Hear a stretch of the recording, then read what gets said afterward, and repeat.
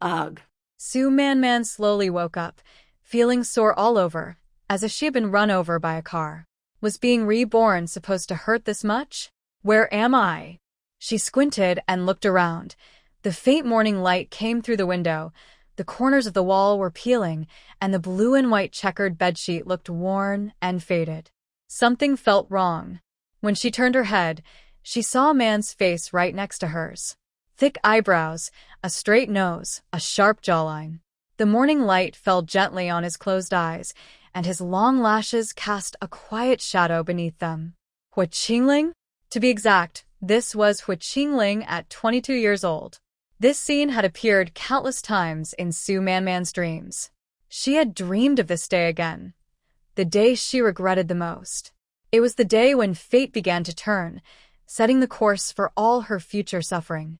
Every time she thought of it, regret filled her heart. Even after being reborn, she still couldn't escape it. She was reliving this day once more. Su Man pinched herself hard, hoping to wake up from the nightmare. It hurt. The damp smell in the room, the discomfort in her body. Every detail told her, this wasn't a dream. This was room 207 of the 3rd guest house in Jiang City. She hadn't been reborn into a new life. She had truly come back. Su Man had returned to her 18-year-old self, to September 1975. Back to the morning that would shape all her regrets. Calm down, Su Man. Memories from her past life rushed back. She glanced at the clock. In about 10 minutes, her cousin Su Yuan would arrive with people from the neighborhood to catch them in the act. In her previous life, when her cousin came, Su Man had been too frightened to speak. Su Yuan had stepped forward as her spokesperson, accusing Hu Qingling. After that, Hu Qingling was imprisoned for hooligan behavior and wasn't released until 2 years later. And Su Man? The story spread through the alleys, and she became the target of gossip and scorn. Su Yuan had pretended to feel sorry for her, saying tearfully, Man, you should go to the northwest for a while.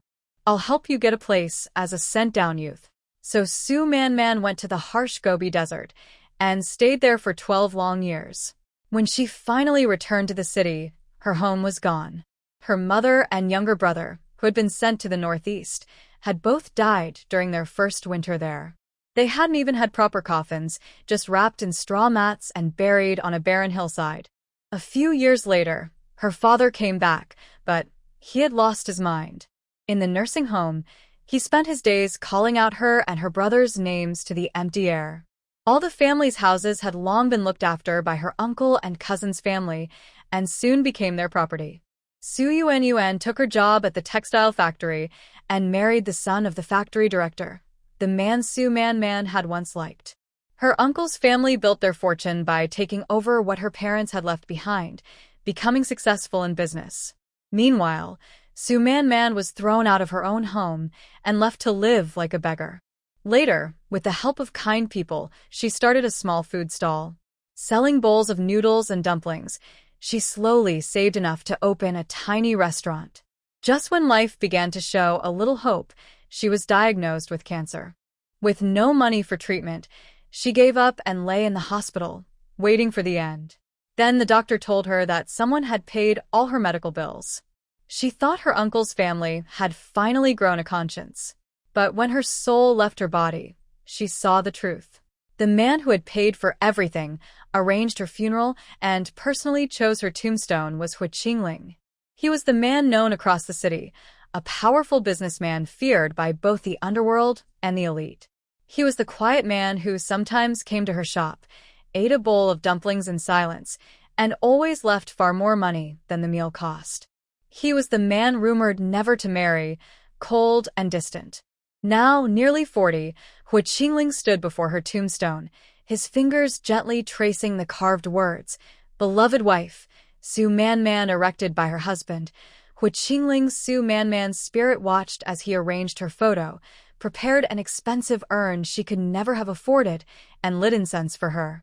Over the next 3 months, her spirit saw Hu Qingling take action. Her uncle's business collapsed overnight.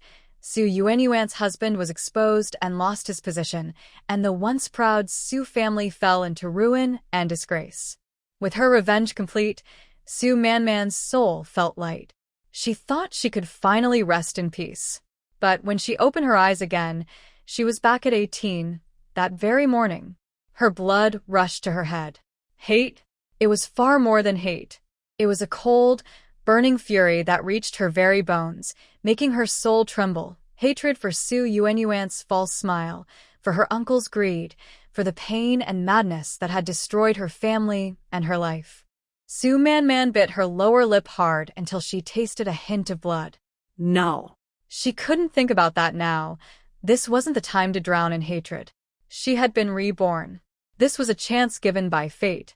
Her parents and younger brother were still struggling in the freezing northeast. This winter could be deadly, but there was still time to change everything. The most urgent thing now was to deal with the problem in front of her. She couldn't let Hu Qingling fall here again.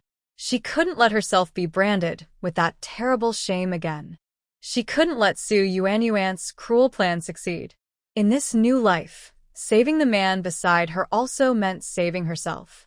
Su Manman forced down the storm of emotions in her heart and tried her best to stay calm. She looked down at herself. Her body was covered in bruises and clothes were scattered on the floor. It was clear that something had gone very wrong last night. There wasn't much time.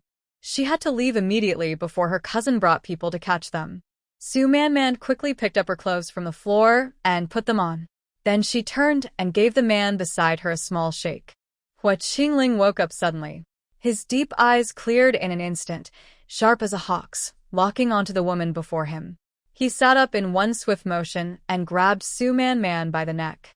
"Who are you?" His voice was low and rough from sleep, filled with cold hostility. Before Su Manman could react, she felt his grip tighten, cutting off her breath. "Cough. Please let go. Listen to me," she gasped. The man's hand loosened slightly. Taking the chance, Su Manman quickly said, "I don't know how we ended up in the same bed. Clearly, I'm a victim too. Someone set us up. Right now, we need to leave this place before anyone finds us, or we'll both be in serious trouble." In this time period, even holding hands could be seen as improper, let alone a man and woman alone in a room like this. Anyone who saw the scene would jump to the worst conclusion. At best, they'd be publicly shamed. At worst, accused of a crime and sent to prison. Neither outcome was something Hu Qingling could accept. They had to find a way out immediately. The man seemed to realize she was right. If she meant to harm him, she wouldn't be saying these things. After thinking for a few seconds, he let go of Su Manman and picked up his clothes from the floor to put them on. Just then, faint noises came from the hallway. Su Manman could hear Su Yuanyuan's voice among them. They were here. Her cousin had finally come, bringing others along. Panikin, Su Manman pushed Hu Qingling. "Hurry, someone's coming. We can't go out through the door." It was just getting light outside. The man pulled open the curtains and looked out. They were on the second floor. Hu Qingling tore the bedsheet and blanket into strips, tied them together, and secured one end to the corner of the bed, letting the rest hang out the window. He finished in less than a minute. Su Manman was stunned. He really was impressive. Hu Qingling tugged the makeshift rope to test it. It was strong. He gestured to Su Manman. "You go first." "What?" Su Manman leaned out the window. The end of the cloth rope was still a bit above the ground. She hesitated. Hu Qingling noticed her fear. "Then I'll go first. Watch how I do it." He climbed onto the window frame, grabbed the rope, stepped against the wall a few times, and jumped down. After landing, Hu Qingling looked up and reached out his arms. "It's fine. Come down, I'll catch you." Someone was already knocking on the door. "Open up. Hurry. My sister is inside. What if something happened to her? Get the staff to bring the key." Su Yuanyuan's anxious, tearful voice came through the door. From a distance came the sound of running footsteps and jingling keys. "Coming." "The keys are here." When Su Manman heard that, her last bit of hesitation disappeared. She took a deep breath, grabbed the rough cloth rope, and climbed down, copying Hu Qingling's movements. Her palms burned from the friction. When she reached the end of the rope, there was still some distance to the ground. She closed her eyes and jumped. For a moment, she felt weightless. Then she landed safely in a strong embrace. Hu Qingling's arms tightened around her, steadying her fall. As soon as her feet touched the ground, he grabbed her wrist and pulled her along without a word. They ran for 2 blocks before stopping in a quiet alley. Su Man was out of breath. Her body was still too weak. Hu Qingling let go of her wrist, turned to look at her, and said calmly, "Go get something to eat. There's a state-run restaurant ahead." It wasn't a suggestion, it was a notice. Su Man instinctively shook her head, still catching her breath. "No, it's fine, we'll talk while we eat." Hu Qingling interrupted her, his voice low. "What happened today needs to be made clear." He stood straight, his shoulders tense, a faint trace of impatience between his brows. Those who knew him would recognize it as his usual reaction when things slipped out of control. Su Man looked up at him. The morning light slanted through the alley, outlining his profile with a sharp glow. She suddenly realized that some things really did need to be said clearly. "All right," she nodded. Inside the restaurant, they sat facing each other. Hu Qingling pushed the menu toward her. "What would you like to eat?" Su Man, still shaken from what had just happened, was thinking only about how to save her family. Without much thought, she replied, "Anything is fine."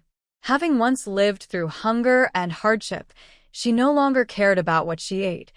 Anything that could fill her stomach was enough. Hu Qingling frowned slightly, dissatisfied with her answer, but still went to the counter to order. When he returned, he carried 2 bowls of soy milk. Once the buns and fried dough sticks were served, he picked up his chopsticks, but didn't start eating. Instead, he looked straight at her. Hu Qingling, 22 years old. Served in the army for 5 years. "I left last month because of some family issues." He paused, then continued, "About what happened today, I'll take responsibility. When you're ready, we can get married. My family isn't doing well right now. My father is dealing with some serious problems. I can't promise you wealth, but I can promise you won't go hungry or cold. If you have any thoughts or requests, you can tell me now." His words were firm and direct, carrying the straightforwardness and pride of a soldier. When he finished, Hu Qingling looked at Su Man, waiting for her reaction, perhaps nervousness, perhaps shyness. The morning light filtered through the dusty window, falling softly on Su Man. She simply looked up, her pale face calm, her beautiful eyes holding a quiet depth that was hard to read. Su Man already knew all about Hu Qingling's family background from her previous life. He came from a powerful family, though his parents had been wronged and sent away. In at most 2 years, their names would be cleared. After that, the Hu family's rise would be unmatched, and Hu Qingling himself would become a man of great influence. The difference between her and Hu Qingling was like heaven and earth. With such a strong and powerful person before her, Su Man wished she could hold on to him right away. But now was not the time. She had something more important to do. She needed to save her mother and younger brother. In this life, she would not let them die miserably in the cold winter again. Time was running out. She had to race against it, to fight for their lives. Su Man gently put down the spoon in her hand. "My name is Su Man." Meeting Hu Qingling's gaze, she said slowly, "Thank you for your kindness, but you don't need to take responsibility." Hu Qingling's fingers tightened slightly around his chopsticks. Su Man continued, "I'm not planning to get married, at least not now. I have too many things to take care of." The air fell silent for a moment. Hu Qingling's lips curved slightly, but there was no smile in his eyes. "Is it because of my family situation? Are you afraid of being dragged into it?" "No, it's my own problem." "It has nothing to do with you," Su Man corrected him. "I don't have time for marriage right now. What happened yesterday? We both know it wasn't something we chose. Let's just forget it. It's better for both of us. Forget it ever happened." Hu Qingling stared at her, his eyes dark and cold, like a frozen lake. Since childhood, girls had always surrounded him. He had never been rejected like this. In fact, he had never offered to take responsibility for anyone before. And the first time he did, he was met with such a calm, "Let's forget it." A wave of anger rose in his chest. He leaned back slightly, the chair legs scraping briefly against the floor. "As you wish." The two words came out dry and cold. After that, they ate in silence. Hua Qingling ate quickly, though not roughly. His movements were sharp and controlled, as if holding something back. Su Man sipped her soy milk slowly, feeling his gaze occasionally sweep over her, heavy, thoughtful, and filled with unspoken emotion. When they finished, he took out a pen and notebook, wrote a few lines, tore out the page, and slid it across the table to her. My contact address and phone number. Hua Qingling's voice had returned to calm, but beneath that calmness was clear displeasure. If you run into trouble later, or if you change your mind, you can call this number to reach me. He pressed the paper down with his fingers and placed it in front of Su Man. Su Man took the note and said softly, "Thank you. I'll keep it safe." Hua Qingling didn't look at her again. He stood up to pay the bill. When he came back, he held the change in his hand but didn't leave right away. Instead, he stood by the table and looked down at Su Man. Su Man. He suddenly called her by her full name. You can pretend nothing happened last night, but what I said still counts. Without waiting for her reply, he turned and lifted the curtain to leave. Su Man held the note tightly and looked through the misty window. She saw his tall figure blend into the crowd on the street until he disappeared. He was clearly upset. She couldn't understand why. After all, she had helped him out of trouble today. She didn't even mind what had happened, so what was he angry about? People with power really did have strange tempers. But Su Man didn't have time to think about him now. She folded the note carefully and put it in her pocket. A promise from someone like him was rare. Maybe one day she really would need his help. After all, in this life, he hadn't gone to prison, and his future looked bright. There was still a little warm soy milk left in her bowl. Su Man lifted it and slowly finished it.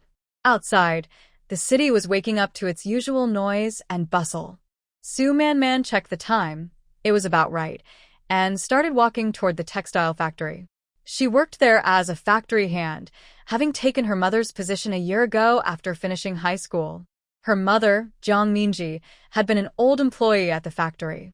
Her health had never been good, so after Su Man graduated, she retired and passed the job to her daughter, staying home to take care of the family.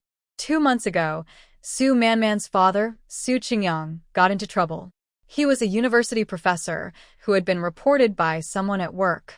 As a result, he, his wife, and their son were sent to a farm in the northeast for re-education. To protect Su Man's future, they published a public notice cutting family ties with her. The three of them went north, leaving their daughter alone in the capital. Su Man quickened her pace, thinking about her family. Today, she had to go to the factory first to ask for leave. Time was running out, and she needed to find a way to save her family. In this life, she didn't want to lose her loved ones again. On the other side, Hua Qingling returned home. As soon as he stepped into the front yard, he heard the main door creak open. His eldest brother, Hua Qingfeng, stood at the doorway, still wearing his neat gray tunic suit, his brows tightly furrowed.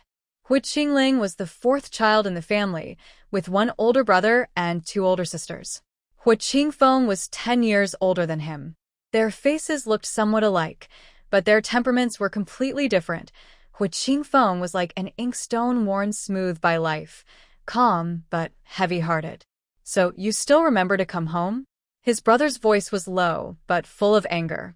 "Where were you all night?" Hua Qingling didn't answer and walked straight toward his room. "Stop right there." Hua Qingfeng stepped down from the porch and blocked his way. 2 months ago, when father had that accident, you were forced to leave the army. I know you've been upset, but it's been a month now. You go out every day and don't come home at night. Hua Qingling, look at this family, have you forgotten who you are?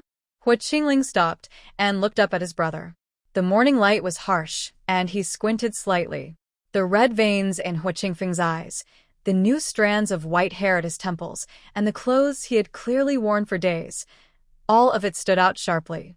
I haven't forgotten about the family, Hua Qingling finally said, his voice hoarse. Haven't forgotten? Hua Qingfeng gave a bitter laugh. Then where were you last night? Everyone's watching the Hua family right now. Father and mother are still struggling at the farm, and you're out wandering around. I wasn't wandering, Hua Qingling said coldly. Then where did you go? Hua Qingling stayed silent. He thought of what had happened at the guest house, and of the woman's calm words, "Let's pretend it never happened." Those words stuck in his throat, but he swallowed them back. He couldn't say it. He didn't know who had set him up last night, but the purpose was clear, to ruin the Hua family's son who had just returned from the army and make things even worse for them. "I didn't do anything to shame the Hua family," Hua Qingling said, turning his eyes away. Hua Qingfeng stared at him for a long time before letting out a heavy sigh. His anger faded like air leaking from a punctured ball, leaving only exhaustion.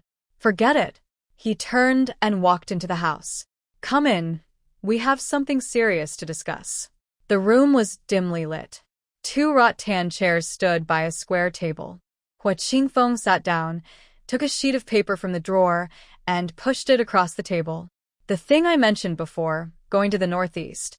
It's a youth volunteer position in Heilong Province, Hongqi Brigade. It's close to Mom and Dad's farm, the Hongxing farm." Hua Qingling didn't sit.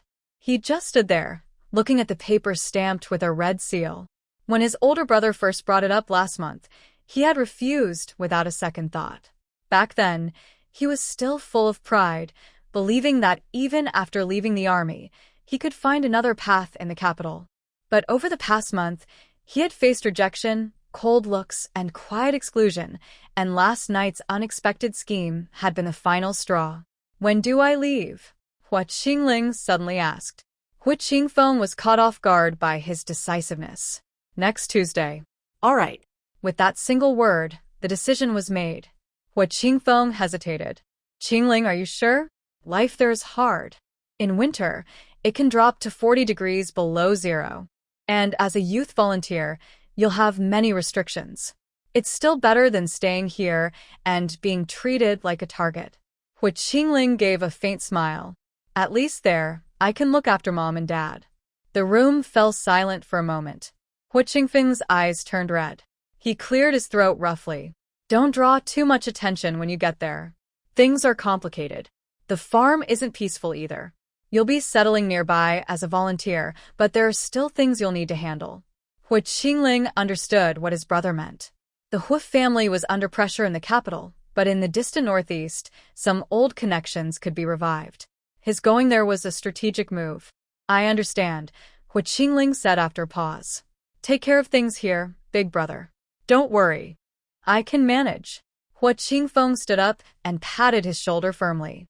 "Be careful in everything. If you need anything, send word." Back in his own room, Hua Qingling closed the door and leaned against it. The room was simple: a bed, a wardrobe, and a desk. On the desk sat the military cap he had brought back from the army, its brim polished smooth from use. Hua Qingling walked over, picked up the hat, and unconsciously brushed his fingers over the faded red star. 5 years had passed. From a new recruit to a battalion commander, he had thought he would spend his whole life in the army. But when his father suddenly became a problematic person, an order came, and he had to take off his uniform. For the past month since returning home, he had felt like a trapped animal, wandering aimlessly during the day and lying awake all night on the hard bed. Until last night. Hua Qingling put the hat back on the table with a dull thud. Irritated. He couldn't even tell why. Was it because the woman had turned down his marriage proposal today? Or because the whole matter felt like a thorn stuck in his already tangled life? He had been drinking with friends last night, but somehow ended up at the guest house. He still didn't know how. Thinking about it now made him uneasy. He walked to the window and pushed open the creaky wooden frame. The jujube tree in the yard swayed in the wind, a few more leaves falling. He would be leaving in a week.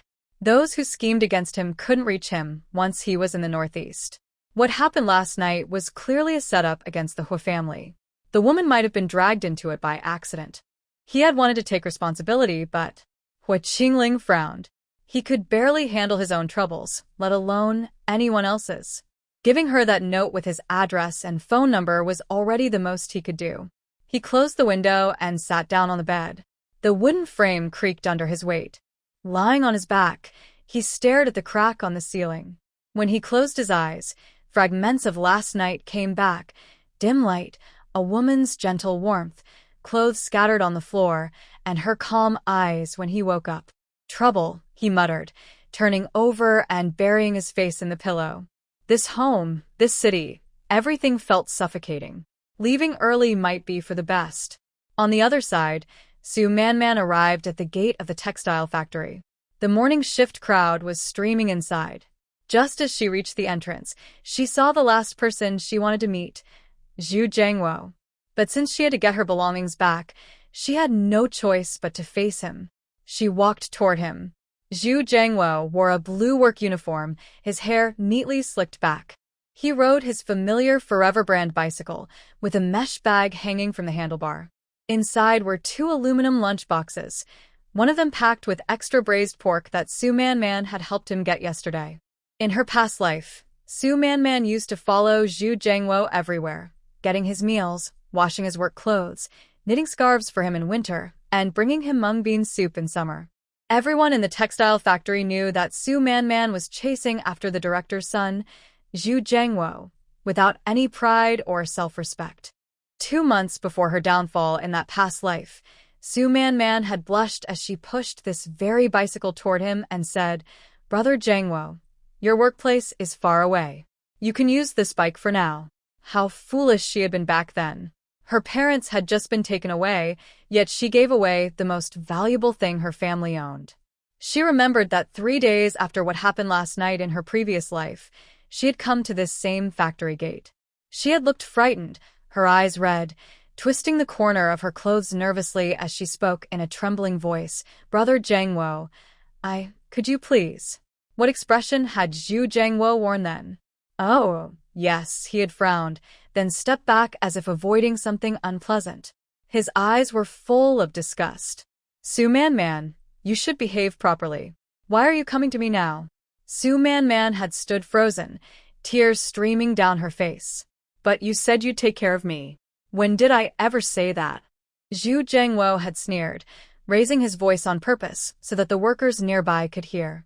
"I'm an honest worker, son. I should keep my distance from someone like you."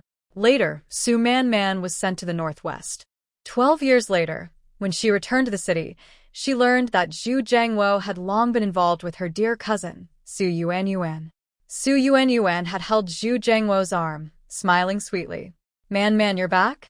Jiang is my husband now. You should call him brother-in-law." Jiang had stood beside her, not even glancing at Su Man.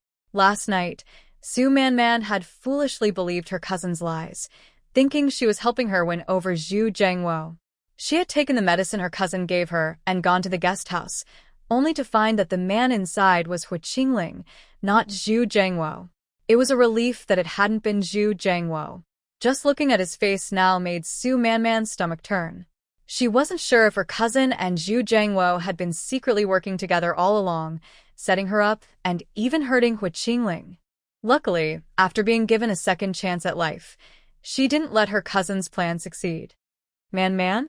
A voice from reality pulled Su Man back. Jiang had already ridden his bike up to her, 1 foot on the ground. "I have to take some documents to the district union today. I might not come back for lunch, so you don't need to. I came to get my father's bike back," Su Man interrupted coldly, her voice like ice. Jiang's smile froze. Everyone in the textile factory knew how openly Su Man had chased after Jiang. When had anyone ever seen her treat him so coldly? This was new. Were they arguing? A few workers nearby slowed their steps to watch. Seeing this, Jiang lowered his voice and leaned closer. Man, what are you talking about? You were the one who told me to use the bike. You said you didn't want me to get tired walking." As he leaned in, Su Man stepped back in disgust and said loudly, "I was blind before, but now I can see clearly. My father's bike shouldn't be in someone else's hands." Jiang's face turned red. He cared about his pride more than anything. Man, stop making a scene," he said in a low, tense voice. "Everyone's watching. If you need the bike, just tell me. I can lend it to you. Why make it like this?" Su Man looked straight at him. "Jiang, get this straight. It's my bike. I'm just taking back what's mine. Give it back now." They stared at each other. In the morning light, Zhu Jiangwo saw something cold and sharp in Su Manman's eyes, something that didn't belong to an 18-year-old girl. There was no affection there anymore, only deep disgust and Hatred? Zhu Jiangwo suddenly felt uneasy. Where was the Su Man who used to follow his every word? Fine, he said through clenched teeth. He kicked down the bike stand hard, drawing even more attention. Take it. Who cares about this old bike anyway? He pulled the key from his pocket and slapped it onto the seat. Here. And don't come to me again. Su Man said nothing. She took the handlebars, handed Zhu Jiangwo the net bag that had been hanging on them, and turned to push the bike toward the factory. The wheels turned. Zhu Jiangwo stood still, watching her push the bicycle away, his chest tight with anger. He couldn't believe it. Su Man, who used to blush just from looking at him, had dared to embarrass him in front of everyone. You'll regret this, Zhu Jiangwo muttered at her fading figure. He thought to himself that within 3 days, Su Man would surely come back to beg him. When that happened, he would ignore her and let her regret how she treated him today. Su Man didn't look back. She rode her bicycle toward the factory's administration building. From Zhu Jiangwo's reaction, it seemed he didn't know what had happened last night. If he had planned it together with Su Yuanyuan, he wouldn't have looked so surprised to see her unharmed. It seemed that whatever happened last night was Su Yuanyuan's doing, and she must have found someone else to help her. Bringing Hu Qingling into it wasn't something Su Yuanyuan could have done alone. Anyway, she had gotten her bicycle back, and there was no time to dwell on it. More important things were waiting for her. 5 minutes later, Su Man came out of the administration building, holding a signed leave slip in her hand. She got back on her Forever brand bicycle. The wheels rolled over the concrete at the factory gate, making a familiar sound. She had grown up with this bicycle. Her father used to pedal in front while she sat on the back seat, holding onto his waist. In summer, he would buy her a small ice pop. In winter, he would wrap her legs in an old cotton coat. Su Man gripped the handlebars tightly and turned out of the textile factory gate. The wind blew, lifting the loose strands of hair on her forehead. She pressed down hard on the pedals. The bicycle sped up, gliding into the morning light. By the time she turned into the residential compound of the nearby machinery factory, the sun was already high. In front of Building No. 3, Li Xiaojun was squatting by the public wash basin, scrubbing clothes. Soap bubbles covered the ground. Hearing the bicycle bell, she looked up and wiped her wet hands on her apron. When she saw Su Man, her face froze for a moment, then curved into a half-smile. Well, look who it is. Still squatting, she tilted her head and drawled, "Isn't this our class's talented Miss Su? What brings you to our workers' compound today?" Su Man parked her bicycle and looked at her calmly. Li Xiaojun, Su Man's high school classmate. The two of them were neither close nor distant. In class, Su Man, being the daughter of a professor, always ranked among the top 3, and was very pretty. Naturally, this drew some subtle looks from other girls. Li Xiaojun came from an ordinary working family. Her grades were average, and she was rather outspoken. She often joined the other girls in leaving Su Man out. Looking back now, those teenage acts of exclusion seemed childish and silly. But at the time, they truly made the young Su Man sad for a long while. "I need to talk to you," Su Man said. Li Xiaojun slowly stood up, wiped her hands on her apron, and looked her up and down. "I heard your father got into trouble?" "Well, these days, intellectuals always." She clicked her tongue and didn't finish, but her meaning was clear. "You used to be so proud, wearing those nice dresses and that Shanghai watch. And now?" Her eyes swept over the faded collar of Su Man's shirt. Su Man didn't respond. If it had been her 18-year-old self from before, she might have already had tears in her eyes. But now, she simply asked calmly, "You still don't have a job, right?" Li Xiaojun's face changed slightly, and she looked embarrassed. "What, are you here to laugh at me?" "Yes, I don't have a job. I help at home making matchboxes, earning 20 cents a day." "Not like you, Miss Su, who took your mother's position early. Textile factory worker, 3 shifts, 27 yuan, and 50 cents a month. I want to sell it. Do you want it?" Sumaman interrupted her. The air suddenly went quiet. Li Xiaojun's mouth hung open, her forced sharpness frozen on her face. Her eyes widened, and after a long moment, she finally managed to speak. You really want to sell it? Why? Isn't that a secure job? Yes. I have my own plans. As she spoke, Su Man took a neatly folded piece of paper from her pocket, unfolded it, and pushed it toward Li Xiaojun. It was a job transfer certificate, already signed with Su Man's name. Li Xiaojun grabbed it, eyes wide, reading it word by word. After reading it 3 times, she finally looked up. Her expression had completely changed. The earlier sarcasm was gone, replaced by urgency and a hint of awkwardness. Man, about what I said just now. Li Xiaojun her lips. I just spoke without thinking. Don't take it to heart. About this job. Are you really going to sell it? How much? Su Man looked at her. The 18-year-old Li Xiaojun in front of her slowly overlapped in her mind with the one who, years later, would secretly slip her 5 extra yuan at her snack shop. This person truly wasn't bad. She had once given Su Man a bit of warmth when she was at her lowest. 400, Su Man replied. 400 yuan was not a small amount at that time. Li Xiaojun's family wasn't well off, but if she really wanted to, she could manage it. In those days, a formal job meant stability, especially for a young woman. It was not only a way to make a living, but also something that could help her find a good husband and earn respect from his family. 400 yuan for a formal job was truly a bargain, far below the usual price.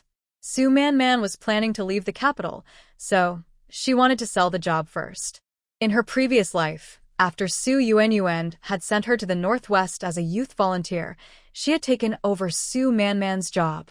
Now, reborn, Su Man wanted to trade the job for money, something she desperately needed, because without money, nothing could be done. 400? Li Xiaojun cried out, then quickly lowered her voice. That's 2. I heard a job like this costs at least 5 or 600 now. I need the money urgently, Su Man interrupted. 400, no bargaining. But there's one condition. What condition? Tell me. Li Xiaojun leaned forward eagerly, smiling. Take me to see your mother. Now, Su Man said. Li Xiaojun's mother worked at the neighborhood office, in charge of arranging youth volunteer placements. On the way there, Su Man pushed her bicycle while Li Xiaojun walked beside her, talking non-stop. Actually, back in high school, I didn't mean to target you. Li Xiaojun rubbed her hands, awkwardly. It's just. You were good at studying, and you look nice. The boys in class all liked to sneak glances at you. For girls like us, who were just ordinary, it felt a bit unfair. But I really didn't mean any harm. Su Man gave a quiet She remembered the day of their graduation photo. Li Xiaojun had stood just behind her and, when the photographer wasn't looking, had secretly tugged her braid. When she turned around, she saw Li Xiaojun quickly look away, her face flustered. Those small, jealous bits of malice became as light as dust in the long years that followed. We're here. The two of them stopped at the entrance of the neighborhood office. Li Xiaojun quickly stepped forward to lead the way, her eagerness completely different from 10 minutes ago. When Wang Xiuqin saw her daughter bringing Su Man in, she froze for a moment, then recognized her. You're Professor Su's daughter, Man? Hello, Auntie Wang. Su Man gave a small bow. Please sit down. Wang Xiuqin took off her glasses and sighed. Your mother once helped me. I didn't expect things to turn out like this for your family. What brings you here today? Su Man placed a document on the table. Auntie Wang, I'd like to transfer my job to Xiaojun. 400 yuan will be fine. 400 yuan? Wang Xiuqin looked at the document in disbelief, then at her daughter's flushed, excited face, and finally at Su Man. Are you sure? Many people would do anything for this job. I'm sure. Auntie Wang, if you agree, we can get it done today. Su Man's voice was calm. But I need your help with something. Wang Xiuqin looked into her eyes. Go ahead. I want to go to the northeast, somewhere closer to my parents. Su Man post. I heard you're in charge of assigning young volunteers. Could you check if there's an opening in Heilongjiang province? The room fell silent for a few seconds. Wang Xiuqin adjusted her glasses, stood up, and went to the file cabinet. After searching for a while, she pulled out a folder. What a coincidence. She came back and spread the papers on the table. A new notice just came in yesterday. Next Tuesday, a group of volunteers will be sent to Heilongjiang. There's a spot in the Hongqi brigade. Let me check the map. She took out an old map from the drawer and traced it with her finger. The Hongqi brigade. Here it is. It's very close to the Hongxing farm. Su Manman's heart skipped a beat. That was the place. I want that spot, she said. Wang Xiuqin looked at her, then at her daughter's hopeful face, and hesitated for a moment. I can arrange it for you. But Man, I have to warn you. Life there's hard. The winters are freezing, and once you go, you'll be registered as a volunteer. Taking care of your parents won't be easy. I understand. Sumanman nadid. Thank you, Auntie Wang. As long as you can give me this spot, that's enough. After they finished discussing the quota for the Educated Youth Program, Wang Xiuqin stood up, took out a form, and handed it to Su Man. Without saying anything, she took a small cloth bag from the drawer, carefully locked the office drawer, and said to the two girls, "Wait here. Man, fill out the form first. If anyone comes, Xiaojun, help me handle it. I'll be back soon." After speaking, Wang Xiuqin walked out of the office. Su Man took the Educated Youth Registration form and began to fill it out. In the Preferred Location section, she neatly wrote, Heisheng Province, Hongqi Brigade. Li Xiaojun stayed with her while she filled out the form. When someone came in, Li Xiaojun politely sent them away. About half an hour later, Wang Xiuqin returned. She took out a rectangular package wrapped tightly in old newspaper and placed it on the desk. Layer by layer, she unwrapped it. Inside was a dark blue handkerchief. When she unfolded it, 4 neat stacks of Great Unity banknotes appeared, 10 yuan per note, 10 notes per stack, 4 stacks in total. 400 yuan. On an autumn morning in 1975, the money lay quietly on the faded office desk. Exactly 400 yuan. Man, count it, said Wang Xiuqin. Su Man didn't count. She just looked at Wang Xiuqin. Annie Wang, there's one more thing. Go ahead. I have a cousin, Su Yuan. Su Man's voice was calm. She's always been eager to improve herself and often says she wants to go to the toughest places to learn and grow. The Northwest, isn't it in greater need of people than the Northeast? The office fell silent for a few seconds. Wang Xiuqin looked at her, the light behind her glasses flickering slightly. She understood what Su Man meant. Without asking further, she opened a drawer, took out another register, turned to a certain page, and quickly wrote a line after the name Su Yuan. Gansheng Province, Chambly Commune. Departure in 2 weeks. Closing the register, Wang Xiuqin said naturally, the Northwest is indeed harsher than the Northeast, strong winds, little water.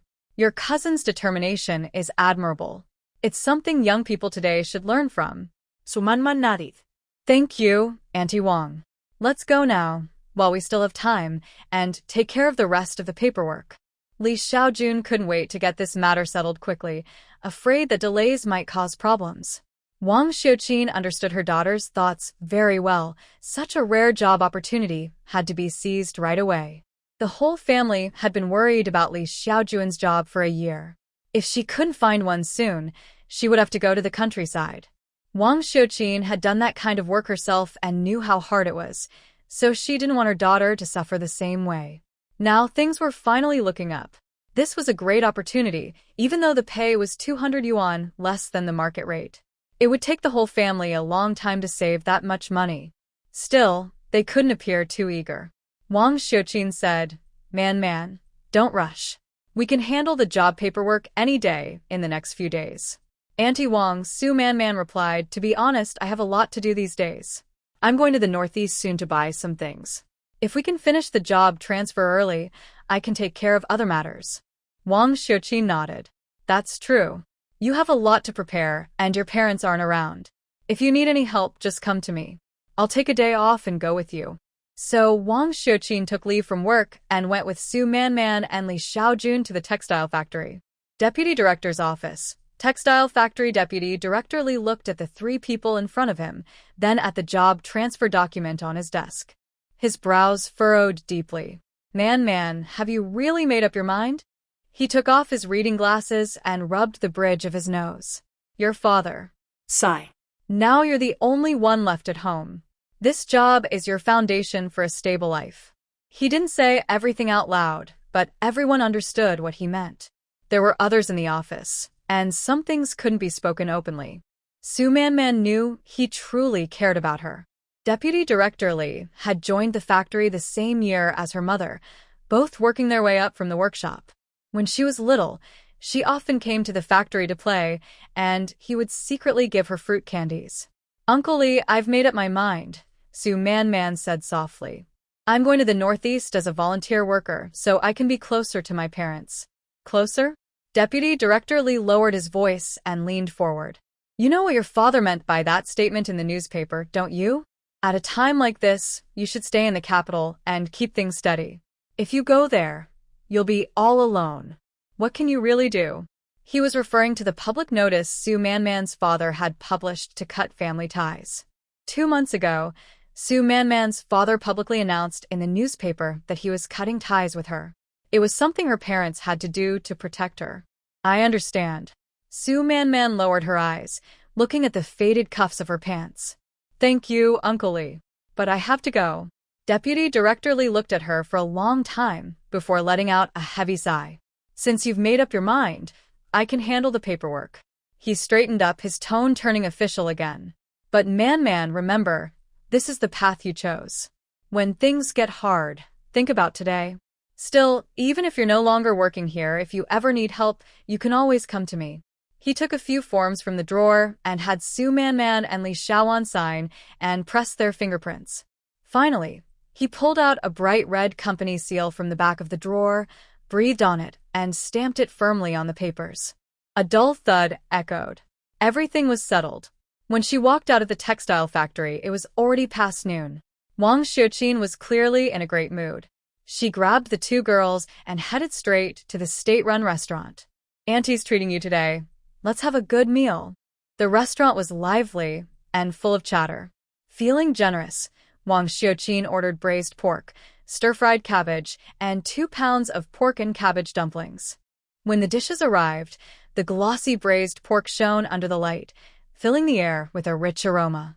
Li Xiaowan ate eagerly, her cheeks puffed out, eyes sparkling.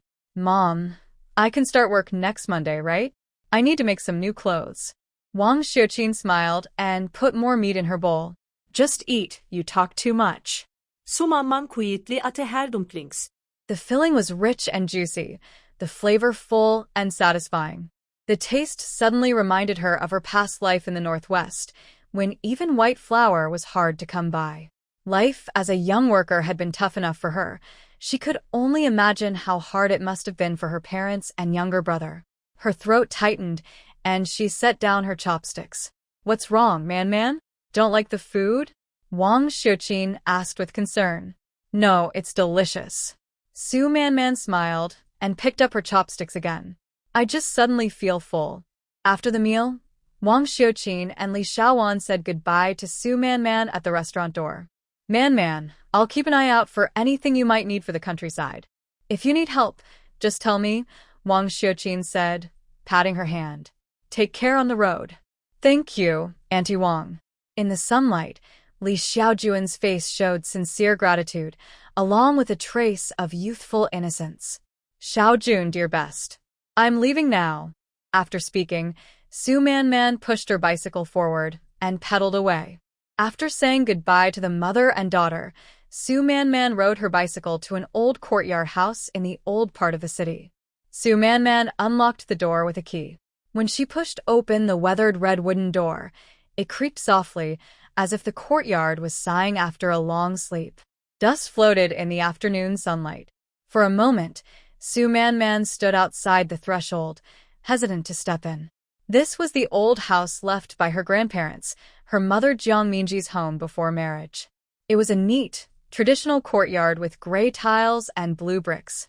Under the eaves stood a few pots of pomegranate and jasmine that had long since withered. In her previous life, This courtyard had later been looked after by her uncle's family, and eventually, it became theirs. When Su Man Man returned from the northwest, even the name on the property had been changed to theirs. She remembered that after her grandparents passed away, the house had been left empty. Her grandmother and uncle's family had always wanted to take it over. The house where Su Man Man and her parents currently lived was originally given to her father by the school when her parents got married. After Su Man Man was born, her parents bought the neighboring unit to make their home larger. Later, her grandmother moved in from the countryside, saying she wanted to help take care of the child. Not long after, her uncle's whole family also moved in. Her father even helped his brother find a job in the city, and the two families ended up living together in the same house. After her grandparents passed away, her grandmother and uncle's family claimed that the house was too crowded and tried to persuade her father to move their family into the old courtyard. Even though the current house had been bought by her parents, they insisted it belonged to the Su family and wanted to push Su Man Man's family out. Her mother firmly refused, saying the old house was too far from work. She held on to that last bit of ground. Their current home was close to both her parents' workplaces and the children's schools. Besides, it was their own house. Why should they give it up to her uncle's family? But later, when Su's father got into trouble, he and Su's mother took her younger brother to the northeast. Su Man Man, tricked by Su Yuan, went to the northwest. Their relatives then took over the family's house, first her parents' home, and later even this old ancestral house. This house had been left by her grandparents and had nothing to do with her uncle's family, yet they took it by force. Thinking of this, Su Man Man decided that in this life, she must do something about it. If she didn't count her previous life, the last time she came here was 2 months ago. Before that, her mother would sometimes bring her to this old house to clean. The two of them, mother and daughter, would sweep and wipe while chatting softly. At that time, her mother touched the old jujube tree and said, "When autumn comes and the dates are ripe, I'll make date cakes for you." The jujube tree was still there, though most of its leaves had turned yellow. But her mother was now far away in the cold northeast.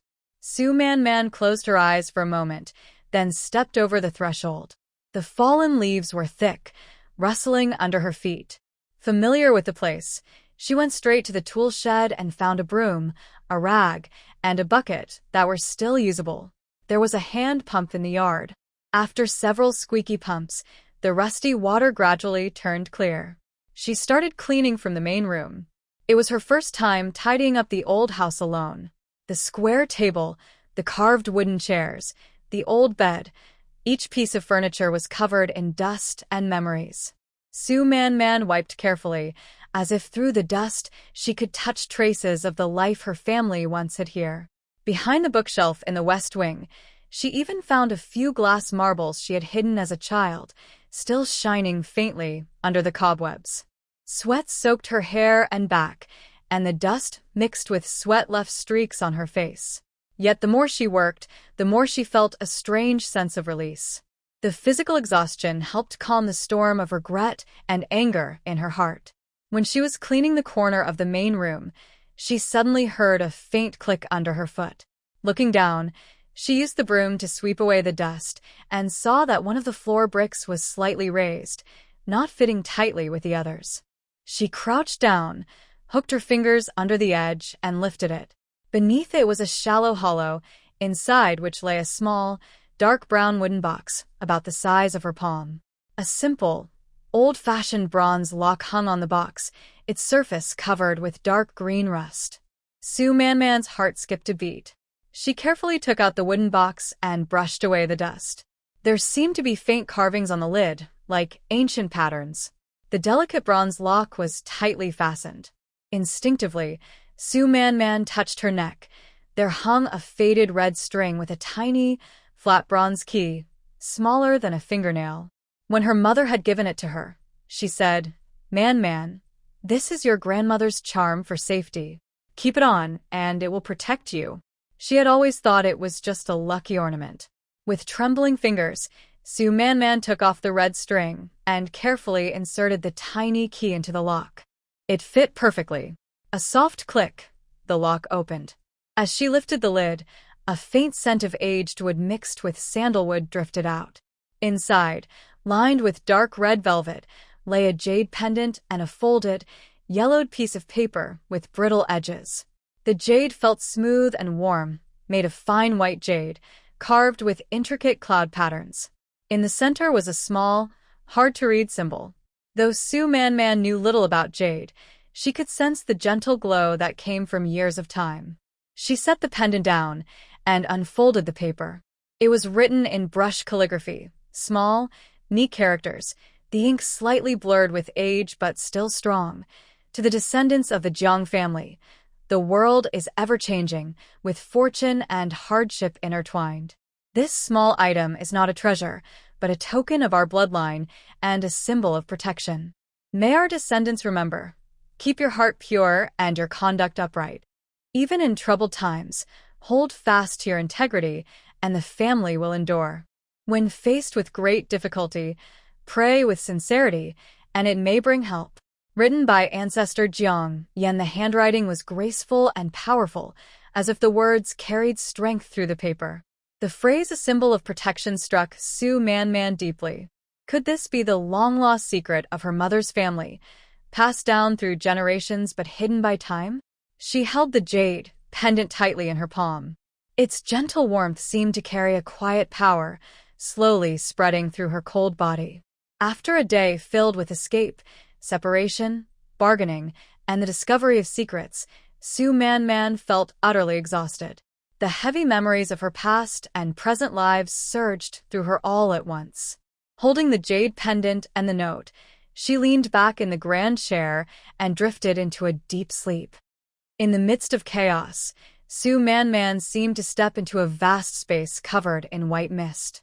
From the depths of the fog, a faint figure slowly appeared, an elderly man with white hair and a thin face.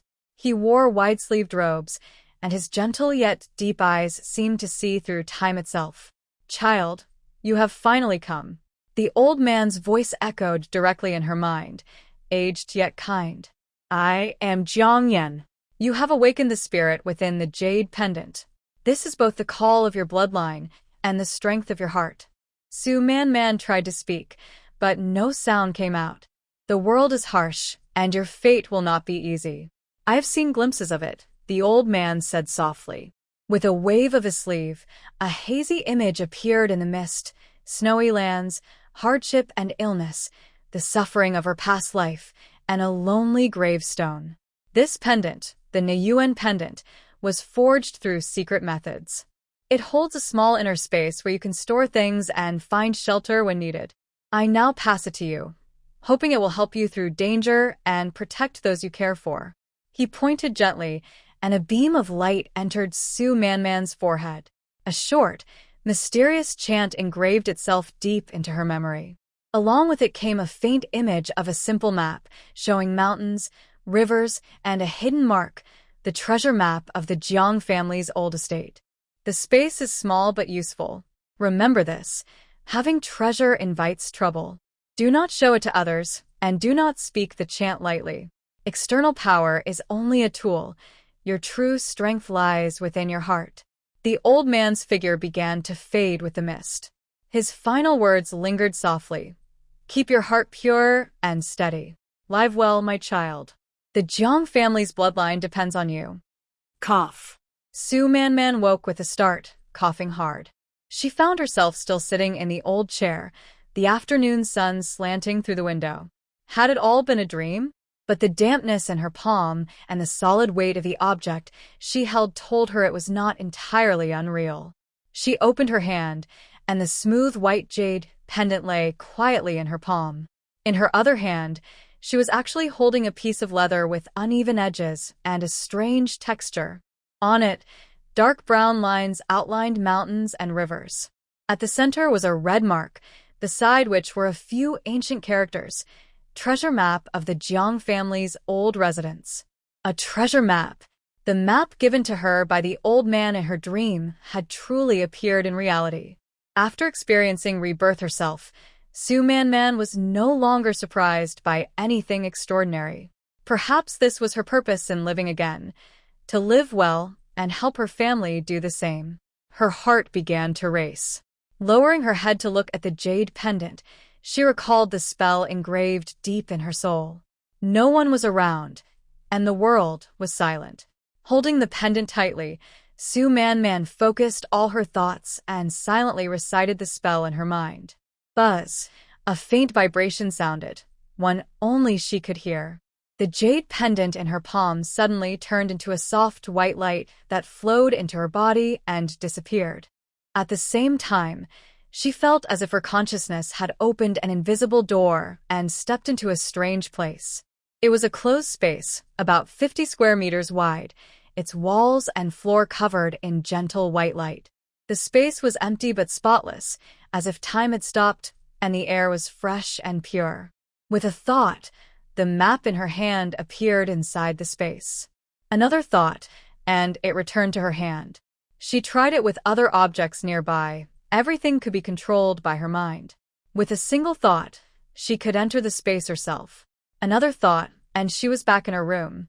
After testing it several times, she confirmed she could freely store and retrieve things and move in and out of the space at will.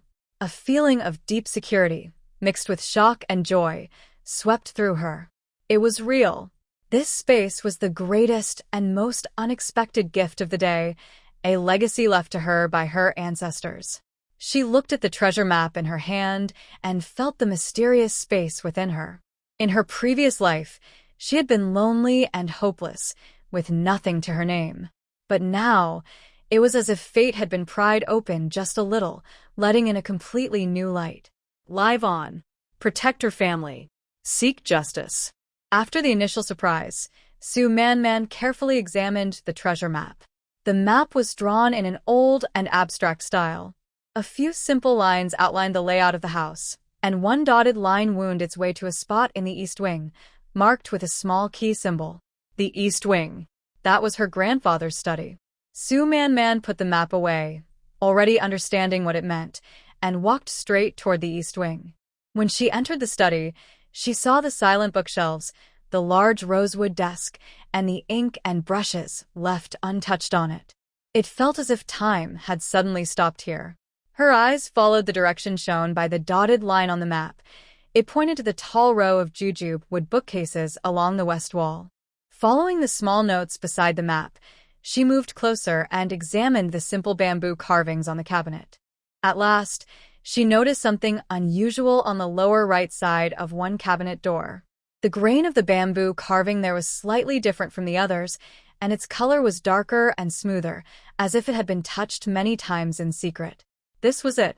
Su Man crouched down, placed her fingers on the special bamboo joint, and gently turned it to the right, guided by an instinctive feeling. Click. A faint but clear sound of a mechanism loosening echoed in the quiet study. She pressed harder. The bamboo joint turned halfway and sank inward slightly. Then came a deep, smooth grinding sound from inside the heavy cabinet. Before her eyes, the two tightly closed cabinet doors, along with part of the back panel, sank inward and silently slid to one side, revealing a dark opening just wide enough for one person to pass through. A wave of cool air mixed with the smell of old dust and some kind of protective material drifted out.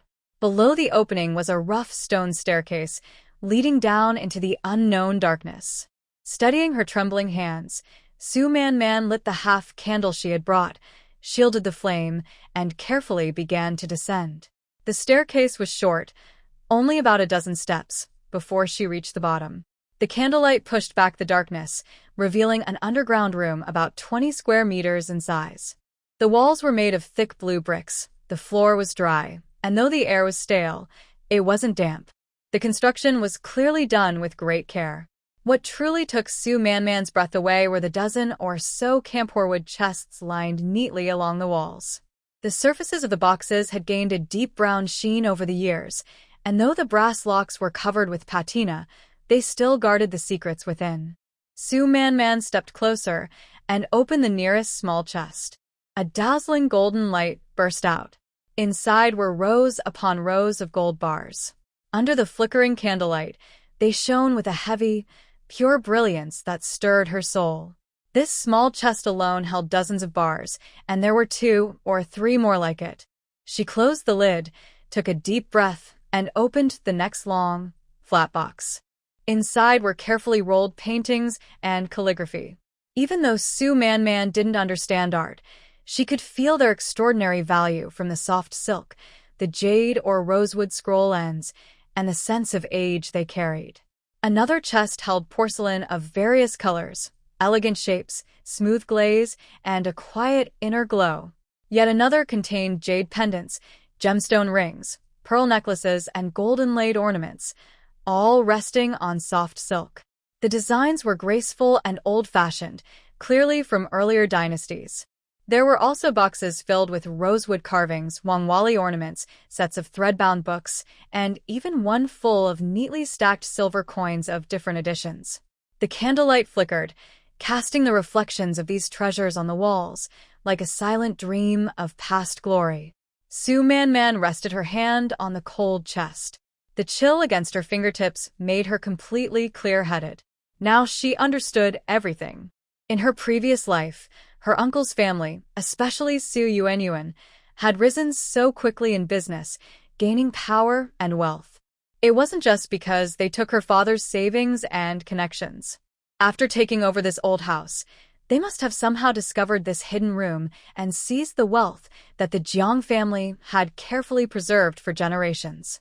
They had used her mother's family treasure to feed their greed and build their fortune. Cold hatred surged through her heart, but along with it came a stronger sense of relief. Relief that she had returned in time, that she wouldn't let it all fall into the wrong hands again. In this life, everything that belonged to the Jiang family, to her mother, and rightfully to her, would never again be taken by those wolves in disguise. Sumanman nolong hergesetatid.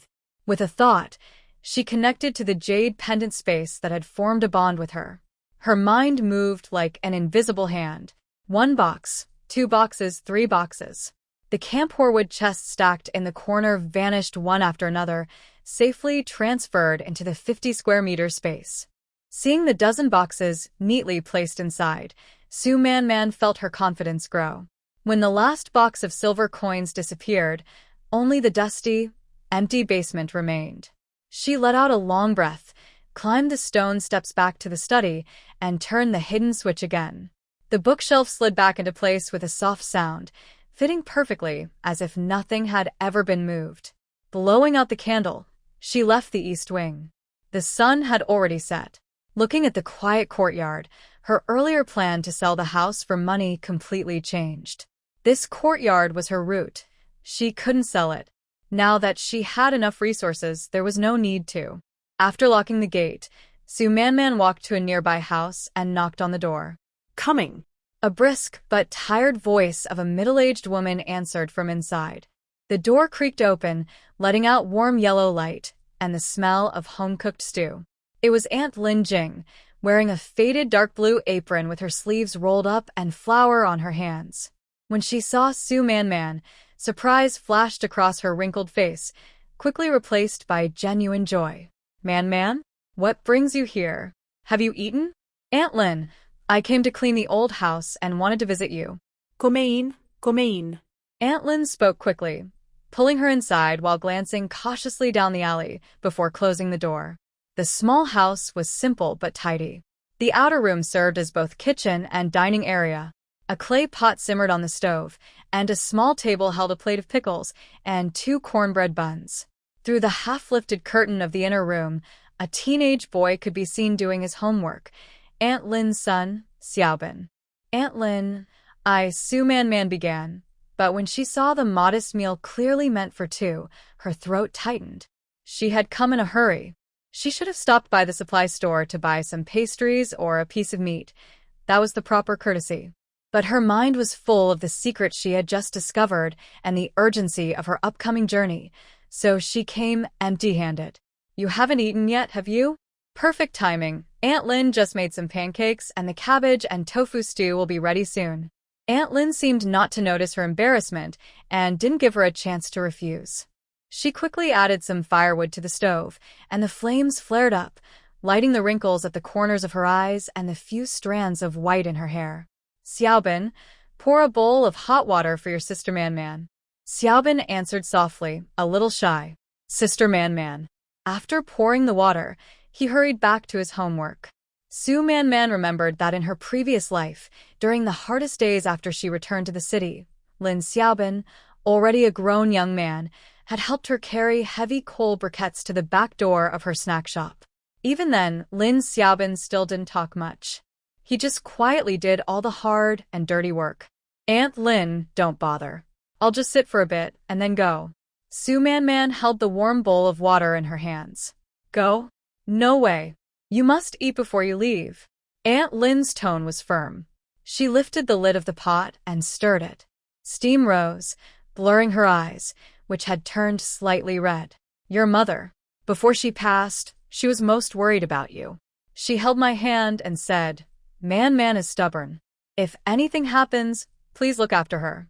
Her voice trembled, and she turned away to wipe her eyes. Su Man walked over and gently held Aunt Lin's rough hand. Aunt Lin, I'm fine. I just came to tell you that I've signed up to go to the countryside, to the northeast. I'll be leaving in a few days, and I'd like to ask you to keep an eye on the old house. Aunt Lin turned sharply, her eyes wide. The northeast? That far? The winters there are freezing. Man, my parents are there. I have to go. Those few words stopped all of Aunt Lin's protests. She looked at the girl who seemed to have grown up overnight. In her eyes, so much like her late friend Jiang, there was no trace of the timid girl she used to be, only a calm and determined strength. Aunt Lin knew that look well.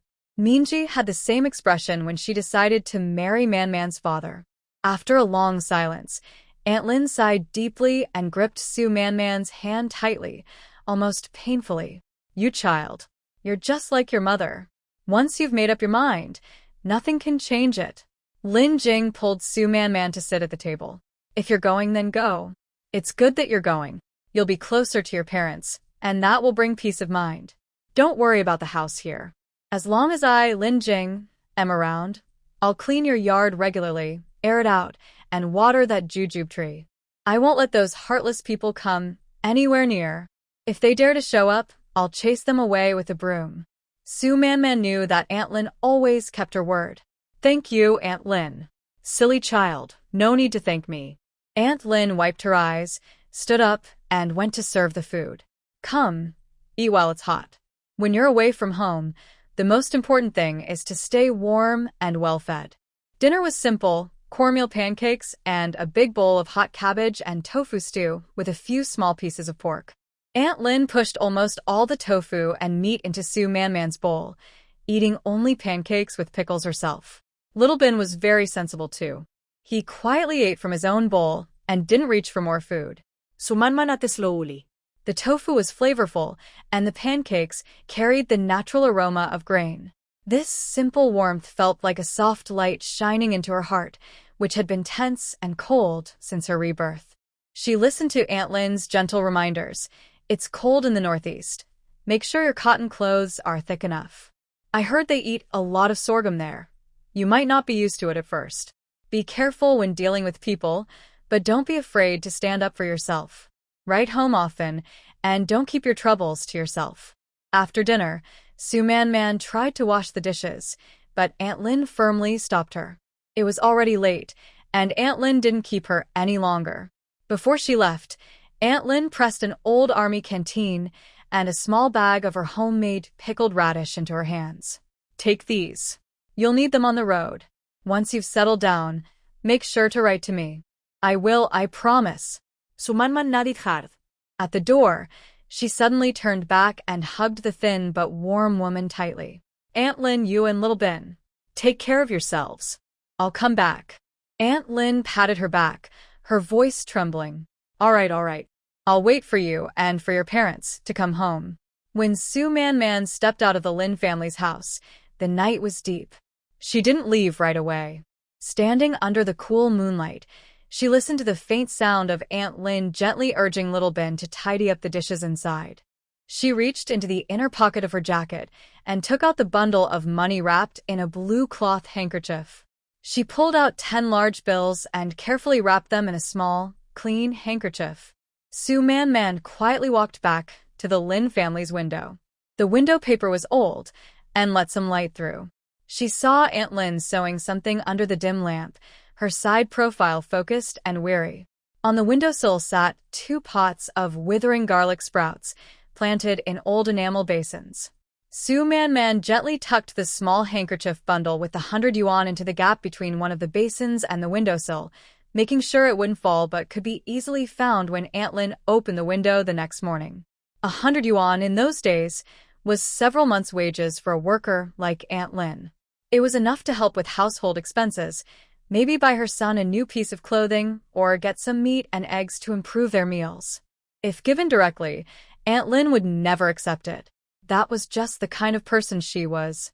After finishing everything, Su Man quietly disappeared into the night, just as silently as she had come. Having taken care of the courtyard, the last worry in her heart finally settled. She rode her bicycle back to her own home, the first time she had returned since her rebirth. Standing at the gate, Su Man's cold gaze swept over the courtyard that had been completely taken over and changed beyond recognition. Every brick and tile here had once been built through her parents' hard work. At first, there had only been 2 main rooms side by side. After she and her younger brother were born, her parents wanted the children to have more space and to fulfill their dream of a real home. They saved for years, living frugally, until they could buy the 2 rooms next door, break down the wall, and turn it into a neat little courtyard house. At that time, her grandparents came from the countryside to help take care of the children. Her father felt happy that the elders could enjoy a comfortable life, and the whole family lived in harmony. But that warmth did not last long. Less than half a year after Grandma Su moved in, she insisted on bringing the eldest uncle's family from the countryside, saying their life was too hard and the children had no future. Despite her mother's quiet objections and her father's uneasy silence, Grandma Su forced them to move in. The once spacious courtyard suddenly became crowded. Grandma Su, full of authority, ordered the removal of her mother's carefully tended rose garden and the chopping down of the fragrant tree that sprouted new leaves every spring. Using broken bricks, old wood, and tar paper, she built a small, dark shed in the corner of the yard. Distribution turned into a clear act of taking over. The best 2 rooms for the main family were allocated. The east room was for Grandpa Su and Grandma Su, and the west room for Dad Su and Mom Su. Originally, a bright, independent small room belonged to Su Man, but her cousin Su Yuanyu and squeezed into it. Next door, a room planned to be a study or guest room with good lighting was occupied by Uncle Su and Aunt Su. The simple, drafty shed was given to Su Man's younger brother and the little son of the eldest uncle's family. As for the eldest son of the uncle's family, Su Jigua, who worked as a temporary worker in the city, he had to rent a house because there was no space for him to live with his family when he was getting married. Because of this, Grandma Su often sighed at the dinner table, tears in her eyes, saying, "Jigua is the eldest grandson of the Su family. He's getting married, but he doesn't even have his own place. People will laugh at us if he has to rent." Her words were full of complaints about Dad Su and Mom Su not willing to give up their rooms. Living arrangements became a way for others to take over, and soon it seemed like this place had become the old Su family's house. What made Su Man remember most was that a few years ago, her grandparents passed away one after another, leaving behind the old house in the west part of the city. Grandma Su and Uncle's family immediately brightened up and repeatedly encouraged, "Second brother, the old house at Mother's family's place is empty now. It's such a waste. It would be great if your family moved there. The yard is bigger too." "Exactly, second brother. Look at how crowded we are now. It's hard for the kids to turn around. If you move to the old house, we can relax here, and Jigua and his wife will have a place to settle down. We're all from the Su family. We shouldn't just watch the eldest grandson live far away." They spoke as if it was obvious, as if Dad Su and Mom Su weren't living in their own house but were taking a big advantage of the old Su house. Mother Jiang Minji was gentle in daily life, but she was firm on important issues. Mom Su put down her chopsticks and said calmly but firmly, "Mom, older brother, the old house was left by our parents' wishes. It's too far from my and Xingyang's workplaces and the kids' schools. This house is where we saved up little by little after we got married. The kids were born and raised here. This is our home. If Jigua needs a house for his wedding, we can think of other solutions. But to move out and give up this house, that's not right. Dads Su and Xingyang, who were filial, often felt torn by their mother and older brother's pressure, but in this matter, they ultimately sided with their wife. Because Su's father sided with Su's mother, Grandma Su was angry for a whole month, criticizing and blaming her. Married and forgot your mother, turning your back on your family. 2 months ago, after her parents were taken away, Su Man immediately moved into her parents' room in the West Wing, which had been ransacked, and guarded this last stronghold fiercely. Sure enough, within 3 days Grandma Su came, not to discuss, but to inform. Little man, you should move back to Yuan's room. This room will be for Brother Jigua and his wife. A family, with the eldest grandson living away. What's the point? Su's mother helped her, smiling but with a sharp tongue. Man is the most sensible. She definitely doesn't want to see Grandma worried and unable to sleep every night. You're just a girl, living a little smaller is fine. You'll get married someday anyway. In her past life, she was timid and afraid, only crying, but on this point, she miraculously guarded the door and didn't let them in. They then changed their tactics. Cold treatment, withholding food, assigning her the hardest chores, speaking harshly. They pushed her to tears every day, but she never dared to break in forcibly. But the fear of living under constant watch, day and night, still makes her feel suffocated when she thinks about it now. The yard was messier than usual, with water basins and clutter scattered everywhere. Inside the house, lively chatter and greasy meat smells filled the air. Tonight, there was meat to eat, something that was not typical of the usually stingy Su's mother. In the main hall, the lights were bright, and figures moved about. The slightly oily laughter of elder brother Su Jigua and the delicate voice of his wife could be heard. Su Man had just stepped into the yard.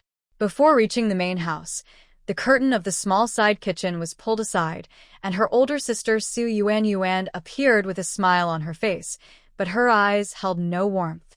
Man, she said sweetly and crisply, quickly approaching and trying to hold Su Man's arm affectionately, but her gaze flicked to her neckline and neck like a hook. You're finally back. Are you okay last night? Su Man subtly sidestepped her touch, showing a hint of just right confusion and fatigue. Sister? I'm fine. What's wrong? Su Yuan stared at her face, trying to find signs of panic, shame, or anything unusual, but all she saw was a calm, tired expression. Her unease and suspicion grew stronger, but her tone became more caring, with a hint of blame. What's wrong? Did you forget? Last night, we agreed that I would arrange for Zhu Jiangwo to meet you at the 3rd guest house so you could have a good talk. I would bring some people over, and then things would be settled.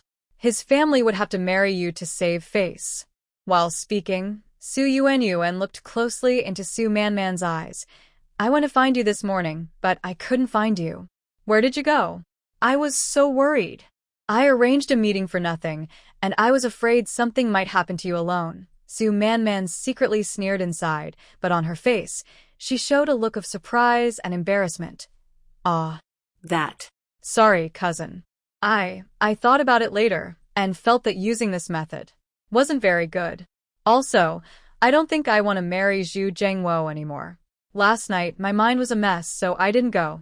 I went to a classmate's house to relax for a while. Didn't go? Su Yuan's voice suddenly rose for a moment, then quickly lowered, her smile stiffening. Which classmate's house? I didn't know you had classmates in the city where you could stay overnight. Her suspicion was almost overflowing. Last night, she clearly saw Su Man drink that spiked water and was carried into room 207 while she was not in her right mind. How could she not have gone? Or was something wrong in the middle? Just a high school classmate I met by chance, Su Man answered vaguely, lifting her eyes with a clear, even slightly innocent and apologetic look. Cousin, I'm sorry for making you work so hard. It's also my fault for not telling you in advance. Su Yuan was choked by her apology, unable to speak. The plan was completely ruined. Not only did she fail to stop her, but she also received money from the other side. Now, the matter wasn't settled, and she had to return the money. It really hurt her. Su Manman's innocent and somewhat clueless look, not understanding the seriousness of the situation, made Su Yuanyu and feel angry inside. Just as she was about to ask more, the main door curtain suddenly swung open with a loud noise. Su Madam, wearing a shiny apron, peeked out, her face showing a deliberately warm smile, but her eyes quickly swept over the two in the yard, lingering a few seconds longer on Su Manman. "Hey Manman, you're back? Where did you go last night? A young lady like you. Not seen for a whole night and no one told us? Do you know how worried everyone was?" She said this while walking over, her eyes sharp as she looked around Su Manman. "Your parents aren't here, so your uncle and I have to worry more for you. This needs to be shared? What kind of words are those?" Faced with the mother and daughter's mutual concern and scrutiny, Su Manman only felt a cold, disgusting feeling rise from her heart. Su Manman knew very well what kind of cruel intentions hid behind that fake smile. In her past life, it was that concern that pushed her into an endless abyss. Now, looking again, she felt that every greeting was laced with poison, and every look was full of schemes. Does she hate it? She wishes she could tear off this fake mask right now. But she can't. It's not the right time yet. She suppresses the rising anger and deep coldness in her heart, showing a nearly numb calm on her face, even too lazy to give Su Yuanyu and a proper look. For that malicious suspicion, she just responds lightly, as if brushing away a speck of dust. "I went to a classmate's house last night. Something came up. We discussed late, so I stayed there overnight." Her tone is calm and flat, with no interest in explaining further. The more calm Su Manman appears, the more indifferent she seems, the deeper the needle in Su Yuanyuan's heart, making her more suspicious and uneasy. Even if she didn't catch her in the act, so what if she saw the room in the guest house in a mess? Su Manman sneers inwardly. "As long as I insist I went to a classmate's house, and there's no solid proof of any inappropriate behavior, your dirty thoughts will never see the light."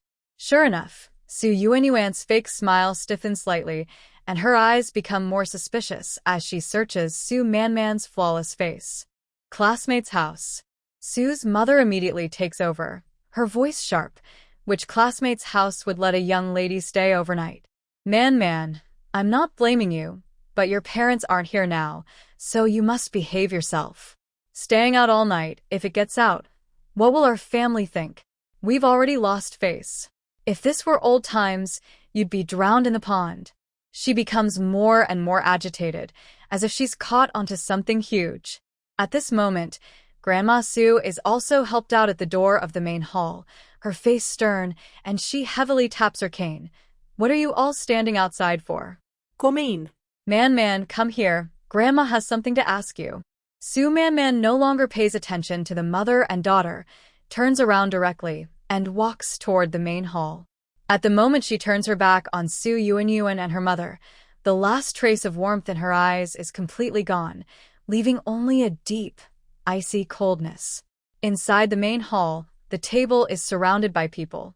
Grandpa Su is quietly smoking a pipe, while Uncle Su held a teacup, his sharp eyes flickering with intelligence. The most noticeable person was Su Jigua, sitting in the host position. He wore a brand-new, fine shirt, with shiny hair. Next to him sat a young woman with curled hair and lipstick, who was scrutinizing Su Man with a critical look and sneering. Man is back, Su Jigua said in a commanding tone, smiling but without warmth. "I heard you didn't come home last night? As a girl, that's not good." The curled-haired woman covered her nose with a handkerchief and softly said to Su Jigua, "Jigua, your sister is really quite modern. She dared to stay out all night." Her tone was full of disdain. This was just a small family meeting. Everyone's eyes were on Su Man, filled with judgment, blame, and some glee. Su Man slowly walked to the center of the main hall. Instead of shrinking and lowering her head as they expected, she lifted her chin, her eyes clear and bright, sweeping over each face at the table, finally resting on Grandma Su.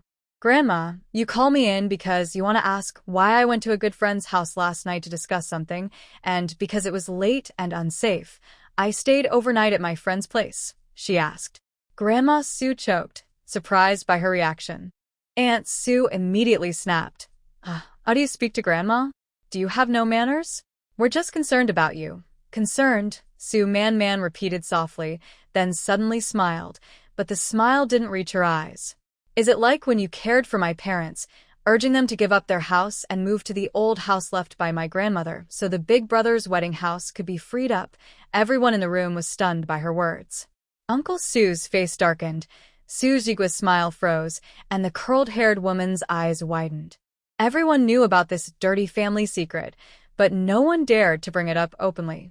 You're talking nonsense, Grandma Sue shouted, hitting the ground with her cane. No manners. This is our family's business, and you have no right to interfere. Our family's business. Sue Man straightened her back, her voice suddenly clear and cold. Every brick and tile of this house was built with my parents' wages. The property deed is in my father Su Qingyang's name. I live in my parents' room, waiting for them to return. This is only natural. Sue Man's eyes flashed like lightning as she looked at Su Jigua and the woman with curly hair. As for big brother and sister-in-law wanting to come back to live, the shed in the yard is empty, and uncle and aunt's house is big enough. Why not make use of the style and move to the shed for a change?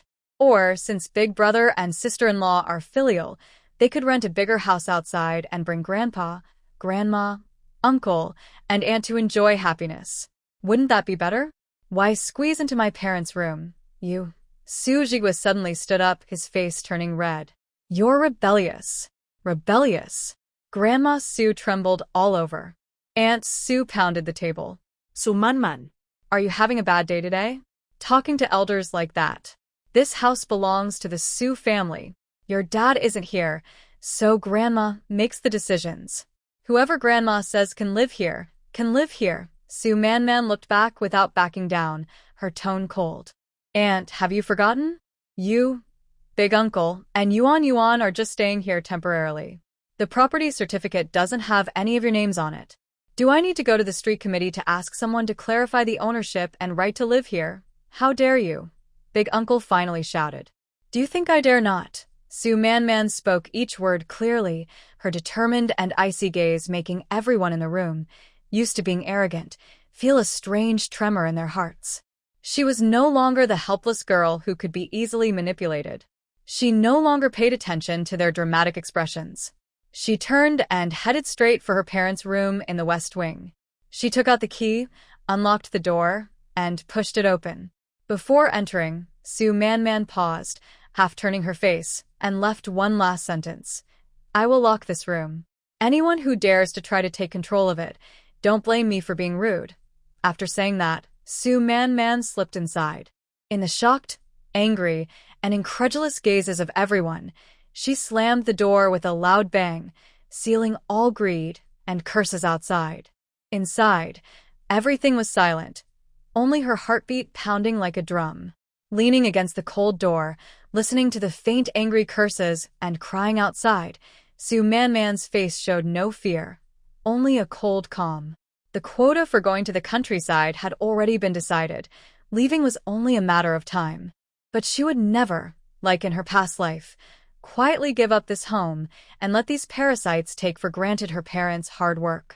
She was leaving, and they wouldn't get anything here. A clear plan formed in her calm mind. Sell the house.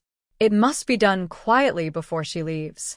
We cannot find an ordinary buyer, because Uncle's family is very stubborn and tricky. They would cause trouble, making the deal impossible, or even scare away potential buyers. This family was not supposed to be like this. My parents are educated people with good jobs and steady incomes. My father, Su Qingyang, is a university lecturer, and my mother, Jiang Minji, works at a textile factory. They both work, so life should be comfortable. I remember when I was young, our home often smelled of cooking meat. I always had new clothes that fit well, and during festivals, there was laughter and plenty of food. When did life start to become so hard? It began when Grandma brought Uncle's family to live with us. suddenly adding several more mouths to feed. Uncle farms in the countryside. After moving to the city, he couldn't find a decent job, so he worked irregularly. Aunt didn't work, but was very particular about clothes and food. As my older brother and sister grew, our expenses increased. All these burdens quietly pressed down on my parents' modest income. My mother's careful budgeting became very tight. My father switched from smoking filtered de Tianmen cigarettes to the cheapest economy brand. There was less meat on the table. My brother and I's new clothes, once bought from department stores, were now old clothes sewn by my mother at night. My mother once quietly sighed to my father, "Jiang, this can't go on." Our own 2 children. My father always smoked in silence, then finally said, "That's my mom. That's my older brother. If they can help, let them help." Help? Sumanman is neredingwerli. This isn't help, it's bloodsucking. My parents used their knowledge, hard work, and patience to support a family that grew greedier and more entitled, taking everything for granted. They drained the comfort from our lives, sucked out the warmth of our home, and in the end, even wanted to swallow us whole. Su Man walked to her parents' old rosewood wardrobe, skillfully found the hidden key, opened the door, moved aside the clothes, and lifted the bottom panel. Inside was a dark brown, flat wooden box, quietly resting in the compartment. She carefully took out the box, unlocked the brass lock. Below the house ownership certificate, there is a thick envelope made of sturdy cowhide paper. Su Man took it out and untied the thin hemp rope that wrapped around it. Inside, there was money, a thick stack of old and new banknotes. Mostly Great Unity notes, with some 5 yuan, 2 yuan, and smaller denominations. They were neatly stacked, with edges slightly soft and curled from long storage. She quickly counted, 367 yuan, 85 cents.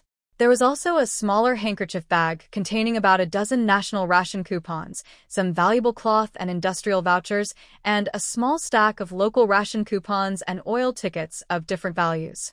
This was almost all the movable savings her parents had managed to save after working for many years and supporting a big family.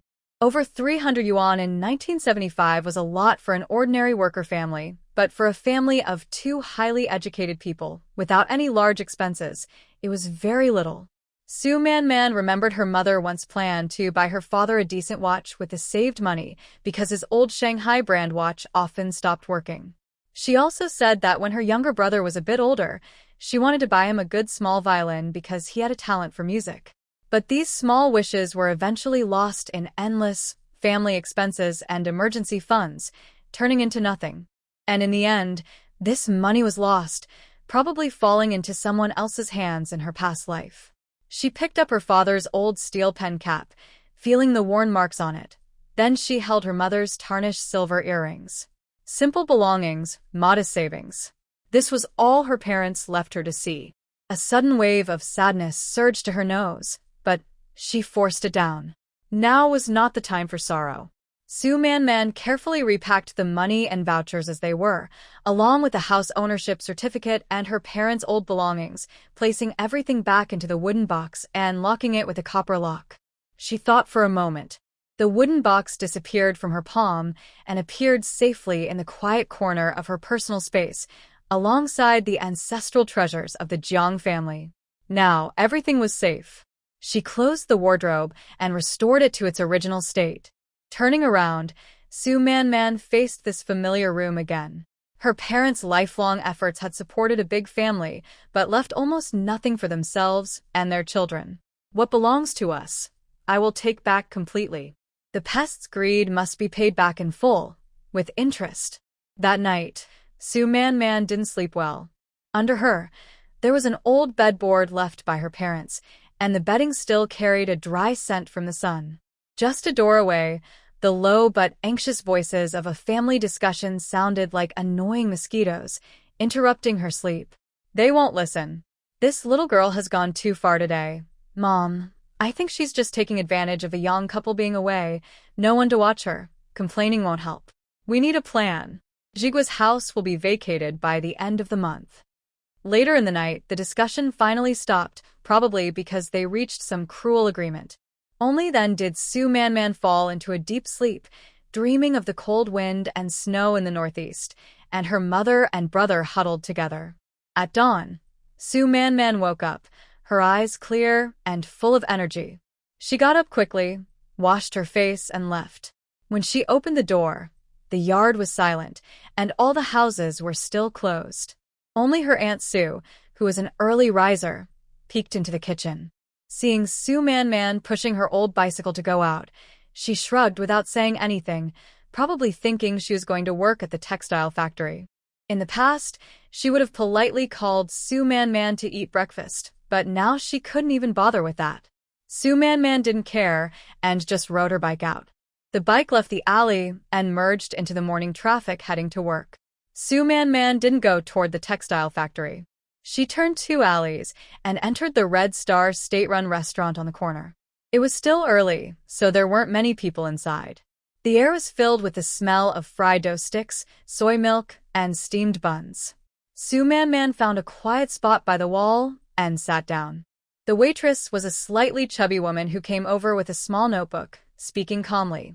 "What would you like to order?" "2 liang of rice tickets porridge and 2 large meat buns." Su Man thought for a moment and added, "Meat buns.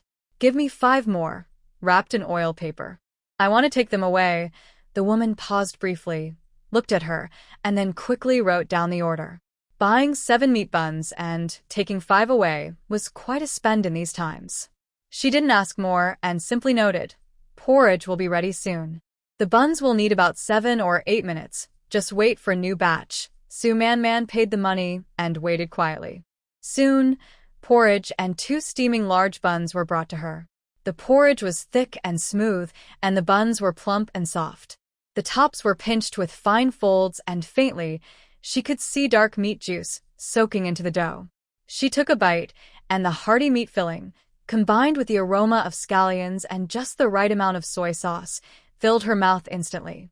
The meat was a mix of lean and fatty, oily, but not greasy. After about 7 or 8 minutes, 5 large meat buns wrapped neatly in oil paper were delivered.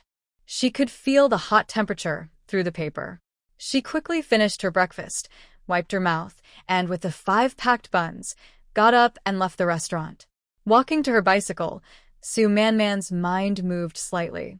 The warm oil paper pack disappeared instantly, and in the next moment, she was in a clean corner of her space.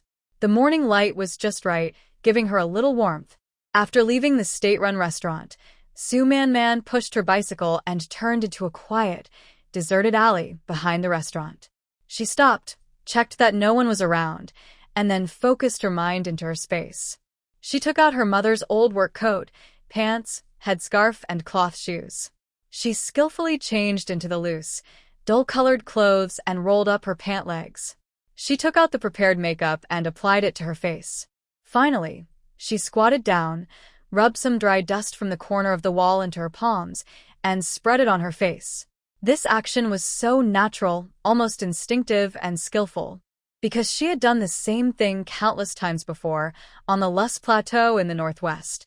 When she first arrived at the Northwest Gobi Youth Camp, 18-year-old Su Man still had her fair skin and shy, delicate beauty typical of a girl from Beijing.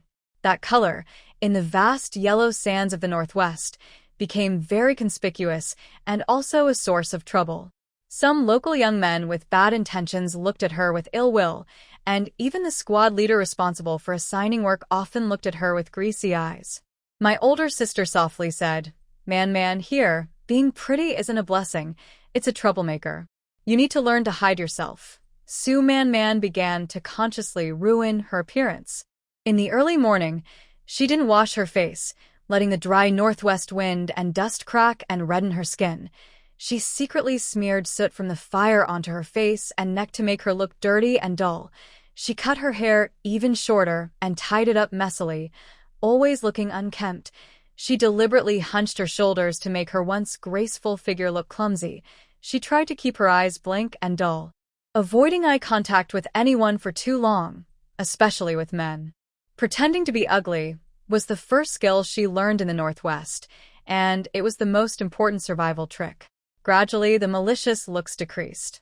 Although there were still difficulties, at least she was no longer targeted because of her beauty. Su Man learned how to work efficiently during group labor, how to identify edible wild plants, how to sneak an extra spoonful of porridge from the stingy cook, and how to bundle all her clothes and blankets to survive the cold nights below 10 degrees Celsius. The hardships wore down her fragility and hardened her shell, revealing a sharp, clear mind beneath.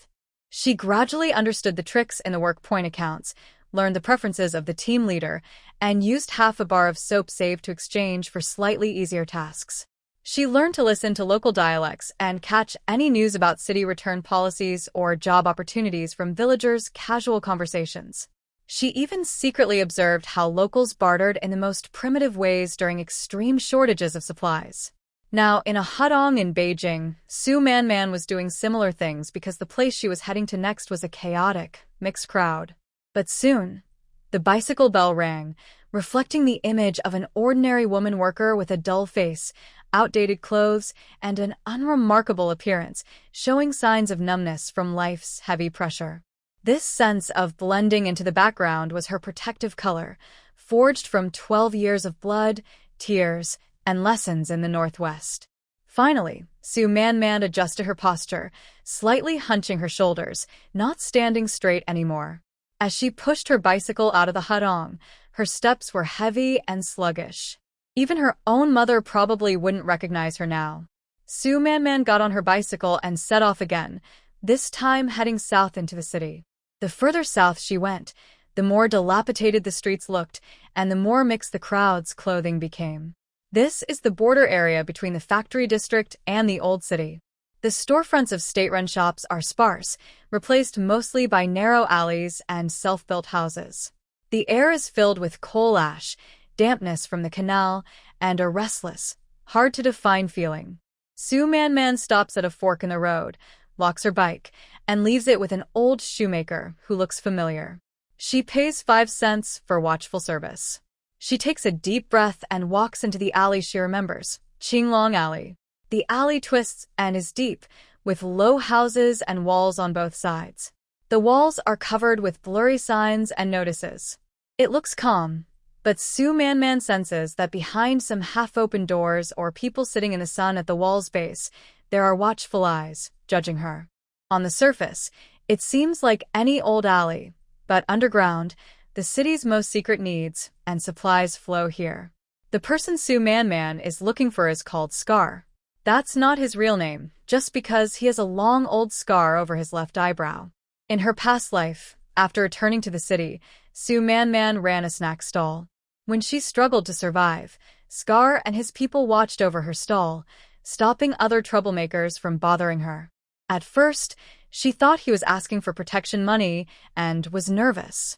Later, she realized he was asking for less than others, sometimes even leaving extra money or bringing rare ingredients. Once she asked why, and Scar just grinned, showing yellowed teeth from smoke, on someone's orders. If she asked again, he wouldn't say. Later, in casual talk, he mentioned that back in 1975, he was hanging around Qinglong Alley, dealing in some sought-after goods. Su Man remembers a secret code he used about how to find him. She stops at a corner of what looks like a pile of junk, facing an old man smoking a pipe. She whispers, "Master, I need to ask about something. I heard there's military green fabric here. My brother needs it for a blind date, urgent." The old man lifts his eyelids, looks at her with cloudy eyes for a moment, and slowly exhales smoke. No military green, but there's national defense green. It's not cheap, and you'll have to wait. The code matches. National defense green is a secret term for a certain black market deal. The old man points his pipe toward a small yard further down the alley, with a worn-out scrap recycling sign. Go in there, find Brother Scar. You understand the rules, right? Su Man nodded, took 5 cents out of her pocket, and handed it to the old man. Buy some cigarettes for the master. This was the guide fee. The old man weighed the money in his hand, his wrinkles moving, then lowered his eyelids again, no longer looking at her. Su Man walked toward the small courtyard. The gate was slightly open. She pushed it open, revealing a pile of old, broken metal. The air smelled of rust and dust. A young man wearing work pants and broad build was moving things. When he saw her, he paused, looking alert. "I'm looking for Brother Scar," Su Man Man calmly said. "I want to buy some firewood for winter, something that burns well." The young man looked her over. Though she seemed ordinary, her steady gaze made him think she wasn't a reckless kid or a fisherman. He then called inside, "Brother Scar, there's a customer here to buy firewood." Footsteps sounded inside. A man in his early 30s, fit and strong, came out. He wore a plain blue work jacket, sleeves rolled up, showing his sturdy forearms. What caught the eye was a fierce old scar above his left eyebrow, giving his otherwise plain face a tough, street-smart look. It was the same scar from his past life, but he looked younger than he remembered. His anger and sharpness were more intense, not yet softened by life's hardships. Brother Scar's gaze swept over Su Man Man like a knife, full of suspicion and scrutiny. A girl he didn't recognize, coming alone to this place, speaking in slang. This was unusual. "Firewood? We only take scrap here." His voice was hoarse, cautious. Suman demand calm. She took a half-step forward, lowered her voice, and said a detail only she and her past life self knew from a drunken chat years later about where he was hiding his goods now. "Firewood is hard to find. I know behind the third loose brick on the back wall of the old soy sauce workshop. Maybe there's some firewood." Brother Scar's pupils suddenly shrank. His fierce face was replaced by shock and suspicion. This place was his recently discovered secret hiding spot, known to no one else. How could this stranger? He suddenly reached out, as if to grab her arm, but his hand stopped midair. His eyes widened with doubt and suspicion as he stared at her. "Who are you really?" Asking this was essentially admitting he knew where his hidden goods were. "I don't care who I am," he said. Su Man Man looked at him and said, "Brother Scar, I'm not here to cause trouble. I want to make a big deal, buy real winter supplies that can save lives. I have some money and goods, but I can't get what I need through normal channels." She paused and added, "I know the rules, and trust your way, Brother Scar. This is my sincerity." She reached into her coat pocket, but actually took out a small, oil paper-wrapped, little yellow fish from the edge of her space, showing a corner of the heavy gold inside through her clothes and in her palm. Scar's eyes fixed on the gold corner, and he took a deep breath. Gold bars. In the black market, they are more valuable than any currency. Seeing Su Man Man's eyes, which had changed completely, shock, greed, and more, a careful weighing of pros and cons, he knew her background was not simple. His fierce expression quickly softened, replaced by a cautious and polite look. He turned slightly and said, "It's very windy outside. Come inside to talk." Brother Gang, watch the door." The young man called Brother Gang quickly responded and stood guard at the gate. Su Man Man followed Scar into the house. The inside was cleaner than expected. There was a square table, some long benches, and in the corner, some items covered with burlap sacks. "Sit, girl," Scar said, pouring her a glass of boiled water. He sat down himself, looking at her with a complex expression. "What do you mean by winter supplies? How much do you need?" Su Man Man took out a pre-made list from her pocket and pushed it over. It was clearly written in pencil. Thickened military cotton coats, at least 5, preferably new or nearly new. Felt boots, leather hats, thick cotton gloves, more than 5 sets each. Rice, white flour, 500 gin each. Sugar, brown sugar, soy sauce, biscuits, milk powder, malt extract. Medicines, anti-inflammatory drugs like sulfa drugs, fever reducers, frostbite ointment, vitamin tablets, painkillers, as many as possible. Cotton, 50 gin.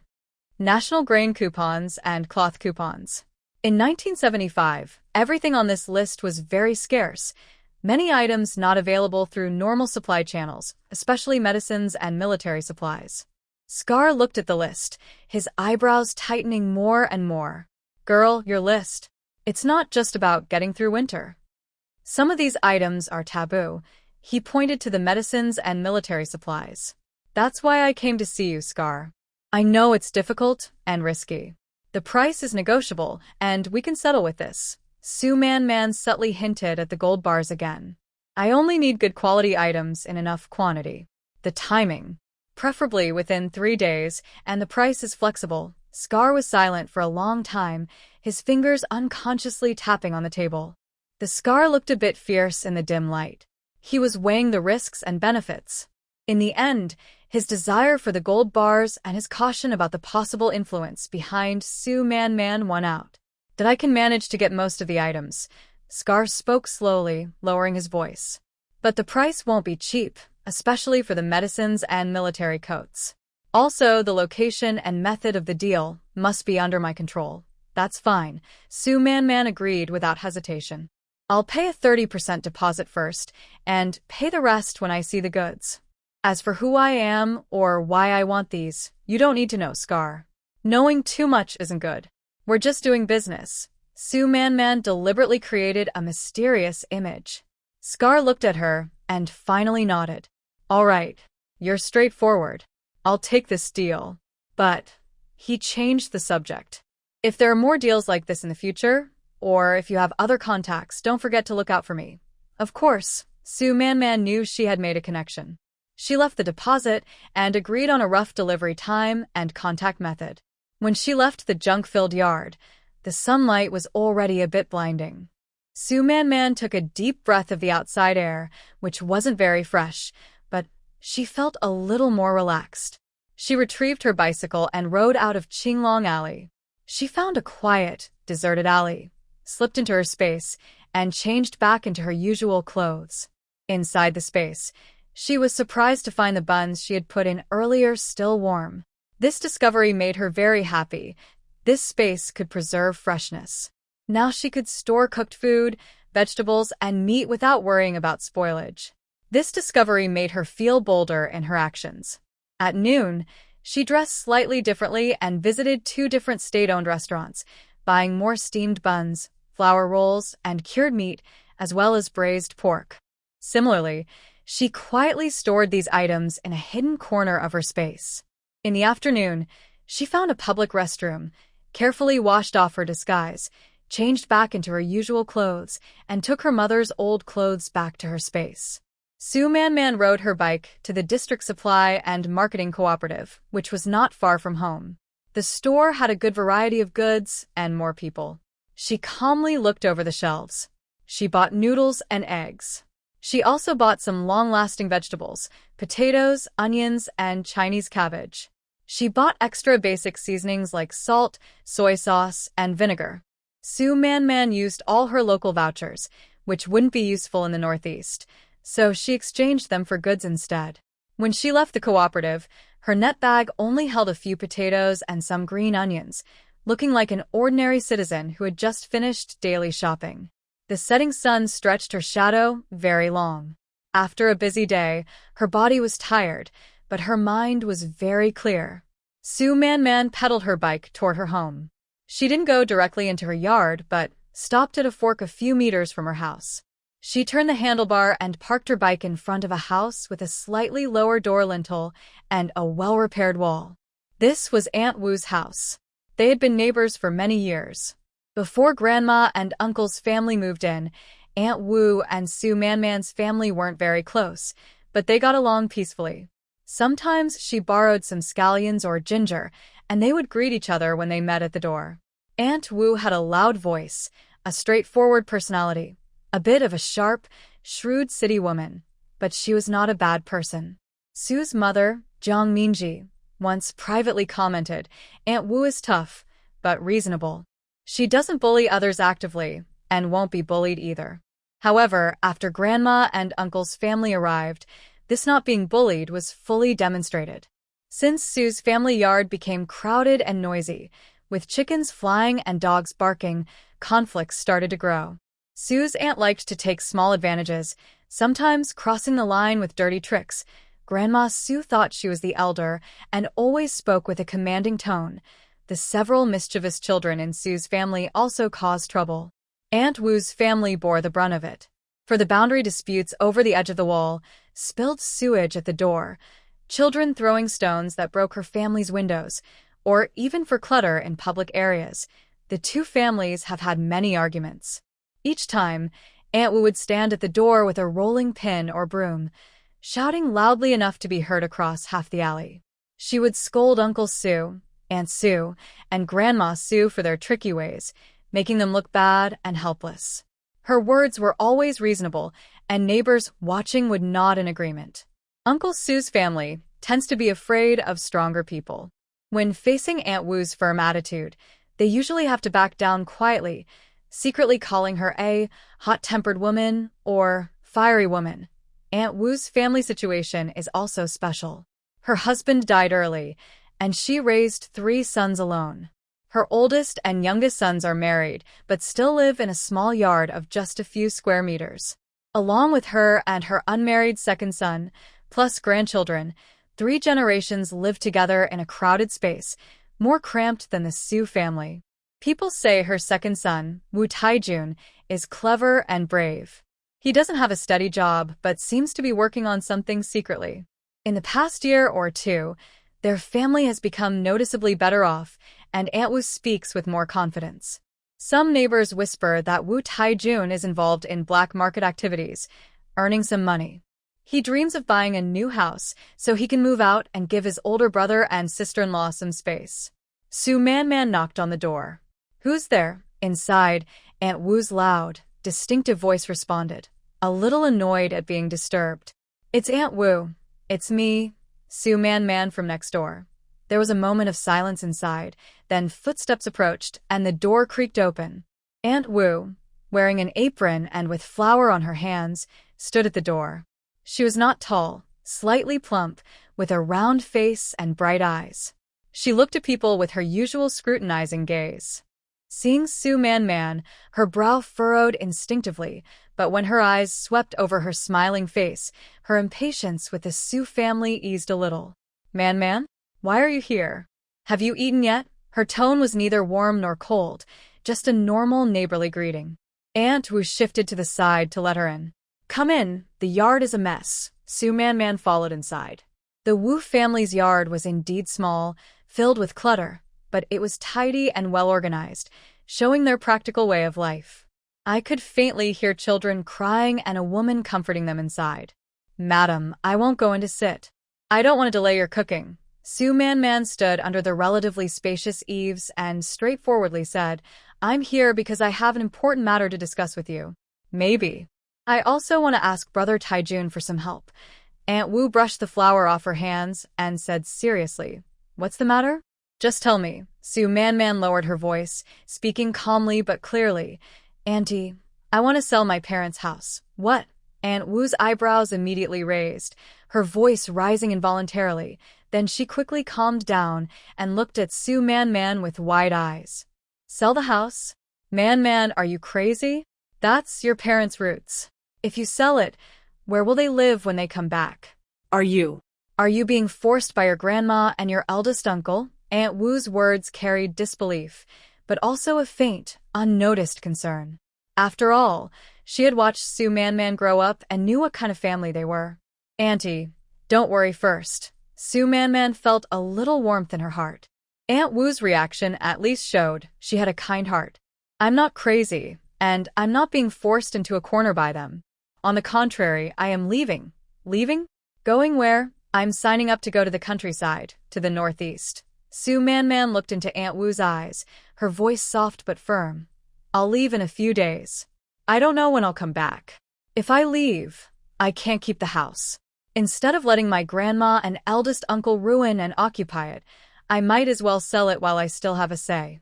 With the money and things I get, I can go to the northeast and try to take care of my parents and little brother." Aunt Wu understood immediately. Her anger slowly turned into a complex emotion. She looked Su Man up and down, as if for the first time truly seeing this quiet girl who suddenly made such a shocking decision. After a moment, Aunt Wu sighed. "What a sin. Your parents are such good people. That family is really ruthless and ungrateful." This was a curse on Su Grandma and her eldest uncle's family. Su Man took the opportunity to add, "So, Auntie, I can't sell this house to someone who doesn't know the background. Otherwise, if I leave, they will definitely refuse to leave and bully the newcomers. I thought about it, and only your family is suitable. Your family needs a house. Brother Taijun is capable and can handle the situation well. Also, I know you and Brother Taijun have many connections, and maybe you can help me exchange some national grain coupons and cloth tickets. I want to take them to the northeast, where they are more in demand. Aunt Wu's eyes flickered with sharpness and intelligence again. Buying a house is indeed their biggest wish right now, especially for their second son, Taijun, who has saved some money and keeps talking about it every day. Although the yard at the Su family is currently unpleasant to live in, the house itself is good and spacious. If they buy it and make some renovations or rearrangements, their family will have more room. More importantly, if their Wu family buys it, the arrogant and cowardly big brother Su won't dare to cause trouble, even if he had 10 times the courage. She and her son have plenty of ways to make them leave. Man, this isn't a small matter, Aunt Wu said seriously. Are you really sure? Once you sell, you can't change your mind. Your parents, I've made up my mind. The house deed is with me. I can entrust the procedures to someone trustworthy. I have only one request. Before I leave Beijing, this must be kept secret. Don't let my grandma and eldest uncle find out anything. After I get on the train and leave, you can go and take back the house. What to do then, Auntie and Brother Taijun will handle better than I can. Aunt Wu looked at Su Man, as if weighing her resolve and the importance of her trust. The girl in front of her had calm but deep eyes, with a maturity and decisiveness beyond her age, not at all impulsive. It seemed that her whole family had pushed this girl into a corner, forcing her to wake up completely. Otherwise, she wouldn't take this step. Aunt Wu was silent, her sharp gaze sweeping over Su Man's face several times, as if assessing the truth and weight of her words. After a while, Aunt Wu clicked her tongue and said, "You're a clever girl. Pushed to this point. Tell me, what's the plan? How much do you want for it?" Buying a house had been a long-standing concern for Aunt Wu's family, especially after her second son Taijun saved some money. The idea had become urgent. Su Man was prepared and gave a figure. "I've asked someone who knows the market, and I roughly understand the prices. Our yard has 4 proper rooms and a shed. The location is good. It can sell privately for around 1,300 or 1,400 yuan. Su Man suddenly changed her tone and looked at Aunt Wu. "But Auntie, I am in a hurry and trust you. I will sell for 1,100. However, there is one condition. At least 300 yuan of that must be in the form of national grain and cloth tickets. Just based on the real market price that Brother Taijun can get, with some adjustments, the remaining amount should be in cash, 1,100.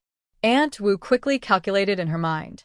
This price is at least 200 or 300 less than she expected. Even if she spends 300 yuan to exchange for tickets, she knows black market tickets have a premium, so the actual cost might be around 350 to 360 yuan.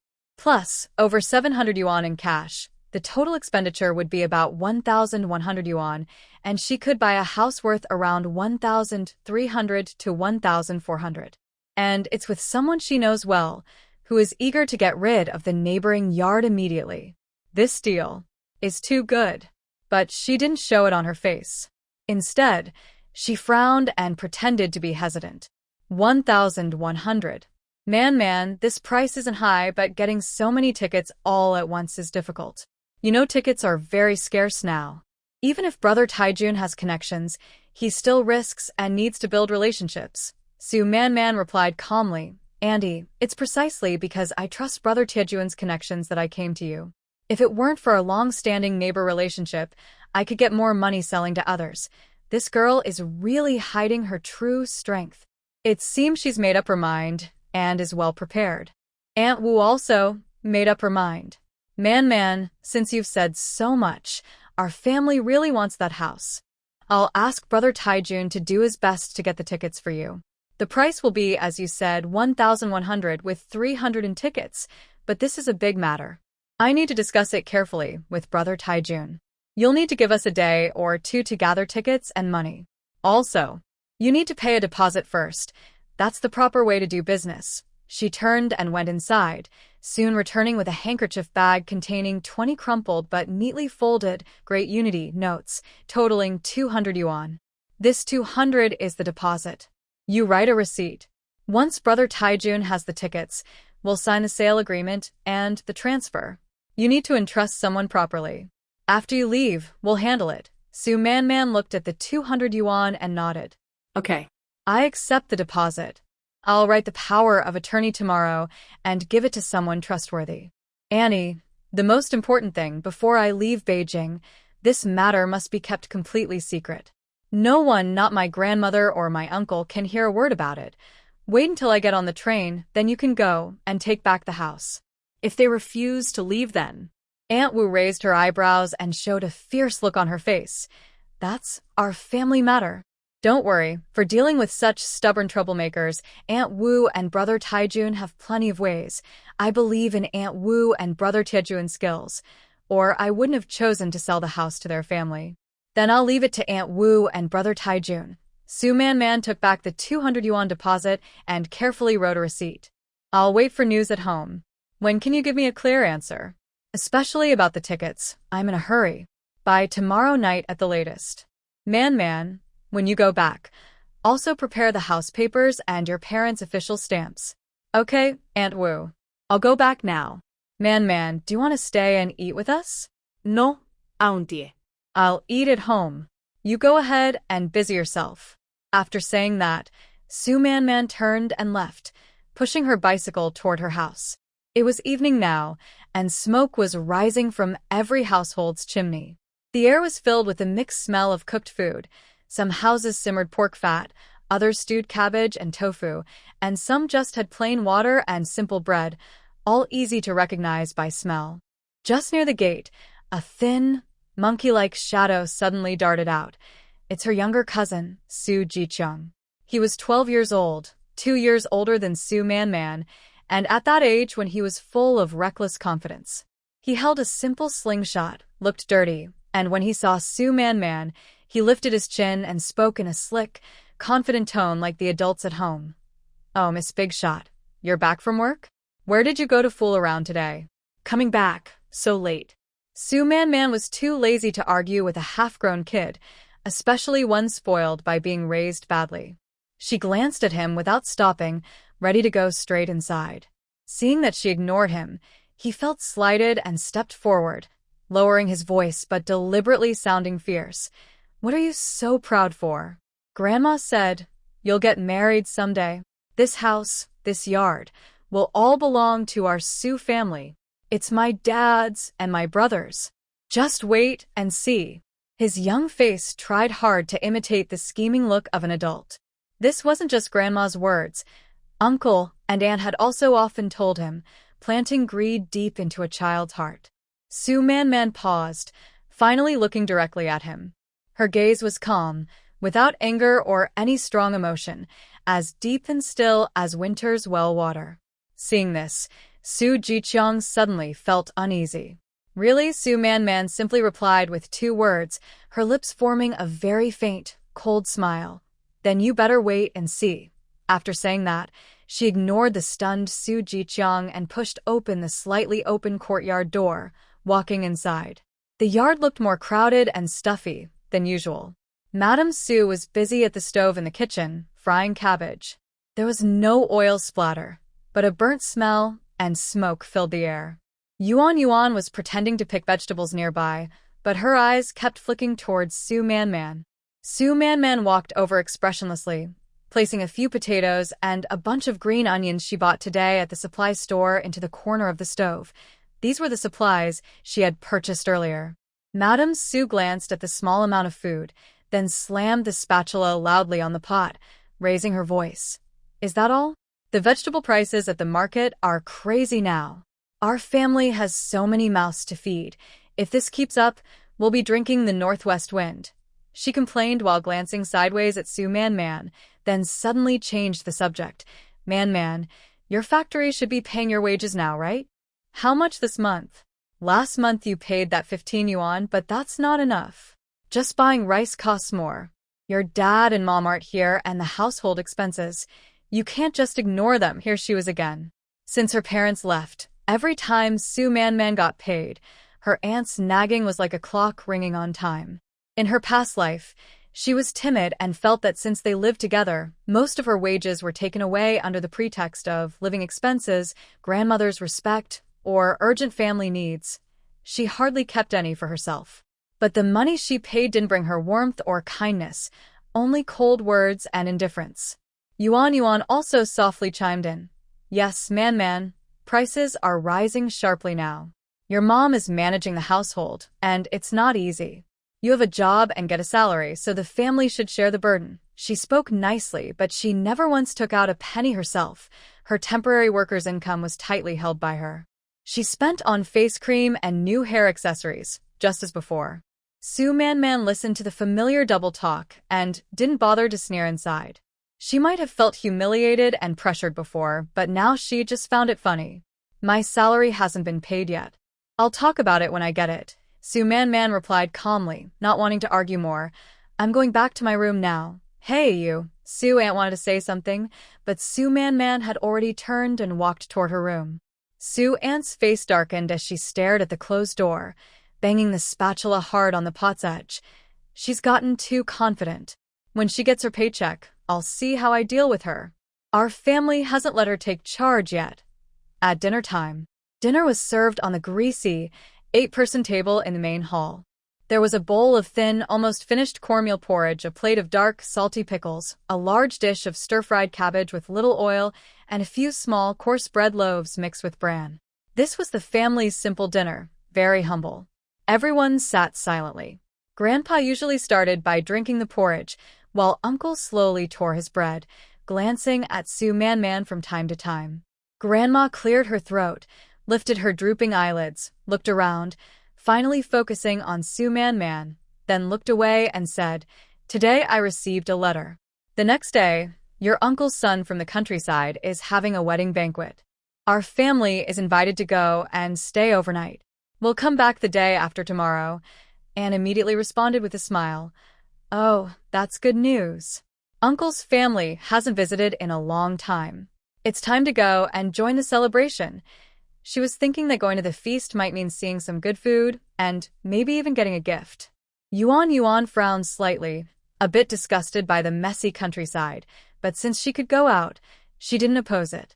Grandma saw that everyone seemed to have no objections, then looked at Su Man and said in a tone that wasn't really a request, Man, you need to ask for leave from the factory tomorrow morning, and we'll leave together, all eyes on the table, whether openly or secretly, focused on Su Man. She was quietly drinking her porridge, which reflected her figure. Hearing this, she put down her rough ceramic bowl, looked up, and said calmly, Grandma, I can't go. The factory is busy with a task right now, and they scheduled overtime for me the next day. I can't ask for leave. Overtime? Grandma frowned. Oh, overtime is good. Aunt's eyes lit up, quickly taking over the conversation. There should be extra pay for overtime, right? How much can you get? She always cares about this. Su Man didn't look at her, and only said to Grandma Su, The task is urgent. I have to go. You all go ahead and tell Uncle about the good news. She spoke politely, but inside, she felt cold and distant. She clearly remembers those relatives from the countryside. When her parents were in trouble in a past life, those relatives avoided her as if she were contagious. They didn't help and often spoke harsh words. Later, when they saw her family still had this house, they changed their attitude, probably because of Grandma and her eldest uncle's influence. Going to the wedding banquet? She wondered how they would pretend to be friendly and how they would scheme at the table over her family's last few belongings. She had no time for that and found it disgusting. Why is the task so urgent? Can I ask for leave? Uncle Su put down his bun and said seriously, a family should go to the wedding together. It's proper. You, a girl, shouldn't always think about running around. You didn't come back the night before last. What kind of behavior is that? He wanted to use this as an excuse to criticize her. Su Man sneered inwardly, but kept her face calm. The factory's rules, I can't do anything about that. If Uncle doesn't believe me, he can go to our textile factory the day after tomorrow and see if there's overtime work. She was sure Uncle Su didn't have the time or the courage to go check at the factory gate. You. Uncle Su was momentarily speechless. Grandma Su's face darkened. clearly unhappy with Su Manman's disobedience. But she valued the idea of going to the countryside for the celebration, and since Su Manman's mention of overtime sounded legitimate, mainly because there might be extra money involved, she snorted and didn't insist further. If you don't want to go, then don't. Someone needs to stay home and watch the house. But Man, you better keep the door locked when you're here. Don't worry, Grandma. Su Man interrupted her and picked up her bowl again. I understand what's important. The atmosphere at the dinner table became a little tense. Yuan quietly pouted, feeling that Su Man was ungrateful. Aunt Su was still calculating how much overtime pay she might get, planning to see how much she could squeeze out after Su Man's paycheck. Su Man said nothing and ate her simple dinner quietly. When they returned from the countryside, she might have already packed her bags and was ready to leave. Thinking of this, the coarse porridge in her bowl didn't seem so hard to swallow anymore. She quickly finished her portion and stood up. I'm done eating, Grandma, Uncle, Aunt. Please enjoy your meal. Then she left the stuffy main hall. Back in her room, she closed the door. Outside, faintly, Aunt Su's complaints could be heard, really becoming more unruly. Grandma Su impatiently scolded, Enough, just eat. The next morning, Su Man once again entered the gray area south of the city.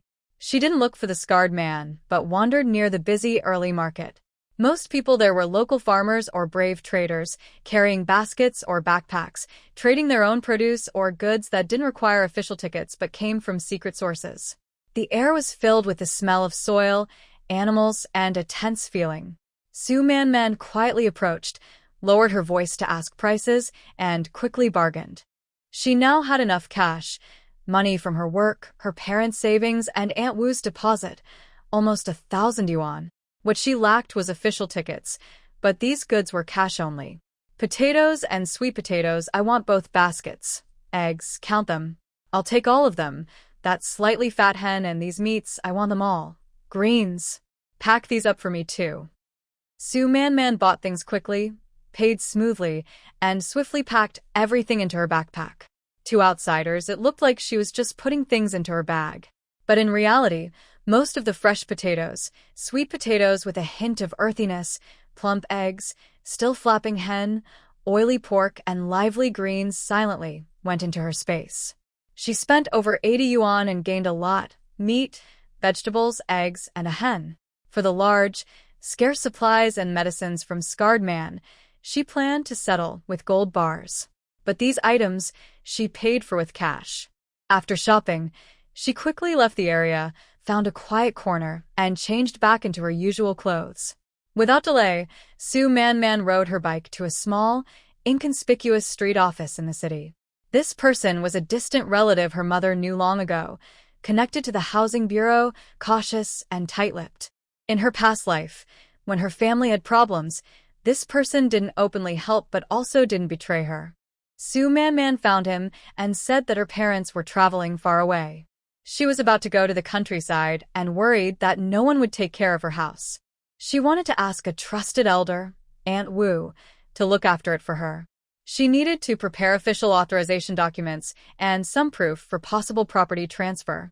She handed over an envelope containing 20 yuan and 2 packs of good cigarettes. She spoke politely, but her meaning was clear. The other person thought for a moment, then looked at Su Man's calm but firm eyes. He didn't ask many questions and simply nodded. I will handle the paperwork for you. When the time comes, just bring everything and the person you trust. After completing this important step, Su Man felt more confident. Seeing that it was almost noon, she rode her bike toward her home and turned into the alley where Aunt Wu lived. Aunt Wu was hanging clothes in her yard. When she saw Su Man, her eyes lit up. She quickly waved her in and, after closing the door, whispered, I was just about to find you. There's news from Tiejuan's side. The money and tickets are almost ready, but time is tight, and the price is a bit higher than usual. They quickly exchanged information in a low voice. Su Man told her that the middleman had been contacted. As soon as the money and tickets were ready, they could start the process. Aunt Wu patted her chest to promise that she would finalize the money and tickets by tonight. She asked Su Man Man to prepare the house deed and other documents so they could go to handle the formalities tomorrow. After leaving Aunt Wu's house, Su Man Man looked at the time and realized it was almost noon. She decided to go straight home. Usually, she would be at the factory cafeteria at this time. Today, she suddenly appeared at home. The family was sitting around a small square table having lunch, and everyone was stunned.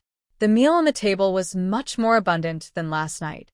There was a big bowl of oily braised pork with potatoes, with large chunks of meat, a plate of bright yellow scrambled eggs, a dish of greens, and a large bowl of white rice. Her cousin Su Jiang and his wife were also there, eating happily and covered in sauce. Su Aunt was about to put a piece of braised pork into her mouth when she saw Su Man Man come in. She trembled slightly, almost dropping the meat on the table, and her face showed obvious surprise and embarrassment. Grandma Su also stopped chewing, and Uncle Su looked serious. Only little cousin Su Jiang was still eating without understanding what was happening. Su Man Man felt a cold, clear mirror in her heart. Was this really their usual meal? The light broth last night was probably made for her, to force her to hand over her living expenses? Seeing that she didn't eat much last night and left early this morning, I thought she wouldn't come back for lunch, so I couldn't wait to start cooking. Man. Man? Why are you back? Aunt Su was the first to react, awkwardly smiling as she put down her chopsticks. Have you eaten? Want to eat something together? Her words sounded uncertain, and she glanced at the little remaining meat on the table. Man Man looked over the dishes, especially pausing for half a second at the braised pork and scrambled eggs. She showed no emotion and simply said, I just came back to get something. You all eat. I'll leave after I take what I need. She didn't look at their faces anymore and walked straight through the yard toward her room. Behind her, Grandma Su coughed in dissatisfaction. Aunt Su quickly tried to explain, lowering her voice. It's just because Jigua and the others are back. We're just having a good meal once in a while. Man Man slammed the door shut, blocking out the false noise and pretenses. She leaned against the door, not really in a hurry to find anything. She just needed a moment alone to calm the nausea and anger inside her. She had already seen through this family's true nature. There was no need to feel sad about their actions. Maybe what she felt now was sadness for herself and her parents, how they had always been so sincere to these people, and what about them? After a while, Man Man opened the door again and walked across the yard without looking aside. The noise of the meal in the main room had quieted, but the forced silence made her even more uncomfortable. She didn't look back and went straight out the door. The midday sun was a bit dazzling, and the street was sparsely populated. Without hesitation, she pedaled her bike toward another street where a well-reviewed state-run restaurant was located. When Man Man sat down by the window in the restaurant, she already felt some subtle gazes on her. As her ordered dishes, braised pork ribs, scallion scrambled eggs, a bowl of white rice, and a tomato and egg soup, were brought to her small table, faint whispers from nearby tables drifted over. Look at that, eating so much alone. Braised pork ribs, how much meat tickets would that be? And fried eggs, there are also egg drops in the soup. Life is. It doesn't look like a family of officials. This girl is really generous. Those voices were very quiet, but in this not-so-busy lunchtime restaurant, they still occasionally reached my ears. If I were the 18-year-old Su Man Man from my past life, I might have already felt embarrassed and unable to lift my head, unable to enjoy my food. But now, I just pick up my chopsticks, sit up straight, and calmly look at the dishes in front of me, as if the gossip and glances are separated from me by a clear barrier. I eat slowly, one bite of rice, a piece of pork rib, a scoop of eggs, each bite bringing real comfort, a reward for my hard work. The surprise or comments from others no longer affect me at all. Having endured 12 years of hardships and cold looks in the Northwest, these small-town judgments mean little. I finish most of my rice and vegetables steadily until I feel full, then put down my chopsticks. There are still a few pork ribs left on the table and some eggs, but I don't want to waste them. They can be eaten tonight. Comrade, I call the waiter. Please pack these pork ribs and eggs for me. I don't need the soup. The waiter is a middle-aged woman who has seen some of the world. Without much words, she quickly brings paper and old newspapers. Amid the still-present gossip around us, I watch her carefully wrap the remaining ribs and eggs, tying them tightly. After packing the leftovers, I don't leave immediately. I speak again, my tone still normal. Also, please bring me 10 large meat buns, packed to go. 10? The waiter finally couldn't hold back and double-checked. Yes, 10. I nod and add, I have guests at home tonight. Soon, a large package wrapped in thick oil paper, filled with the aroma of bread and meat filling, is handed to me. Carrying the leftovers in one hand and the buns in the other, I calmly pay the bill under the still not fully dispersed gazes, then walk out of the restaurant. At a familiar quiet alley corner, I stop and directly put the things into my space. Feeling the increasing number of things in the space, Su Manman's lips curved into a faint, satisfied smile. She brushed off non-existent dust from her hands, then rode her bike smoothly into the afternoon streets. That evening, when Su Man returned to her yard, the main hall was lively. Under the warm yellow light, the older and younger members of the Su family sat together, chatting eagerly, preparing for the wedding celebration in the countryside tomorrow. Seeing Su Man enter, the conversation paused briefly. Grandma Su lifted her eyelids to glance at her. Man, you're back? No one at home tomorrow, so you need to watch over the house. Remember to close the stove properly at night. Aunt Su, folding clothes with a sour expression, added, Yes, man, you'll have a tough day taking care of everything. When we come back from the countryside, we'll bring you some sweet candies. Su Man felt no waves in her heart and simply replied, Got it, Grandma. Then she went straight to her room. The next morning, just as dawn broke, the yard started to stir with activity. When Su Man got up, she peeked through the door crack and saw the family had already finished preparing. Grandma Su changed into a dark red coat, her hair neatly combed and shiny. Uncle Su wore a slightly new Zhongshan suit. Aunt Su and Yuan also dressed up, with powder on their faces and a touch of red on their lips. Even Uncle Su Jiang wore clean clothes, though he still looked a bit disorganized and curious. Man, we're leaving now. The house is in your hands, Grandma Su said finally, her tone light and confident, as if she was already on her way out. Okay, Grandma. Safe travels. Su Man stood at her door, calmly watching them carry their bags and happily leave the yard. Until their footsteps faded and the yard door closed with a loud bang, a strange, peaceful silence settled over the place. She didn't delay. Quickly, she returned to her room, changed into neat clothes, and carefully kept her important documents and some cash close to her. She went to Aunt Wu's house. Aunt Wu and her second son, Wu Taijun, had been waiting for her for a while. Wu Taijun was a slim man, sharp-eyed, with a street-smart look and a hint of roughness from the city life. When he saw Su Man, he nodded without saying much. Man, you're here. Are everything prepared? Aunt Wu lowered her voice. 3 people went out together. Wu Taijun somehow found an old bicycle to carry his mother. Su Man rode her own bike. They traveled silently to a quiet residential area in the city. They found the distant relative who had connections with the housing authority, as planned. The process went surprisingly smoothly. Maybe it was because Su Man prepared all the necessary documents, or because Wu Taijun brought out a fancy cigarette and some polite words that helped. Or perhaps because the other person accepted Su Man's goodwill. Since both sides were present and clear about their intentions, the relative didn't make things difficult. They signed and stamped documents, ran around, and in less than 2 hours, most of the important procedures were done. The remaining steps could be completed after Su Man left, with Wu's family using a power of attorney and related proof to continue until the ownership transfer was finished. Let's settle the remaining payment and tickets, as agreed. Wu Taijun handed a heavy cloth bag and a stack of various tickets tied with rubber bands to Su Man. He whispered, pay a little extra, and here are the national ration tickets, cloth tickets, and some industrial coupons you wanted. Su Man took them and quickly checked. The money was correct, and the types and quantities of tickets matched the agreement. In the tense black market environment, being able to gather everything so quickly showed Wu Tiejun's skill. She carefully stored the bag and tickets, then nodded to Wu's mother and son. Thanks, Brother Taijun, Auntie. I'll leave my family in your hands. Auntie Wu patted her chest. Don't worry, man. You're going alone to the northeast.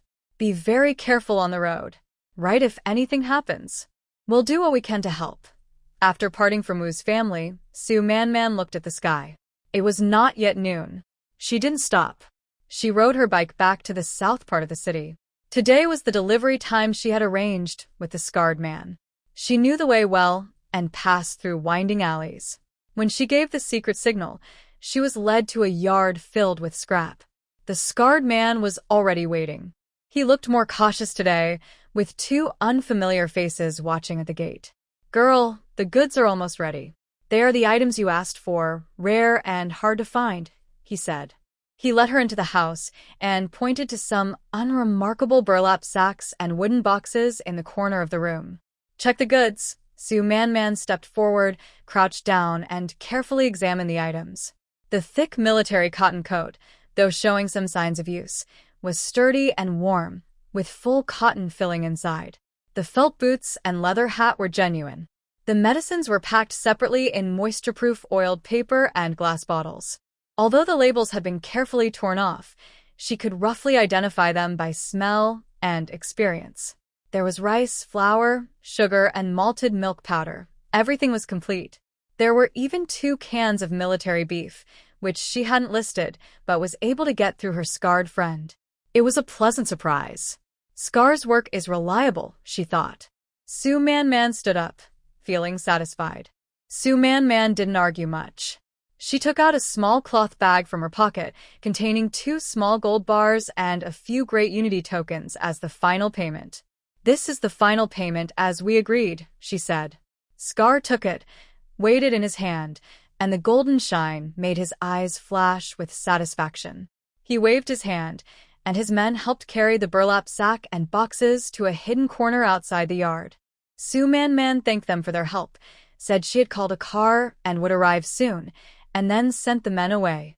After confirming no one was around, she cast a mental spell to gather all the valuable supplies into her space. When the last burlap sack disappeared and she saw the space filled with supplies, the big weight in her heart finally lifted. Su Man found a place, took out 2 large steamed buns from her space, and ate them for lunch. Now that she had cotton, she needed to make a few thicker, warmer quilts. She couldn't do this herself and didn't have time to make them. She rode her bike around the old residential area. Relying on vague memories from her past life and tips from passers-by, she found a cotton stuffing workshop hidden deep in an alley. The small shop had an old wooden sign hanging at the door, painted in red with faded words, "Cotton stuffing, refurbishing, making quilts." Inside, there was a rhythmic bouncing sound and flying cotton fluff. The shop owner was a sturdy man in his 50s, wearing a mask. His arms were thick, and his hair and eyebrows were covered in white cotton fluff. After hearing Su Man's request to use her own new cotton to make 3 thick, large quilts that were sturdy and warm, the old craftsman frowned. "Miss, this is a rush job. Making 3 thick quilts, just the cotton stuffing alone will take half a day, and sewing them will be even more time-consuming. I still have 2 orders that others assigned to me unfinished." The old craftsman's voice was muffled through his mask. "Master, I need it urgently. I must have it by tomorrow night at the latest." Su Man spoke sincerely but firmly. "Can you work a little harder and finish it? I can pay you extra." She took out more money from her pocket, almost half more than usual, and added a few bills. "This is for your cigarettes, to help you stay alert." The old craftsman looked at the stack of money and then at Su Man's eager, honest face. He hesitated. The extra money was tempting, and the cotton she brought was fresh and plentiful, good quality, and easy to work with. He looked back at the pile of work in the room, clenched his teeth, and agreed. "All right. Since you're in a hurry, I'll stay up tonight to finish it for you. But we agreed that you'll come to pick it up by dark tomorrow, no earlier." "Thank you, Master. I'll definitely come tomorrow night." Su Man sighed in relief, quickly weighed the cotton she brought, and handed it over. Following the master's advice, she chose the thickest, most durable dark-colored cotton fabric for the quilt's inner and outer layers, confirming the size and thickness. She specifically asked for an extra layer of cotton on the quilt's head and instructed that the stitches be tight. Su Man Man was thinking, 3 thick quilts, one for herself to use at the youth camp, and the other 2 she needed to find ways to bring to her parents and younger brother.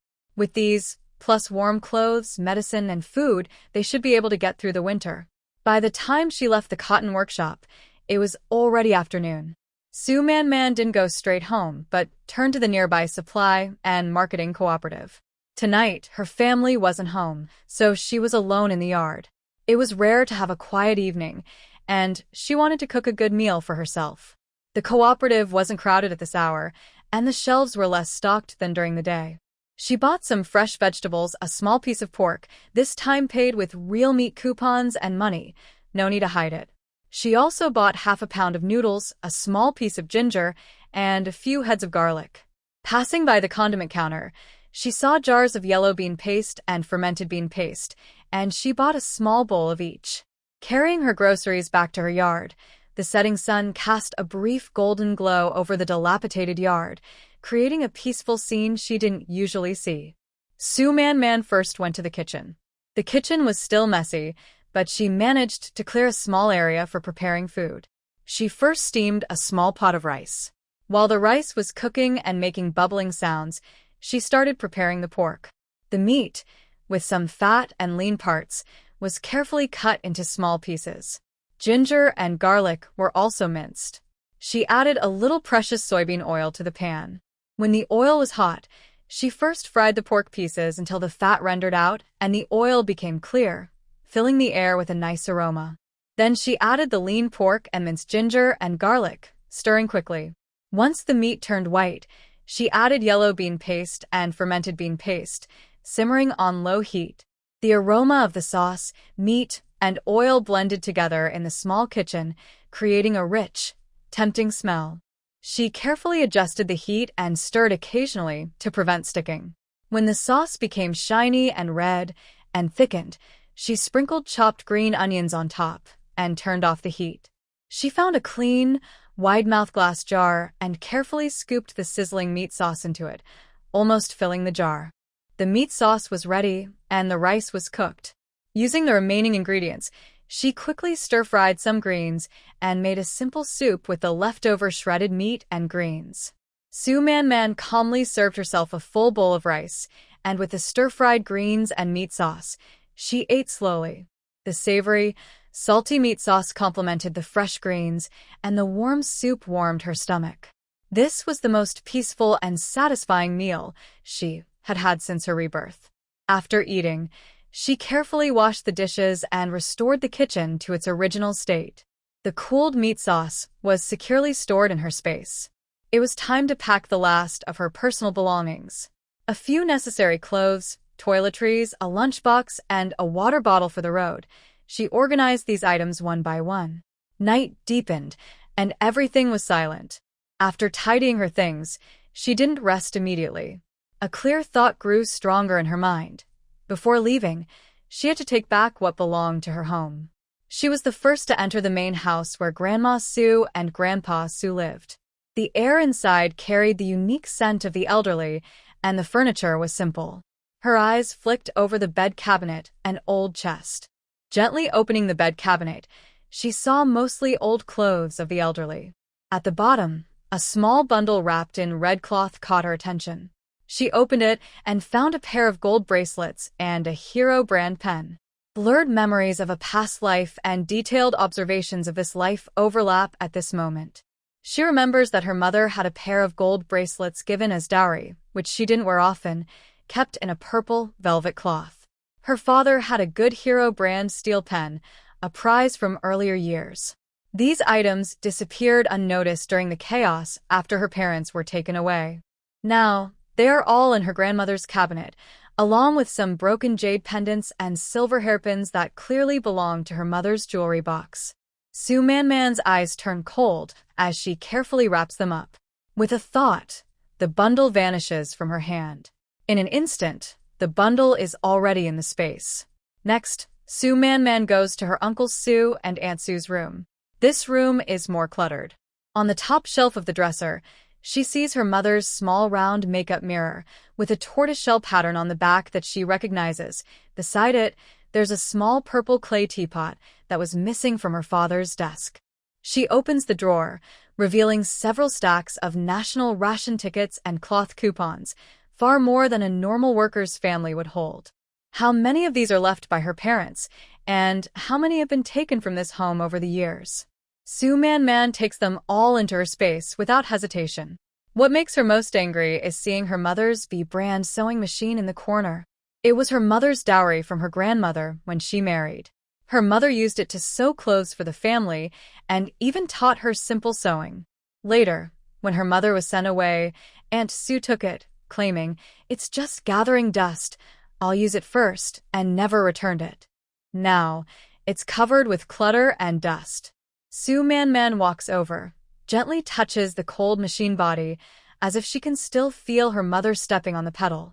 She no longer hesitates and directly puts the entire machine into her space. She also doesn't miss the kitchen. In the cupboard, she immediately spots her mother's favorite set of Jiang porcelain bowls, with white bases and blue edges decorated with fine blue flowers. 8 in total, now only 5 remain, clearly broken a few times. This set of bowls was too precious for her mother to use daily, only brought out during New Year or for important guests. Now, they are mixed among a pile of coarse porcelain bowls, covered in oil stains. Su Man carefully took out each item, washed them with clean water, and collected several sturdy-looking enamel basins, iron pots, kitchen knives, and even a nearly new aluminum kettle. In the Northeast, these things would be useful for settling down. Since this home couldn't accommodate her, she decided to take everything she could. Finally, she stood at the door of Su Yuan's room. She pushed the door open and smelled a mix of cheap snow cream and camphor balls. Her eyes fell on the old wardrobe that was open. She walked over and gently touched the hanging clothes. A few brightly colored clothes hurt her eyes. One was a pinkish-red dress, which she remembered her mother bought with saved fabric tickets for her 16th birthday. She hadn't dared to wear it, and later, she couldn't find it anywhere. There was a piece of goose yellow fabric, a gift from her father's former student, imported material her mother wanted to keep for her dowry. Now, they were all in her cousin's wardrobe. There were also 2 brand new pairs of pants and a silk scarf from Hangzhou that she had seen her mother keep. Anger burned inside her like cold flames, burning her heart and lungs. Without hesitation, Su Man took all these fabrics that belonged to her, along with anything that looked valuable or useful, some money hidden under a pillow and scattered grain tickets, and threw everything into her bag. As she reached the bottom of the wardrobe and pulled out a wool sweater she hadn't seen in a long time, she suddenly heard a faint but very clear sound outside, the key turning in the lock. Her whole body stiffened. She quickly turned off the light and hid in the darkness. Her heart was pounding wildly. Who could it be so late? The Su family wouldn't be back until tomorrow. Only she, Grandma Su, and Uncle Su's family had keys. Outside, she heard low voices, 2 men talking. "It's dark, no one around? Is your cousin reliable?" A strange, slightly slick male voice. "Don't worry. My cousin told me herself. Her family, except for her, all went to the countryside for a wedding today and won't be back until tomorrow." That girl probably sleeps early. Su Man recognized the voice. It was her cousin Wang Dakwa, from Su Yuan's uncle's family. He had always been looking at her strangely when he visited. "Did you really get the keys?"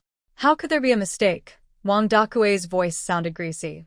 "That girl is really lively. She usually acts so proud. Hee hee, tonight we got lucky. Once the rice is cooked, who else could she marry? By then, she'll be begging me to marry her.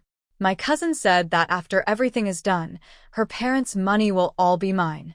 I'll share a little with you then." Another man chuckled lecherously. "You're smart, you and your cousin. Let's hurry up and not waste time. While we're at it, see if there's anything easy to take." The door lock clicked open. Su Man hid behind the door in Yuan's room, her blood rushing to her head. Her hands and feet went cold, but a surge of intense anger and calmness rose inside her at the same time. Yuan. She was so vicious. Su Man had gone to a rural banquet, and now her cousin had given the keys to this scoundrel. They wanted to ruin her in the worst way possible. First, they tried to catch her cheating to ruin her reputation. Now, they wanted to defile her directly. This was no longer just jealousy or exclusion. They wanted to send her to hell and keep her there forever. She heard footsteps entering the yard, heading toward the main hall, while the men were still talking dirty and making lewd remarks. Su Man quickly weighed her options. Fight? The other side was two grown men. Call for help? It was late at night, and help might not arrive in time. She looked around her nearly emptied room. An idea flashed in her mind. She had taken so many things, creating a theft scene. Now it was like a thief had come knocking on her door. As the two men groped their way into the main hall, with the sound of a stool being kicked and low curses, Su Man held her breath. Using the faint moonlight outside the window, she tiptoed out of Yuan's room, hugging the wall, and quickly slipped to the yard gate. The two men were trying to find a light in the dark hall, unaware of the movement at the door. Su Man rushed to the yard gate and yanked it shut forcefully from outside. She skillfully threaded the old-fashioned padlock through the door latch, clicking it shut. Inside, they must have heard the noise. The low conversation in the hall stopped immediately, replaced by hurried footsteps and muffled exclamations. Why is the door closed? Who is it? Darn it, is that girl awake? Take a look. Su Man didn't stop. She turned and ran toward Aunt Wu's house, running as fast as she could. The night wind howled in her ears, her heart almost jumping out of her chest, but her mind was very clear. Bang! Bang! Bang! She knocked loudly on Aunt Wu's door, her voice trembling from running and excitement. Aunt Wu. Aunt Wu. Open the door quickly. It's me, Man. The door opened quickly. Aunt Wu, wrapped in a coat, looked surprised. Man? What's going on so late at night? Aunt. Thieves broke into my house. Two men. I snuck out and locked them in the yard from outside. Su Man spoke very fast, her face pale with fear. I heard them say that my cousin Su Yuan gave them the key. They also said no one was home today, and they wanted to steal things. Maybe even do something bad. Is Brother Taijun home? Please help us. Hearing this, Aunt Wu's eyes widened in anger. Darn traitors. How dare they do such a wicked thing? Taijun. Zhuzi. Grab the tools. Hurry. Wu Taijun and his brother immediately rushed out of the house, holding sticks and shovels. Aunt Wu shouted to her sons.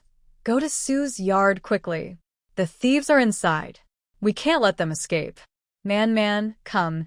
Aunt Wu'll go with you to the police station to report. Hurry, they split up. Wu Taijun and his brothers charged towards Su's yard like fierce tigers. Aunt Wu pulled Su Man and ran toward the nearby police station. The police officer on duty, hearing about the break-in and possible hooligan behavior, immediately took it seriously. He grabbed a flashlight and baton and followed Aunt Wu and Su Man to Su's house. When they arrived, several neighbors who had been awakened had already gathered outside the yard.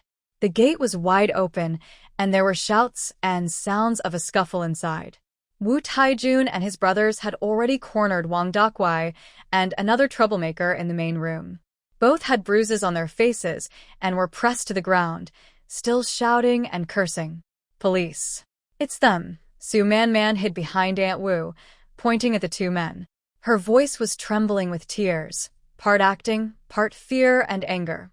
I was in my room tonight, heard some noise outside, and secretly looked out. I saw them sneaking in. I was so scared that I hid and listened to their conversation.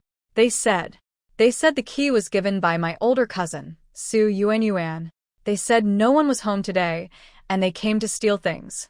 I took the opportunity when they weren't paying attention and ran out to lock the door. Officer, my family has definitely lost some items. They don't know how many times they've come to check. When Wang Dakwai heard this, he got anxious and struggled, shouting, Nonsense. We didn't steal anything. We're here to find someone. Find someone? In the middle of the night, with a key? Opening someone else's door to look for someone? the old police officer sternly ordered, shining his flashlight on their embarrassed faces. Where did the key come from? What exactly are you here for? Another troublemaker, feeling intimidated, quickly blurted out, It's Wang Ji's cousin's key. She told us to come. To get close to her cousin's sister. As soon as he said this, the neighbors nearby were shocked. This isn't just about dating. It's late at night, and they're taking advantage of a girl alone at home, being sneaky and stealing. And now they're involving the cousin giving the key? This is really heartless. The parents aren't home, and they're treating a young girl like this. The neighbors, who knew a little about Su Man-man's family, started talking loudly and arguing. Su Man-man, at the right moment, tearfully added, Officer, my cousin and her family went to the countryside today for a wedding banquet. I'm the only one at home. They must have planned this long ago. No one was home during the day, and they don't know how many times they've come. The items at home are definitely stolen by them. They came back tonight to do bad things, and I caught them. All the evidence, motives, and witnesses were clear. Wang Dakue and his accomplices couldn't argue back. The police found the keys from Su's house on them and couldn't explain why they appeared in the yard late at night when only a young girl was home. Take these two guys back for detention. Conduct a serious investigation. The old police officer ordered, and also Su Yuanyuan, who provided the key, is also involved. When she returns, she will be summoned to the police station immediately. Amid the chaos, accusations, and neighbors pointing and whispering, Wang Dakue and his accomplices were taken away by the police. Aunt Wu stayed at the police station with a frightened Su Man-man to give a detailed statement. Su Man-man firmly believed she heard them say that the key was given by Su Yuanyuan. She linked the two burglars who planned to commit crimes and her malicious cousin who provided the conditions tightly to the case file. After completing the record, it was already late at night. Aunt Wu saw Su Man-man home and, upon seeing the messy house, she couldn't stop scolding. She felt very sorry for Su Man-man. It's a sin. Such a heartless family. Man-man, you can't stay here even a day longer. You need to leave quickly. Su Man-man nodded with a pale face, feeling a cold, calm sense of peace inside. Man-man, do you want me to stay with you tonight? Are you afraid to be alone here? It's okay, Auntie. The thieves have been caught. Sorry for bothering you and the others for so long. You should go back and rest. Please thank Brother Taijun and the others for me. Child, there's no need to be so polite. Your uncle's family is really terrible. Be careful yourself. After seeing off the angry and worried Aunt Wu, Su Man-man carefully closed the courtyard gate. The slight trembling caused by the chaos earlier had calmed down, replaced by a cold, settled peace. Su Man-man didn't rest immediately. Instead, she carefully searched through the rooms again, collecting all valuable items, most of which had been stolen from her parents and herself. Finally, she returned to her own room. She sorted through her parents' old books, some meaningful small objects, reasonably good bedding and sheets, and even the old porcelain basin and hot water bottle in the corner. Anything she thought might be useful or that she didn't want to leave to her family was quietly packed away and put into her space. In the end, the room was almost empty except for a bare bed and a few old, tattered clothes she deliberately left behind.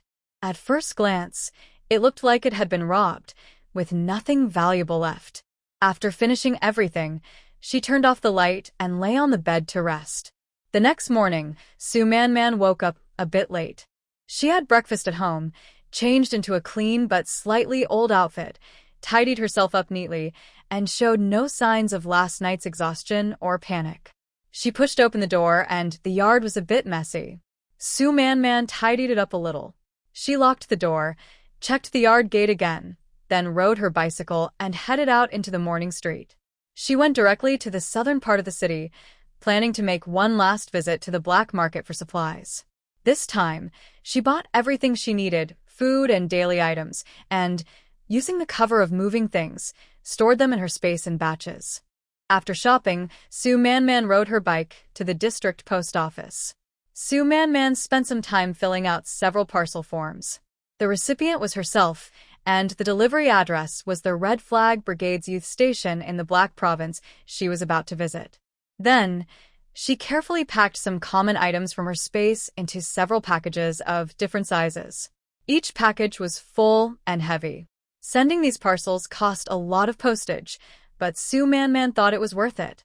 This way, when she arrived in the Northeast, she could openly pick up her parcels from the post office. In the future, her stored items would have a clear origin, making her plans smoother. She left the post office around noon. Su Man felt more relaxed than ever. Most of her preparations were done.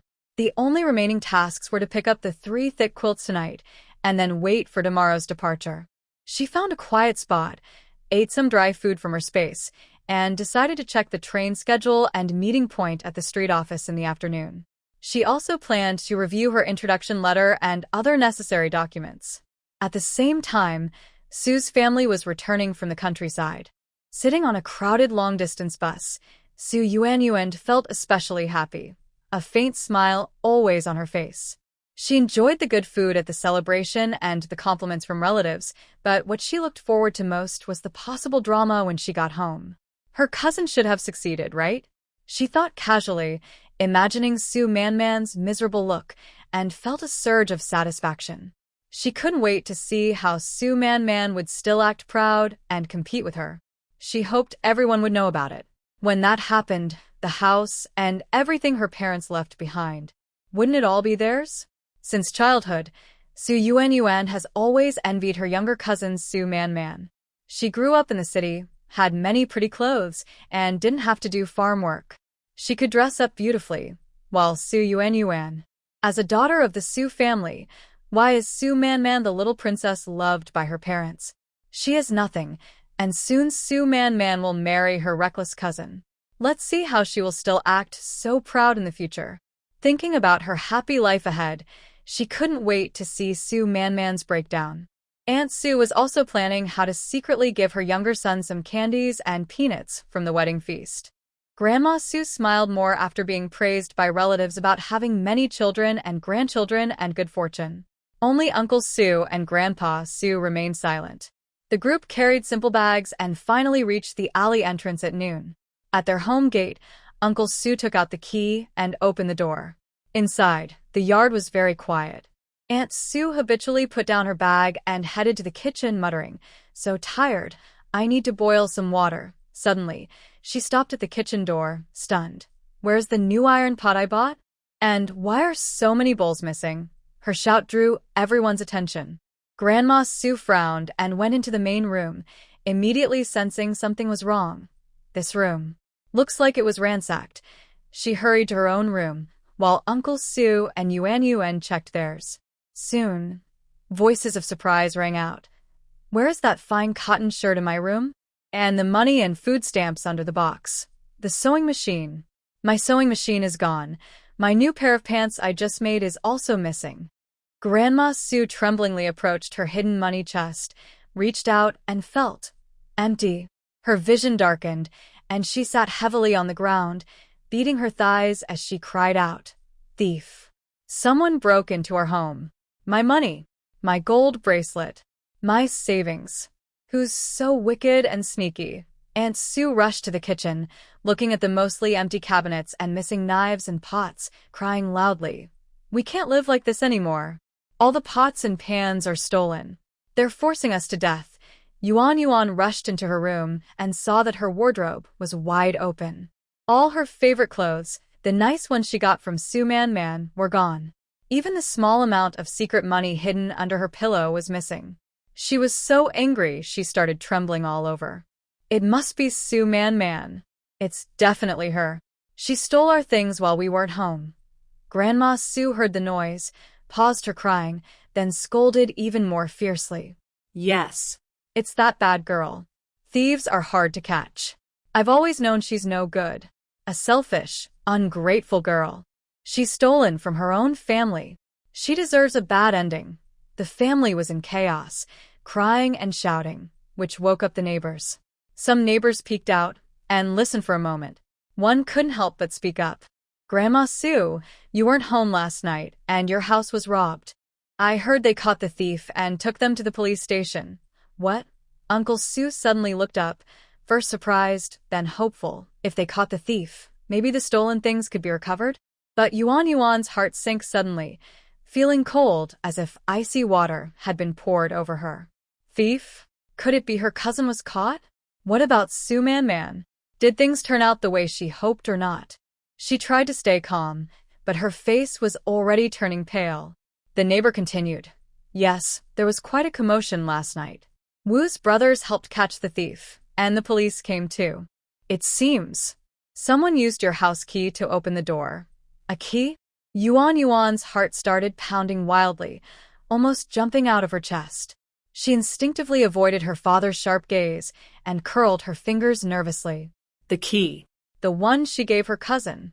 Uncle Sue hadn't fully processed what he heard and asked quickly. A key? How could the thief have our house key? The neighbor shook his head, speaking softly and glancing at Yuan. That's not clear. You should go to the police station and ask. Yuan's mind went blank with a loud buzzing sound. Cold sweat broke out instantly. She couldn't stay any longer and was afraid to see her father's sharp, suspicious eyes.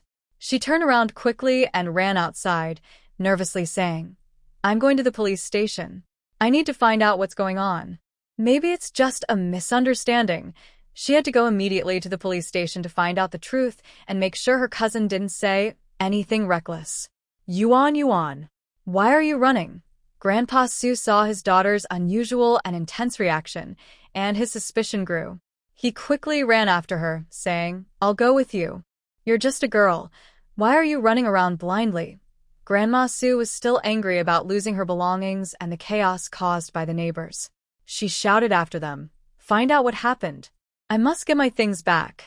Is there no law anymore? Aunt Sue also wanted to go, worried about her own things, but Grandpa Sue turned back and shouted, Stay at home and watch over Mom. Don't cause more trouble. Grandpa Sue hurried after his daughter. They went in different directions, each with different thoughts, and soon disappeared at the alley entrance. Left at home were Grandma Sue, Aunt Sue, Su Jiang, and Grandpa Sue. They were worried about their lost belongings and anxiously waiting for news, cursing the thief and the irresponsible Su Man. They thought Su Man was at home, but didn't watch the valuables. After a long time, just before evening, heavy footsteps were heard outside the yard gate. Only Grandpa Sue returned, looking very pale, lips tightly pressed, eyes full of shock, anger, and disbelief. Where's Yuan?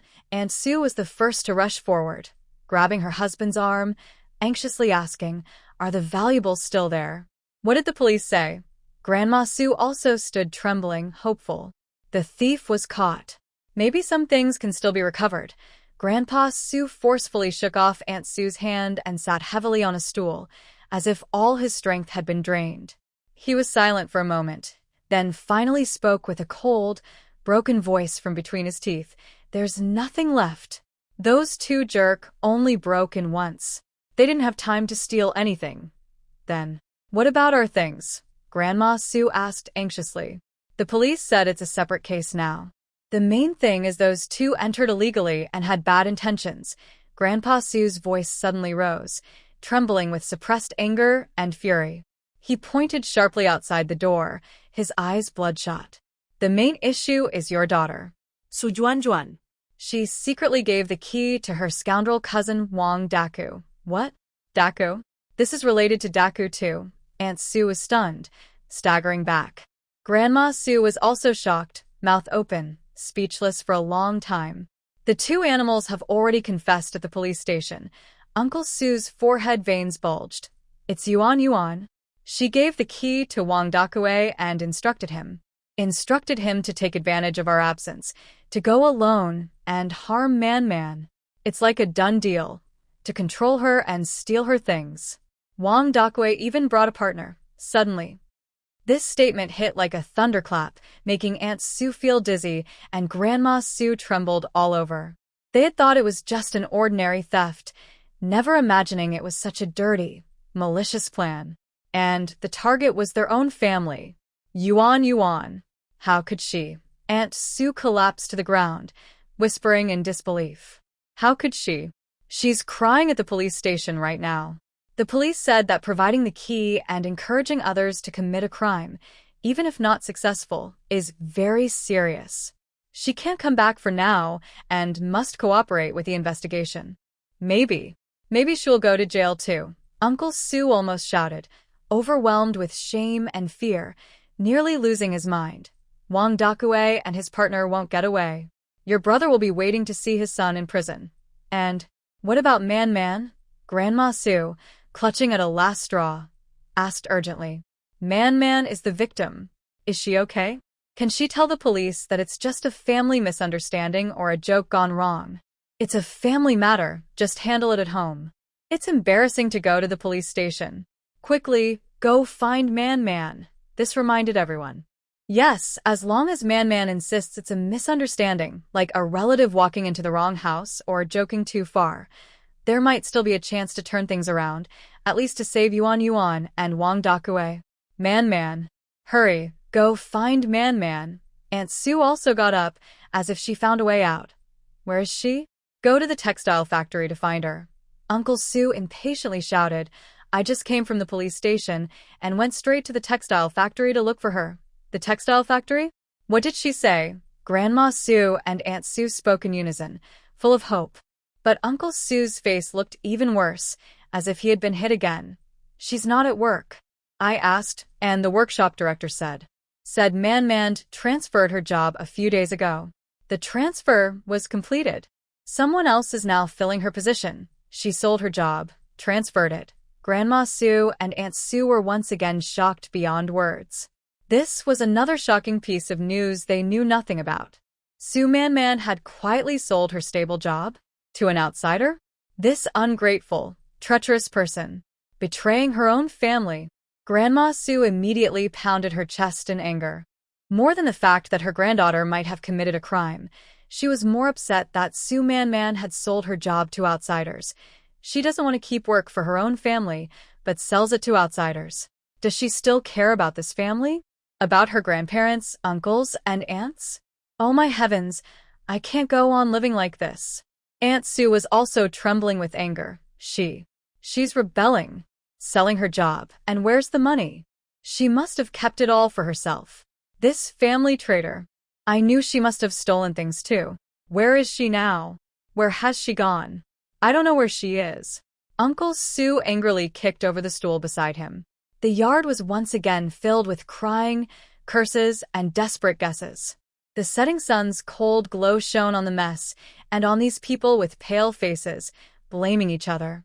At this moment, Sue Man had just come out of the street office. The clouds in the sky had already turned dark with dusk.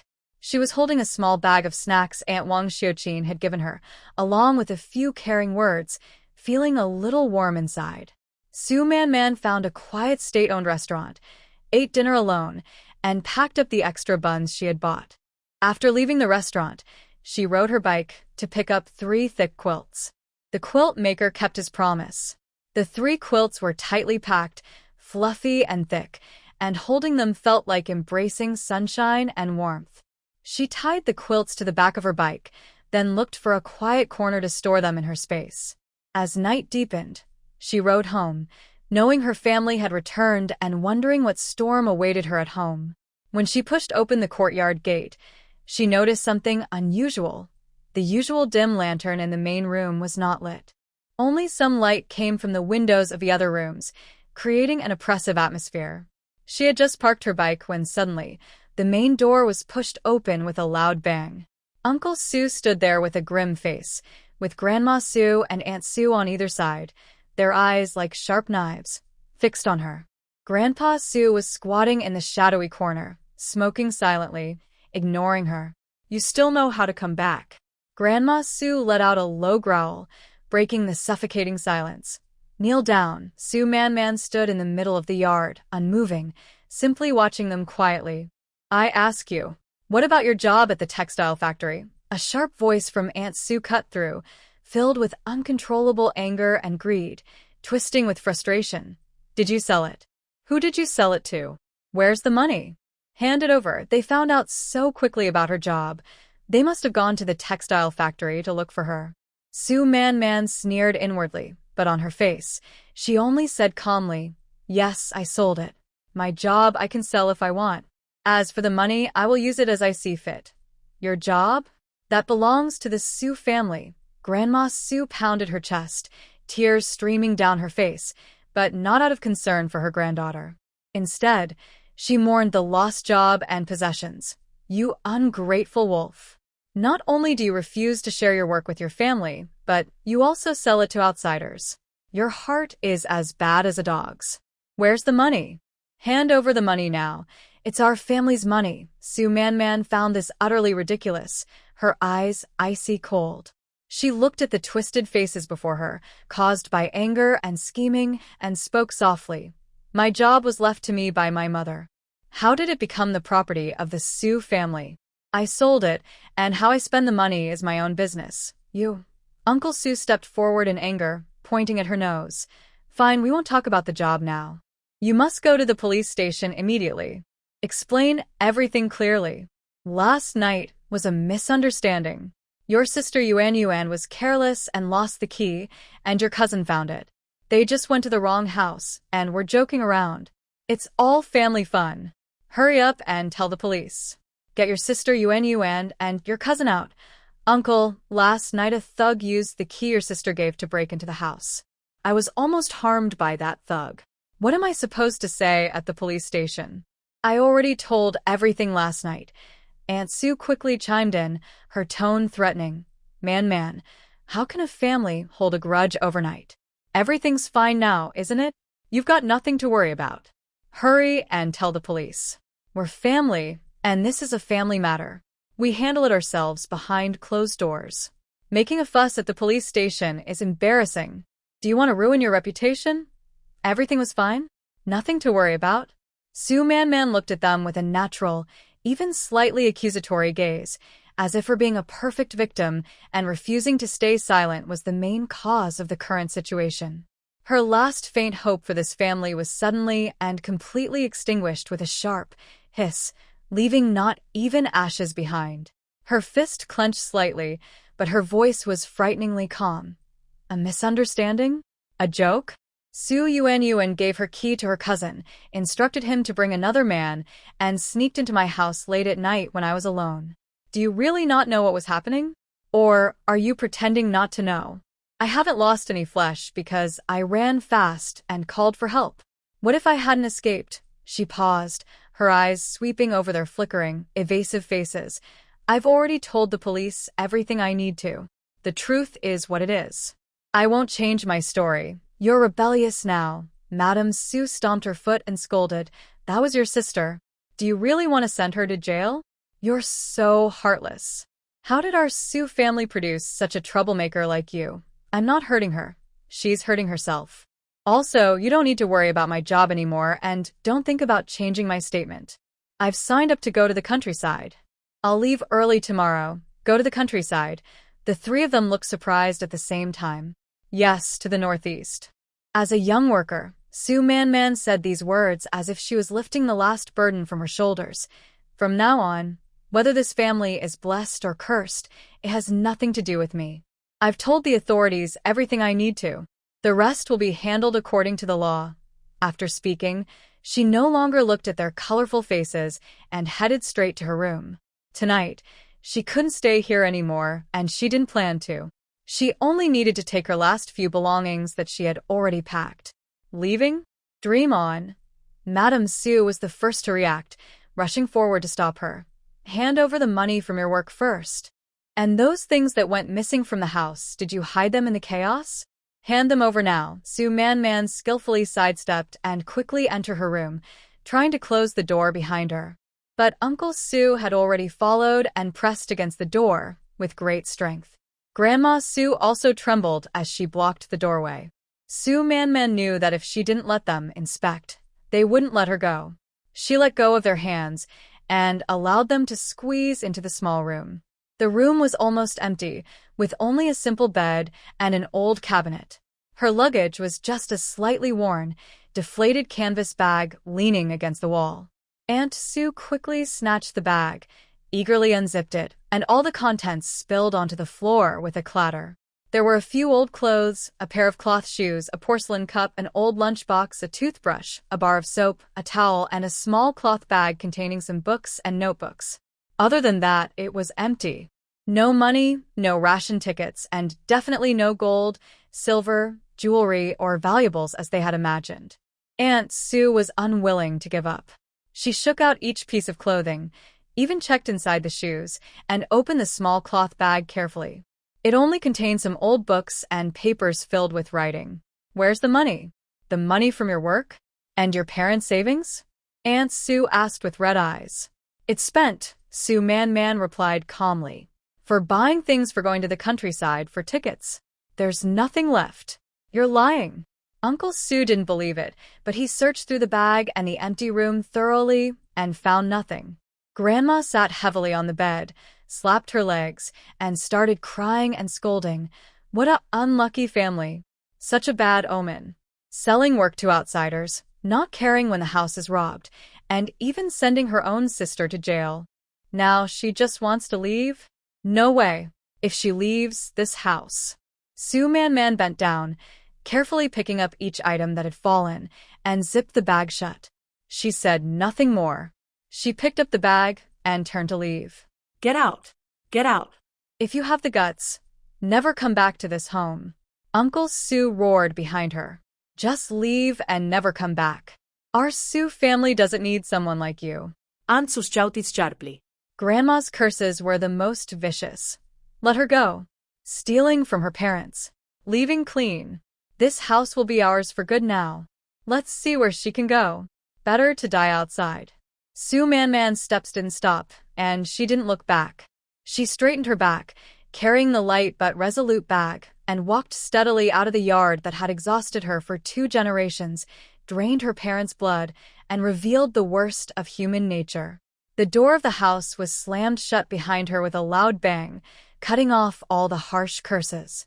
The night was deep and cold, and the chill was gradually setting in. She looked up at the starless sky and took a long, slow breath. Her breath formed a small cloud of white mist in the cold air, then quickly disappeared. Finally, she was gone. Sue Man rode her bike with her luggage to a quiet spot near the train station and stored her bike in a small space.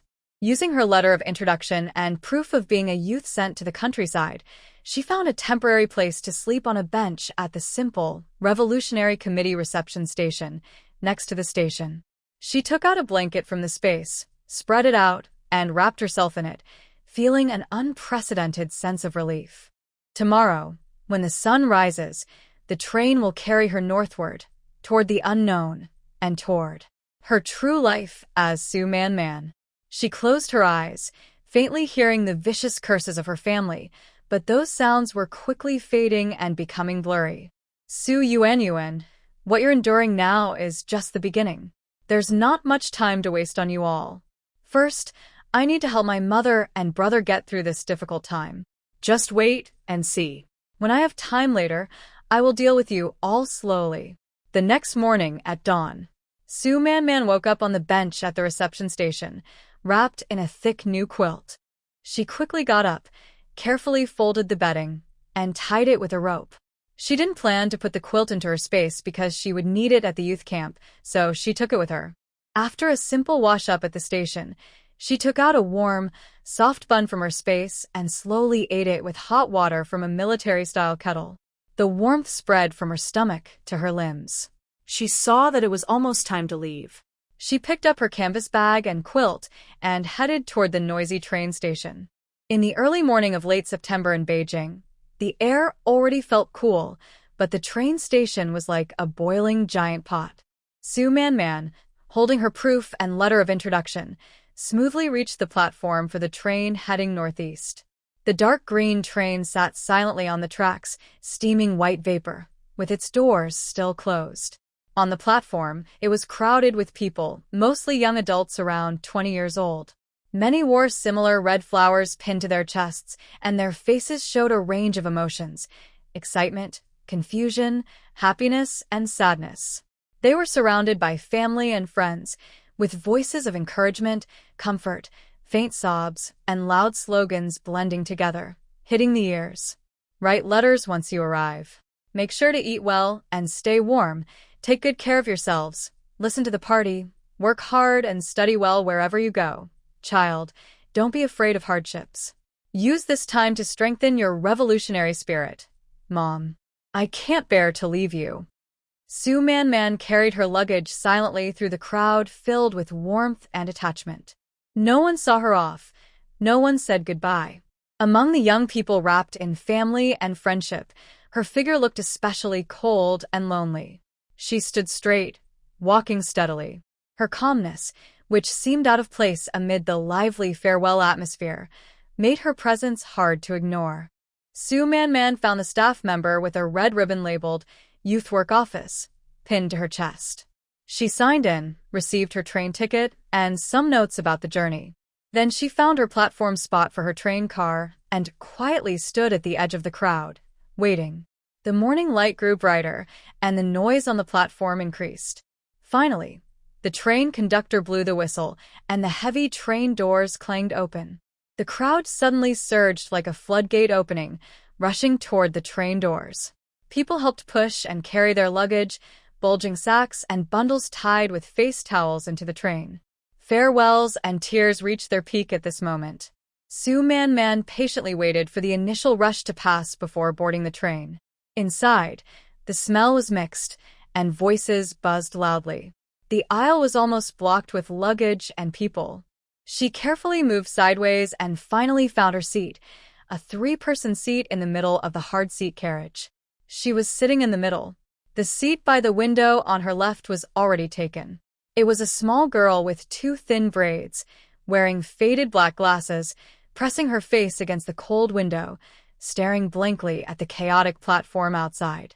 Tears marked her face, and she carried a small, old backpack. The 3 seats across from her were also mostly occupied. Seated by the window is a slender girl with shiny twin braids, fair skin, and lips pressed tightly together. She slightly lifts her chin and carefully wipes her sleeve with a clean handkerchief, showing a reserved and proud attitude that seems a bit out of place in the surrounding environment. Next to her, in the middle seat, is a girl with a round face, short hair, and a bit of baby fat on her cheeks. Her big, bright eyes are slightly red, but her expression is lively. She is trying to stuff an oversized suitcase under her seat while muttering, "Wow, finally they arrived." On the aisle side, sitting in the outermost seat, is a well-mannered boy wearing a faded blue school uniform and glasses. He holds a book but looks distracted, clearly not fully engaged with it. Su Man sits in the middle seat, placing her small bag at her feet. The wooden seat is hard and cold. The air in the carriage is stuffy, filled with various smells and sounds. At that moment, a rough voice of the train conductor echoes from the end of the aisle. "Parting passengers, hurry and get off. The train is about to leave.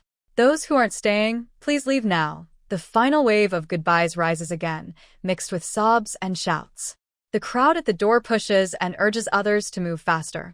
Amid this chaos, a tall, upright figure smoothly pushes through the crowded aisle. Su Man instinctively looks up and sees that person stop beside her, at the empty aisle seat. The man wears a slightly worn military green jacket, standing tall like a pine tree. He quickly lifts a military green canvas bag over his head and carefully places it on the overhead rack. Then he turns around and sits in the empty seat next to Su Man. The space is already tight, and his tall stature and broad shoulders make it feel even more cramped. Su Man can clearly feel the warmth and an indescribable pressure coming from his side. She instinctively turns her head to look. First, her eyes catch a sharply defined, cold jawline with a faint hint of stubble. Above that are thin lips pressed into a straight line and a high nose bridge. Moving further up, his hat brim was pulled down very low, almost covering half of his face. Only his thick, dark eyebrows and the eyes shadowed by the brim were visible. At this moment, his eyes casually scanned the carriage, but when they accidentally glanced at Su Man's face, they suddenly paused for a brief moment. His gaze was very deep, like a cold winter pond, carrying a kind of indifferent coldness and wariness. Just a quick glance, But Su Man felt as if a tiny spark from deep within those eyes flickered and pricked her heart, making it skip a beat. Qingling. Why is it him? She thought that after they parted that morning at the state-run restaurant, they would meet again. How could he appear on this train heading to the northeast, filled with young workers? Did he also go to be a young worker? In her past life, this didn't happen. She wasn't framed and sent to prison. Instead of rushing to expand his career, why would he go to the northeast? All these questions flooded her mind.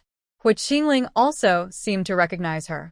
A tiny ripple flickered in his cold, pond-like eyes, like a barely noticeable wave on ice caused by a small stone. But he quickly returned to his deep, bottomless calm, even more indifferent than before. He showed no intention of greeting her, as if he just glanced at an unimportant stranger and then looked away quickly. Qingling raised his hand and pulled his already low hat brim further down, almost completely covering his eyes, leaving only the sharp lines of his lower face visible. He leaned back on the hard chair, crossed his arms, closed his eyes, and looked like he wanted to avoid conversation, giving off a cold, distant vibe. His natural aloofness and faint rebellious aura made him very different from the excited, sad, or confused young workers around him. Su Man quickly looked away. Her heartbeat hadn't fully calmed, but her calmness from her past life helped her steady her mind. No matter why he was here, it had nothing to do with her. Woo! The train's whistle sounded long and deep, drowning out all the noise. The train suddenly jolted and slowly started moving. At the platform, the farewell crowd ran and waved as the train moved away. Their cries and warnings stretched and distorted, gradually becoming blurry. Outside the window, the scenery began to slide past faster and faster. A girl with a round face and short hair rushed to the window, waving hard and crying out, "Dad." Mom, go back. "I will write to you." The shorter girl with glasses, sitting by the window, buried her face in her arms, her shoulders trembling slightly. Su Man sat quietly in her seat. She took one last look at the platform, which was quickly retreating, and eventually disappeared from view. There was no farewell or attachment for her there. The train had completely left the station, leaving behind the city skyline and the noise of parting. The initial chaos inside the carriage gradually calmed down, replaced by a dull, mixed feeling of sadness and confusion. Most people found their seats, either sitting quietly or staring out the window at the fields and forests rushing past. Occasionally, faint sobs could be heard. The atmosphere here was also a bit tense. The shorter girl with glasses by the window was still softly sniffling. The girl with a round face and short hair across from her had dried her tears and was looking around curiously with wide eyes. The girl sitting by the window on the other side remained sitting upright, but her eyes occasionally drifted unconsciously toward the tall figure on Su Man's right. The well-mannered boy with glasses seemed to find the silence uncomfortable. He cleared his throat, forced a slight smile, and tried to break the ice. Comrades, most of us in this carriage are young people responding to the call to go to the countryside. Sitting together face to face is quite a coincidence. The journey is still long, so maybe we should get to know each other? It might be helpful. His voice was gentle and modest, with a scholarly tone. He looked at the faces of the women around him, then at Su Man and the girl next to her, who seemed to be asleep. "My name is Zhou Weimin, from Beijing No. 3 Middle School, graduated last year. I am heading to the Hongqi Brigade in He Province." He started speaking, and the girl with a round face and short hair on the opposite side responded eagerly. She was cheerful. "My name is Wang Chunmei, also from Beijing, graduated from a textile factory middle school. I am going to the Victory Brigade." She pointed at the girl with glasses who was still looking down. "This is my classmate, Li Xiujuan. She's also going to the Victory Brigade." Li Xiujuan finally looked up, shyly pushed her glasses, and softly said, "Hello, everyone. I'm Li Xiujuan." Then she quickly lowered her head again.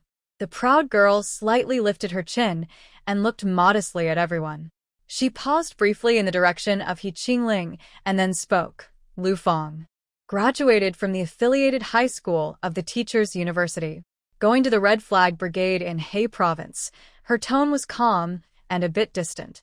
Zhou Weimin and Wang Chunmei looked at Su Manman.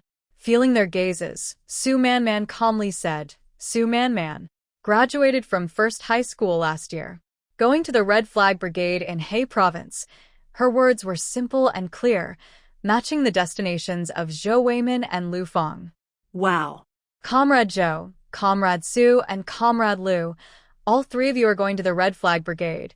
Wang Chunmei was a bit surprised, then turned to Su Manman on her right and asked curiously, This comrade, won't you introduce yourself?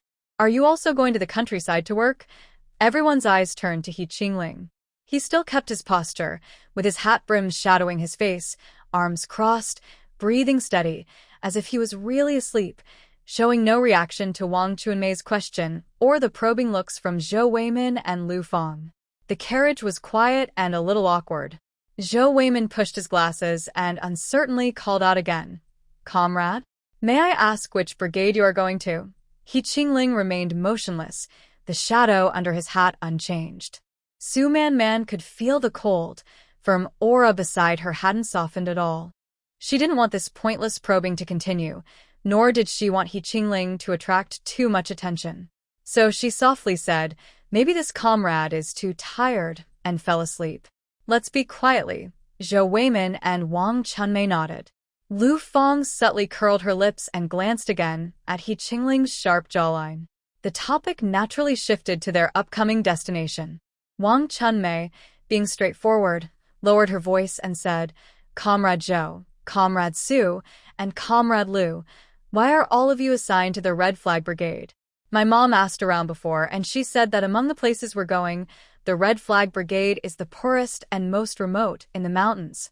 The land isn't good, and it's freezing in winter. The Victory Brigade is also tough, but their conditions are said to be slightly better. She spoke, gesturing with her little finger, with a worried expression on her face. Zhou Weimin adjusted his glasses and said with youthful enthusiasm, Comrade Wang Chunmei, you shouldn't say that. Since responding to the call to train, of course, we should go to the most difficult places. The harder it is, the better it is to strengthen our revolutionary spirit. The Red Flag Brigade is exactly the place that needs us. He spoke passionately. Lu Feng gently twirled her braid, her tone still calm with a hint of modesty. I drew the lot to join the Red Flag Brigade. It's no big deal. I'm just staying for 2 years, a kind of formality. My family is already making arrangements, so I should be able to return to the city early. Her words sounded casual, but they made Zhou Weimin and Wang Chunmei fall silent for a moment. Wang Chunmei looked at her with envy, while Zhou Weimin frowned but said nothing. After Lu Feng finished speaking, she seemed to remember something and looked again at He Qingling, pretending to be casual as she asked Su Manman, Comrade Su, is the person next to you also going to the Red Flag Brigade? I see he's alone, with no companion. She was trying to find out from Su Manman. Su Manman shook her head gently, her tone flat. I don't know. I just sat down too. She truly didn't know He Qingling's destination. Lu Feng looked a bit disappointed, but didn't ask further, only glancing occasionally at the silent, cold figure beside her. He Qingling had been like a cold stone from the start, cut off in his own world, showing no interest or emotion in the conversations or glances around him. Wang Chunmei stuck out her tongue and curiously asked Su Manman, Comrade Su, what about you? It's very cold over there. Did your family prepare a lot of warm clothes for you? My mom almost made me carry the blankets from home. Su Manman just smiled slightly. I prepared some. The group chatted quietly, casually. The dull atmosphere inside the train was suddenly broken by a song coming from somewhere in the corner. At first, it was just a slightly hoarse male voice humming softly, hesitant, as if testing the waters. But soon another voice joined in, then a third, then a fourth. Like sparks falling into dry grass, the familiar melody and lyrics quickly spread and ignited in the crowded carriage. We walk on the main road, full of spirit and high morale, led by Chairman Mao, cutting through thorns and rushing forward. The singing grew louder and more coordinated, forming a lively wave that instantly swept away feelings of sadness and confusion. More young faces lit up with hope, their eyes shining again. They straightened their backs and sang loudly, as if trying to chase away fears of the unknown and show their strong will. Opposite Su Man, Wang Chunmei was the first to clap excitedly and sing along loudly, her round face full of joy. Next to her, Li Xiujian timidly looked up, her lips trembling slightly. Zhou Weiman adjusted his glasses, his face shining with a hopeful, idealistic look, and his singing was especially strong and clear. Even Lu Feng, who usually looked reserved, slightly lifted her chin and softly sang along with the melody. Su Man watched these young, sincere faces lit up by the song, listening to the powerful and hopeful chorus. A complex feeling rose in her heart. This scene felt so familiar. In her past life, sitting on a train heading west, she was just like this, singing passionate songs with her fellow travelers. The singing drove away the sadness of leaving home, filling her chest with pride and hope for a bright future. It was as if a grand picture of a beautiful frontier, painted with youth and sweat, was unfolding before her. Back then, she was just like Zhou Weiman, Wang Chunmei, and the others, full of romantic and idealistic dreams about the future. But what happened later? Songs eventually end, and the train will arrive at its destination. When her feet finally stepped onto the dry, barren yellow land of the Northwest, when she moved into a small, old, leaky clay house, when she held unfamiliar farming tools and worked under the scorching sun until her hands blistered and her back hurt, when she faced rough, monotonous meals with little oil, and curled up on a cold earthen bed listening to the howling wind outside. Those passionate feelings stirred by the song quickly faded with reality. Dreams dimmed, spirits sank, and after days of struggle, only the simple desire to survive remained. Eat enough, stay alive, and wait until she could return to the city. Many young people who came with her gradually became numb or anxious. The singing could no longer come from their cracked lips. Do these young people singing loudly around her know what awaits them? Su Man's gaze slowly swept over the excited Wang Chunmei, the passionate Zhou Weiman, the calm Lu Feng, and countless unfamiliar faces around them, all glowing with youthful energy. They may have heard of hardship, but what does it really mean? It means fingers infected and swollen from frostbite, itchy bites from fleas and lice that make sleep impossible, aching muscles from heavy work, and deep longing for a warm bowl of soup and a clean bed at home. Can they truly imagine it? Are they really prepared? The singing echoed inside the train car, growing louder and louder, almost shaking the roof. This is a special symphony of this era and these young people. It's a call to departure, and perhaps their last time for a long while to sing so purely and freely, without any worries. Amid this powerful chorus, the tall figure on Su Man's right remained silent as a mountain. Hua Qingling even kept his posture unchanged, his hat brim low, as if blocking out all the noise and heat around him. The passionate, collective song seemed unable to break through his tough exterior or stir any ripples in his deep eyes. His silence, set against the lively singing, became even more striking and profound, like a quiet comment, calmly watching this grand journey of youth and the times.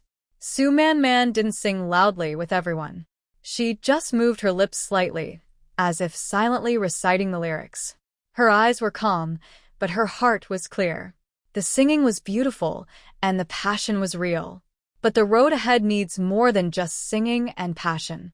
After a few stirring songs, the atmosphere in the car eased. The excitement gave way to tiredness, and many people began to rest or talk softly. Su Man closed her eyes, resting quietly. Soon, a faint feeling of fullness in her stomach made her open her eyes, ready to go to the bathroom. She saw that her seat was empty, which Qingling had left without her noticing. She stood up, crossed the aisle filled with various smells and occasional passers-by, and headed toward the connecting part of the train. The clattering sound of the train's movement grew sharper and more intense here, and cold wind seeped in through the door crack. Right at the bathroom door, she saw that tall figure. Hua Qingling turned his back to the train car and leaned slightly against the trembling wall, holding a lit cigarette between his fingers. The red sparks flickered faintly in the dim, swaying light, and the smoke was blown around by the incoming wind. He still wore his hat, revealing only a sharp jawline and tightly pressed lips.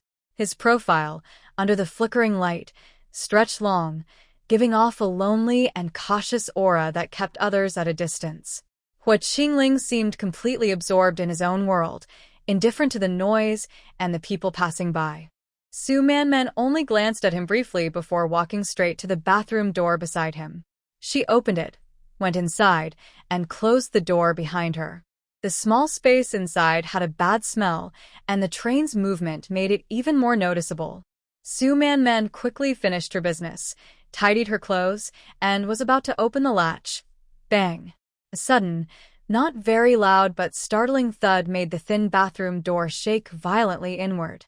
Almost at the same moment, a tall, dark figure, carrying the cold air from outside the carriage and lingering smoke, suddenly squeezed in. The space was already very tight, and Su Manman didn't even have time to scream or react. Her back hit the cold metal wall hard, making her chest feel stuffy. Then, a bony, large hand, with hot temperature and rough touch, precisely grabbed her throat. It didn't tighten enough to suffocate her immediately, but the absolute control and oppression instantly took her breath away. Speak. Qingling's deep, cold voice almost hammered down from above her head, with a smoky huskiness and an unmistakable murderous coldness. Who sent you? What exactly do you want? Qingling's tall body completely covered Su Manman between the wall and his chest. His eyes, sharp as an eagle's, under the brim of his hat, locked onto her face in the dim light, not missing any subtle change in her expression. Su Manman. He pronounced her name, each word like it was ground out from between his teeth. Last time at the state-run restaurant, you refused so decisively. Then you turned around and went to the same place to do farm work. What kind of act is this? The bathroom was small, and their bodies inevitably pressed close together. Su Manman is 168 centimeters tall, which is quite tall among women. However, in front of Qingling, who is nearly 1.85 meters tall, she appears very slim and weak. Qingling's arm is like a steel clamp, his chest like a wall. The cold, fierce aura he exudes, forged through blood and fire, makes her feel like prey caught by a fierce beast. Even the air around them seems to freeze and thin out. This is the second time. Su Manman's heart burns with anger, mixed with a sense of absurd helplessness. How much does this powerful man enjoy choking people? Her throat is constricted, making it hard to breathe. But her eyes quickly lose their initial shock, replaced by a cold clarity that comes from being pushed to the limit. Su Manman doesn't struggle uselessly to pull his hand away. That would be like trying to break a stone with an egg. She lifts her eyes, trying to look up in the limited space, meeting his deep, scrutinizing, and doubtful black eyes. Because of lack of oxygen and her agitation, her cheeks flush slightly. But she forces her voice to stay calm, even with a hint of sarcasm. Comrade, are you overestimating yourself? Every word she speaks is a bit difficult but clear. If I really wanted to hurt you, that morning at the guest house, I just needed to scream or do nothing. Wait for someone to come. You would already be in prison now. There's no need to jump out of the window with you, running like a stray dog. Her words are like ice spikes, piercing through his preconceived suspicions. Qingling's grip on her neck loosens slightly, but his eyes remain sharp as a blade, as if he wants to open her head and see what's inside. Are you saying it's just a coincidence? He snorts through his nose, clearly not convinced. From Beijing to the northeast, going to the same place on the same train, Su Manman, do you think I would believe that? Believe what you want. Seizing his moment of slight relaxation, Su Manman quickly takes a breath and speeds up her speech. My destination is the Red Flag Brigade. The invitation letter and notice are in my bag, and I can show them anytime. I was assigned a spot by the street office. How would I know you're going there too? Qingling, do you think you're some big shot and everyone wants to follow or harm you? Maybe someone wants to hurt you, but it's definitely not me. In a small space, their breathing intertwined and the temperature rose. Qingling's breath was hot and carried a smoky smell. Su Manman was slightly anxious in this tight space.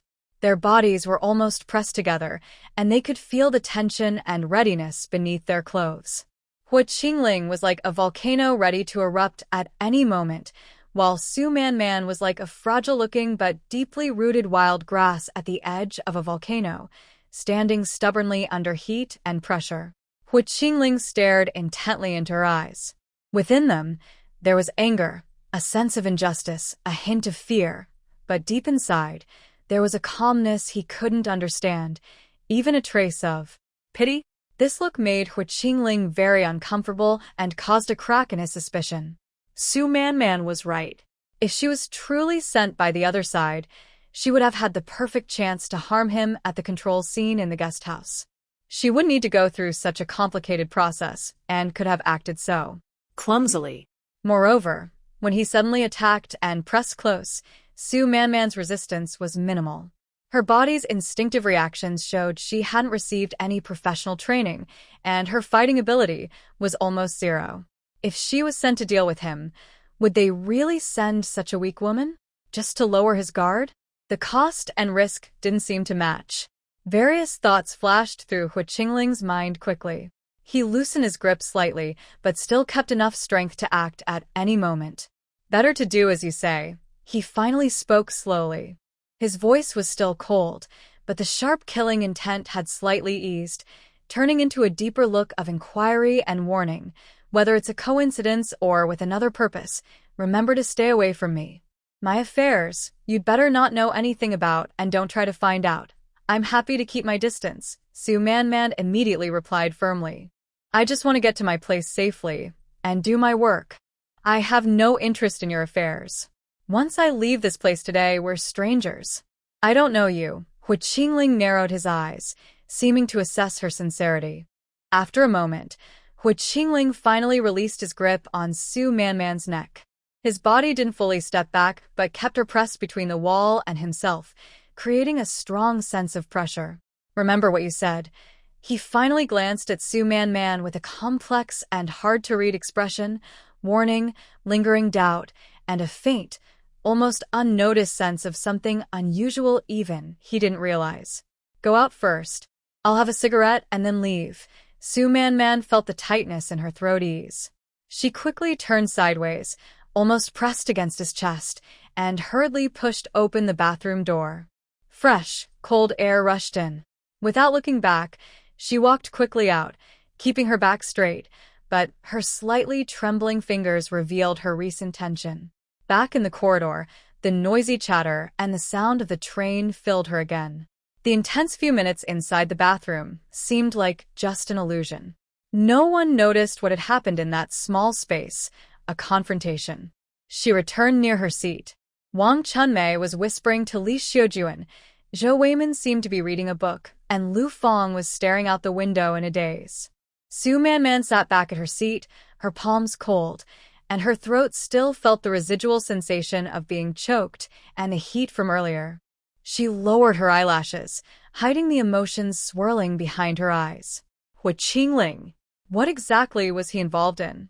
So cautious? Hu Qingling stood quietly in the bathroom for a moment longer until the cigarette in his fingers burned out completely.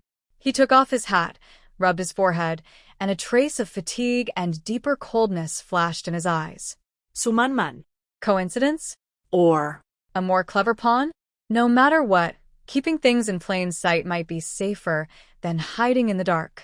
He threw the cigarette butt into a corner, put his hat back on, lowered the brim, and pushed open the bathroom door. As if nothing had happened, he walked back to his seat with a blank expression. The sun rose higher. Outside the train window, the scenery alternated between monotonous plains and the occasional passing village. The smell of food began to fill the carriage.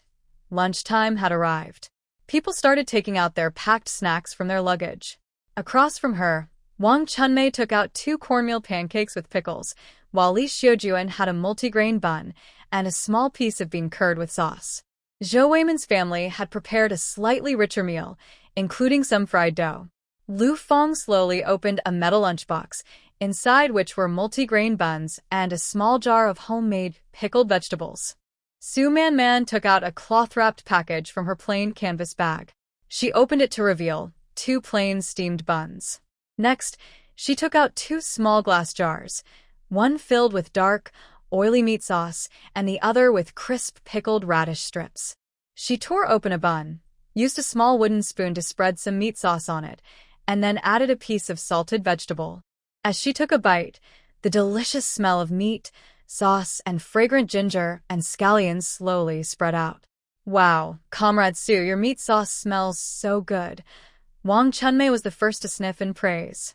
Even Li Xiujian, who was busy eating, looked up to see. Zhou Weimin also smiled and said, "Comrade Sue prepared everything so carefully.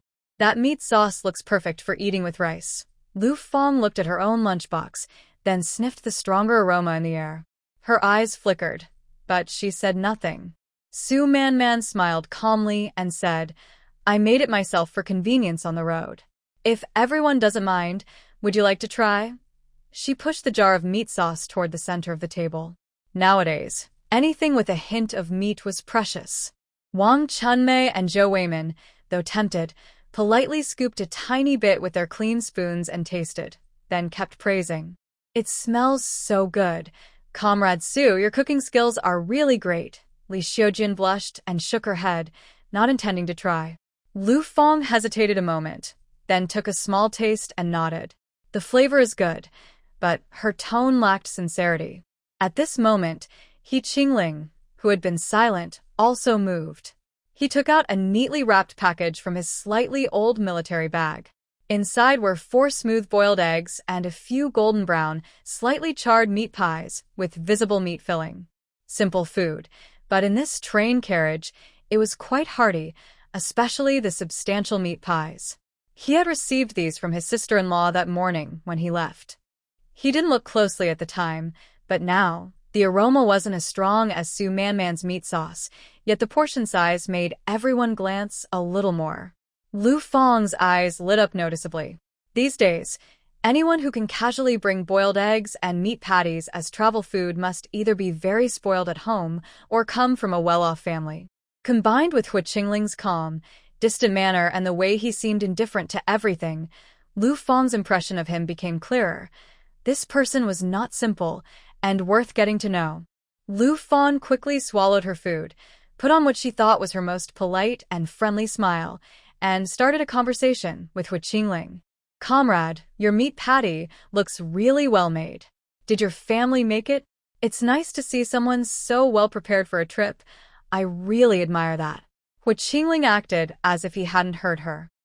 He didn't even lift his eyelids, just calmly peeled his egg. His movements were neat and precise, showing the discipline of a soldier, yet every gesture seemed to say, "Don't get too close." Lu Fong's smile froze for a moment. Feeling a bit awkward, she quickly adjusted and turned to Su Man. "Comrade Su, I'm sitting by the window, and after looking outside for a while, I'm starting to feel a bit dizzy. How about we switch seats? You can sit by the window and enjoy the view, and I'll take your middle seat, so I won't feel sick." She pointed to her window seat, sounding as if she was being considerate. But a window seat was a good spot. No one would give it up so easily. Did she really think Su Man couldn't see through her little plan? Her expression wasn't as natural as she thought. It was obvious Lu Fong was interested in Hu Qingling. The middle seat next to him would make it easier for her to talk to him. Su Man instinctively glanced at Hu Qingling beside her. He was still slowly eating his egg, as if he hadn't heard a word of their conversation. Then a low, cold voice came from right beside her, so close it brushed against her sleeve. "Su Man, if you dare switch seats with her, just try it." The voice was quiet enough for only the two of them to hear, but the chill in it made the hairs on the back of Su Man's neck stand up. Su Man could even feel the faint breath of air as Hu Qingling spoke. He didn't look at her, but the invisible pressure surrounding her was even stronger than what she had felt earlier in the restroom. Su Man felt a sudden chill, and then a strange sense of absurdity. What does he mean? Is he worried that Lu Fong will bother him? Or something else? Never mind. If Su Man had to choose, she would rather offend Lu Fong than offend the powerful man beside her. She steadied herself, showing no emotion, and turned to Lu Fong with a slight, apologetic smile. Thank you for your kindness, Lu comrade, but there's no need to trouble yourself. I'm fine sitting here. I don't really like looking at the view outside the window. Her excuse was casual, but her refusal was clear. Lu Fong didn't expect Su Man to refuse, and such a firm rejection surprised her. Her smile faltered a little. She glanced at Hu Qingling, who was still unresponsive, then looked at Su Man, who appeared calm, and a flicker of displeasure crossed her eyes. Embarrassed, Lu Fong said, "Oh," and didn't insist further, but her actions while eating showed she was upset. Next to her, Wang Chunmei was straightforward. She quickly said, "Lu Fong, if you're really not feeling well, let's swap seats." "I don't mind sitting by the window." Lu Fong was taken aback and looked a bit displeased. Her original plan was to sit near Hu Qingling. Swapping with Wang Chunmei was not what she wanted. She forced a smile and said, "Forget it, no trouble. I'll endure it a bit longer. Maybe I'll feel better soon." Lu Fong withdrew her request to change seats, but her tone clearly showed her annoyance. She was rejected and stopped arguing, but her glances at Su Man from time to time made it obvious she had taken note of the refusal. Su Man understood this perfectly, but didn't mind. Compared to Lu Fong's little schemes, the silent pressure from the big boss beside her was what she needed to be more careful about. Thinking of the faint feeling of suffocation around her neck, she knew this big boss was not someone to be taken lightly. Hu Qingling seemed to have nothing happen and continued eating his lunch. Only he knew that in that brief moment when Lu Fong suggested swapping seats, a strange irritation flashed through his mind. Su Man was quite sensible and didn't agree to change seats. At this moment, he was somewhat relieved that his threat had worked. He had seen many girls approaching him with different motives. He knew very well the scrutinizing looks Lu Fong cast, and he found them all tiresome. Since childhood, Hu Qingling has been popular everywhere because of his good family background, handsome appearance, and strong abilities. Many girls with hidden motives always try to get close to him. Compared to letting a clearly scheming woman sit beside him, he prefers to stay with Su Man, who is hard to read at the moment, but at least doesn't seem to cause trouble for him. Over the years, Su Man is the only woman who stays by his side without annoying him. She is not troublesome. Hu Qingling tells himself this. Yes, that's right. Su Man is quiet enough, and so far, she hasn't shown any harmful intentions. Plus, keeping her close is safer than letting her leave his sight to do something sneaky. The train speeds across the vast North China Plain. Outside the window, the scenery shifts from early autumn fields to somewhat bleak northern hills. After lunch, everyone feels sleepy. Many lean on the tables or rest against the seats, closing their eyes. The rhythmic clatter of wheels on tracks sounds like a lullaby. Wang Chunmei and Li Xiujian are both asleep, leaning back in their chairs. Zhou Weimin still holds a book, but his eyelids are heavy. Lu Fong takes out a small mirror from her bag, carefully tidies her hair and collar, then quietly glances at Hu Qingling. Seeing he remains resting with his arms crossed, she sighs and puts the mirror away, turning to look out the window. Su Man is not sleepy. Her gaze is fixed on the rapidly passing scenery outside, but her thoughts drift far away. This time, she didn't run far west with her cousin's plan, but chose the northeast instead. This change makes her feel both relieved and a little uneasy. Her past experiences tell her that even a tiny mistake in this era can feel like a mountain on her back. She has changed her fate, but also stepped into unknown waters. Attention, passengers. Suddenly, a train attendant's voice comes through the loudspeaker. We will soon arrive at Shanhaiguan Station. Stop for 15 minutes. Passengers who need to get off for activities, please keep your tickets and IDs. Do not wander far and listen for the departure bell, Shanhaiguan. Hearing this name, Su Man's heart trembles slightly.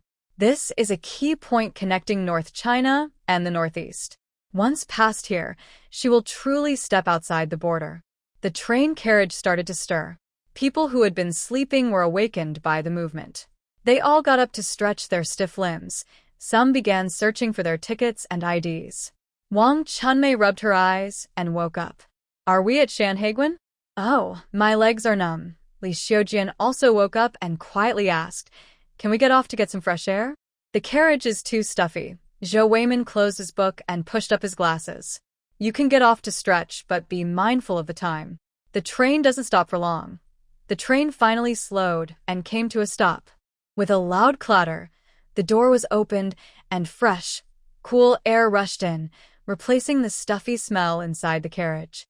Many people eagerly got off, stretching on the platform and moving their legs and arms. Su Man also stood up from her seat, but didn't rush to get off. She looked through the window at the people on the platform.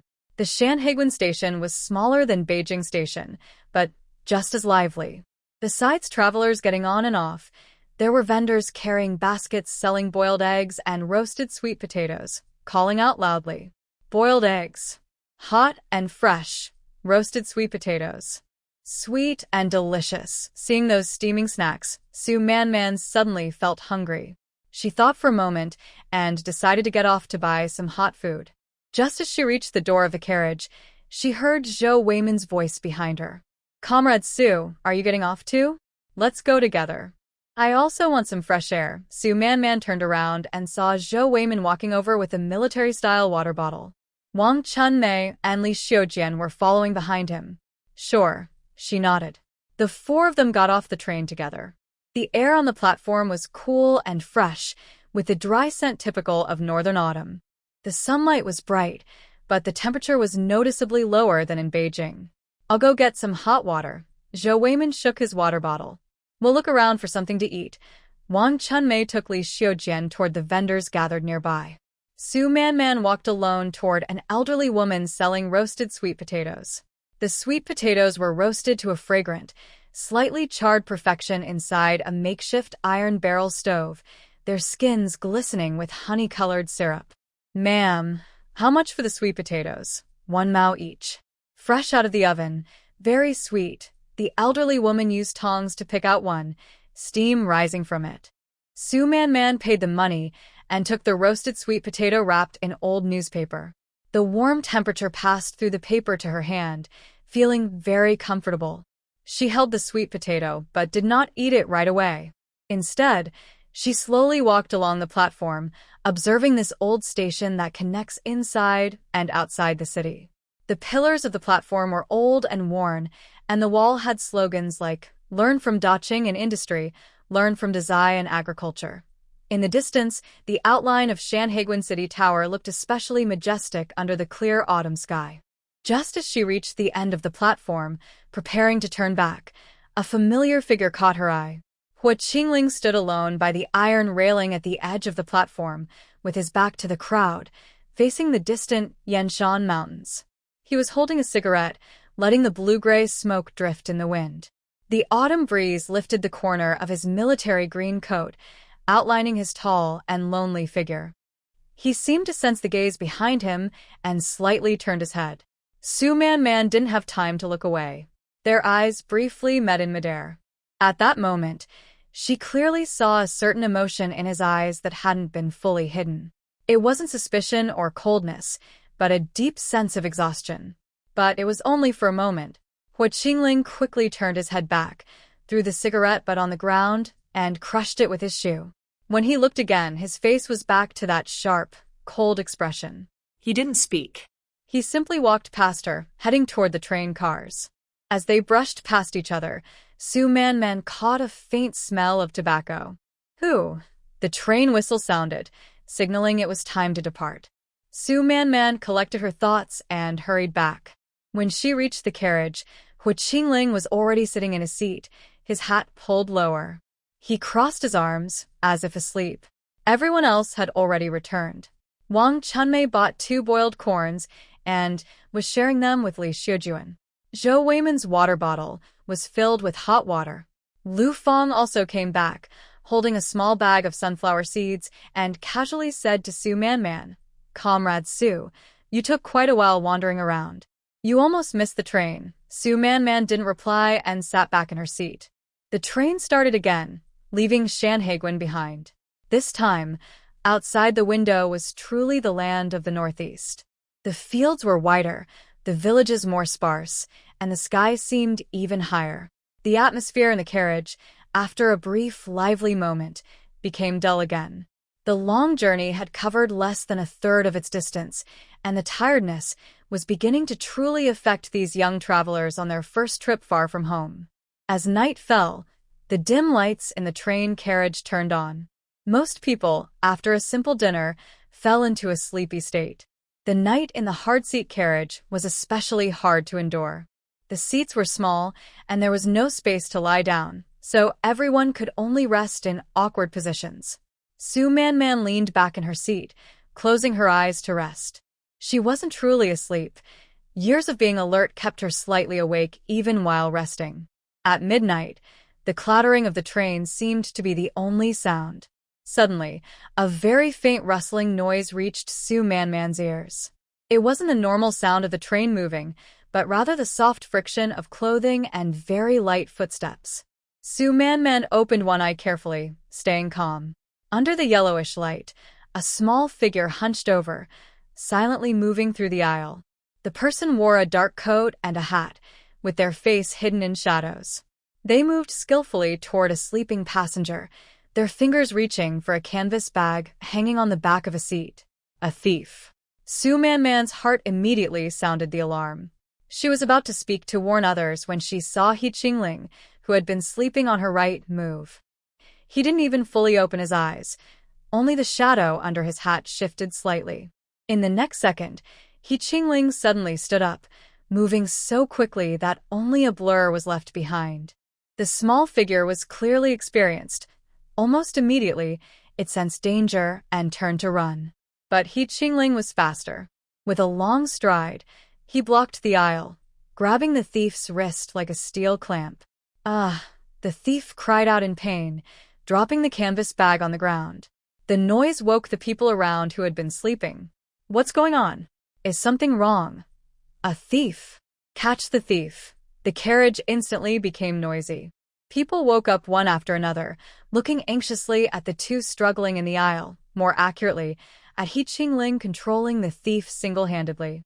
The thief struggled desperately, and suddenly, from their waist, they pulled out a shiny, sharp knife and stabbed at He Qingling. Be careful, Su Man couldn't help but shout. But He Qingling seemed to have expected this. As he turned sideways to avoid the blade, he quickly and cleanly grabbed the thief's wrist holding the knife, twisting it forcefully.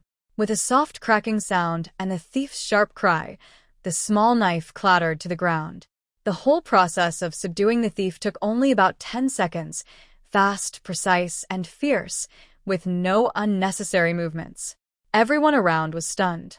Zhou Weimin pushed up his glasses, looking at He Qingling in disbelief. Wang Chunmei covered her mouth, eyes wide with surprise. Li Xiujuan shrank back in fear. Lu Feng's eyes sparkled as she stared at He Qingling's tall figure, without blinking. The crew members and security officers heard the commotion and quickly came over. What's going on? A middle-aged security officer asked seriously as he pushed through. He Qingling pushed the now pale-faced thief forward. This person stole something and even threatened with a knife. The security officer looked at the canvas bag and the small knife on the ground, then checked the thief's hands, which were cuffed behind his back. He nodded. Comrade, thank you for helping. Please come with me to make a report. He Qingling released the thief, allowing the officer to handcuff him. He bent down to pick up the canvas bag and handed it to the passenger who had been robbed. The passenger, realizing what had happened, quickly thanked him. Thank you, comrade. Thank you. This is all I have. If I lost it, what would I do? You're welcome. He Qingling replied briefly, still expressionless. The security officer looked at He Qingling for a moment, then suddenly asked, Comrade, you must be from the military, right? You're so skilled. He Qingling neither denied nor confirmed. He simply said, I have had some training before. The officer nodded understandingly, with more respect in his eyes. Please come with me to the crew room for a simple report. He Qingling nodded and followed the officer out of the carriage. As soon as they left, the carriage erupted in chatter. Oh my God, that comrade was so impressive. That thief even had a knife, and he took him down without blinking. Did you hear what the officer said? Maybe he's from the military. No wonder he has such a different aura. Surrounding people, including Su Man, were talking excitedly. They also learned from the police officer that his name was Hu Qingling. Wang Chunmei was so excited her face turned red. Oh my goodness, Comrade Hua is really amazing. Those moves just now, like a master in a movie. Zhou Weimin also sighed. You can't judge a person by their looks. He didn't say much on the way here, but he's so skilled and brave. Lu Fang looked proud as she said, Comrade Hua is truly brave. That thief had a knife. Most people wouldn't dare to go after him. Her tone was full of admiration and interest, and her eyes kept following the direction Hu Qingling left. Li Xiujian whispered, I was so scared just now. Su Man said nothing, just sat quietly. She wasn't surprised by Hu Qingling's skills. He had been a soldier for 5 years after all. But she didn't expect him to be so capable. Given his low-profile style, he should have tried to avoid attracting attention. About 20 minutes later, Hu Qingling returned to the carriage. As soon as he appeared, everyone's eyes turned toward him. There was respect, curiosity, and scrutiny. Hu Qingling seemed unaware of the attention. He walked straight back to his seat, sat down, crossed his arms, and closed his eyes. He still looked distant and unapproachable, but now, in everyone's eyes, this was no longer loneliness or coldness. It was the aura of a true expert, someone strong and confident. Zhou Weimin hesitated for a moment, but then spoke. Comrade Hua, we really owe you thanks. You helped save the people and caught the bad guy. We should learn from you. Hu Qingling didn't even lift his eyelids. He simply responded with a faint, If he had shown this attitude before, people might have thought he was unfriendly. But now, everyone saw it as the mark of a high-level person. Someone capable and a little temperamental is normal. Lu Fang couldn't help but say, Comrade Hua, you're so impressive. That thief had a knife and you weren't afraid. This time, Hu Qingling didn't even respond with a, Lu Fang bit her lip, seeming to want to say something, but seeing that Hu Qingling clearly didn't want to talk, she finally kept quiet. Su Man turned her head to look at Hu Qingling. Under the dim light of the carriage, his profile beneath the hat was cold and sharp. His chin was slightly raised, and his Adam's apple moved as he swallowed. She suddenly noticed a faint red mark on the back of his right hand, probably caused when he accidentally cut himself while catching the thief earlier. Almost instinctively, Su Man took out a small box of ointment from her bag. It was one of her usual medicines she had prepared in her space. She gently placed the ointment on the armrest between the two seats. Hu Qingling finally opened his eyes, looked at the ointment, then at Su Man. Su Man did not look at him. She stared straight ahead and said softly, only for the two of them to hear, Your hand is hurt. Apply some ointment. Hu Qingling was silent for a few seconds. He reached out, took the ointment, unscrewed the lid, and squeezed a little onto the back of his hand. The ointment was cool and had a light herbal scent. After applying it, he closed the lid, placed the ointment back on the armrest, and pushed it towards Su Man. Throughout the process, they did not exchange a word. But this small action caught Lu Fang's attention from across the aisle. Her face slightly changed, and a trace of envy and reluctance flickered in her eyes. It was late at night. The carriage grew quiet again, but this time, many people's gazes on Hu Qingling had changed. Su Man closed her eyes to rest. In the second half of the night, snores echoed throughout the carriage. The night in the hard-seat carriage was the hardest to endure. People forced themselves to sleep in awkward positions. Some leaned over the narrow table, some tilted their heads against the back of the seat, and others curled up under newspapers spread on the seats. Su Man didn't know when she fell asleep. Maybe the exhaustion from days of travel finally broke her alertness, or maybe the rhythmic rocking of the train helped lull her to sleep. She only remembered that when she closed her eyes, she kept telling herself to stay awake, but her mental defenses crumbled in her fatigue. Then, she had a brief dream. In the dream, there was the northwest wind and sand, cracked land, and cold bedding on a rural Kong bed. She curled up, shivering from the cold, when suddenly a warm presence approached, like a stove in winter. The warmth felt so real that she unconsciously snuggled closer in her dream. Her consciousness slowly drifted from the fog. The first thing Su Man felt was the firm touch of her cheek, warm and transmitting through her cotton shirt. The tip of her nose carried a clean scent, a faint soap fragrance mixed with a subtle tobacco smell and the cold, sharp aura unique to men. This scent felt a little familiar. She vaguely wanted to move her stiff neck, but realized her head was resting steadily against something. It was A man's shoulder. Su Man's eyelashes fluttered slightly, and her consciousness quickly became more alert. She slowly opened her eyes. At first, her vision was blurry, then gradually became clear. Under the dim yellow train cabin light, she saw a piece of army green fabric, and beneath it, the firm, rising contours of a man's shoulder. Her head was resting on this army green cloth, and the owner of this green fabric. Su Man's heart suddenly jumped, and all sleepiness vanished. She almost jumped up like an electric shock, moving too quickly, which made her feel dizzy. She instinctively reached up to her forehead, and her cheeks suddenly felt burning hot. How could she have fallen asleep leaning on He Qingling's shoulder? The train carriage was very quiet, only the roar of the train and the breathing of the sleeping people around. Looking around, Wang Chunmei and Li Xiujuan were sleeping soundly. Zhou Weimin was lying back, glasses slipping down his nose, his mouth slightly open. Lu Feng was leaning sideways against the window, seemingly asleep too. No one saw what just happened. Su Man let out a small breath of relief, but her face was still burning with heat. She secretly glanced with the corner of her eye to the right. He Qingling still maintained that posture, leaning back in his seat, arms crossed, with his hat pulled low, covering most of his face. He looked like he was asleep, breathing steady and unmoving. Su Man took a long, deep breath. Thank goodness he was asleep.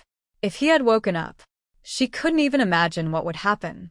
With He Qingling's cold and distant personality, if he found out she had leaned on his shoulder, he would probably get angry right away, maybe even say something harsh. She had seen how sharp his words could be. Carefully, Su Man slowly sat up, afraid of waking him. Her fingertips touched her burning cheek. She hurriedly looked away, pretending to fix her hair and collar, trying to hide her panic with the movement. This was so embarrassing. How did she end up sleeping on his shoulder? She must be very tired, acting unconsciously. Yes, that's right. She was trying to find a reasonable explanation in her mind, trying to suppress the sudden feeling of her heart pounding. But this man sleeping looked more pleasing than when he was awake. Su Man secretly glanced at the man beside her. His side profile under the brim of his hat still looked sharp and cold in the dim light, but maybe because his eyes were closed, the sharpness was less noticeable, making him seem less intimidating. His lips were slightly pressed together, and the curve of his jaw. Su Man quickly looked away. What was she thinking? She cursed herself. She knew how difficult this man was when he was awake. She had experienced it before. Now he just looked harmless while sleeping. When he opened his eyes again, he would be cold and distant as usual.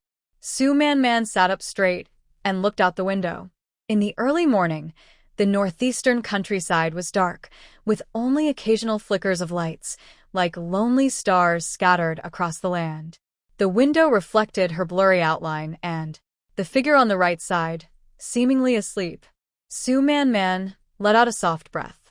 Luckily, he was asleep. Otherwise, she really didn't know how to face those eyes that always held scrutiny and coldness when he was awake. He Qingling was actually not asleep. He had been awake since Su Man's head first leaned over. It was about 2 a.m., and most people in the carriage were deeply asleep.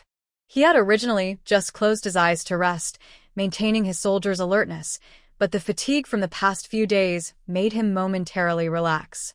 In that moment, he felt a weight on his left shoulder. Warm breath brushed against his neck, carrying a faint scent of soap and jasmine from her hair. He Qingling's body stiffened, almost instinctively wanting to push her away. But in the next second, he smelled that familiar scent, Su Man's. His fingers hanging loosely by his side, curled slightly, but he didn't move. In the darkness, He tilted his head slightly and caught a glimpse of the head resting on his shoulder with his peripheral vision. Her sleeping face looked especially peaceful in the dim light, even fragile, completely different from the calm, sometimes defiant Su Man he saw during the day. She seemed very tired. Even in her sleep, her brows were slightly furrowed.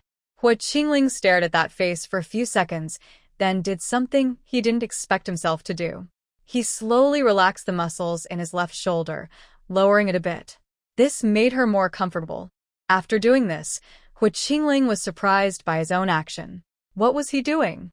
Why was he taking care of someone who might have bad intentions? Why was he so gentle to a stranger? He couldn't find an answer. Maybe it was because of the ointment she quietly handed him today, or maybe it was simply because she looked so tired right now, so exhausted that it reminded him of himself long ago. Those days when he couldn't sleep for days and nights on the border, finally falling asleep leaning on a comrade's shoulder. Those days when, at the very end of exhaustion, even a little warmth felt like a luxury. Hua Qingling closed his eyes and stopped thinking. He kept a slightly awkward posture, letting Su Man lean on him, still and silent. Time passed second by second. His left shoulder gradually felt numb and sore, but he didn't move. He could even sense her breathing, steady and gentle. Occasionally, when the train jolted, her head would slide slightly, and he would subtly adjust his sitting position to let her lean comfortably again. This small, unnoticed act of care made a strange feeling rise in his heart. He didn't dislike it. In fact, he felt a warm, indescribable feeling. Until the woman beside him woke up. Her sudden movement to lift her head startled him. Hua Qingling immediately closed his eyes, adjusted his breathing, and pretended to be asleep. He felt her sit up straight, sensed her secretive glance, and noticed her pretending to fix her hair. Then he slowly raised his left shoulder back to its normal height. His movements were slow, as if unconsciously adjusting in his sleep. The air in the carriage seemed to become a little tense. Su Man looked out the window but saw nothing. The feeling of her leaning on his shoulder just now still lingered on his cheek, warm, solid, with a kind of reassuring strength. She shook her head hard, trying to shake off this absurd feeling. Su Man, what are you thinking?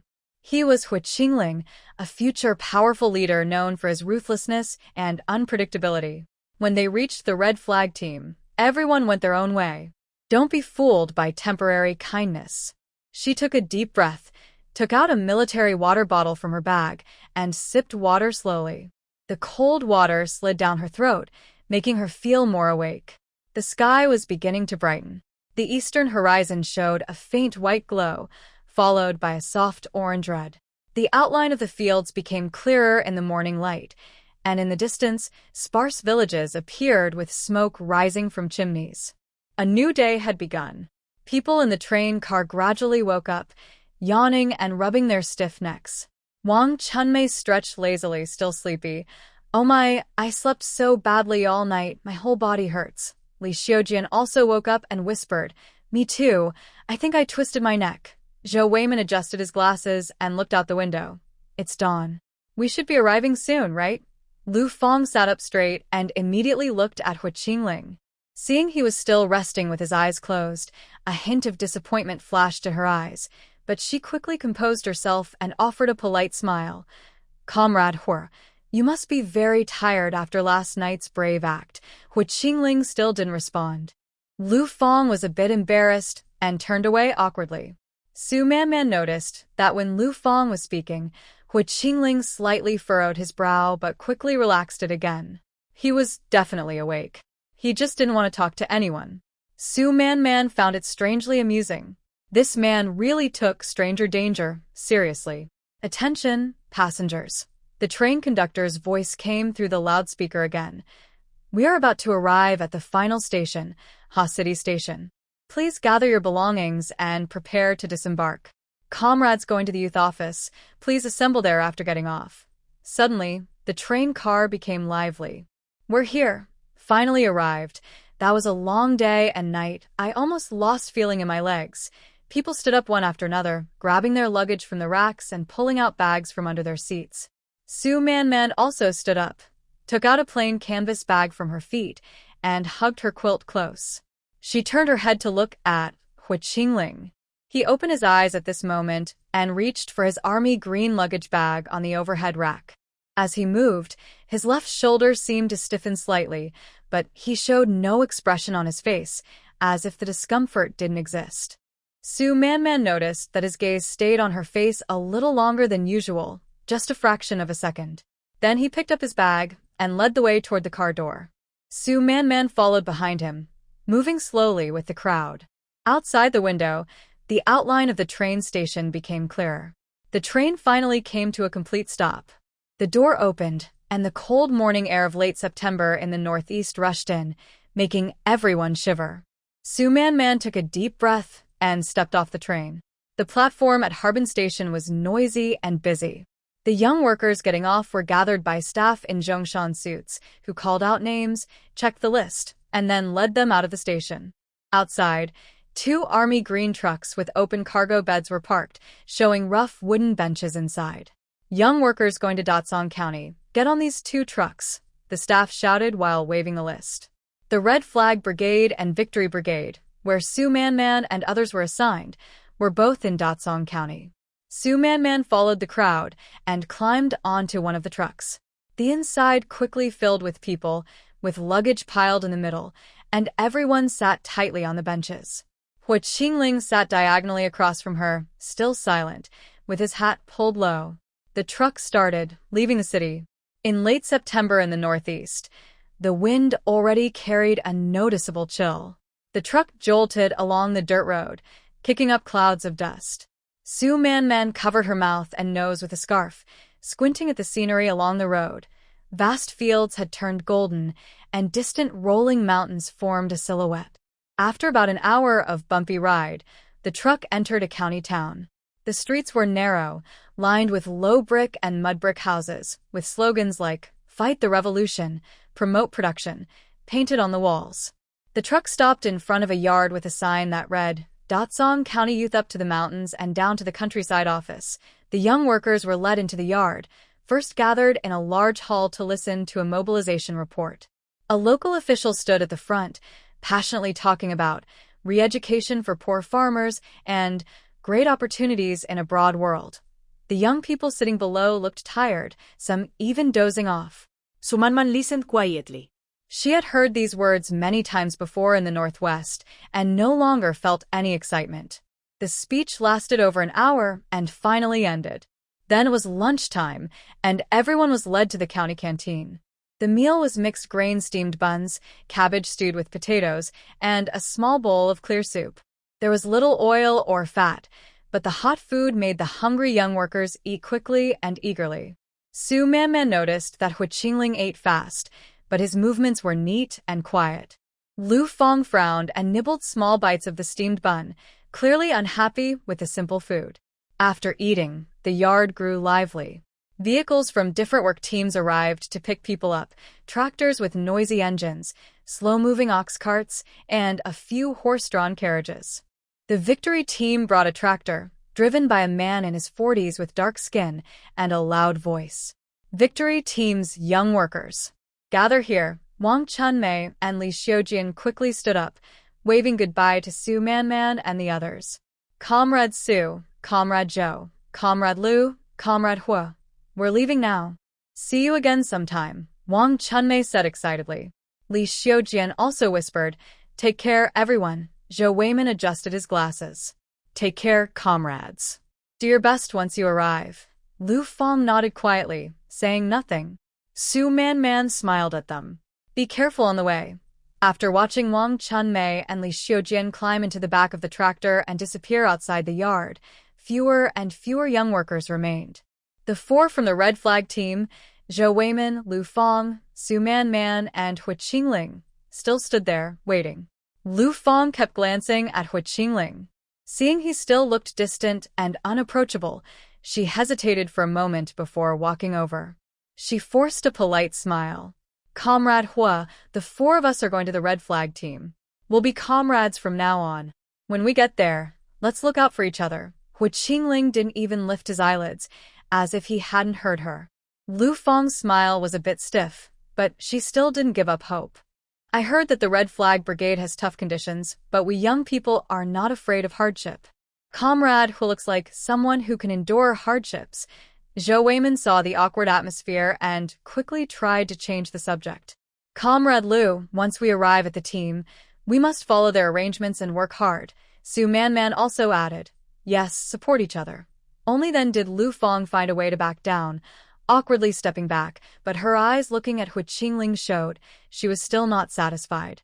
Just as the atmosphere became tense, there was a creaking sound at the gate of the yard. A slow-moving ox cart entered. The cart was pulled by a thin, old yellow ox.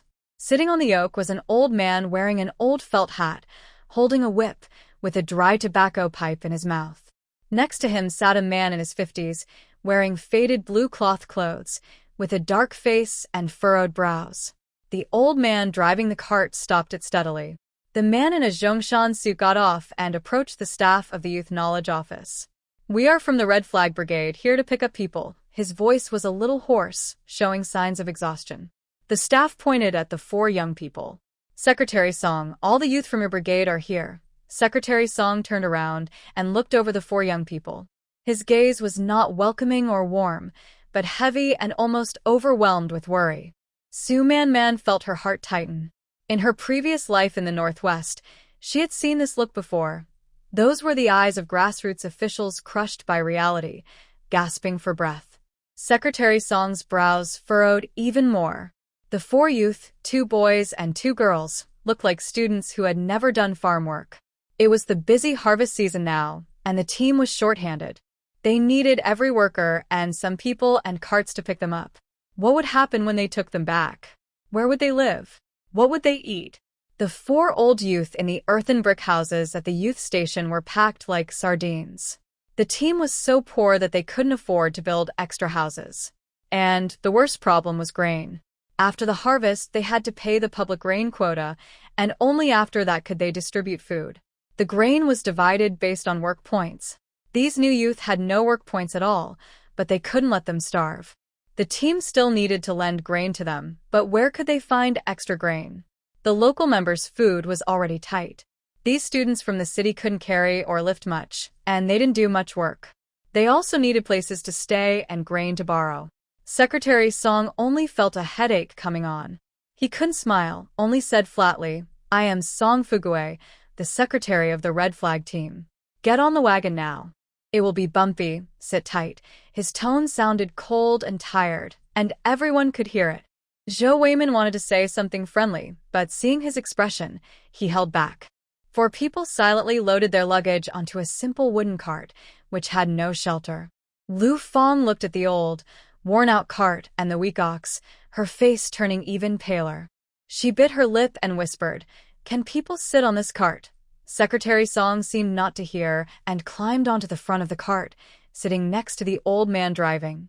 The driver looked back and smiled, showing missing teeth. Kids, get on the cart. Don't worry, this old ox pulls steady. Su Man was the first to climb on and found a spot near the edge to sit. Hu Qingling put down her luggage and sat next to Su Man. Zhou Weiman and Lu Feng also got on. The cart slowly started moving, leaving the yard. The town streets disappeared behind them, replaced by dusty dirt roads and endless fields on both sides.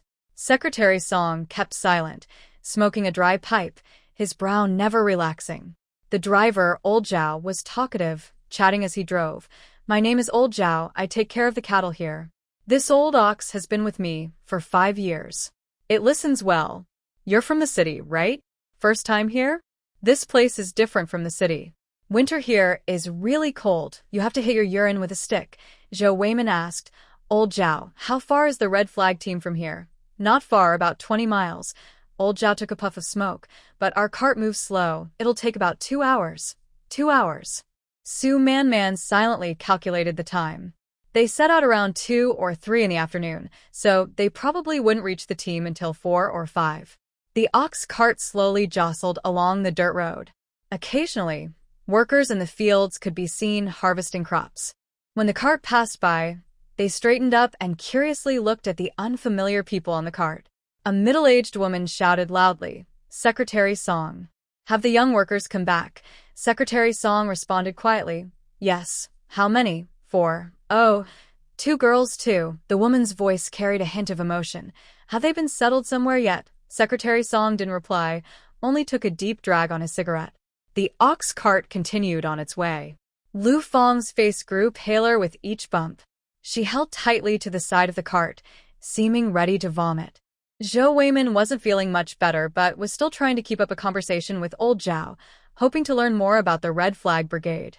Su Man sat quietly, her eyes drifting over the golden wheat fields, the distant mountains, and the faint outline of the village far away. This was the place she was going to live. She turned her head to glance at Hu Qingling. He remained silent, his eyes under the brim of his hat, gazing into the distance, lost in thought. The ox cart moved slowly along the dusty road. In the distance, the outline of the village gradually appeared on the horizon. What kind of life awaited them? No one knew at this moment. Finally, the ox cart arrived at the Red Flag Brigade just as dusk was falling.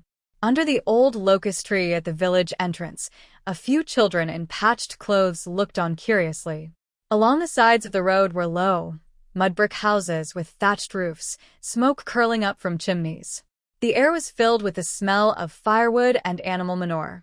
The Red Flag Brigade's young worker settlement was at the western end of the village. It consisted of 4 adjacent mud-brick houses, looking quite old. The walls were peeling, and the windows were covered with yellowed newspapers. In front of the houses was a small open space with a few patched clothes hanging to dry. Secretary Song got off the cart quietly and said, "We've arrived." The 4 of them got out and looked at the young worker settlement. At that moment, a few people came out of the middle house. Leading them was a young man, about 25 or 26, wearing glasses. His face was a bit pale, but he looked gentle. "Secretary Song, you've come back?" he asked. Secretary Song pointed behind him to 4 people and said, "This is the new group of educated youth. Zhou Weimin, Lu Fang, Su Man, and Hu Qingling. This is the leader of the youth station, Chen Xiangdong." Chen Xiangdong nodded to the 4 and smiled. "Welcome, welcome. Travel was hard. I hope you rest well now." He led the 4 into the yard and started explaining, "Our youth station has 4 rooms. 2 rooms on the east side are for women, and 2 on the west side are for men. Right now, 6 women are living on the east side and 7 men on the west side." He paused and looked a bit uncomfortable. "Now that you're here, we need to add more people to each room. Lu Fang and Su Man, you each need to move into separate rooms, 1 person per room. The same goes for the men." Before he finished, a girl with 2 short braids and a dark face couldn't help but speak up. "Leader Chen, it's not that we don't want to, but there's just no space. Our room has only 1 big bed, and we're already crowded. How can we sleep if we add 1 more person?" Another young man also complained, "Same here. Several of us share 1 room, and at night, our snoring can be heard from the next village." Chen Xiangdong looked at Secretary Song with a bitter smile. "Secretary, what do you think about this?" Secretary Song furrowed his brows so tightly it looked like he could catch flies. He took a few puffs of dry tobacco and said quietly, "The team is having a hard time and we can't build new houses. Everyone needs to be patient. We're all comrades in the revolution and we'll get used to it. Get used to it." A tall, thin young man raised his voice. "Secretary Song, you should see that bed. If we squeeze any more, we'll be like sardines in a can. Turning over will be impossible." The atmosphere in the yard suddenly grew tense. Su Man silently observed everything around her. In her previous life, at a youth station in the northwest, conditions were even worse. A dozen people crowded into a broken cave. Winter was cold and windy, summer was rainy, and she was used to it. But in this life, she didn't want to live like that anymore. Most importantly, she needed to find a way to take care of her parents. Living with so many people made everything inconvenient. While everyone was arguing, Chen Xiangdong tried to smooth things over. All right. The new comrades just arrived. Let's not talk about this now. Today, we're giving a welcome dinner for the new comrades. Everyone, eat first and rest. We'll discuss everything tomorrow." Dinner was served in the large kitchen of the youth station. The so-called kitchen is actually a simple, mud brick hut with a clay stove in the middle and a large iron pot on top. Dinner consisted of cornmeal porridge, steamed cornbread, and a big bowl of stewed cabbage with little oil. About a dozen older educated youths sat around 2 broken wooden tables pushed together, and the atmosphere was dull. The 4 newcomers were seated in the middle, and Su Man could clearly see the faces of the older youths around her. Most looked yellowish, with tired eyes, and some had calluses and scars from hard work. This is what rural life really looks like. After the initial enthusiasm faded, only daily labor and hardship remained. Secretary Song also stayed for dinner. Before eating, Secretary Song took out 4 small bags of grain from his cloth bag and handed them to the 4 new youths. This is a loan from the team. Each of you gets 5 jin of cornmeal and 3 jin of sorghum rice. Eat sparingly. After the harvest, when the grain is distributed, it will be deducted from your work points. Lu Fong took the rough cloth bag with a grim face. Zhou Weimin was calm and thanked him repeatedly. Hua Qingling silently took her share and placed it at her feet. Su Man also took her share, weighing it in her hand. This amount of grain could probably last about 10 days if eaten carefully. She looked up at Secretary Song, whose face was full of worry. The team was poor, with many youths, limited housing, and a shortage of food. A skillful housewife can't cook without rice. Dinner ended in a heavy, silent atmosphere. Afterward, the older youths went back to their rooms to rest. Chun Xiangdong arranged accommodations for the new youths. Su Man was assigned to the first girls' room on the east side, which originally housed 3 people. Lu Fan went to the second room, also with 3 people. Zhou Weimin and Hua Qingling each moved into separate rooms on the west side. Su Man carried her luggage into her assigned room. The room was small, about 10 square meters. Against the wall was a clay bed, taking up almost half the space. The bed was covered with a worn-out straw mat, with a few patched quilts on top. There was also a table, a wardrobe, and several wooden boxes. Apart from that, there was nothing else. 3 other girls were already sitting on the bed, looking at her. One was a bit older, about 25 or 26. The other 2 looked to be in their early 20s. My name is Su Man. I come from Beijing. She introduced herself. The oldest female youth nodded and said, My name is Wang Shufan. This is Zhang Xiuqin and Li Qiujia. There's a spot left for you on the bed, but the space is small, so you'll have to make do. The wardrobe is already full, so I can't clear a space for you. Alright, I don't have many things right now and don't need the wardrobe. Thank you for your trouble. You all should rest early too. Su Man looked at the so-called spot, which was only about 60 centimeters wide. When lying down, she would almost be touching the person next to her. She put down her luggage, tidied up her bed, and spread her blanket. Her new blanket, along with a few others, looked a bit out of place. When it was completely dark and the village quiet, Su Man took a small cloth bag from her luggage and quietly left the room. Earlier in the afternoon, when she entered the village, Secretary Song had given a rough introduction. Su Man paid special attention to the location of Secretary Song's house, which was a slightly larger earthen brick house in the middle of the village. At this moment, the house still had a faint light from an oil lamp. Su Man approached the door and gently knocked. The door opened, and a woman in her 40s, wearing an apron, peeked out, looking puzzled. Who are you? Hello, Auntie. I am the new youth worker, Su Man. I have something to see Secretary Song about. The woman looked her over from head to toe, then called back inside. Old man, someone's here. Secretary Song came out from the inner room. Seeing Su Man, he looked a bit surprised. Kamratsu? It's so late. What's the matter? Su Man stepped inside and placed the small cloth bag on the table. Secretary Song, Annie, I just arrived. Please accept this small gift. She opened the bag, revealing a package of brown sugar wrapped in oil paper and a package of peach cookies. The woman in Secretary Song's house immediately brightened her eyes. Brown sugar and peach cookies were rare treats in the countryside.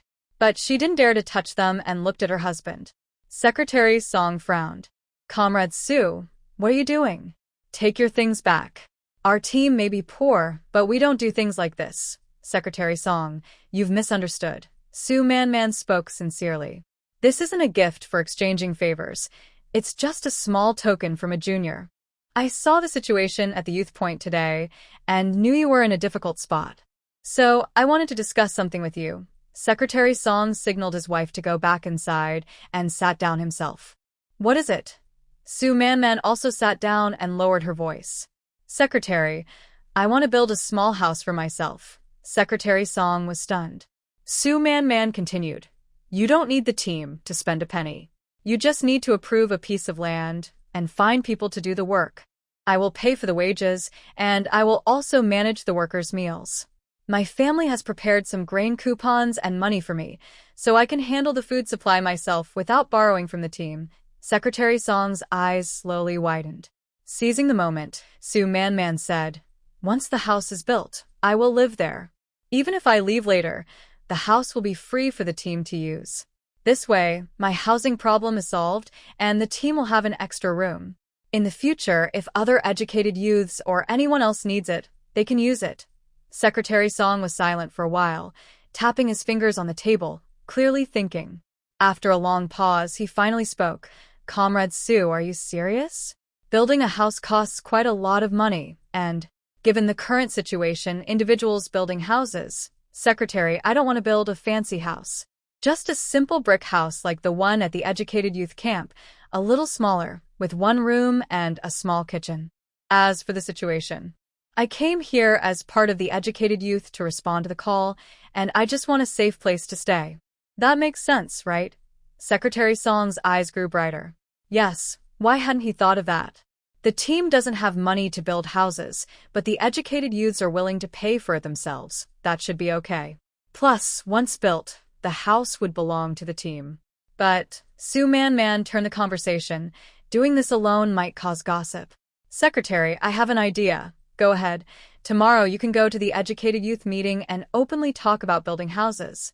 The team can help with labor and support, but the materials and wages must be paid by the individuals. Anyone willing to pay can build their own house. I will be the first to step forward as an example. Looking at Secretary Song, Su Man said, This way, it not only solves my problem but also allows other educated youths who want a better place to live to contribute money and build their own homes. The team won't spend a penny, and there will be more houses. Those truly in difficulty can still live at the youth camp without anyone gossiping. Secretary Song was completely convinced. He suddenly patted his thigh. Great. Comrade Su, that's a good idea. I'll go to the youth camp and talk tomorrow. He stood up, paced inside the room, then hesitated. But this needs to be discussed first with the other leaders of the brigade. And we need approval to build the houses. Secretary, I don't mind where the land is. Su Man quickly said, If there's an open space next to the youth settlement, that would be best, close to everyone so we can look out for each other. If not, being near the village is also okay. Secretary Song thought for a moment. There's an empty lot on the east side of the youth settlement. It was meant for expansion but was never built because of lack of funds. If you're willing, you can build there.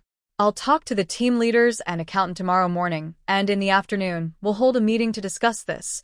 That's how the decision was made. When Su Man left Secretary Song's house, she felt much lighter inside. She didn't mind spending a little money. In her past life, she had suffered a lot. Now that she had a chance, she wanted to live a better life. More importantly, having her own house and kitchen meant she could easily access things from her space and take better care of her parents. Living with everyone else would make it hard to do anything privately under so many eyes. As for what the other youth might think, Su Man looked up at the night sky. In the northeast, autumn nights are especially bright with stars. Everyone has their own path. She simply made the choice that was best for herself. When she returned to the youth settlement, the yard was quiet.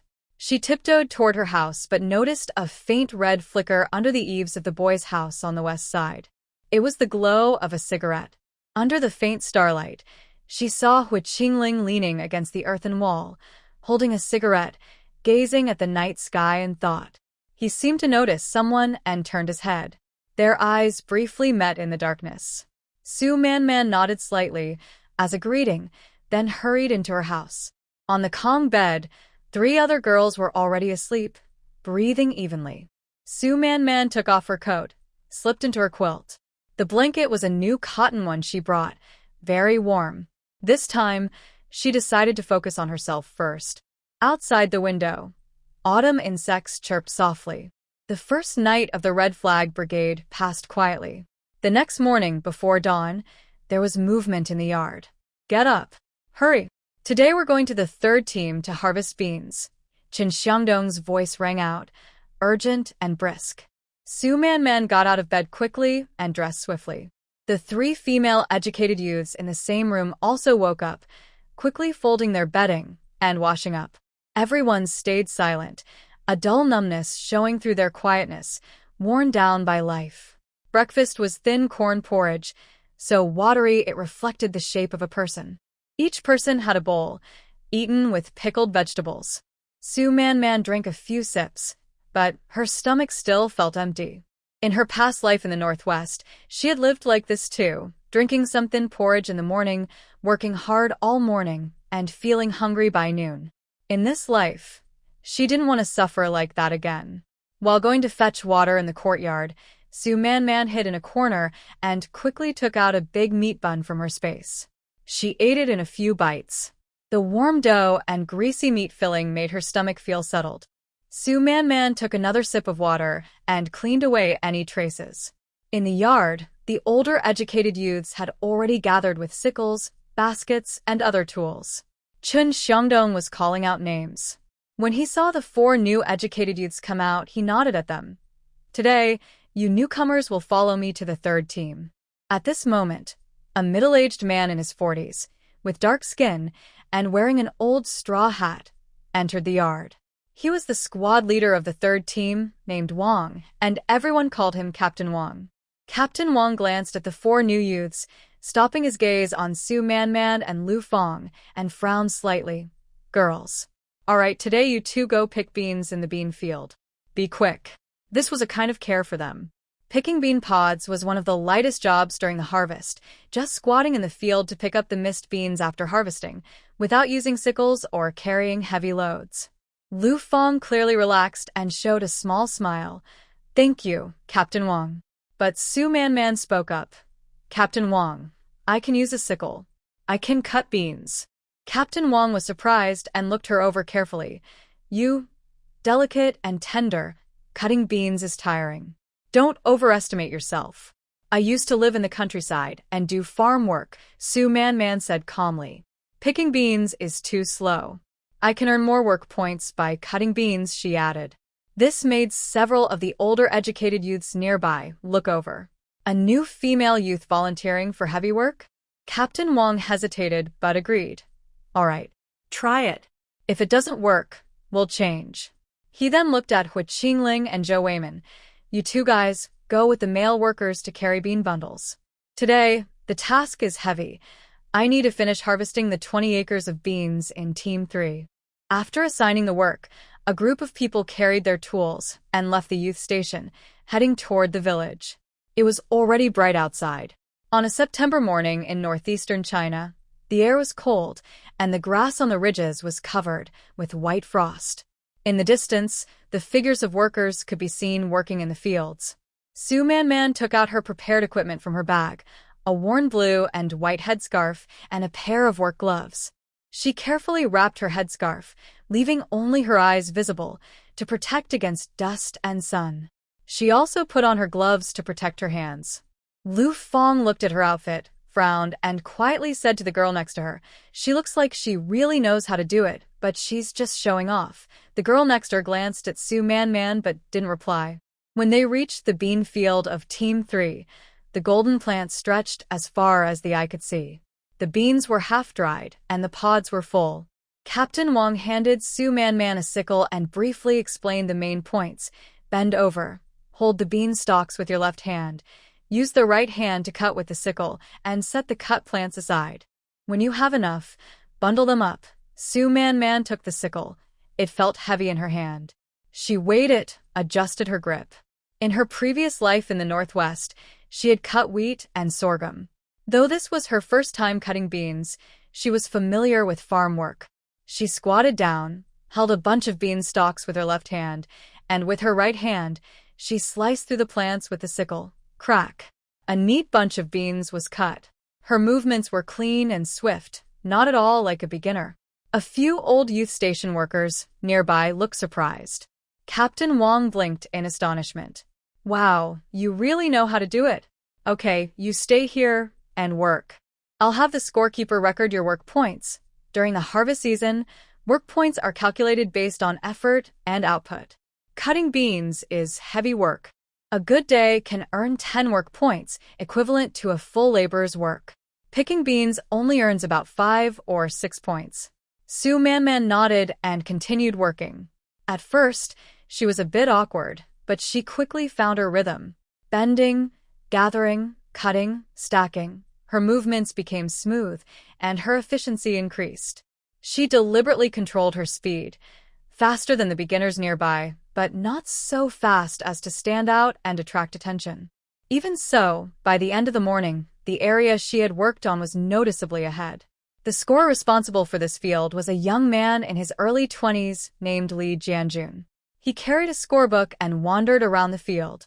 Seeing Su Manman's progress, he added a note in his book and deliberately walked over to ask, "Comrade, have you really done farm work before? Your technique doesn't look like a beginner's." Su Manman straightened up and wiped the sweat from her forehead. "I helped out at home. Good job." Jiang nodded approvingly. Better than some experienced young workers. Not far away, Lu Fong was picking beans in the bean field. She squatted for a long time, her legs numb and unable to stand, and her hands were pricked by bean pods several times, making her gasp in pain. Seeing that Su Manman had already harvested a large area and the scorer was still praising her, Lu Fong's face darkened. When the noon bell rang, Su Manman had already harvested nearly an acre of beans. This speed was quite good even among experienced workers. She put down her sickle and straightened her back. The physical labor all morning had left her back sore and aching.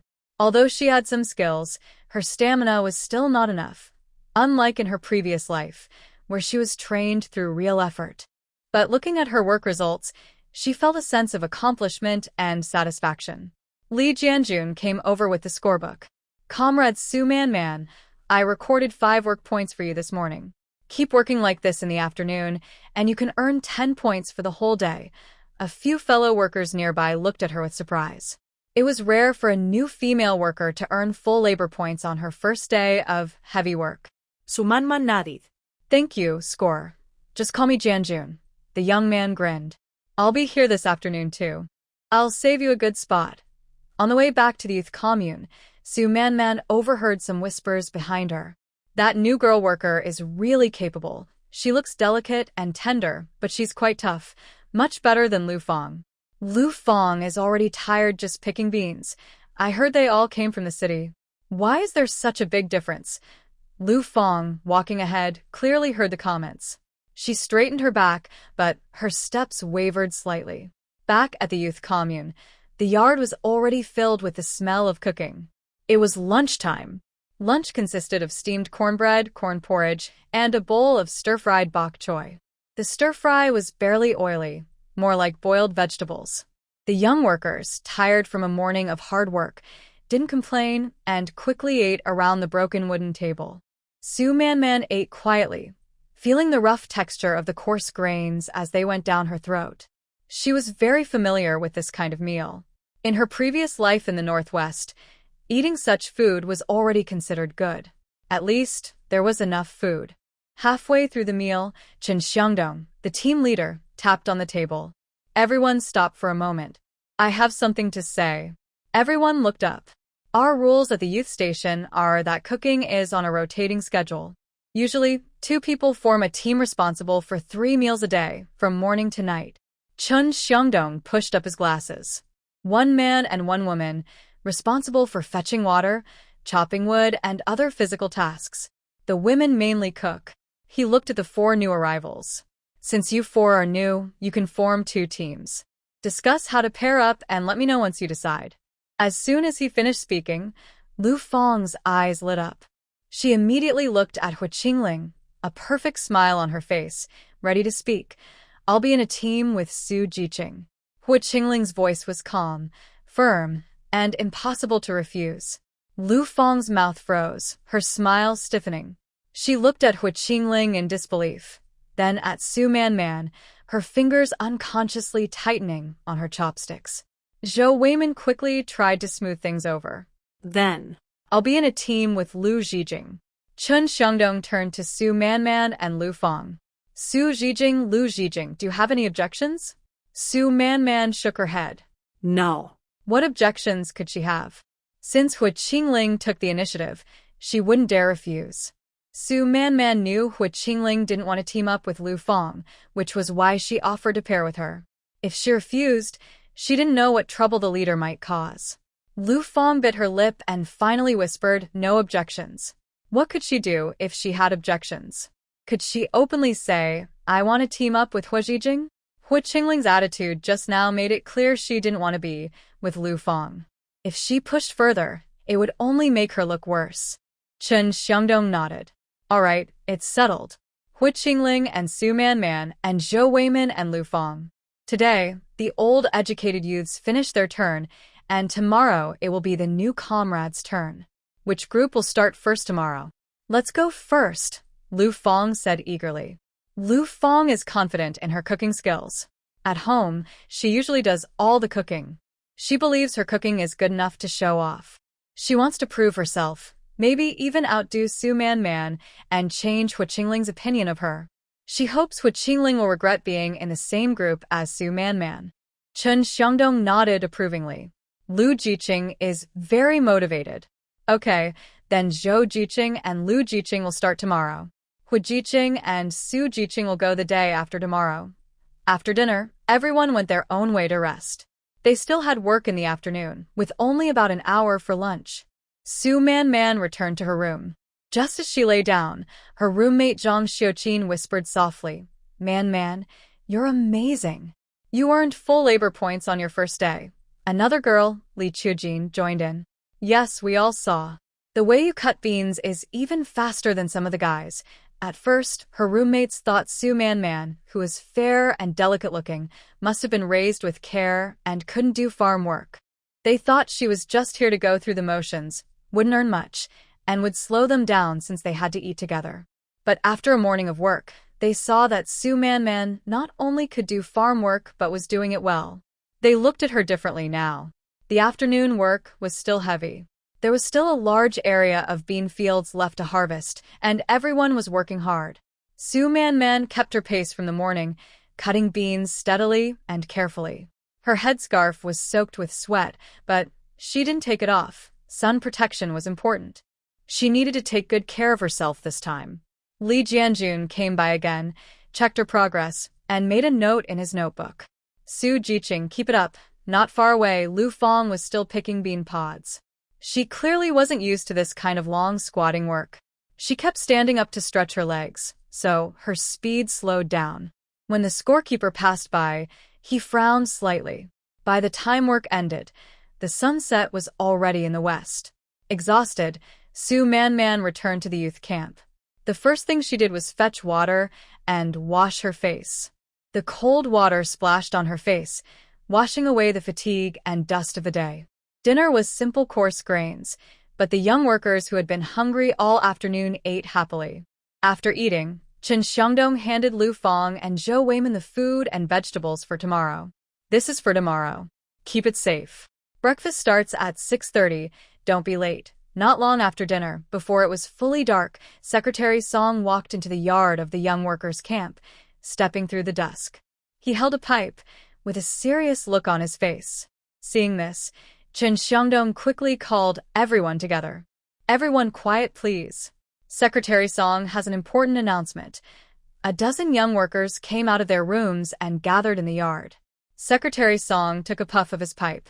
Here's the situation. The team really doesn't have money to build new houses. But if the young workers are willing to pay for it themselves, the team can approve the land and help with construction. The house you build will be yours during your time here. When you go back to the city, the house will belong to the team. He paused, holding up 5 fingers. One house, about 10 square meters. The materials and labor will cost around 50 yuan. When he said 50 yuan, everyone in the yard gasped. In those days, earning only 20 or 30 yuan a month, 50 yuan was a lot of money. Many young workers' families had modest conditions. When they went to the countryside, they only managed to gather 20 or 30 yuan for travel and living expenses. Where would they get so much extra money to build a house? And even if they built it, it wouldn't be theirs. If they returned to the city, they would have nothing. Secretary Song looked around and continued, one person can pay for one house, or several people can chip in to build one. As soon as he finished, Su Man stepped forward first. Secretary Song, I'll build one. A house with a small kitchen. Everyone's eyes turned sharply to Su Man. Secretary Song's eyes brightened. With a kitchen, it will be about 55 to 60 yuan. Are you sure, Su young worker? Su Man's tone was calm. Yes, I've thought it through. I want to live alone, and I need a kitchen. Suddenly, there was a buzz of discussion in the yard. 60 yuan. Where does Su Man get so much money? I heard her family is well off, living alone in a house with a kitchen. She's really willing to spend. Lu Fong stood among the crowd, clutching her clothes tightly, her face turning pale. She also wanted to live in a new house and have her own space, but 60 yuan was too much. She only had less than 20 yuan, which was secretly saved by her mother before she left. At that moment, another voice spoke up. I want to build one too. Hu Qingling stepped out of the shadows and stood next to Su Man. He still had that cold, serious look, and his eyes under the hat brim showed no emotion. I also want a room. Another person wanted to build his own. The crowd's discussion grew louder. Zhou Weimin pushed up his glasses and looked at a tall, thin young worker, Zhao Weigua, who was his roommate and a veteran worker from last year. They looked at each other, and Zhou Weimin spoke. Secretary Song, Zhao Weigua, and I want to share a room. Is that okay? Zhao Weigua quickly nodded. Yes, we'll share. 25 yuan each. We can afford that. Secretary Song nodded repeatedly. Sure. Sharing is fine. The yard suddenly became lively, with young workers gathering in small groups to discuss. Old Jiang, shall we share a room? 25 yuan each? 25? I can't even come up with that. I still have younger brothers and sisters in school. How about 3 of us sharing? Just over 10 yuan each? 3 people in one room? What's the difference from now? Lu Fong bit her lip, feeling upset as she watched the 4 people who had already decided to build new houses. It felt like being scratched by a cat inside. She walked over to Su Man and whispered, Comrade Su, you're living alone in a room. Maybe you'd consider sharing? I can contribute some money. Su Man looked at Lu Fong and shook her head. No, I want to live alone. She refused clearly and firmly. At that moment, an old worker who had been here for 8 years, named Sun Jiang, sneered. What's the point of building? Better to save the money and use it to make connections. Going back to the city early is the real goal. No matter how nice the house is, you can't take it with you when you go back. Giving it away to the team is just foolish. His words touched many old workers' hearts. Another female worker said, exactly. I've been here 5 years, and my family is trying to find a way to send me back. Building a house now would just be throwing money into the water. Secretary Song, an old worker, spoke up. We who have been here for many years won't participate. We're used to the old house after so long. Maybe one day we'll get transferred, so there's no need to build. Secretary Song nodded and said, it's voluntary, no forcing. Those who want to build can sign up, and those who don't want to move can stay in the old house. He paused and added, but I need to make one thing clear. It's harvest time now, and the team can't spare workers. If you want to build, you'll have to wait about 10 days until after the harvest is finished. 10 days? Someone asked. Secretary Song confirmed, yes, about 10 days until the harvest is done. During these days, you should work and earn your work points.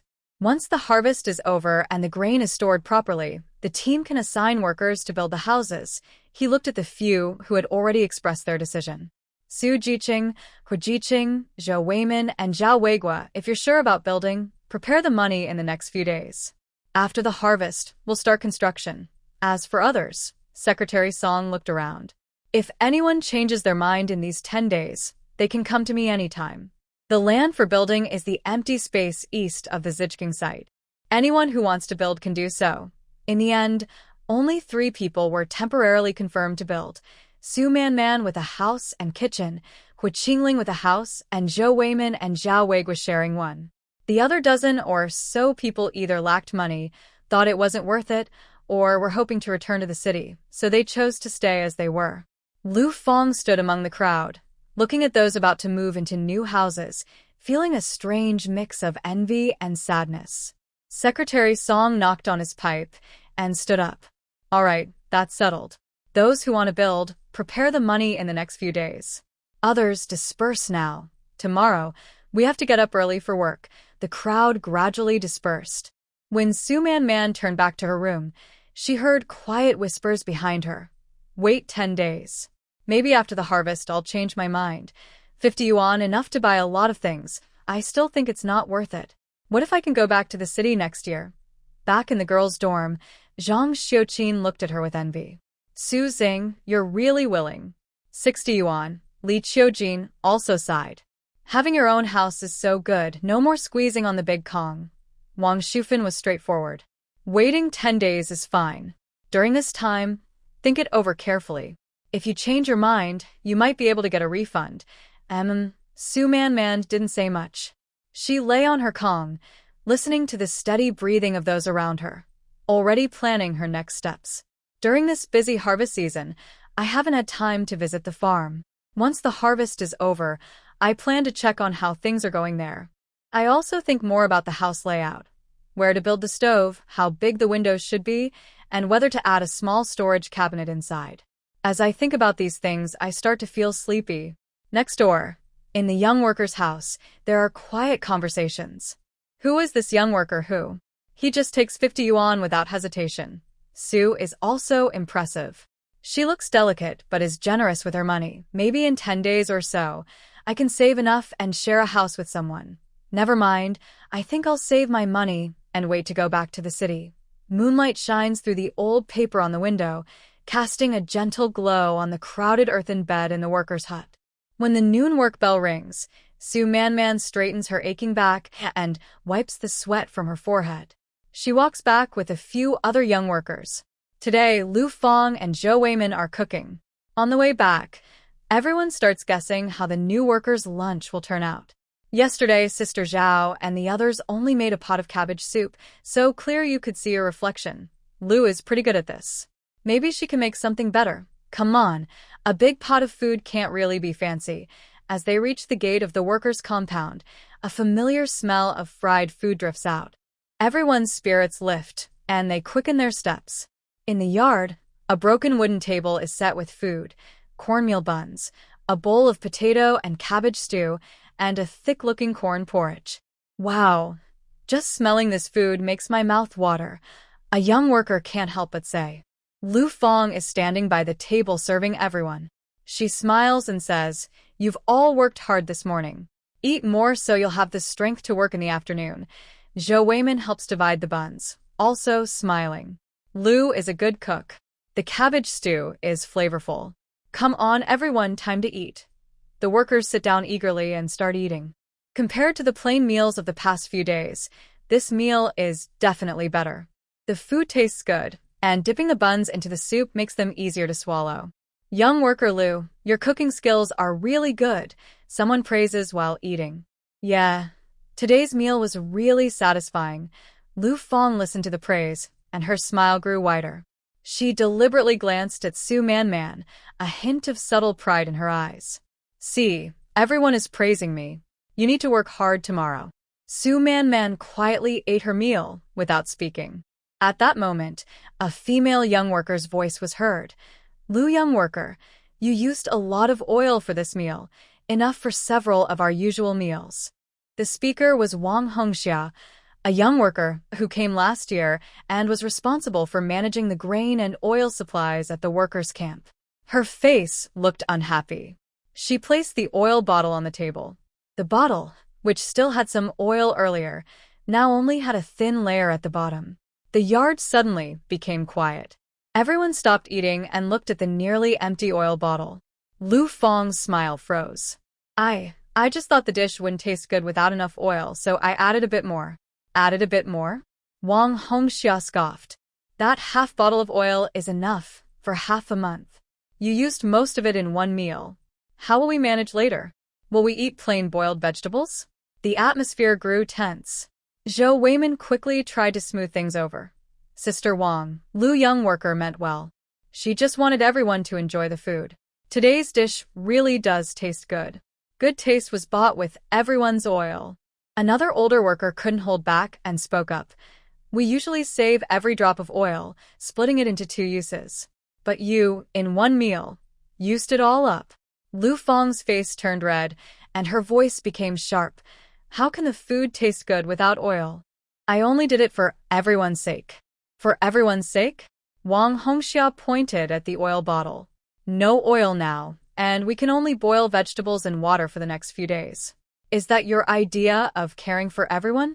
Just as the argument threatened to escalate, the camp leader, Chen Xiangdong, stood up. Everyone, say less. He walked to the table, looked at the oil bottle, and frowned. Lu young worker, we understand your good intentions. But our camp conditions are tough, and supplies must be used according to plan. Using so much oil in one meal isn't appropriate. Lu Fang bit her lip, her eyes turning red. I didn't mean to. Chen Xiangdong waved his hand. All right, let's forget about it this time. The oil is gone. I'll go to Secretary Song this afternoon to see if we can borrow some. But from now on, everyone responsible for cooking must use supplies carefully and avoid overspending. He looked at all the young workers and said, also, because of today's matter, I want to set a rule. From now on, everyone who cooks must keep track of how much grain and oil they use. At the end of the month, we will divide everything fairly based on each person's share. When he said this, the older workers looked a bit calmer. The 4 new workers had different expressions. Zhou Weiman awkwardly pushed up his glasses. Lu Fang looked down, twisting her fingers in her clothes. Hua Qingling kept eating without showing any emotion, as if none of it mattered to him. Su Man quietly put down her bowl and chopsticks. She had already expected this kind of problem. The hardest part of cooking for everyone was fairness. Some people saved food, others wasted it. Some worked hard, others less. The older workers worked hard to earn work points and get food. The new workers had fewer points but still ate together. Over time, this would surely cause conflicts. This made her even more determined to build her own kitchen. Cooking herself meant she could control everything. She wouldn't have to argue over a little oil and salt, nor worry about taking advantage of others or being taken advantage of. Lunch ended in a dull atmosphere. While Lu Fang was cleaning up, she moved with extra force, making the dishes clatter loudly. The older workers looked at her with even colder eyes. Wang Hongxia whispered to the woman next to her. Did you see? The new girl is like that. She doesn't understand saving at all. Exactly, she even feels wronged. All the oil we saved, she used it all in one meal. Though soft, these words clearly reached Lu Fang's ears. Her eyes turned red, almost crying. Before work in the afternoon, Su Man was tidying up inside the house when Lu Fang came in. Her voice was full of grievance. Su Man, do you think they're targeting us newcomers? I just want the food to taste better. Is that wrong? Su Man looked at her and said, your idea isn't wrong, but your method is. What do you mean? This is a collective life, not your own home. Su Man calmly explained, you can cook well, but you can't use excessive resources. The older workers are saving and being frugal. Seeing you use up all the oil in one meal makes them feel unfair. Lu Fang opened her mouth to argue, but didn't know what to say. Su Man continued, also, since we're new, our work points are fewer, so we'll get less grain at the end of the year.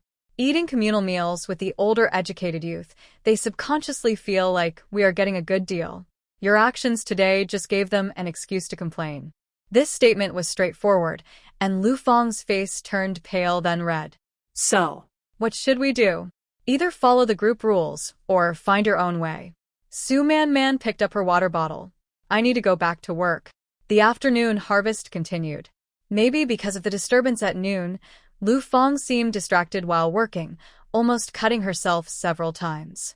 Scorekeeper Li Jianjun passed by, frowned, and made a note in his notebook. Su Man focused on her work, maintaining a steady pace. Her headscarf was soaked with sweat, but she didn't take it off. The autumn sun was still very hot, so she had to keep applying sunscreen. During the break, Su Man sat on the riverbank drinking water, overhearing some fellow workers chatting. "I heard there was a fuss at the youth station today." Why? "The new girl who came to cook used half a bottle of oil for one meal." The older youth got upset. TSK, people from the city just don't know how to live simply. But the new girl, Su, is doing a good job. People are different, you know. Su Man listened quietly, feeling more certain that her choice was right. In this group, even a small mistake can become a topic of gossip.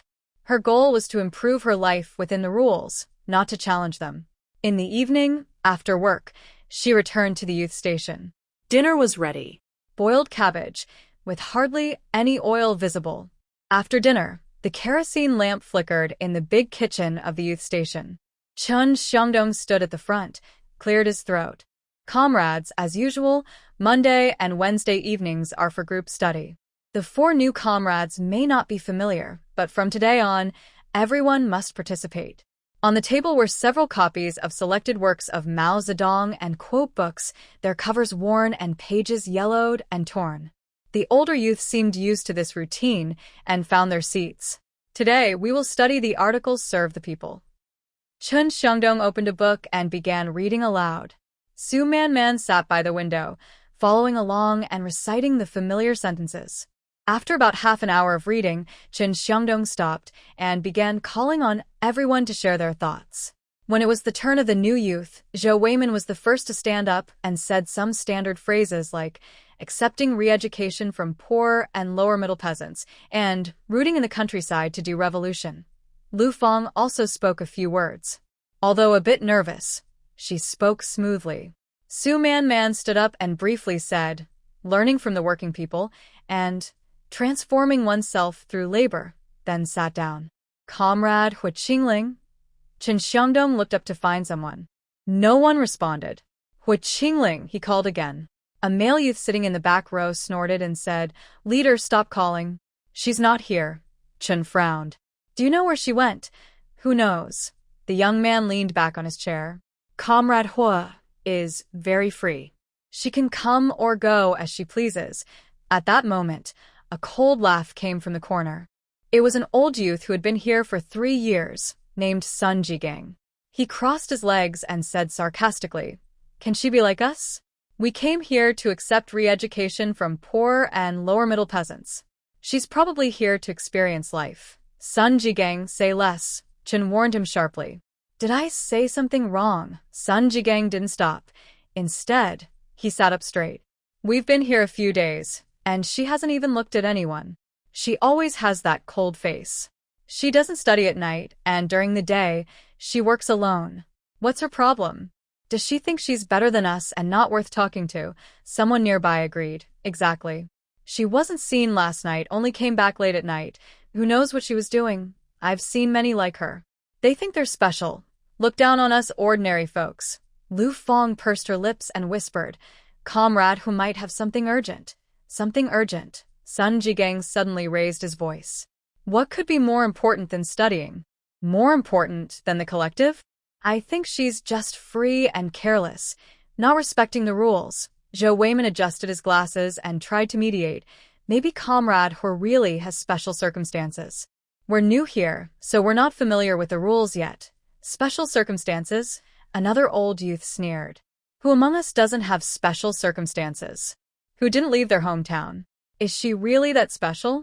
Can she do whatever she wants?" Su Man looked up and said softly, "We just arrived and don't know what we'll study tonight." "He might not know either." "Enough, enough," Chen Xiangdong interrupted, knocking on the table with a slightly impatient tone. "As for Comrade Hu Qingling, I will talk to him when he returns. Now, let's continue studying." But the others couldn't hold back their opinions anymore. "What's the point of talking? That kind of person isn't worth it. I think he should report to the team, and Secretary Song can handle it. Maybe he has connections, so what are we afraid of? Even if he has connections, why come here? Who knows if he's up to something shady?" Su Man knew that Hu Qingling was just a bit cold in personality, but he meant no harm to anyone. She couldn't understand why these people read so much malice into him. She lowered her eyes and said nothing more. The study session continued until after 9 o'clock before it finally ended. The next morning, before dawn, Su Manman woke up. Today, it was her turn to cook with Hu Qingling. She quietly got up and dressed. Her female fellow peasants were still asleep, snoring evenly. Su Manman pushed open the door, and the cold morning air hit her face. A thin layer of fog still covered the yard. The kerosene lamp in the kitchen was already lit. She was a bit surprised and went inside. She saw that the fire in the stove was already burning, casting an orange glow that lit up half the kitchen. A large iron pot was boiling porridge, steaming hot. No one was at the stove. Just as she was about to turn around, she heard footsteps at the door. Hu Qingling was returning with a basket of water, walking to the water basin to pour water. "So early," Su Manman whispered. "Just used to it," he replied briefly and continued with his work. Su Manman walked over to the stove and lifted the lid to check. The porridge was just right, neither too thick nor too thin, with the rice grains already blossoming. She stirred it with a large spoon to prevent it from sticking to the bottom. "You can cook too." "A little. When on outdoor missions, I have to do everything myself." Su Manman looked at him. Hu Qingling stood on the other side of the stove, the firelight illuminating his profile. His hat brim was pulled low, so his expression was unclear. This person had many stories, but he clearly didn't want to talk about them. Hu Qingling put down the pole and water bucket, then casually picked up a snakeskin bag from the corner and tossed it to Su Manman's feet. The bag was heavy and still slightly moving. Su Manman was surprised. "What is this?" "Open it and see." Hu Qingling had already turned away to get firewood. Su Manman squatted down, untied the hemp rope, and carefully opened a small slit in the bag. In the firelight, she saw 2 grayish wild chickens and a plump wild rabbit inside. "Meat?" Su Manman lowered her voice, but her eyes brightened. "Where did you get this?" Hu Qingling added some firewood to the stove, and the firelight reflected his expressionless side face. "I caught them last night." Su Manman looked up at him. No wonder he wasn't at the study meeting last night. He went up the mountain to hunt wild game. She retied the bag and hid it under the corner of the stove, her heart beating a little faster. She had been here for several days and found that every meal was just coarse grains and vegetables. Their stomachs had long lost their energy. These wild rabbit and mountain chicken were like a gift in the snow. "Are you going to cook them today?" she asked. "Yes." Hu Qingling stood up. "Come back early at noon. I'll help you prepare." "Okay." Su Manman already started planning how to cook them. One chicken could be made into chicken soup, another stir-fried with chili, and the rabbit could be braised or stir-fried. She had seasonings in her space. She lifted the lid of the pot to stir the corn porridge, and her lips couldn't help but curl into a smile. "Why are you smiling?" Hu Qingling suddenly asked. Su Manman paused, then looked up at him. He was also looking at her, his eyes under the brim of his hat, unusually steady in the dim, yellow light. "Nothing," she said, lowering her eyes. "It's just been a long time since I ate meat." She said this without blushing or feeling guilty, even though last night someone secretly gave her 2 large meat buns with thin skin and plenty of filling. Hu Qingling didn't speak. He turned to get a bowl. Su Manman even saw the corner of his mouth lift slightly. Was she imagining it? Breakfast was still simple, corn porridge with salted vegetable cakes. The young workers gradually got up to eat. Su Manman served everyone as usual. Today, Lu Fong looked a bit unwell. She quietly complained while holding her porridge bowl. "Every day I drink porridge, there's no oil or flavor." Next to her, an old, educated youth glanced at her and said, "Just having porridge is good enough." Su Manman didn't say anything. She just quietly served herself some porridge. She noticed that Hu Qingling ate very quickly. After finishing, he washed his bowl and left for work without even a glance. But when he reached the door, Hu Qingling paused, looked back at her, and then left. His glance was so brief that Su Manman almost thought it was an illusion. When she looked again, he had already disappeared into the morning fog. The morning harvest continued as usual.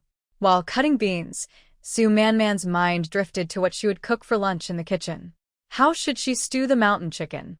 She had dried mushrooms and red dates in her space. Maybe she could add a little.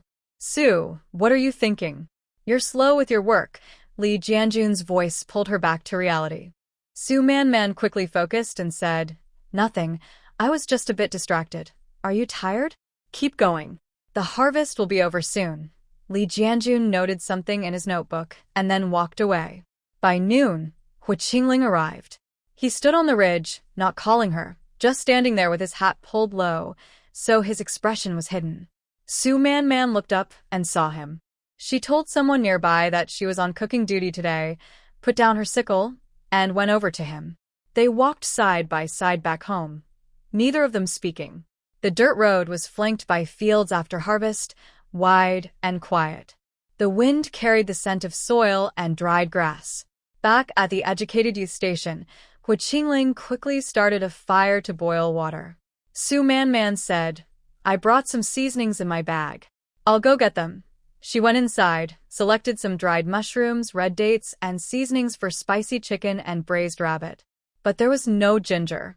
There was no ginger in the youth station either. She searched her space thoroughly, but found no ginger.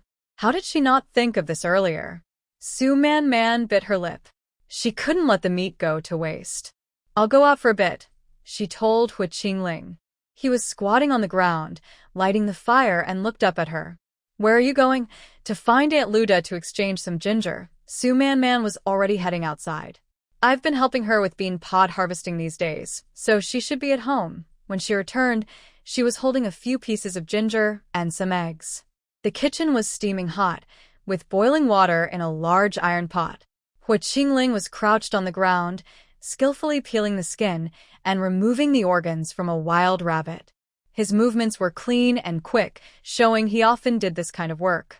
Su Manman walked over and held up the ginger and eggs in front of him. Look, I traded for these with Aunt Lu. Hu Qingling looked up.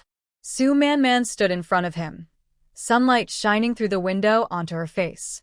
Her eyes were bright, and she had a small, proud smile, like a child waiting to be praised. Hu Qingling was momentarily surprised.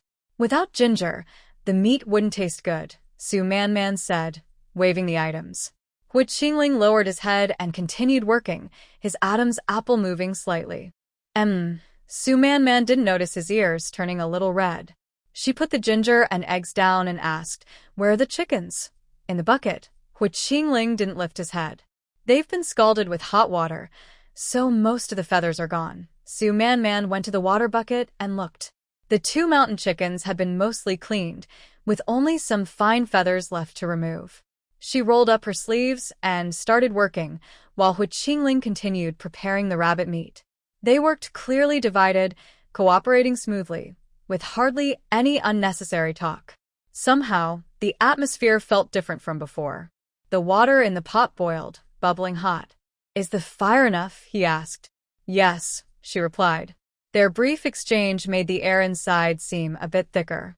Su Manman washed the chicken, cut it into pieces, and heated the pan. She took an almost empty bottle of oil from the cabinet and carefully poured a little into the pan. Hu Qingling glanced at it, but said nothing. She stir-fried the chicken until the surface was slightly golden, then added water to stew. Su Manman also added some dried mushrooms and red dates into the pot. The aroma quickly filled the room, rich and tempting. After finishing the rabbit, Hu Qingling cut it into pieces and salted it. For tonight, yes, Su Manman nodded. We'll eat the chicken first at noon, half for soup and the other half. I'll try making spicy chicken. Hu Qingling helped build the fire, the flames flickering on his face, casting shadows and light. Su Manman was nearby, preparing to make pancakes with cornmeal. Last night's study session, you didn't go. Someone mentioned you. Suddenly, Su Manman spoke. Hu Qingling looked up. I know, Yes, I guessed. Su Manman didn't stop what she was doing. Then, why did you still share the meat with everyone today? If it were me, I would keep it all for myself and not give any to them. Hu Qingling was silent for a moment. I just used the meat to shut them up, he said. Su Manman was surprised for a moment, then she smiled. Hu Qingling looked at her and smiled back. The fire flickered in his eyes. When the chicken soup was almost ready, the young workers started coming back one after another. "Why does it smell so good?" someone called from afar. Meat. "It smells like meat. Oh my, are we going to have meat today?" The yard quickly became lively. Everyone crowded at the kitchen door. When they saw the pot of chicken on the stove, their eyes widened. Chun Xiangdong asked in surprise, "Su young worker, Hui young worker, where did this meat come from?" Su Man wiped her hands and looked at Hui Qingling. He leaned against the doorframe, arms crossed, not planning to explain. "We were able to have meat today thanks to Hui Qingling. He went to the mountain last night to hunt wild game," she said. Su Man continued, "He didn't attend the study meeting last night. He went hunting to improve everyone's meals." As soon as she said that, there was a moment of silence in the kitchen. Many of the young workers who had mocked Hui Qingling last night were stunned. Sun Jiang's smile froze on his face, and he almost dropped his bowl. Those sarcastic words from last night felt like boomerangs, hitting back hard now. "Hua, Comrade Huiyu," an older young worker, who had been especially loud last night, looked a bit embarrassed. "Why didn't you say something earlier?" "Yeah, we thought you." Chen Xiangdong quickly tried to smooth things over. "Hui young worker meant well. We've been working hard during the harvest, so it's good to have some extra." "Su young worker, is the food ready?" "Yes, yes." Su Man lifted the lid, and a rich aroma filled the air. "The chicken soup is ready, spicy chicken is stir-fried, and there's a plate of stir-fried bok choy. Dinner can be served." The young workers immediately forgot everything else and started eating with their bowls. Sun Jiang held his bowl, his face turning red and then pale. As Hu Qingling passed by him, he didn't even dare to look up. The chicken soup was golden and shiny, with tender, soft chicken and mushrooms soaked in the broth. Spicy chicken was stir-fried until fragrant and flavorful. Just looking at it made people salivate. Everyone received a bowl of chicken soup, a few pieces of chicken, and a golden cornmeal pancake. For a moment, only the satisfied sounds of eating and drinking filled the kitchen. "Smells so good. It's so fragrant. It's been a long time since I last ate meat. Su Jiqing's cooking skills are amazing. This chicken soup is perfect." Lu Fong held her bowl, took a sip of the soup, and found it truly delicious. But hearing the praise around her, she felt a bit uncomfortable and muttered softly, "It's all because of the meat Hu Jiqing brought back. With meat, anything tastes good. What skill is needed?" Lu Fong felt frustrated, like a heavy stone was pressing on her chest. If she had been paired with Hu Qingling, everyone would be praising her now. It was all because Hu Qingling went up the mountain to catch wild chickens, and Su Man just got to benefit from it. Next to her, Wang Hongxia glanced at her. "That's not necessarily true. We've caught mountain chickens before, but the dishes weren't this good." "Su Jiqing must have added some secret ingredient to the soup," another young woman said. "Yeah, this soup is especially fresh, not just the meat flavor." Su Man heard this but just smiled without saying anything. Hu Qingling also held his bowl and sat quietly in the corner, eating. Someone came over to thank him, but he just nodded and didn't say much. Lunch was especially satisfying. After eating, Su Man announced, "There will be rabbit meat tonight. Hu Jiqing caught a wild rabbit, and he will cook braised rabbit for everyone tonight." Suddenly, cheers erupted in the yard. In the afternoon, when work started, the atmosphere at the youth camp was different. Everyone's faces were full of smiles, and they worked with more energy. By evening, everyone almost ran back to the youth camp. The smell of rabbit meat was already drifting out, more tempting than at noon. Sure enough, Su Man made braised rabbit, adding potatoes and stewing them together. The rabbit was tender but not dry, and the potatoes soaked up the meat juice, soft and flavorful. At noon, she had exchanged a few eggs with Aunt Lu and made scrambled eggs with scallions. Su Man also prepared a pot of cornmeal pancakes for everyone to dip in the soup.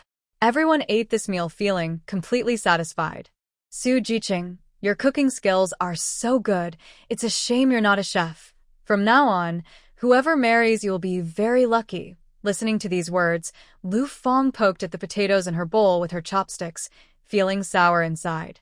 She had to admit that Su Man was really good at cooking. With the same ingredients, she could make dishes taste much better.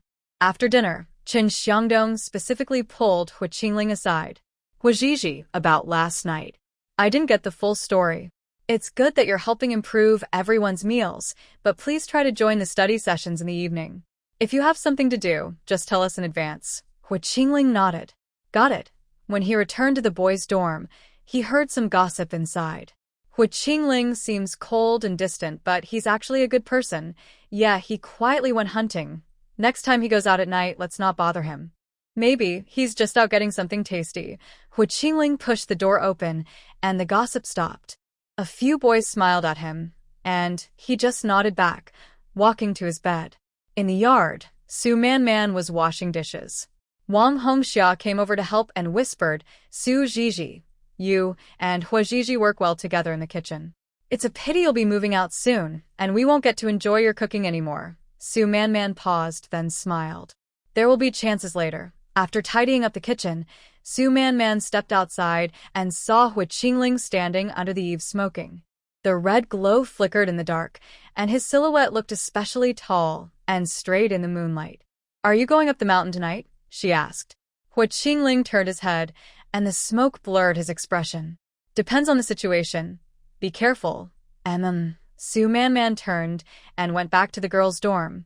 Hu Qingling watched her figure disappear behind the door, then threw the cigarette butt on the ground and stepped on it to extinguish it. A faint smile appeared at the corner of his mouth, gentle as moonlight accidentally shining on his face. That night, Lu Fong lay on the Kong bed, tossing and turning, unable to sleep. The three other girls in the room were already asleep, their breathing steady. Moonlight seeped through the tattered window paper, casting a pale, white glow on the ground. She kept her eyes open, staring at the ceiling, her mind a jumble. Today, Su Man had once again stolen the spotlight. Everyone was praising her. Lu Fong clenched the corner of her quilt. Why? In terms of family background, Lu Fong was not inferior. Dad is the factory workshop manager and Mom also works at the factory, an honest working-class family. But from childhood, she never got to enjoy the good things at home. Grandma would hold her bowl, give the biggest piece of meat to her brother and the remaining piece to her younger brother, then say, Girl, why do you eat so well? You'll marry into someone else's family someday. Her brother's school bag was new, but hers was the old one her brother used. When her younger brother had new clothes for the new year, her clothes were just old ones modified by Mom. This time, the young people were sent to the countryside, and originally it was her brother's turn. Lu Fong remembers that night, Dad sitting at the table smoking, Mom busy in the kitchen, Grandma holding her brother's hand with tears in her eyes, saying, My big grandson, you can't go to that hard place. Then the whole family looked at her. Let Fong Fong go. She'll marry someday, anyway. Where she stays doesn't matter. Your brother needs to establish himself and shouldn't be delayed, Grandma said confidently. She opened her mouth, wanting to say, Why should it be me? But seeing Dad smoking, Mom silent, Grandma's confident look, she didn't say anything. She had gotten used to it over the years. From a young age, she learned one thing. If she wanted something, she had to fight for it herself. So when she saw Hu Qingling, she knew what she should fight for. That man was different. His demeanor, his face, he clearly came from a different background. If she could catch such a man. Lu Fong wasn't lazy. On the train, she took the initiative to start a conversation, but Hu Qingling didn't even lift his eyelids. When they were assigned as cooking partners, she was about to speak, but he directly chose Su Man. Su Man. Again, Su Man. She originally thought Su Man was just as new as she was, not that special. But over the past few days, Su Man did everything smoothly, worked well, cooked well. She even paid 60 yuan for building a house without blinking. Lu Fong thought of the less than 20 yuan in her pocket, secretly given by Mom when she left, who told her to spend carefully. The family is not easy. She nodded at the time, but was secretly sneering inside. Not easy. Why didn't she say the family was struggling when she spent money on her brother and younger brother? When it was her turn, suddenly it was hard. Fong Lu turned over, facing the wall, feeling very uncomfortable when she thought about these things. Just when she felt she was about to get a chance, Su Man Man would appear and easily take what she wanted. Hu Qingling's gaze at Su Man Man was different from how he looked at others. Fong Lu noticed that look, short, faint, but meaningful. It wasn't cold and distant like when he looked at others, as if he was looking at a stone. Fong Lu buried her face in the quilt. Did she hate her? She didn't know. If only she had been the one standing by the stove today, cooking the meat, or if Hu Qingling had been looking at her. Fong Lu closed her eyes. Su Man Man. She repeated the name, like it was a thorn. In the next few days, the food at the youth station returned to plain boiled dishes. Everyone missed the meat that Hu Qingling and Su Man Man had cooked that day. Some thought about how they should have shared the meat, eating a little each day. Back then, no one was willing to eat even a small bite of that meat, but now they were second-guessing. Some people secretly tried to get close to Hu Qingling, hoping to go into the mountains to hunt wild game with him, but he refused, saying the mountains were too dangerous. Hu Qingling still looked cold and distant. At first, some people tested him, but later they gave up. That evening, everyone ate plain boiled vegetables again, with little oil. Chen Xiangdong put down his bowl and cleared his throat. I have something to tell everyone. Everyone looked up at him. This afternoon, I went to a village meeting. The village decided to organize people to go up the mountain tonight to hunt wild boars. As soon as he finished, there was a gasp in the kitchen. Another wild boar hunt? Didn't we do that last year? And that leg was broken, and he's still lying there. Chen Xiangdong raised his hand to quiet everyone. I know this is dangerous, but this year, wild boars are especially aggressive. The crops at the foot of the mountain have been damaged a lot. If we don't hunt them, our harvest will be reduced this fall. He continued, the village has organized a militia plus some strong workers, about 10 or so people. Secretary Song asked me to come back and ask if anyone at our youth station wants to join. No one responded. Everyone remembered last year's wild boar hunt clearly. About 20 people went up the mountain. 2 wild boars were shot, but one was knocked down the slope by a wild pig and broke his leg. He was rescued with half his life intact and is still lying at home. Chen Xiangdong added, volunteers can share half of the pork based on their contribution. The other half stays with the team and is shared with the whole village. The word meat made a few people's eyes light up briefly, but they quickly grew dim again. No matter how tempting meat is, life is more important. Anyway, when the village catches wild boars, everyone gets a share. It's less, but at least they don't have to risk their lives. Chen Xiangdong looked around and said, no one wants to go? Then I'll tell Secretary Song. I'll go, someone said. His voice was quiet but clear. Everyone turned to look at the corner. Hu Qingling put down his bowl, expressionless. Chen Xiangdong was surprised. Huizitsiking, have you thought it through? This is really dangerous. I know, he replied simply. Just 2 words. Sun Jiang mumbled softly nearby. What's so brave about that? Lu Fong instinctively glanced at Su Man Man. Su Man Man was quietly eating porridge, not speaking, but her fingers clenched the chopsticks tighter. Another voice spoke up. I'll go too. This time, it was a young male worker named Jiang, who looked quite strong. He scratched his head. I have a lot of strength, I can help. Anyway, there's meat to share. Chen Xiangdong nodded and wrote down 2 names in his notebook. All right, then Huizitsiking and Jiang. Finish eating, pack up, and meet at the village entrance at 8. Dinner continued, but the mood was different. Some whispered that Hu Qingling was brave, others said Jiang was reckless for meat, and some felt lucky they didn't have to go. Su Man Man said nothing. After eating, she quietly cleared her dishes and went to wash them. When Hu Qingling passed by Su Man Man, she suddenly spoke. Wait a moment. Hu Qingling stopped. Su Man Man opened her mouth, wanting to say something, but in the end, she only managed 3 words. Be careful. Hu Qingling looked at her. His eyes beneath the hat flickered in the dim light. Are you worried about me? He suddenly asked. Su Man Man was stunned, her face flushing suddenly. People in the kitchen moved around, unaware of this quiet moment in the corner. I am just. Su Man Man rarely found herself speechless. In the end, she simply stopped talking, picked up her bowl, and turned to leave. Hu Qingling watched her back, a slight smile appearing at the corner of his mouth. "I'm leaving now. I'll be careful," he said to the direction she went, then turned and left the kitchen. Su Man, with her back to him, felt her ears burning. At 8 o'clock, everyone gathered at the village entrance.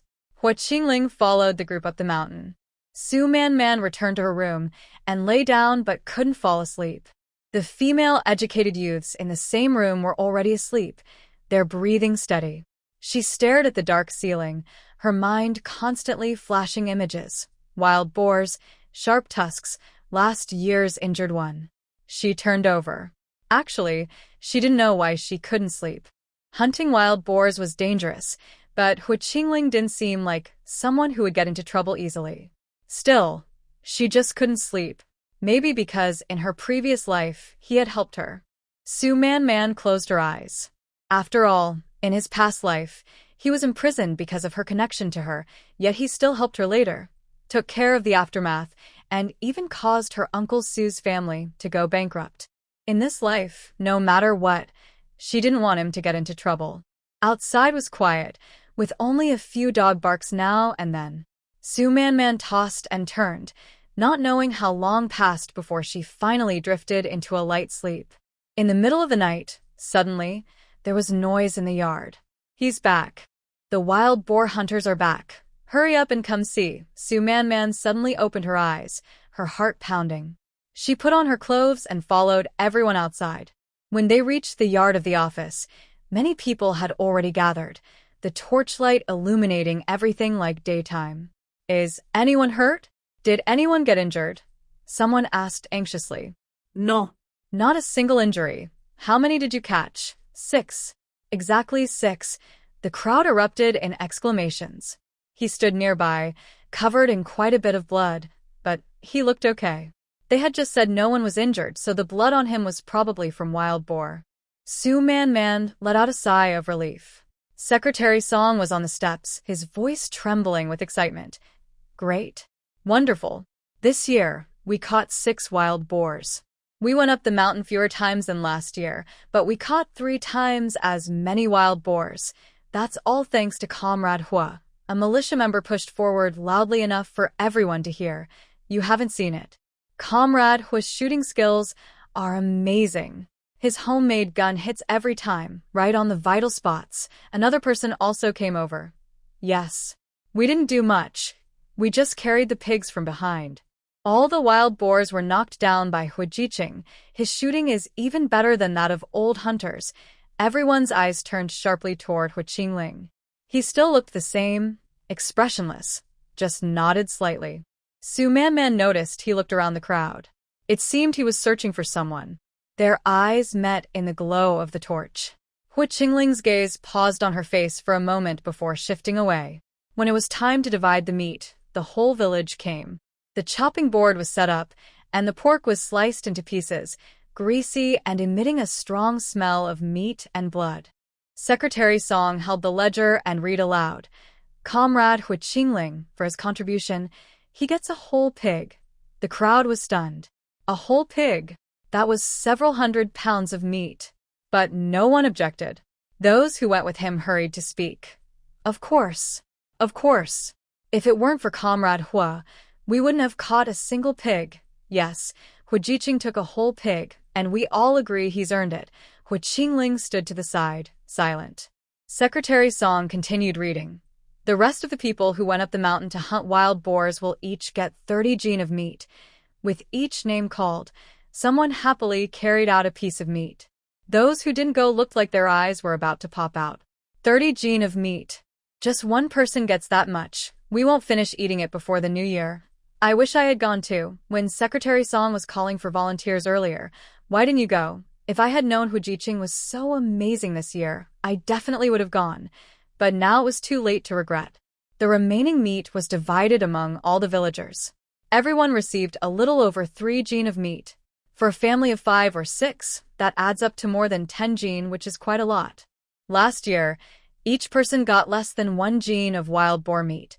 Someone sighed and said, "Thanks to the young people from Hu Jiqing, we can have a good new year this year." Yeah, Hu Jiqing is amazing. Su Man stood among the crowd, watching Hu Qingling being praised by everyone. He still looked cold and distant but didn't leave. He just stood there quietly. After the meat was divided, the crowd gradually dispersed. When they returned, the yard of the young workers' station was lively, like during the new year. Everyone was holding over 3 jin of meat, shiny and greasy. Just looking at it made people drool. The meat was divided by head count, given by the team, and everyone had their share. Normally, people should be happy, but when they entered the kitchen, the atmosphere became a bit strange. Jiang placed 30 jin of meat on the Kong, heated bed, carefully arranged it piece by piece, and smiled happily. 30 jin. I've lived 20 years, and this is the first time I've seen so much meat. A few people gathered around to look, saying, Jiang, you're really something, and this time you're rich. But their eyes kept flickering toward the pile of meat. Sun Jiang leaned against the doorframe, smiling insincerely. Jiang, I heard you didn't do much work going up the mountain.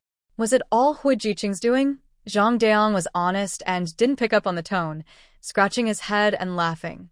Yeah, Hu Jiqing's marksmanship is incredible. We just followed behind, lifting pigs and doing nothing else. Sun Jiang raised his voice. You didn't do much, but you got 30 jin? That's good luck.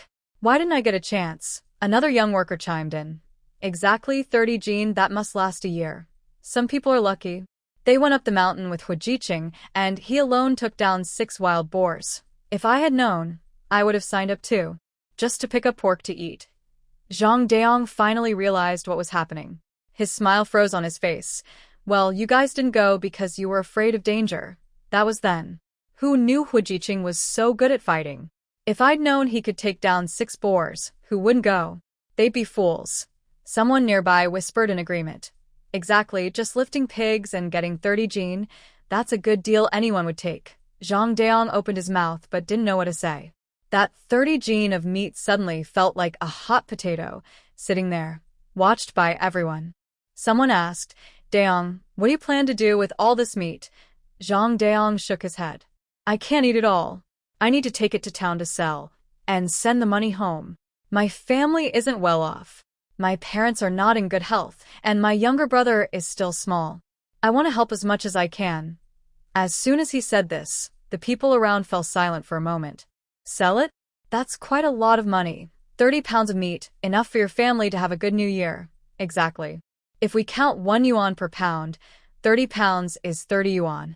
We probably won't earn that much in a year. Someone sourly said, if I had known, I would have gone too. Just lifting a pig could earn 30 yuan. Where can I find such a good chance? Jiang looked down and said nothing. Chun Xiangdong gathered everyone in the kitchen to discuss. Today, everyone got some meat, more than 3 jin for some. This is everyone's good luck. He paused. We need to live together. I was thinking, maybe each person can give 1 jin of meat to the common pot, as a group contribution. The rest, you can keep or sell as you like. Everyone looked at each other. Some nodded, some hesitated. That's a good idea. We can all share the meal and have fun. 1 jin of meat isn't much. I agree. I agree too. Jiang stood at the edge of the crowd, listening to what everyone had just said. His face kept changing from red to white. The words they just spoke felt like needles stabbing him, making him uncomfortable all over. He was poor at home. Since he was young, he knew he had to earn everything himself. This time, he really contributed on the mountain, carrying ammunition, lifting wild boars, hauling firewood. He volunteered for the hard and dirty jobs.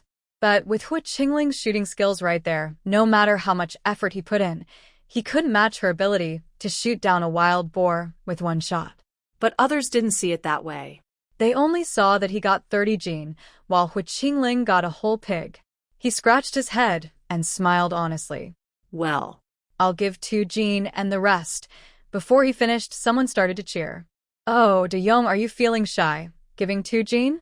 That's not okay. A sharp voice rang out. It was Li Jianxi, a young intellectual next to Sun Jiang. Li Jianxi counted on his fingers. If each of us gives 1 jin, that's 1/3 of our share. Jiang, you are a man who weighs about 30 jin. Giving away 2 jin is only a small part, 1/15. That ratio doesn't seem right. Someone laughed and said, "Exactly, Dayoung. Shouldn't you give a third, about 10 jin? Yes, 10 jin. Dayoung is so generous. He must be willing." Dayoung's face turned bright red. He moved his lips but couldn't say anything for a long time. He didn't want to argue about these things. He was so nervous his palms were sweating. Li Jianxing looked toward the corner, his eyes shifting. What about Hu Jiqing? He has a whole pig, at least 200 jin. According to the ratio, he should give about 60 or 70 jin. Suddenly, the kitchen became quiet. Everyone looked at Hu Qingling. Hu Qingling leaned against the wall, his hat pulled low over his eyes, with no expression on his face. He seemed not to hear anything, standing still. Li Jianxing was disappointed and turned his attention back to Dayoung. "Dayoung, say something. Shouldn't you give 10 jin?" Dayoung's face flushed. I was just thinking. He wanted to say he only wanted to give a little more to show his sincerity, not thinking much about it. But he couldn't get the words out. "That's enough." A clear, cold voice interrupted him. Su Manman stood among the crowd, her face calm but her eyes cold. "Li Jianxing, you're so good at math. Why don't you count another part?" Li Jianxing was stunned. "What part?" Su Manman looked at him and said clearly, "When they risked their lives to go up the mountain." "Where were you?" Li Jianxing's smile froze. "Wild boar tusks can pierce a person's stomach, and a hoof can kick someone down the hill. The one who broke his leg last year is still lying there." Su Manman's voice was quiet, but every word was clear and loud in everyone's ears. Jiqing and Hu Jiqing risked their lives for the whole village, exchanging their lives for meat. You're at home sleeping peacefully, taking 3 jin of meat for free, and you still think it's not enough. The kitchen was silent. You're only willing to give a third if it's a third. Why should you? Su Manman sneered coldly. Did you help out, or did you risk your life? Why should they follow your way of calculating? Li Jianxing's smile disappeared. He awkwardly said, "I was just joking." Su Manman looked at him and said, "Teasing honest people is kind of funny, huh?" Zhang Daong stared at Su Manman, his eyes a little misty. Su Manman turned to Zhang Daong and spoke more gently. "Daong, just give 1 jin, like everyone else. No need to give more." She looked around at the people in the kitchen. "If it weren't for them risking their lives on the mountain, we wouldn't even get this 1 jin of meat today. If you're ungrateful, that's fine, but don't start judging how much they should give." "What's with the face?" No one dared to reply. Chun Xiangdong quickly stepped in to smooth things over. All right, Su Jiqing is right. We're able to share this meat thanks to Hu Zhiheng and Zhang Daong. 1 jin is 1 jin. Everyone gives 1 jin, no more. That's settled. Everyone nodded and awkwardly dispersed. Li Jianxi left quietly, glancing at Su Manman as he passed by her, but said nothing. The kitchen gradually emptied. Su Manman packed her things to leave when a sincere voice came from behind. Su Ziking. "Thank you." She turned around. Zhang Daong was standing there, rubbing his hands, looking very grateful. "It's nothing," Su Manman replied calmly. "Next time, don't be so honest. Just agree with what others say." Zhang Daong nodded heavily. "Yeah, I'll remember." "Su Ziking, you keep this meat." He held out a piece of meat, about a jin, and handed it to Su Manman. Su Manman smiled. "Zhang Ziking, I appreciate your kindness. Keep this meat for your family. It's what you deserve." Zhang Daong stood there, stunned. Su Manman turned and walked out of the kitchen. No one else spoke up earlier. Only she, Su Manman, did. It wasn't because she had a strong sense of morality. In these times of scarcity, everyone's life was hard. Most people who suggested sharing the meat, like Li Jianxi, were actually benefiting from the system. If everyone followed his idea, everyone would benefit, so no one dared to speak out. But Su Manman understood Zhang Daong's feelings. In her past life in the Northwest, she had also been bullied. Seeing Zhang Daong, she saw her past self. She spoke up for him, which was also a way of helping her former self. Now she had the strength to speak for herself. Su Manman knew her words might offend many people. But she didn't care. She came to the Red Flag Brigade to take care of her parents. She plans to leave here in about 2 years after taking the college entrance exam. She doesn't intend to make close friends here, nor does she want to get involved in complicated social matters. Once the harvest is over and the house is built, she will move out to live alone, so she won't have to deal with these people anymore. Su Man tidied up her mood and prepared to go back to her room. Halfway there, she heard footsteps behind her. Su Man. She turned around. Hua Qingling was standing a few steps away, holding a cloth bag. "This is for you." He handed her a burlap sack, which felt heavy. Su Man took it and opened it. Inside was meat, at least 20 or 30 pounds. She was stunned. "This, just for you," Hua Qingling said briefly. Su Man lowered her voice. "Why are you giving me so much meat? You should keep it for yourself." Hua Qingling looked at her. The moonlight shone on his shoulder. "If I give it to you, just take it." Su Man opened her mouth but didn't know what to say. Hua Qingling's lips moved slightly, as if he was smiling. "Go back now." He turned and walked away without saying another word. Su Man stood there, watching his figure disappear into the men's youth dormitory. She looked down at the bag in her hands, feeling a warm, indescribable feeling in her heart. Unbeknownst to her, nearby under the eaves, someone had watched the scene unfold. Lu Fong leaned against the wall, her nails digging into her palm. She couldn't hear what they said, but she saw Hua Qingling handing something to Su Man, a bulging burlap bag, definitely filled with meat. There was quite a lot of meat, at least dozens of pounds. Hua Qingling had a whole pig, but he only gave 1 jin of meat to the public farm workers. Yet he gave Su Man dozens of jin. Lu Fong bit her lip, her eyes stinging. When Su Man walked over, she pretended to be passing by and asked with a smile, "Su Jiqing, what did Hua Jiqing give you just now?" Su Man looked at her calmly. "Meat. For the people building the house, to cook with in a few days." Lu Fong elongated her tone. "Oh, meat for cooking? And for the workers too. People are doing hard labor. They can't work without some oil and meat. Giving them some meat helps them stay strong, and the house will be built better." Su Man didn't say anything more and carried the burlap bag into the house. Lu Fong stood still, her smile slowly fading from her face. "Are the builders cooking for us? Who are they trying to fool?" She clearly saw the look in Hua Qingling's eyes when he handed the meat to Su Man. Lu Fong turned and went back to her room, lying on the Kong bed, staring at the dark ceiling. Why? What makes her Lu Fong any worse than Su Man? Early the next morning, the kitchen at the youth station was filled with the smell of meat. Just the aroma made everyone feel hungry. At lunchtime, everyone sat in a circle with their bowls, smiling again after a long time. "Smells so good. Truly delicious. This meat is so tender, it melts in your mouth." Everyone looked happy, satisfied, as if the unpleasantness from last night's meat exchange had never happened. Lu Fong ate her meat, feeling upset inside. What bothered her most was Hua Qingling giving meat to Su Man. That morning, she casually mentioned to other young people, "Did you see? Last night, Hua Qingling gave Su Man a big bag of meat." Wang Hongxia paused and asked, "Really? I saw it with my own eyes. How could I lie?" Soon the story spread. During the meal, someone couldn't help but ask, "Su Man, I heard Hua Qingling gave you dozens of pounds of meat?" Su Man paused, then looked at the speaker, Li Jianxi, who had been scolded by her last night. Now he was smiling, pretending to be curious. "Yes, it's true," Su Man said calmly.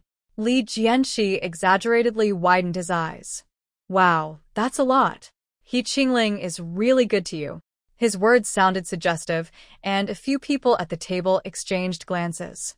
Su Man looked at him and said slowly, "In a few days, we'll start building the house.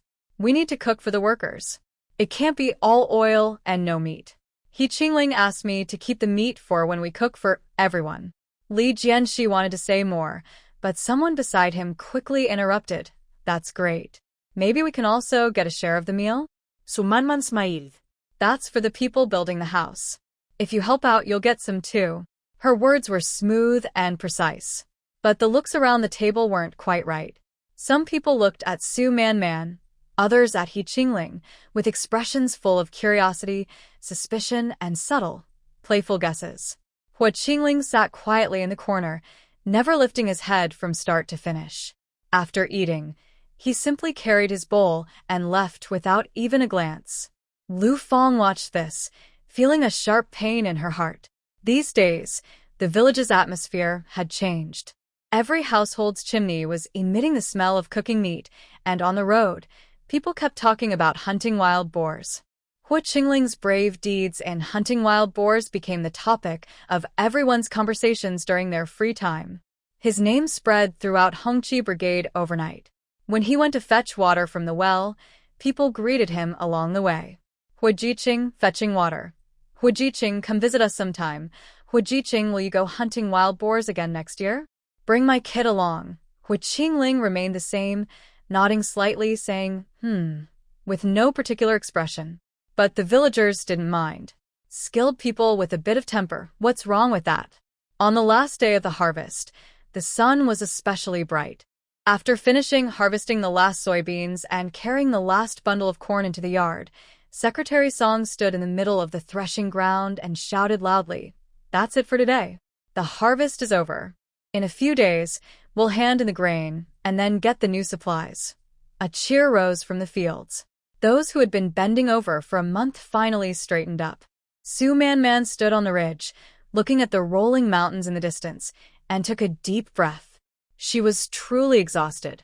But compared to those years in the Northwest in her previous life, this little tiredness was nothing.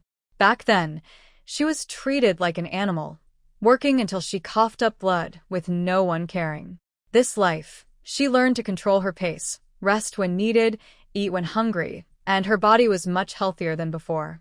"Su Jiqing, let's go. Time to head back," Wang Hongxia called from afar. Su Man responded with a nod, slung her sickle over her shoulder, and headed back. That evening, the youth camp celebrated the end of the harvest. Everyone agreed that Su Man should be in charge of cooking, as her previous dishes left everyone craving more. Today, she made a big pot of braised pork with potatoes and a few vegetable dishes.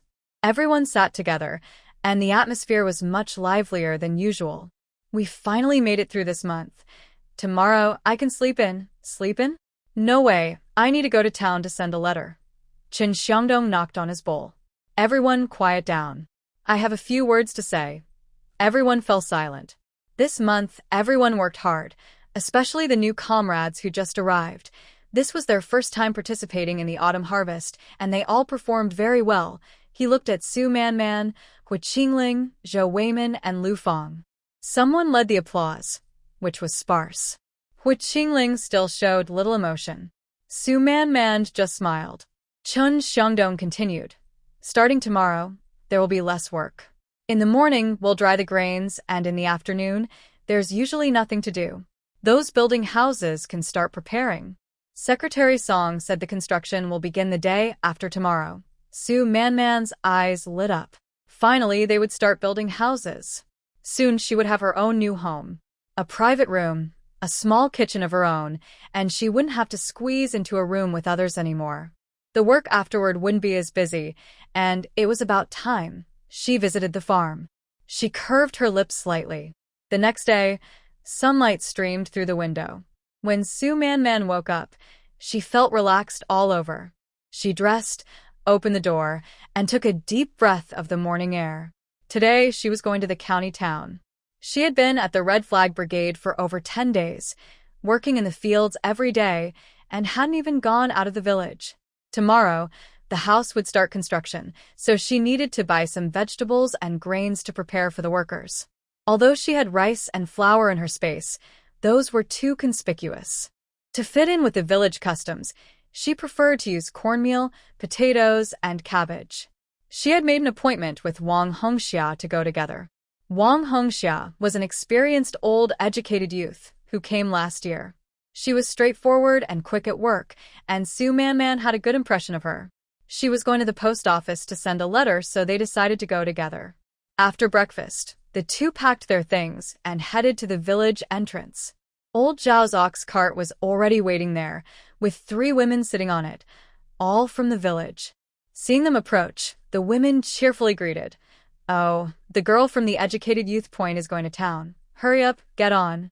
"There's still space at the back," Su Man smiled and responded, quickly climbing onto the ox cart. Wang Hongxia followed behind her, and the two found a spot at the back to sit. The ox cart slowly started moving toward the county town. Today, Su Man was different from usual. Usually, when working, she always wore a headscarf, patched up old clothes, and was fully covered, only revealing her eyes. Today, she didn't have to work. She changed into a clean, floral cloth shirt, and her hair was neatly combed and tied into 2 braids hanging in front of her chest. The morning light shone on Su Man's face.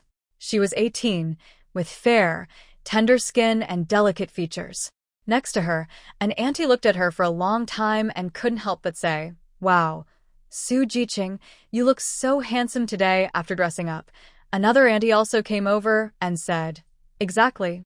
Usually you're all covered up, so we didn't know you looked so lively and fresh. How old are you? Do you have a boyfriend?" A few aunties asked excitedly, their eyes shining like they had found a treasure. Su Man felt a little shy when asked and smiled. "I'm 18, but I don't have a boyfriend." 18? That's not young anymore. Here, at 18, you should start looking for someone. Su Jiang, let me introduce someone to you. My cousin from my hometown is honest and good at working. Wang Hongxia chuckled softly beside her and said, "Andy, you don't need to worry about that. Su Jiang is from Beijing. Maybe she'll go back to the city someday. She can't be looking for a partner here." From Beijing? The Andy's eyes lit up even more. "Then you must hurry.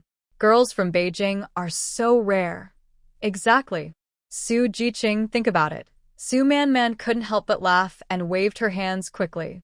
"Aunties, thank you for your kindness, but I really am not interested." Wang Hongxia helped out, saying, "Su Jiang still needs to build a house. She doesn't have time to think about this." "Don't worry, aunties. Build a house?" One auntie was surprised. "A girl building her own house," Wang Hongxia explained. "Yes, she's paying for it herself, and the team is helping. They'll start tomorrow." The aunties looked at Su Man with new respect. "This girl is amazing. She's capable and pretty, and she has her own ideas. Someone like her. Whoever marries her will be lucky." Listening to these words, Su Man kept smiling on her face, but was thinking about the things she needed to buy later. The ox cart swayed slowly for 2 hours and finally reached the county town. Although called a county town, it was really just one main street with shops like the Supply and Marketing Cooperative, post office, state-run restaurant, and a grocery store on each side. Beyond that were some houses. There weren't many people on the street, and bicycles occasionally passed by. 3 o'clock in the afternoon. Everyone still gathers here. Old Zhao, who was catching the bus, reminded everyone, "If you're late, the bus won't wait. You'll have to find your own way back." "Got it, Uncle Zhao," Su Man replied, jumping off the bus. A few aunties hurried off to buy things and soon dispersed. Wang Hongxia also needed to go to the post office to send a letter. She promised to meet Su Man in the afternoon and left. Su Man wasn't in a hurry to leave. She reached into her pocket and took out a few candies, handing them to old Zhao. "Uncle Zhao, take these candies. Give them to the kids at home." Old Zhao was surprised and kept refusing. "Oh no, that's too kind of you. Just take them. They're not expensive." Su Man pressed the candies into his hand. Old Zhao's face lit up with a smile. "Su the young worker, you're so kind." "All right, thank you on behalf of the children." Su Man smiled and turned toward the market. A few candies weren't worth much, but they helped build good relationships with the local people. This was experience she learned in her previous life. Living in the countryside, it wasn't enough to just work hard. You had to know how to get along with people. Being a little sweet-tongued and generous made everything easier. She had only been at the Hongqi brigade for about 10 days, but had already made friends with several aunties. Usually, when they met while working, they would chat about everyday life. Sometimes she would give candies to their children. Over time, they grew more friendly toward her. These small gestures might seem insignificant, but they could be useful when it mattered most. Following old Zhao's guidance, Su Man first went to the county's Supply and Marketing Cooperative. She stopped at a grain stall and bought 10 jin of cornmeal, which she packed into a cloth bag. It was heavy. She paid and received a ticket, then set the bag aside and continued shopping. She also bought 5 jin of potatoes, 3 jin of cabbage, and 2 jin of radishes. Seeing a stall selling dried noodles, she bought 2 jin. These last long, and are good for stews. Her shopping list grew longer, and she had no more space to carry everything. She looked around and found a stall selling woven baskets. The basket was medium-sized, perfect for carrying her goods. Su Man bought a basket, packed all her items inside, and tried carrying it. It was steady. Inside the basket were cornmeal, potatoes, cabbage, radishes, and dried noodles. Simple, ordinary items, not eye-catching. She had rice and white flour at home, but she didn't dare take them out. In this era, eating refined grains every day would attract too much attention. After shopping, she found a quiet corner and took out an iron pot, a spatula, and some bowls and plates from her space. She needed them for cooking tomorrow. The pot wasn't big, just enough to fit into her basket and cover everything inside. Su Man didn't want to carry such heavy things around, so she put everything from her basket into her space, leaving the iron pot on top, covered, so nothing was visible. After organizing her basket, she headed to the state-run restaurant. The restaurant was in the middle of the street, with a faded sign hanging outside. Su Man pushed open the door curtain and went inside. There were only a few tables with people sitting, and the smell of food filled the air. She found a seat by the window and ordered a bowl of shredded pork noodles. While waiting for her noodles, the door curtain was pushed aside, and someone came in. It was Wang Hongxia. When Wang Hongxia saw her, her eyes lit up. Su Man, you're eating here too? Su Man smiled and waved. Hongxia, sit here. Wang Hongxia came over and sat down, also ordering a bowl of noodles. Did you send the letter? Su Man asked. Yes, I sent it to let my family know I'm safe, Wang Hongxia sighed. My parents are worried, afraid I might suffer outside. Su Man nodded, but said nothing more. 2 bowls of hot noodles were served, steaming. They ate quietly, chatting occasionally. With so much stuff, can you carry it all? Wang Hongxia looked at the basket beside Su Man's feet. It's okay, I carry it slowly, Su Man smiled. Tomorrow's work starts, so I need to prepare for the workers. After finishing their noodles and paying the bill, the sun was already setting. It's time to go back, Wang Hongxia said, looking at the sky. The two headed to the meeting place. At the agreed spot, a few women had already returned and were chatting together. When they saw Su Man carrying a large basket, their eyes lit up. Oh, Su Jiang, you bought so many things. The basket is full. What did you buy? Let me see. A few women leaned in to look, but no one dared to go through her things. In this countryside, asking about what others bought was a big taboo. How much money they spent or what they bought was private. No matter how curious, they couldn't ask too much. Su Man smiled and placed the basket on the ox cart, buying some cornmeal, potatoes, and cabbage. Tomorrow, the house will start construction and we need to cook for the workers. Oh, for building the house. Yes, that's why we need to buy it. The workers must eat well. The ants talked with their mouths, but their eyes kept flicking toward the basket. Su Man didn't say anything and they didn't ask, so they could only guess roughly. Old Zhao drove the ox cart over. Everyone got on, and they swayed as they headed back home. On the way, the ants kept gossiping. Did you hear that old Jiang's daughter-in-law in the east part of the village is pregnant? Yes, her mother-in-law is so happy. She tells everyone. By the way, have you seen that young man whore at the youth station? I heard he's quite handsome. I saw him. He's good-looking, but he's very cold and doesn't talk much. People can be cold, so what? If my daughter could marry someone like that, I'd be over the moon. Come on. Do you think he'd like your daughter? Wang Hongxia leaned in and whispered, Hor is quite famous now. All the young women in the village are asking about him. Su Man nodded. Wang Hongxia looked at her, hesitant to speak. The ox cart stopped at the village entrance. Everyone went their separate ways. Su Man carried her basket and walked with Wang Hongxia toward the youth station. When they passed Lu Dazhen's house, she was feeding chickens in the yard. Seeing them, she called out, Su Jiang, back from the city? Yes, Auntie. I bought some things. Bought so much?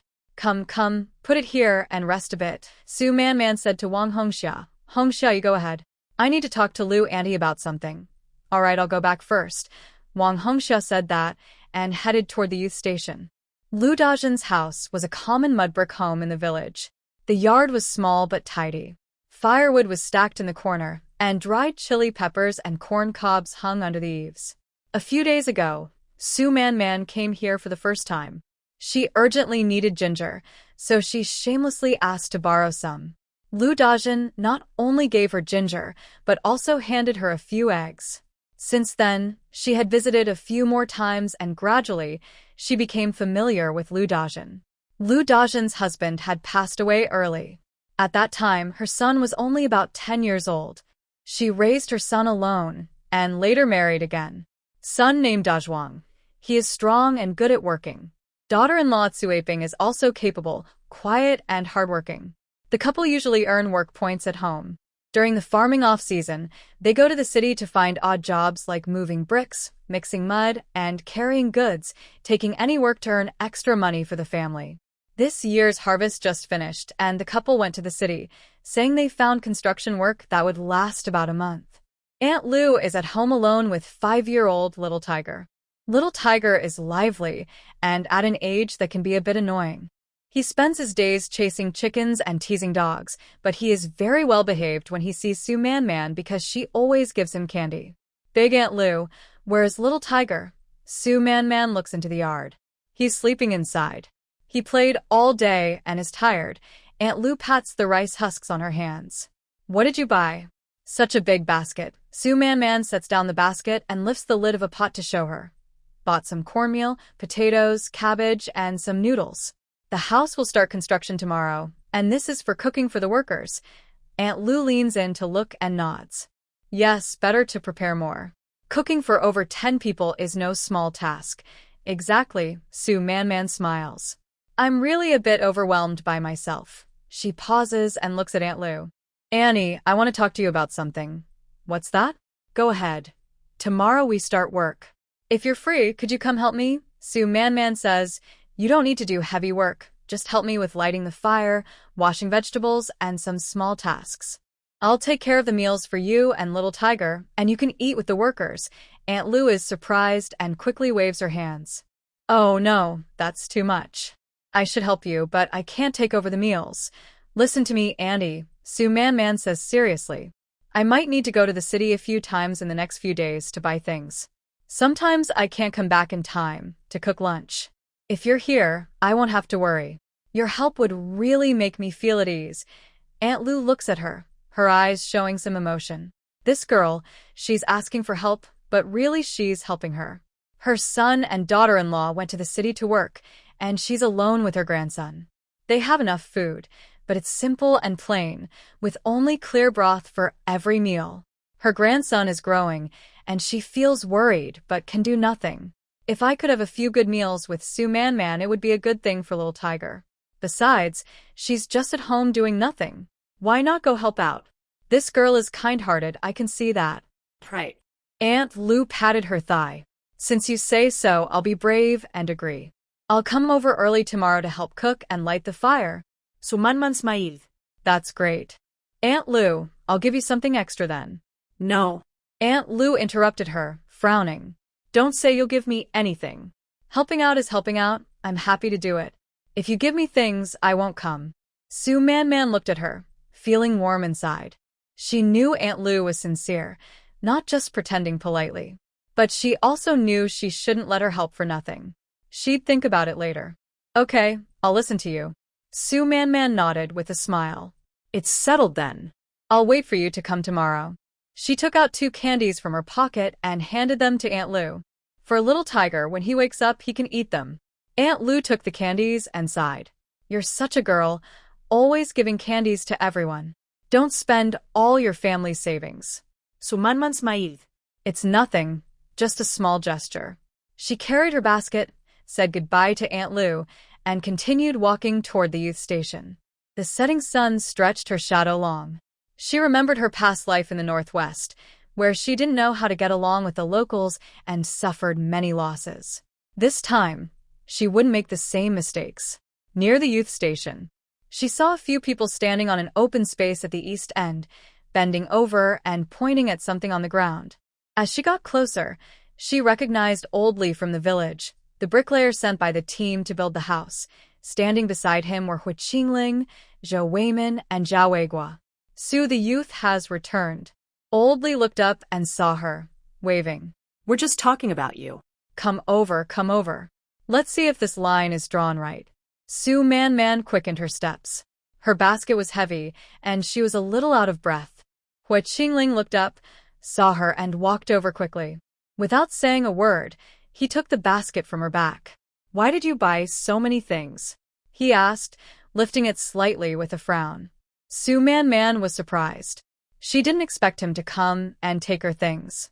With the basket gone, her shoulders felt much lighter. It's for the workers' meals tomorrow. Su Man moved her shoulders and said, I bought a pot and some food and vegetables. Hu Qingling put down the basket, looked inside, and saw a pot, cornmeal, potatoes, and cabbage packed tightly. Did you go shopping alone? Zhou Weimin asked, surprised. So much stuff. Why didn't you ask us to go together? Zhao Weiguo nodded too. Yeah, since we're all involved in building the house, we should help carry things together. Su Man smiled and said, It's okay. These are just a few things I can carry. Besides, aren't you guys marking the land here? Building the house is a big job, so I'll handle these small tasks. She paused and added, I plan to set up a temporary stove next to the construction site tomorrow and cook there. If we bring food from the Jiang point, it's far, and there are so many people there who need to eat. It would be too busy. Zhao Weiguo's eyes lit up. That's a good idea, Su Jiang. Setting up a stove near the site for fresh cooking is so convenient. Zhou Weimin smiled and said, Su Jiang thought of everything. We'll set up the stove tomorrow, and then you'll be busy cooking. Su Man also smiled. Don't worry, I'll make sure everything is clear. There will be meat every day, and you'll have the strength to work. Zhao Weiguo swallowed hard. That's great. I've been craving the dishes you make, Su Jiang. Everyone laughed. Old Li waved his hand to call Su Man over. Come here, look at this line. Your room is at the far east end, with a kitchen. Is the space big enough? Su Man walked over and looked in the direction Old Li pointed. Several white lines were drawn neatly on the ground with lime. This part is your room, about 3 meters wide and 4 meters deep. The kitchen is on the west side, square about 2 meters. Old Li kicked the ground with his foot. Do you think this arrangement works? Su Man examined it carefully and felt quite satisfied. The location is on the east side, close to the water well, making water fetching easy. The kitchen isn't big, but it's enough for one person to cook comfortably. Yes, it's good, Su Man nodded. Hu Qingling and Zhou Weimin's 2 rooms are on the west side, separated by 2 kitchens in the middle. Zhou Weimin looked up and said to Su Man, Su Jiang, we discussed among ourselves. The 3 of us plan to build a small kitchen next to yours, so cooking and heating in winter will be easier. Su Man understood. This is good because they can cook on their own, without sharing large pots at the youth station. She said, That's great. It's convenient for you to cook by yourselves. Old Li clapped his hands and said, All right, the layout is done. Tomorrow morning, I will bring some people to start building the brick stove. All of you come help. The bricks need a few days to dry, so we can prepare the materials during these days. We aim to finish building it in half a month. Okay. Everyone agreed. As it got darker, everyone went their own ways. Hu Qingling helped Su Man carry her basket to the door of the girls' youth station and then left after setting it down. Su Man said, Thank you. He didn't turn back, just waved his hand. Wang Hongxia happened to come out of the house and saw this. She squeezed her eyes at Su Man and said, Hu Jiang is quite caring for you. Su Man kept a calm face and said, He just helped me carry things. Anyone would do the same. Wang Hongxia smiled but said nothing more, then turned and left. Su Man carried her basket into the house, where several other girls from the youth station were talking together. Su Jiang is back. Zhang Xiuqin saw her basket and brightened up. Did you buy anything? I bought some vegetables and grains for tomorrow's work. Su Man set down her basket, lifted the cloth cover, and showed them. Oh, you even bought a pot. Li Qiujin leaned in.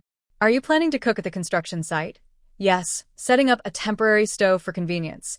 Su Man placed her basket in the corner of the room, thinking she would carry it to the construction site tomorrow, so she didn't take it out. The next morning, after breakfast at the youth station, Su Man Man carried her basket and headed to the construction site. The early morning light had just spread across the fields, and the air still carried the dampness of dew. She walked quickly, thinking about setting up the stove, preparing firewood and water, and cooking before noon. When she arrived at the site, she froze in surprise. The empty land that was there yesterday now had a stove built on it. It was made of stones and coated with yellow mud. Next to the stove, there were 2 buckets filled with water. Next to him, there was a large bundle of chopped firewood stacked neatly. Su Man Man looked around but didn't see anyone. Just as she was wondering, footsteps came from behind. Zhao Weigua carried a shovel and walked over. When he saw her, he smiled. "Su, the young worker, the stove looks good, right?" Su Man Man pointed at the stove. "Who built this?" "We did." Zhao Weigua stuck his shovel into the ground. "Early this morning, Who the young worker woke me and Zhou Weiman up. He said we should build the stove first, then prepare water and firewood, so when you arrive, everything will be ready to use." Su Man Man paused for a moment. Zhao Weigua yawned. "The 2 of us are so tired our eyes can hardly stay open." Who the young worker, on the other hand, worked very efficiently. "Zhou Weiman and I just helped move some stones, but he did all the chopping of firewood himself." Just then, Zhou Weiman came over, holding an enamel cup filled with water. "Su, the young worker, are you happy with the stove?" he asked with a smile. Su Man Man nodded. "Very happy. Thank you all." Zhou Weiman took a sip of water. "Don't thank us. Thank Who the young worker. Most of the work was done by him." Zhao Weigua added from beside. "I heard Zhou Weiman say that Who the young worker gets up early every morning to run, right?" Zhou Weiman nodded. "Yes, I heard from his roommate that Who the young worker gets up before dawn, goes for a run, then comes back for breakfast." Su Man Man remembered that morning when they first cooked together. She pushed open the kitchen door, and the fire in the stove was already burning. The porridge was bubbling hot in the pot, and Hu Qingling was carrying a bucket of water back. She asked him why he was up so early, and he said, "It's a habit." It turned out he had been used to waking up early every day since his military days, a habit he still kept. It seemed he liked the army very much, but had to leave because of family reasons. No wonder he always looked so serious. Anyone who leaves the army in good spirits wouldn't be happy about it. Su Man Man looked toward the construction site. Not far away, Hu Qingling was working with some villagers to make mud bricks. He was bending over, holding a wooden mold, filling it with mud, moving quickly and neatly. The sunlight shone on him, giving him a faint golden glow. He seemed to sense something, looked up, and glanced in this direction.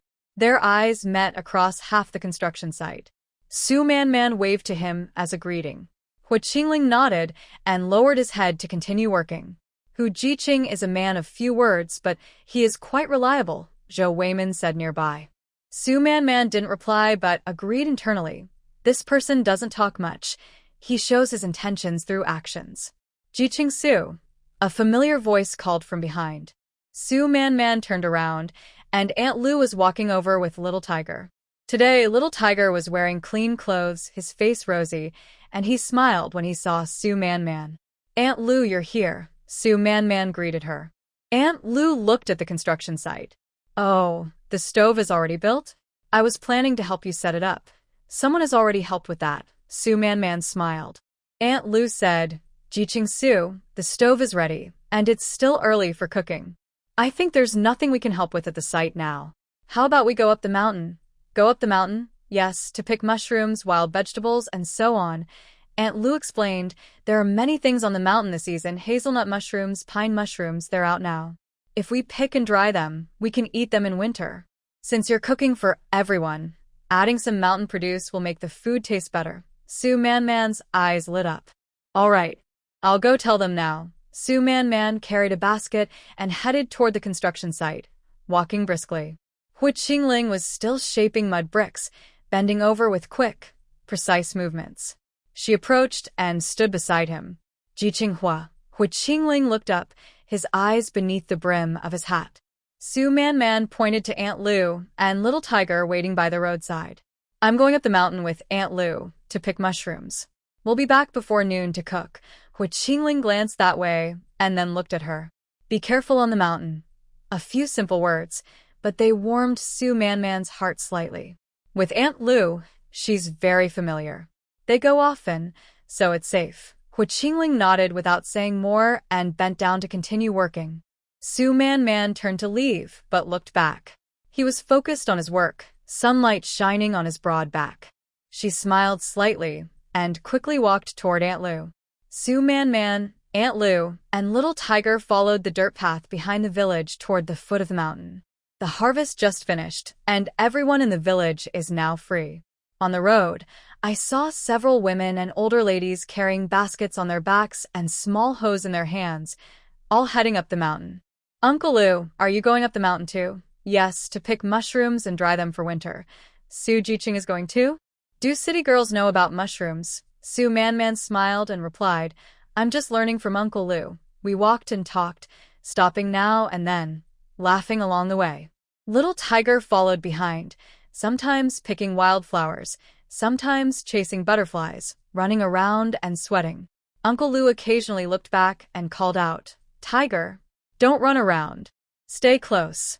At a fork in the road, Uncle Lu was pulling Little Tiger back, almost causing him to fall. Without thinking, Su Man headed down the smaller path to the left. Su Jiang. Suddenly, Uncle Lu called out to her a bit hurriedly, Don't go that way. Su Man stopped and looked back at her. Uncle Lu hurried over a few steps, grabbing her arm and pulling her back gently, lowering her voice, You must not go down that path. Su Man was surprised. Why? Uncle Lu looked at the small path with a complicated expression in her eyes. That path leads to Hongxing Farm. Su Man's heart skipped a beat. Hongxing Farm, the place where her parents were sent away. Since arriving at the Red Flag Brigade, she had been thinking about this. But when she first came to the village, unfamiliar with everything, she didn't dare ask around, afraid of drawing suspicion.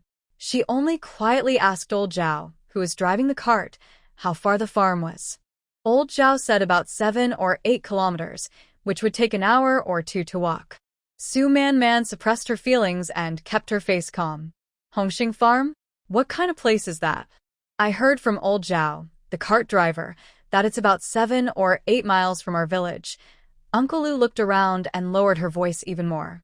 The main road is about 7 or 8 miles, but if you take the small path over there, you'll reach Hongxing Farm. That place is not to be spoken of lightly. It's where people who were sent for reform are kept. I heard they committed crimes and are very dangerous. The villagers all avoid it. You must not go that way. If you take the wrong path, it could be trouble. Very dangerous? Su Man asked, following her words. Uncle Lu looked mysterious. Yes, I heard those people aren't good. They were sent there for reform.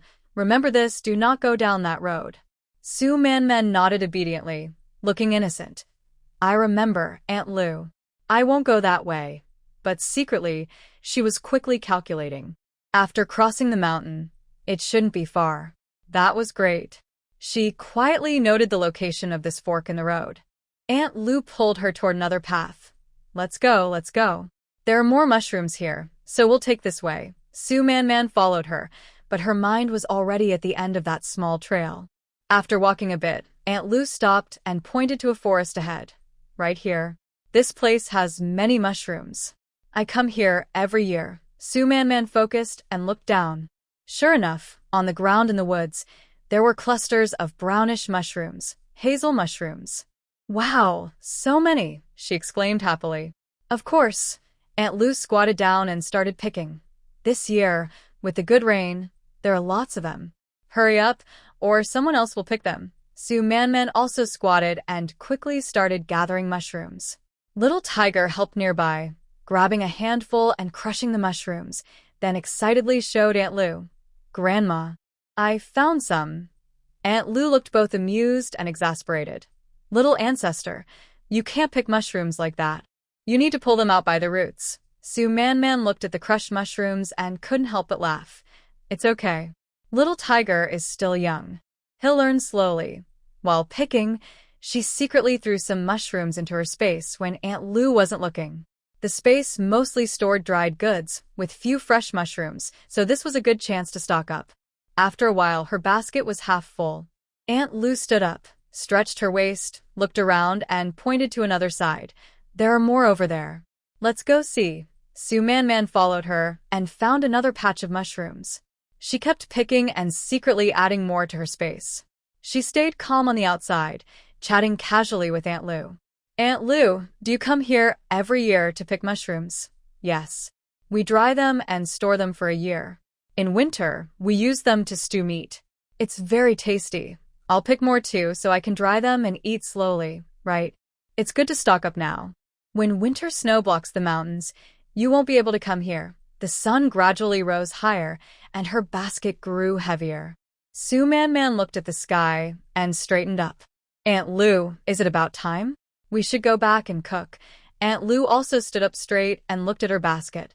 Oh, why did you pick so few? Su Man looked down at the half-filled mushroom basket and smiled. I don't have much experience, so I only picked a little.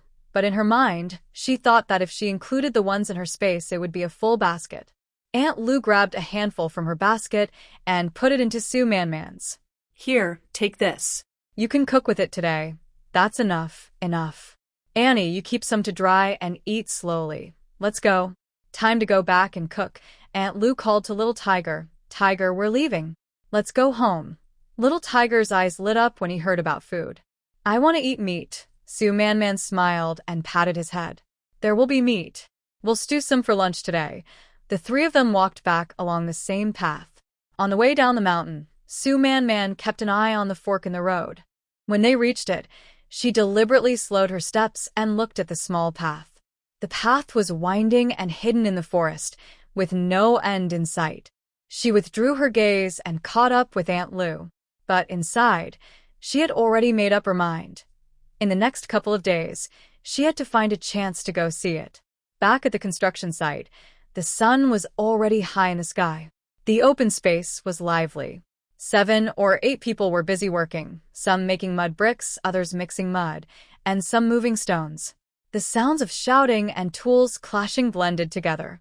Old Lee squatted on the ground, holding a wooden ruler, directing 2 young men digging the foundation. Nearby, a few men with bare chests were sweating, their sweat running down their backs as they worked, swinging their arms. Hui Qingling stood in front of the mud brick mold, holding yellow mud with both hands, filling it, pressing it down, and smoothing it out. His movements were smooth and natural. He set the mold on the ground, and a neat brick took shape. Under the sunlight, his shoulder muscles moved with his actions, and his sweat-soaked clothes clung to his body. Zhou Minmin handed him mud from the side, moving a bit slower. Hui Qingling didn't rush him. He reached out and took the mud to continue working. Zhao Weigua carried a piece of wood over, grimacing under the weight. Still, he forced himself to walk over, threw the wood on the ground, and gasped, "This wood is really heavy." Someone nearby laughed at him. "You still need practice, young man. You see, your friend Hu Jiqing is quite capable." The construction site is lively and busy. Su Man places her basket by the stove, and Aunt Lu has already rolled up her sleeves, ready to work. Su Man notices a large cloth bag next to the food and vegetables she placed by the stove. She opens it and finds dozens of jean of meat. The meat that Hui Qingling gave her a few days ago is now in her storage. This. Su Man glances toward Wu Qingling. He seems to sense her look and also looks her way, nodding at her. This person really is something. Well, he is a pig, and he's willing to give it. She won't be polite about it. Auntie, you start boiling water. I'll go to the well to wash the vegetables. Su Man says this while grabbing a basin with mushrooms, the cabbage, and potatoes she bought yesterday. Aunt Lu responds, adding wood to the stove. Suddenly, she remembers something. Oh, Su Jiqing, do you have enough bowls and plates? With so many people eating, your few bowls might not be enough. Su Man is surprised. She hadn't thought of this. The pot she bought yesterday is big enough, but she only has a few bowls and plates she usually uses. How will she serve more than 10 people? Not enough, she admits honestly. Wait a moment, I'll go home and get some. I have plenty, buckets, bowls, everything. Used to serve banquets. Aunt Lu wipes her hands on her apron and turns to leave. Su Man tries to stop her, but Aunt Lu is already walking quickly toward the village. Xiao Hu stands still, watching his grandmother's back, and then Su Man. looking a bit confused. Xiaohu, come help your sister burn the fire, Su Man beckons. Xiaohu runs over happily, squatting by the stove and carefully adding wood. The firelight makes his small face look red. Soon, Aunt Lu returns, carrying a stack of bowls and 2 basins hanging on her arms, panting from the effort. Here, is this enough? She places everything on the ground, more than 10 bowls of various sizes, 2 enamel basins, and a large wooden basin. This wooden basin is for washing vegetables. It's clean. Su Man feels warm inside. Auntie Lu, you're so kind. Aunt Lu waves her hand. No trouble at all. It's just sitting there. Use them freely. They start working together. Su Man is the main cook, and Aunt Lu helps. They wash vegetables, cut them, and light the fire, working smoothly and in sync. Hua Qingling sent over several pounds of meat. Su Man cut a large piece of pork belly, with a good mix of fat and lean meat, into thick slices. She added oil to the pot, then fried the meat. As it sizzled, the delicious smell of meat quickly filled the air. Aunt Lu sniffed and said, "Smells so good. Truly delicious." Little Tiger crouched nearby, his eyes wide with excitement. After the meat released its oil, Su Man added green onions and ginger, then put in potato chunks and cabbage stalks. She stir-fried everything a few times, then added water to stew. She washed the mushrooms and planned to add them once the meat was nearly done. Aunt Lu helped and watched Su Man's actions closely. "Su Jiqing, your way of cooking is different from ours." "How so?" "We usually just do meat, vegetables, and vermicelli together with salt. You fry the meat first, then add vegetables layer by layer." Su Man smiled. "This way, the meat gets more flavor and the vegetables absorb the taste." Aunt Lu nodded silently, remembering it in her mind. The meat in the pot was almost done. Su Man started preparing to make flatbreads with cornmeal. This time, Aunt Lu eagerly volunteered. "I can do this. Let me handle the flatbreads. You keep an eye on the fire." Su Man stepped aside politely. Aunt Lu was quick and skillful. She pinched a ball of dough, patted it a few times in her palm, then stuck it to the edge of the pot. One after another, she neatly attached a circle of dough around the edge. "Aunt Lu, your skills are really good," Su Man sincerely praised. "Oh, it's just a little skill," Aunt Lu modestly said, but her face was full of happiness. The meat stew was almost ready. Su Man added mushrooms and a handful of vermicelli. She covered the pot and simmered on low heat. The aroma grew stronger and stronger, filling the entire construction site. A few workers who were making mud bricks looked over eagerly. "Smells so good. Truly delicious. When can we eat?" Su Man smiled and called out, "Almost ready. Just a little longer." Finally, mealtime arrived. Su Man lifted the lid. The steam rose, and the smell of meat, mushrooms, and cornmeal pancakes mixed together, hitting everyone's face. A big basin was brought out. The meat was tender and soft, the potatoes fluffy, the mushrooms soaked up the meat juice, and the vermicelli was clear and shiny. The cornmeal pancakes, browned on one side and soft on the other, were perfect for dipping in the meat broth. The workers had already gathered around, each holding a bowl, eyes shining with anticipation. Old Lee was the first to pick a piece of meat, chewed it, and his eyes lit up. "Su Jiqing, your stew is excellent. So tender. Full of flavor. Much tastier than what my family makes. Of course, because Su Jiqing came from the capital and has seen the world." Everyone took turns eating eagerly, enjoying the meal. After finishing, the workers went back to work. Su Man called out to Hua Qingling, "Hua Jiqing, wait a moment." Hua Qingling stopped and looked back at her. Su Man pointed at the plastic bag beside the stove. "That 50 pounds of meat, did you bring it again?" "Yes. The ones you gave me a few days ago. I was planning to use them for cooking at the construction site." "You don't need to bring more." Hua Qingling looked at her. "If I give it to you, keep it. These are for the construction site." Su Man was momentarily stunned. "And the ones you gave me before?" Hua Qingling interrupted her. "Keep them for yourself. Give them to whoever you want, whenever you want." Su Man opened her mouth but didn't know what to say. Hua Qingling didn't wait for her to speak. He turned and headed back to the construction site. Su Man stood there, watching his back. This person. In the afternoon, the work was the same as in the morning, mixing mud bricks, mudding, and digging foundations. The sun slowly moved west, and shadows stretched longer. In the afternoon, Su Man Man was tidying up dishes and preparing ingredients for dinner by the stove. Aunt Lu took little Tiger home to feed the chickens and said she would come back later. By evening, the workers finished their work. Old Lee squatted by the foundation, holding a wooden ruler, measuring here and there. Finally, he stood up, dusted off his hands, and called everyone over loudly. "Come here, I want to say a few words." The workers gathered around, some standing, some squatting, some leaning against the wall to rest. Old Lee pointed at the foundation. "Today's progress is good.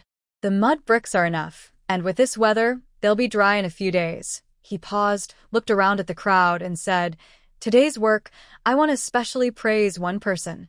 Everyone looked at each other, some glancing toward Hu Qingling.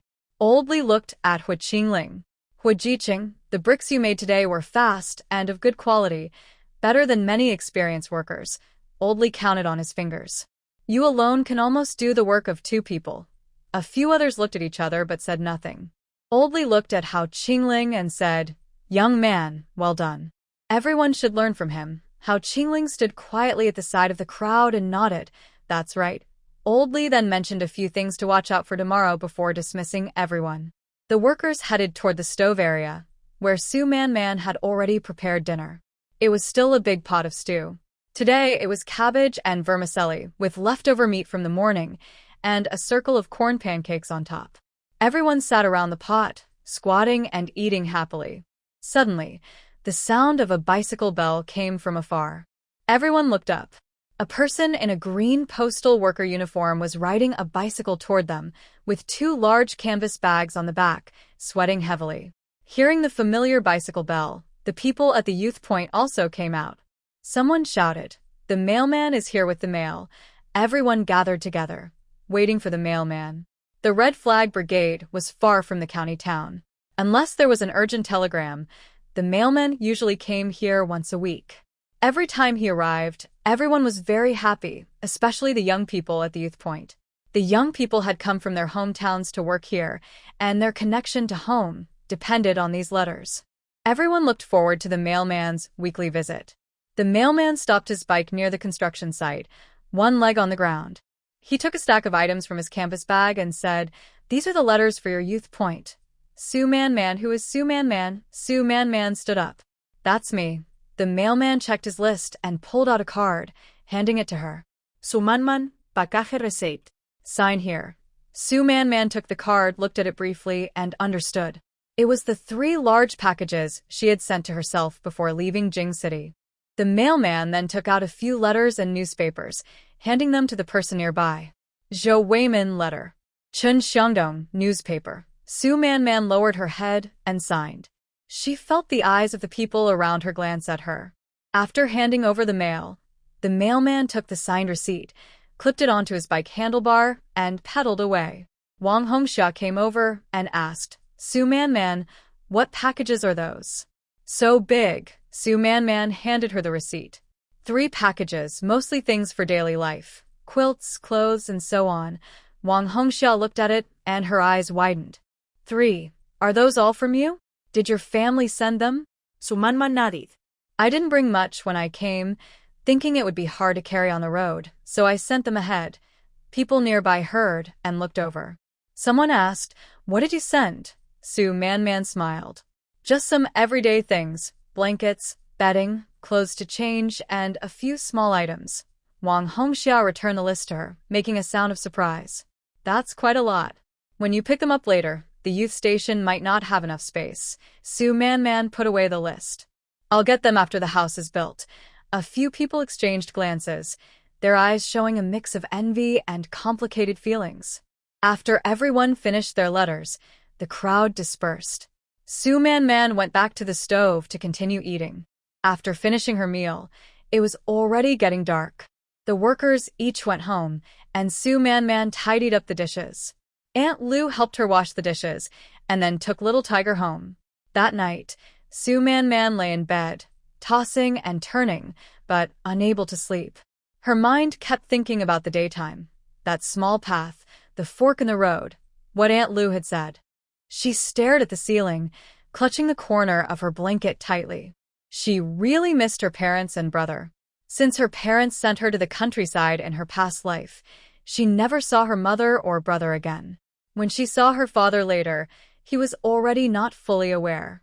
It had been over 10 years. Today, hearing that the small path led to the farm, she couldn't stay calm anymore. She longed to see them soon. In this life, she was determined to make sure her family could live together happily. Su Man Man turned over, facing the wall. The room was very quiet, and she could hear her own breathing. Outside, the wind blew, and the branches rustled. She wondered what her parents were doing now, sleeping, working, whether their place was cold, if they had enough food, or if anyone was bothering them.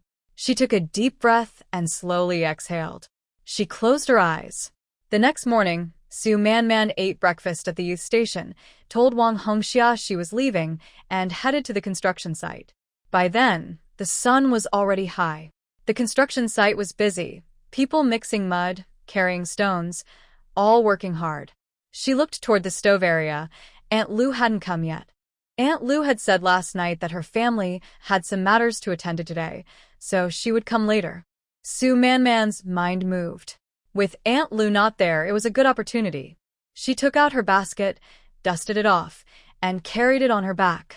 Hu Qingling was bending over, moving things, and looked up at her. "Where are you going?" Su Man Man thought for a moment and said, "Up the mountain to gather some firewood. The firewood is enough. I'll go get more tonight." "You don't need to go," Su Man Man replied. "The mushrooms from yesterday were very tasty. I have nothing to do right now, so I might as well pick some more." Hu Qingling looked at her, reminded her to be careful, and then went back to his own work. Su Man Man carried her basket to the entrance of the small path from yesterday. When she was sure no one was watching, she turned and headed down the path. The path was hidden in the forest, winding and overgrown with weeds almost covering it. Su Man Man quickened her steps, her heart pounding. After about 10 minutes, she crossed a small hill, and suddenly the view opened up. At the foot of the mountain was a flat area with several crooked earthen houses surrounded by wooden fences. People were working in the fields, bent over, moving slowly. Su Man Man crouched down behind a bush, peering down. She immediately recognized her father. He was very thin, hunched over, wearing a dull gray jacket with the sleeves rolled up to his elbows, digging the ground slowly. His movements were slow, as if he had used all his strength. Next to him was her mother, also bent over, with an old scarf wrapped around her head, her face darkened by the sun. She held a hoe, digging a few times before straightening up to rest. Su Man Man's eyes filled with tears. She clenched her lips tightly, nails digging into her palms. Nearby, a few others were also working in the field. Standing at the edge was a man in a blue cloth shirt, holding a stick, pacing back and forth, watching the workers. He was probably in charge. Su Man Man's gaze continued to search. She saw her younger brother, Su Moshwan. The 10-year-old boy was so thin he looked like a piece of straw, wearing an oversized jacket with the cuffs rolled up several times. He was carrying a bucket of water from a small earthen house. He moved slowly, the bucket swinging and spilling water along the way. He placed the bucket on the ground, then ran toward their mother. Her mother straightened up, took a porcelain cup from him, drank a few sips, and then handed it back. My younger brother was holding a jar, tilting his head back to take a few sips, then placing the jar back by the water bucket. The person in charge glanced over there, but said nothing. Tears started to fall from Su Man Man's eyes. She bit her lip tightly, wiped her eyes hard, and stared at the small earthen houses. Her brother came out from the house on the far left. The door was half open, dark inside, and she couldn't see anything. The sun slowly moved overhead. Su Man Man crouched there, motionless, watching the people below. The workers didn't rest long before being told to go back to work. Her brother carried an empty water bucket and walked back, entered the earthen house, then came out empty-handed and ran back to the field. He followed their mother, bending over to pick up stones and pile them at the edge of the field. Seeing his small, thin figure, Su Man Man's heart felt like it was being cut by a knife. She wanted to rush down, hug them, and take them away, but she couldn't. She clenched her lips tightly, holding back her tears. Not now, at least. Su Man looked at the sky. The sun was almost at the top. It was time to go back and prepare lunch. She looked down again, memorizing her parents' and brothers' positions, the location of the earthen house, bit by bit. Then she bent over and slowly backed away, retreating behind the hill, then straightened up and followed the original path back. On the way down the mountain, Su Man walked very slowly, her mind full of the earlier scenes. Her father's stooped back, her mother's aged face, her brother's thin body like straw. They had only been here for a little over 2 months, and now they looked like this. What had they gone through? As she walked, tears welled up again. She raised her hand to wipe them away, again and again. At the fork in the road, she stopped, looked at the small path. She took a deep breath, withdrew her gaze, and continued walking back. Near the construction site, she stopped and looked around. Seeing no one, she took some of the mushrooms she picked yesterday from her pocket and put them into her basket. The basket was half full of mushrooms, looking pretty good. She strapped the basket on her back and headed toward the construction site. Aunt Lu was already there, boiling water at the stove. Seeing her, she waved and said, "Su Jiching, you're back." Su Man walked over. "Aunt Lu, when did you arrive?" "Not long ago." Aunt Lu saw the mushrooms in her basket. "Wow, you've picked so many again?" "Mushrooms are really abundant on Dongpa Mountain, aren't they?" Su Man smiled. "They're okay. Enough for a meal." She put down her basket, washed her hands, and started cooking with Aunt Lu. After lunch, the workers went back to work. Recently, Su Man's cooking has been quite good, which makes everyone very motivated. Since they work in the village, and not every family has meat every day, everyone is grateful. When they eat well, they work harder. Everything is running smoothly and in order. After dinner that evening, Su Man cleaned up the dishes and found Aunt Lu. "Aunt Lu, I want to talk to you about something." Aunt Lu wiped her hands. "What is it?" "Just say it." Su Man said, "I want to go to the city tomorrow to buy some vegetables. Can you help me cook lunch?" Aunt Lu immediately agreed. "Sure, no problem. You go ahead. I'll cook at noon." Su Man nodded. "Thank you for your trouble." Aunt Lu waved her hand. "No trouble at all. It's just cooking a meal." Su Man smiled but didn't say more. The next morning, Su Man had breakfast at the youth station, then carried an empty basket and headed toward the village entrance. Old Zhao's ox cart was already waiting there. Several women sat on it, all going to the county for errands. Su Man got on the cart, greeted the women, and the ox cart slowly headed toward the county seat. They arrived around 9 o'clock. Su Man got off at the Supply and Marketing Cooperative's entrance, said goodbye to the women, and headed into the street. She didn't go to the supply store but turned into a small alley nearby. It was winding and narrow, leading to the shanty town on the edge of the county. She had seen this kind of place before. On the outskirts of the city, most residents were farmers from nearby villages, some secretly doing small trades. She walked slowly, looking around. Sure enough, in a remote corner of the wall, she saw an old man in gray cloth clothes. In front of him was a basket covered with old cloth. Su Man approached and squatted down. "Grandpa, what's in the basket?" The old man looked at her cautiously but didn't speak. Su Man lowered her voice. "Grandpa, I just want to exchange some things. We can talk about the price." The old man looked her over a few times. Seeing she was a young girl dressed neatly and speaking politely, he finally lifted a corner of the old cloth covering his goods. In the basket, there were 2 hens tied with grass ropes, and nearby were some cloth bags filled with eggs and dried vegetables. "How much for the chickens?" 2.5 yuan each, no bargaining. She didn't haggle. "I'll take both." "How much for the eggs?" 8 cents each, a total of 25 eggs. Su Man nodded. "I'll take those too."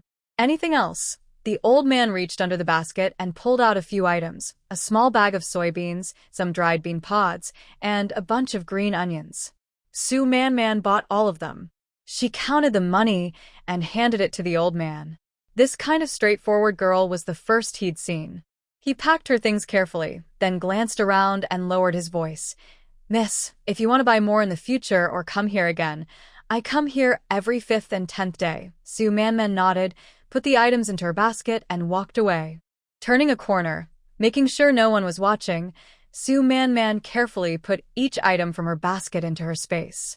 Once the basket was empty, she returned to the street, bought some seasonings and vegetables at the supply store, things she would need openly. At noon, she ate a bowl of noodles at the state-run restaurant, then wandered around the street. When it was about time, she headed toward the meeting point. Old Zhaozok's cart was already waiting. On the way back to the village, Su Manman leaned on her basket, her mind full of the images she saw yesterday. Her father's hunched back, her mother's aged face, her brother's thin body like straw. She clenched the strap of her basket tightly, thinking about how to send some nourishing food to them. When she arrived at the construction site, the sun was already leaning west. Aunt Lu was busy by the stove, the pot bubbling hot. Little Tiger was squatting nearby, tending the fire, his face glowing red from the flames. Seeing Su Manman, Aunt Lu straightened up. "You're back? Did you buy anything?" Su Manman put down her basket and took out each item. Salt, matches, kerosene, some vegetables. "Just these. The supply store doesn't have much good stuff." Aunt Lu looked at her and said, "That's good enough. Our village can't even buy some things." Su Manman smiled. Just as she was about to speak, someone called from afar. "Lu Guimei. Lu Guimei." Lu Guimei is Lu Shinsu's name. Su Manman and Lu Shinsu both looked toward the sound of the voice. A woman hurried over and, seeing Lu Shinsu, relaxed and said, "Oh, you're here. Your relatives have arrived. Your eldest sister-in-law brought the children and is waiting at the door." Lu Shinsu was surprised. "My eldest sister-in-law? Which one?" "Your husband's eldest sister, of course. You should go back now." Lu Shinsu wiped her hands, took off her apron, and looked at the pot on the stove. "Su Jiqing, there's cabbage cooking in this pot. It just needs a little more time." Su Manman said, "Annie, you should go now." "I'll stay here." Lu Shinsu still felt uneasy. "Remember to watch the fire so it doesn't burn." "Got it, got it. You go now." Su Manman cut a piece of meat, about a pound, and handed it to Lu Shinsu. "Auntie, relatives are here, and we need to cook. Take this meat home and make something." Lu Shinsu couldn't refuse. She took the meat, pulled Little Tiger along, and hurried off with the woman. Su Manman stood by the stove, lifted the lid, and checked the pot. The cabbage with vermicelli was not fully cooked yet. It needed a little more time. She looked at the basket beside the stove. Then she glanced toward the construction site. Hu Qingling was still busy and didn't look this way. She took the chicken from the basket. It was an old hen, a bit thin, but enough for making soup. She carried the chicken toward the construction site and approached Hu Qingling. "Can you help me?" Hu Qingling straightened up, looked at the chicken in her hand, said nothing, and took the chicken. He reached into his waist and pulled out a folding knife. He crouched by the stove, twisted the chicken's neck back, plucked a few feathers, and with a quick swipe of the knife, let the blood flow out. His movements were clean and quick. Su Manman watched from the side. After finishing, he held up the chicken and looked at her. "Where did this come from?" "Met it near the county town. An old man was secretly selling it." Hu Qingling looked at her silently. Su Manman felt a little uncomfortable under his gaze. "What's wrong?" Hu Qingling handed her the chicken. "If you want to eat chicken, just tell me. Going up the mountain to hunt it isn't a big deal." Su Manman was surprised. "It just so happens we ran into one." Hu Qingling didn't say anything more and turned back to work. Su Manman carried the chicken back to the stove. She boiled water, plucked feathers, cut open the chicken, cleaned it, chopped it into pieces, blanched the pieces in hot water, then removed them. She changed the water, added ginger slices and green onion, put in the chicken pieces, covered the pot, and simmered on low heat. She worked at the construction site until the sun set. By the time she finished, the smell of chicken soup filled the site. The workers came over with bowls. Su Manman had a bowl of chicken soup for herself, and each worker took a corn pancake with cabbage and vermicelli. Someone took a sip and said, "Smells so good. This chicken stew is really delicious." Su, the young worker, Your cooking skills are better than the chefs at the state-run restaurant. Su Man smiled but didn't reply. She also served herself a bowl, crouched by the stove, and slowly drank. She had prepared a large enamel basin filled with chicken soup and meat, wrapped it with an old cloth, and placed it at the bottom of her basket, planning to visit the farm later that night. After dinner, the workers gradually went home. Su Man tidied up the dishes, washed the pots, wiped the stove, and packed everything away. It was getting dark. She carried her basket and headed up the mountain. The sky grew darker. The forest was pitch black, with only a faint grayish light showing above. Su Man took out a flashlight from her space, turned it on, and shone the beam ahead along the path. The night in the mountains was eerily quiet. The wind rustled the leaves, making sounds like whispers. Occasionally, a bird called out loudly and then suddenly fell silent. Su Man clenched her flashlight and quickened her steps. She was not afraid. She had already died once. What was there to fear? Thinking this, she didn't slow down. Suddenly she stopped. There was a sound behind her. It was soft, like footsteps or the brushing of branches. She spun around quickly and shone her flashlight. The beam swept over the tree trunks, bushes, and the dark night. There was nothing there, only the wind blowing through the leaves. Su Man stood still, listened for a while, but heard nothing. Maybe she was just scaring herself. She turned back and kept walking. Her steps were faster now.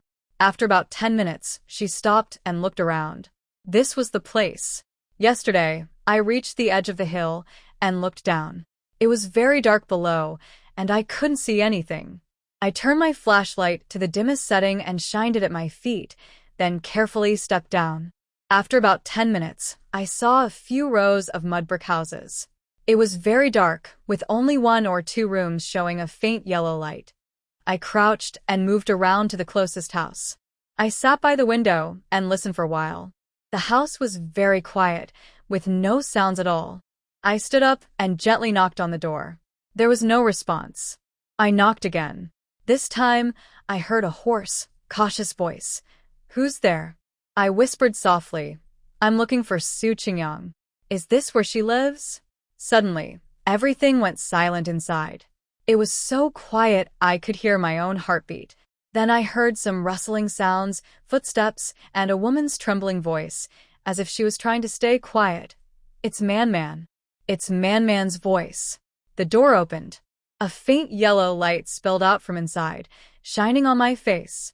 Standing at the door was my father. He was very thin, almost just bones, with high cheekbones, deep-set eyes, and white, messy hair. He wore a patched-up coat and stood there, staring at me, frozen as if turned to stone, not moving at all. I looked at my father, and my eyes filled with tears. "Dad." His hands trembled. He opened his mouth, wanting to say something but couldn't, just stared at me tightly, as if he thought I might disappear in an instant. I heard stumbling footsteps inside. My mother rushed to the door, saw me, and staggered, holding onto the doorframe to steady herself. Looking closer, her face was even more aged than the day before, with gray hair and deep wrinkles around her eyes. Her lips trembled, and tears fell down her cheeks. Man. Mom. Tears streamed down my face. A small figure rushed out from behind my mother and hugged her waist tightly. Big sister. It was my younger brother. A 10-year-old child, very thin like a straw, was hugging her waist and burying her face in her. She was crying softly. Su Man held him, tears flowing uncontrollably. Su's father suddenly snapped out of a shock, pulled Su Man into the house, peeked outside, then quickly closed the door. Inside, there was only an oil lamp flickering, casting shadows on the faces of the thin, tired people. Su's mother held her hand, looked her up and down, tears streaming down her face. Man, how did you come here? How did you find us? How dare you come? What if someone finds out? Su's father stood nearby, trembling lips, unable to speak. Her younger brother still clung to her waist, looking up at her with tears on his face. Su Man bent down, cupped his face and wiped his tears. Xian, big sister is here, don't cry. Her brother nodded hard, but the tears wouldn't stop. Su Man stood up and set down her basket. Mom, Dad, I brought you some things. She took out each item from the basket one by one. A large ceramic bowl of chicken soup, still warm, wrapped in an old cloth. More than 20 eggs, wrapped in newspaper, none broken. A small bag of rice, a small bag of flour. 2 cans of malted milk. Sue's mother looked at these things, stunned, tears flowing more fiercely. Man, where did you get this? Money? Are you eating enough? How did you? Su Man held her hand. Mom, I have money, I have a way. Don't worry about me. You eat first and take care of yourselves. You look so thin. She couldn't finish her words. Sue's father came over, his rough hand trembling as he placed it on her shoulder. His voice hoarse. Man, you shouldn't have come. If someone finds out, you'll suffer too. Su Man looked at him, tears falling again. Dad, I'm not afraid. She looked at the 3 of them one by one. I am your daughter, you are my dad, she is my mom, and he is my little brother. If you're suffering here, how can I not come? Sue's father turned his face away, shoulders shaking. Sue's mother covered her mouth, trying not to cry out loud. The younger brother suddenly rushed over, hugged her, and buried his face in her shoulder, softly saying, Sister, I miss you so much. Su Man crouched down and hugged him. Sister will come to see you often from now on. Her father looked at her, his cloudy eyes brightening. Her mother wiped her tears and nodded hard. Su Man released her brother, wiped her tears, and then noticed there were 2 more people in the room. Sitting on a wooden bed against the wall was a man in his 50s, with gray hair, a slightly hunched back, but sitting straight. Next to him stood an auntie, wearing a faded blue cloth jacket, her hair neatly combed, with kind eyes and a gentle smile, watching her warmly. Su Man was stunned. Her mother wiped her tears and took her hand. Oh, I forgot to introduce you. Man, this is Uncle Hua, and this is Aunt Wen. They live with us and have taken good care of us. Su Man quickly walked over. Hello, Uncle Hua. Hello, Aunt Wen. Uncle Hua nodded, speaking little, but with a gentle gaze. Aunt Wen held her hand and looked her over from head to toe. Wow, so this is the girl everyone talks about? She's really pretty. Her mother smiled nearby. Yes, Man, my daughter. Aunt Wen patted Su Man's hand, her eyes a little red. Man, your parents are here, always talking about you. They say you're sensible and their little treasure. Seeing you in person today, you're even more adorable than they described. Su Man felt a bit shy from her words. Aunt Wen sighed, her tone filled with envy. Your little girl came to see you, bringing so many things. My son, he's cold and distant, not easy to get close to. Uncle Hua coughed softly beside them. Aunt Wen shot him a look. Why are you coughing? Did I say something wrong? Uncle Hua said nothing, just looked at her with a helpless expression. Su Man watched them, feeling a little amused. Aunt Wen held her hand again and chatted for a while before letting go. All right, your family finally met. Take your time talking. She pulled Uncle Hua to his feet. Old Hua, let's go inside and let them talk. Uncle Hua stood up, nodded at Su Man and followed Aunt Wen into the inner room. The curtain was drawn, and their footsteps faded away. Only then did Su Man start to look around the room. There are actually 2 rooms, but it's really one big house divided by a wooden board. Inside, there are 2 beds, one inside and one outside. The place is old and broken, with peeling walls and windows covered with old newspapers. When the wind blows, it makes a loud noise. Su Man looks at all this with a heavy feeling in her heart. Her mother pulls her to sit by the bed, and her father sits across from them. Her younger brother squeezes next to her, holding onto her arm tightly. Her father asks, Man, how did you come here? Where do you live now? Su Man replies, Dad, I am working in the Red Flag Brigade, near the commune. It's not far, about half an hour on a mountain trail. Her father is surprised. Red Flag Brigade? How did you end up here? Are you working at the textile factory? Su Man says, I signed up to go to the countryside on purpose, to work here, just to be closer to you. Her mother looks at her with red eyes. Man, are you feeling upset? Su Man stays silent for a moment. Her father asks, Man, tell me the truth. About Grandma, your eldest uncle, and the others. Su Man lifts her head and looks at her father. He is very thin, almost skin and bones, with deep-set eyes and almost all white hair. But his eyes are still the same, full of worry when he looks at her. She takes a deep breath. Dad, I sold our house. Her father is stunned. Her mother is also stunned. Sold it, her father's voice trembles.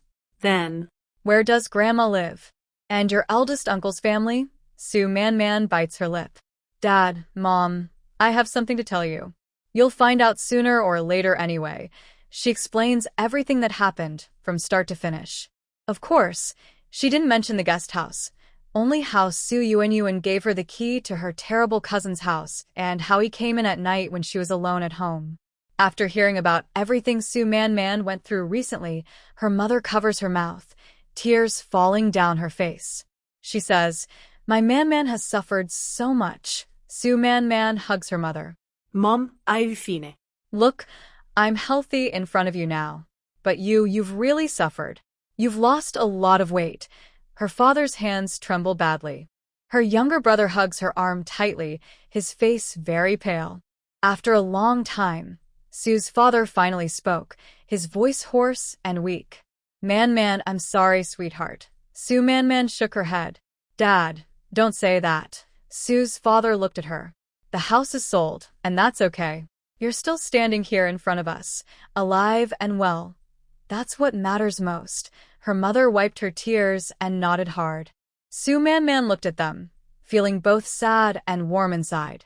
She was about to speak. Knock, knock, knock. Soft knocking, 3 times, then pausing, then 2 more knocks. Su Man was startled and instinctively stood up. But her father sighed in relief, even showing a small smile. Don't worry, it's Xiaohua. Her mother also relaxed, wiped her tears, and stood up to go to the door. This kid, why is he coming at this hour today? Su Man froze. Xiaohua? Su's father opened the door. Standing outside was a person. The moonlight shone from behind, revealing only a tall shadow at the door. He stepped inside, the oil lamp's light illuminating his face. Su Man's eyes widened. Hua Qingling! He was wearing that old, faded military uniform, with grass stains on his shoulders. His face was expressionless, and his gaze swept around the room, finally resting on her. They looked at each other. Su Man's mind suddenly went blank. How could he be here? Her mother had already gone to greet him, holding his arm gently, with a caring tone. Xiaohua, why are you coming so late? I just wanted to come and see. Su Man stood there, watching the scene, her mind a jumble. She suddenly remembered the 2 people from earlier, Uncle Hua and Aunt Wen. Aunt Wen had said her family had a stubborn little boy, cold and distant, who wouldn't say a word. Su Man looked at Hua Qingling. He also looked at her. There was a moment of silence in the room. Her mother pulled Hua Qingling inside. Come in, sit down. Man, let me introduce you. This is Uncle Hua and Aunt Wen's youngest son. Su Man opened her mouth, unsure of what to say. Hua Qingling stood in front of her, looking down at her. Her mother called from inside. Old Hua, Sister Wen, come out and see who's here. Aunt Wen saw Hua Qingling and paused for a moment, then smiled. Oh, why are you here today? Hua Qingling stood still and called out, Dad, Mom. Aunt Wen approached him, looked him over from head to toe, and reached out to brush off the grass on his shoulder. It's so late. Why did you come? Where did you get this outfit? Mrs. Su smiled nearby, holding Aunt Wen's hand. Big Sister Wen, don't worry about Xiaohua. He's such a good kid. He always brings us meat late at night. Jing looked at Hua Qingling, and then at what he was holding. Hey, kid, you came empty-handed today. Hua Qingling looked down.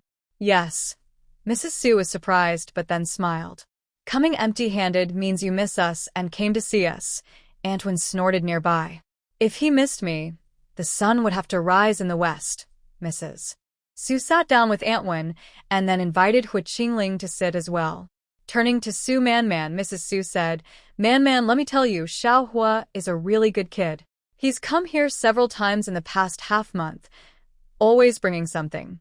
Sometimes wild chickens or rabbits, and a few days ago, he even brought half a pig. As she spoke, her eyes reddened slightly.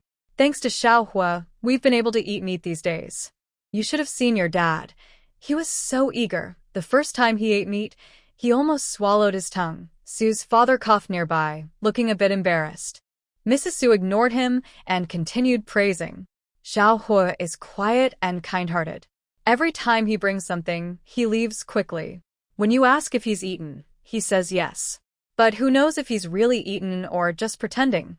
Listening, Su Man couldn't help but glance at Hu Qingling.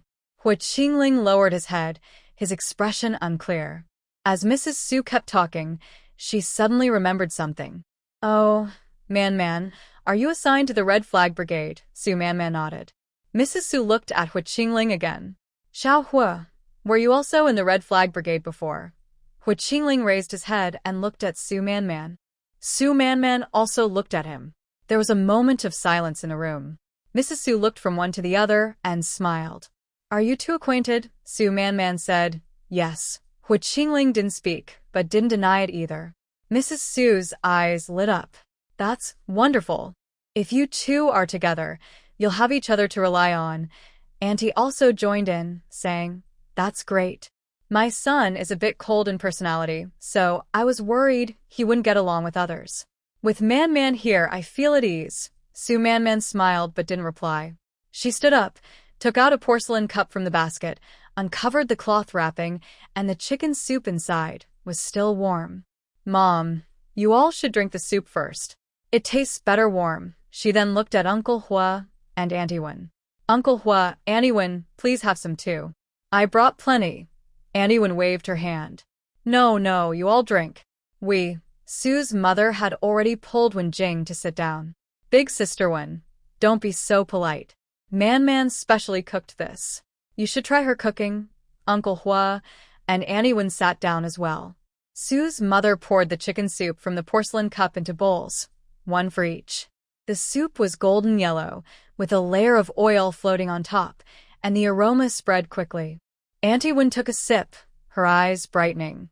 Man, this soup is really well made. Delicious, Su Man smiled. I'm glad you like it, Auntie. Auntie Wen took 2 more sips, then looked at Su Man and Hu Qingling, sighing. Man, with your cooking skills, whoever marries you will be very lucky. Hu Qingling stood nearby, expressionless. Su's mother held her bowl, suddenly remembered something, and waved at Hu Qingling. Xiaohua, what are you standing there for? Come and have a bowl. Hu Qingling shook his head. Auntie, I've already had some. Su's mother looked at Su Man again. Man, you should have a bowl too. There's still so much soup. Su Man also shook her head. Mom, you all should drink. I've already had some. Su's mother was suspicious. What do you mean you've already had some? Su Man said, really, I've already had some. Dinner was just this. After she said that, she suddenly realized her words might sound a bit ambiguous. Su's mother was stunned for a moment, looked at her, then at Hu Qingling beside her. Wen Jing also looked up, her eyes shifting between the two. Su Man's face felt a little hot, and she looked down, saying nothing more. Hu Qingling stood at the door, still with the same expression, as if he hadn't heard anything. Su Man glanced at him and withdrew her gaze. After finishing the soup, Su's mother asked about Su Man's work at the Red Flag Brigade. Su Man talked about building the house. I will pay for building a small house with a little kitchen. Once it's finished, I plan to find a way to let Xiaoxian move in. Xiaoxian is still growing. Here, he doesn't eat well or live comfortably. When he moves there, I can also help him continue his studies. Su's mother was stunned, and her eyes suddenly turned red. Man, we can't really help you. In the end, you have to take care of us. We are a burden to you. Su Man held her mother's hand. Mom, we're family. As long as we stay together and stay healthy, we can get through any difficulty.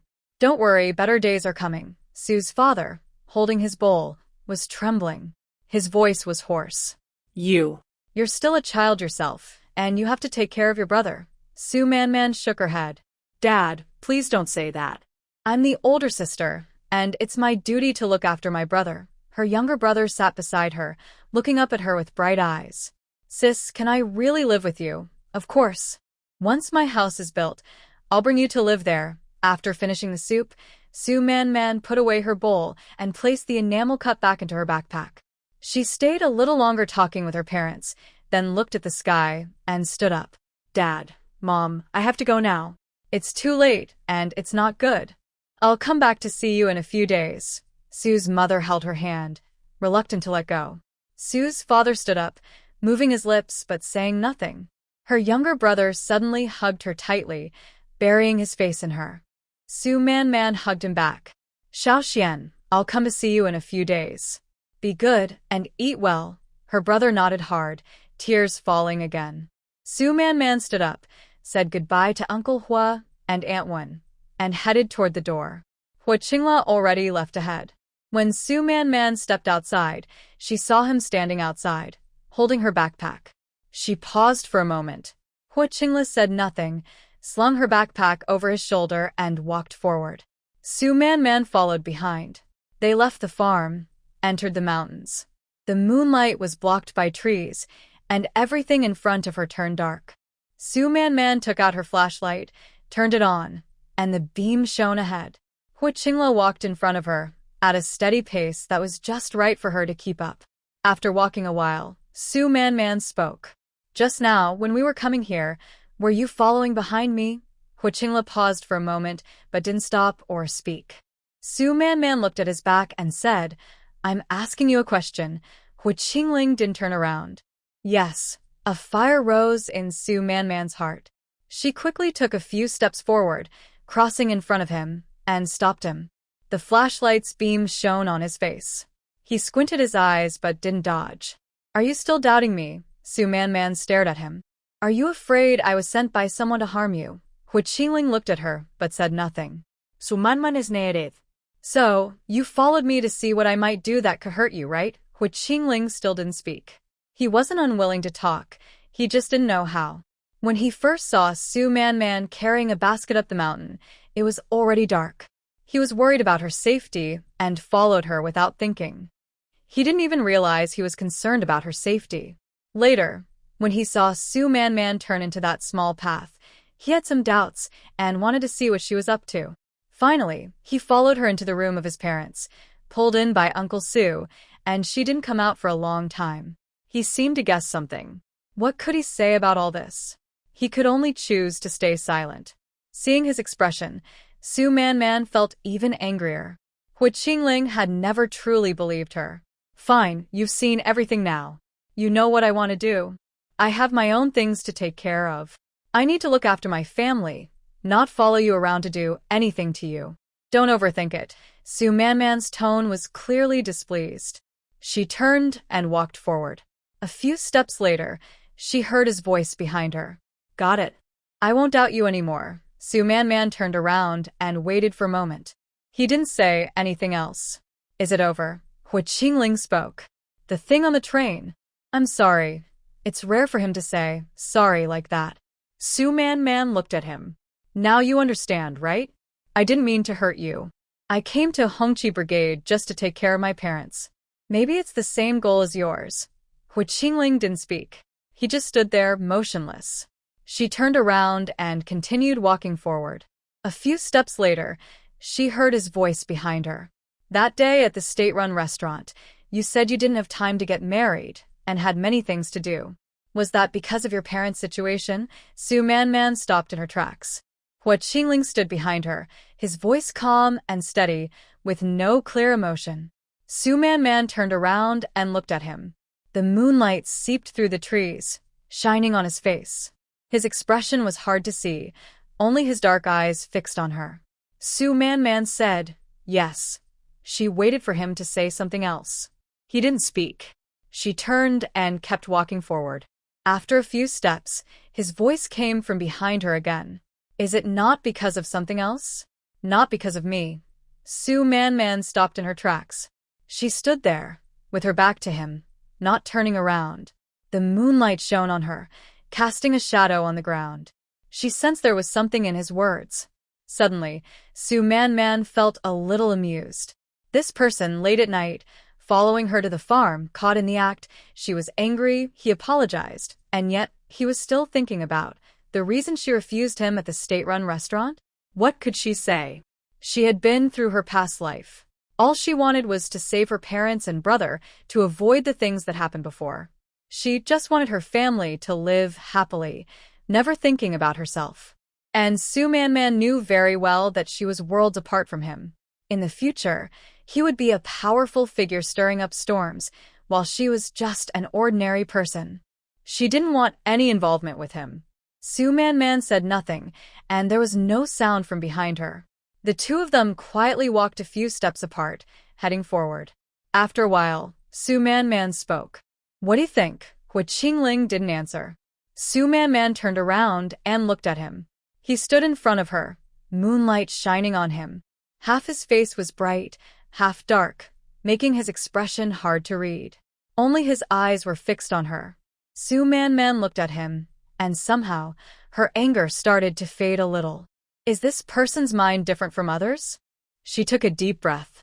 Hu Qingling, my parents and brother are suffering here. I have no mind to think about my own things.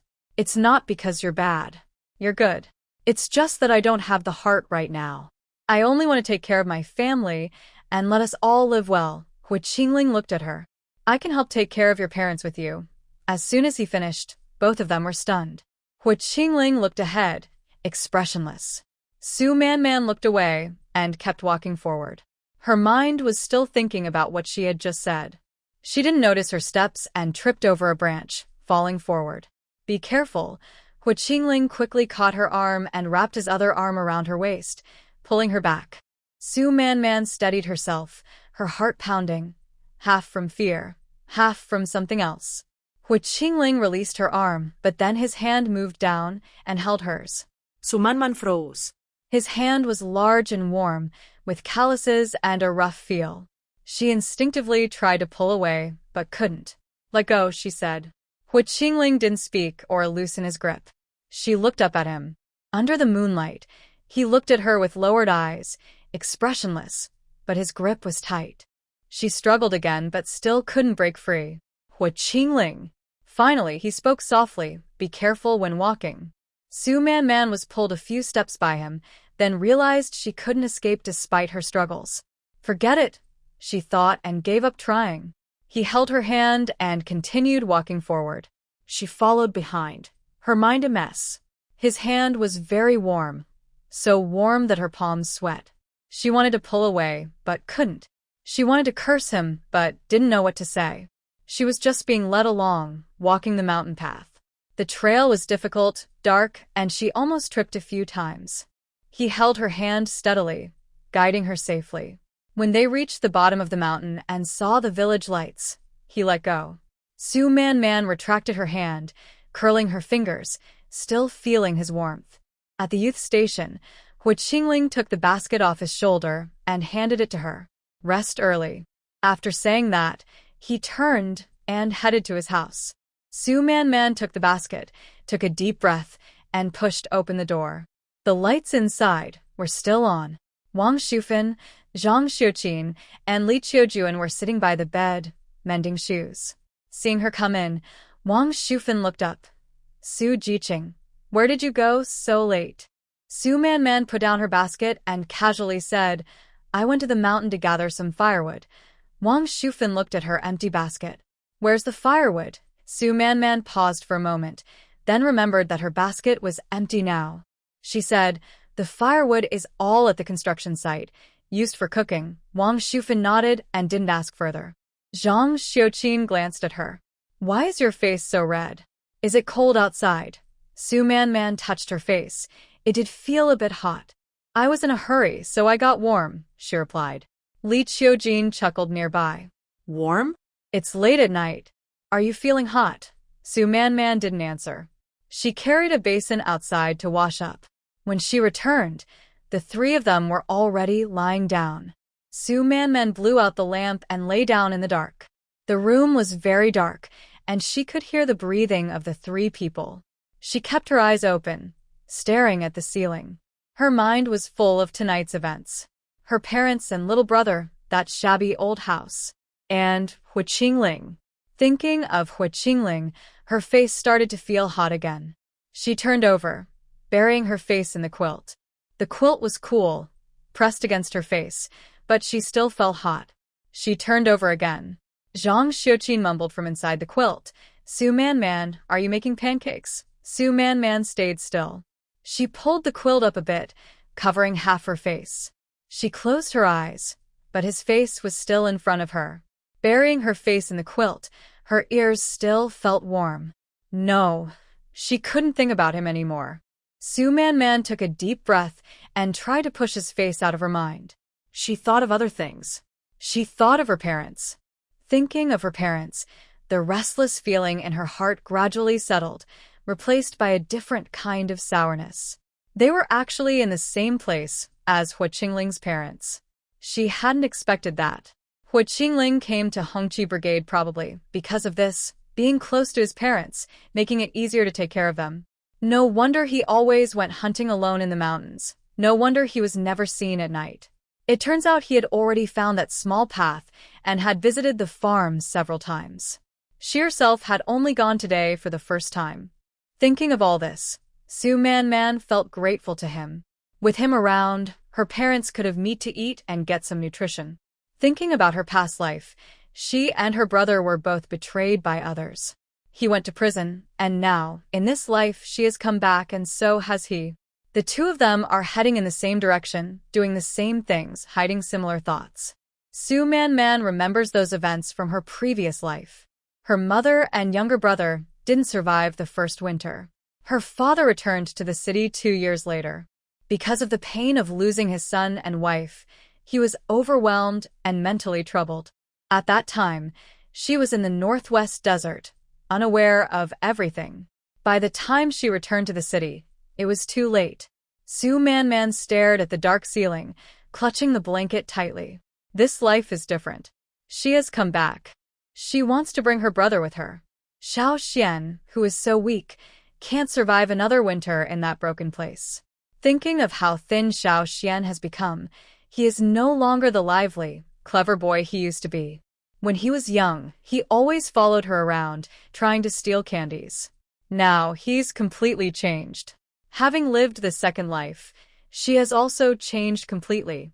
People tend to grow the fastest when they experience hardships. Suddenly, she remembered that her father was able to return to the city after 2 years, possibly because of her family connections. In her previous life, Uncle Hor returned to the capital after 2 years. Seeing how well they got along with her parents, she believed they wouldn't leave her father to suffer alone. Besides, her father hadn't really done anything wrong, he was just framed. Su Man knew what kind of person her father was. Honest and upright, never bowing to others.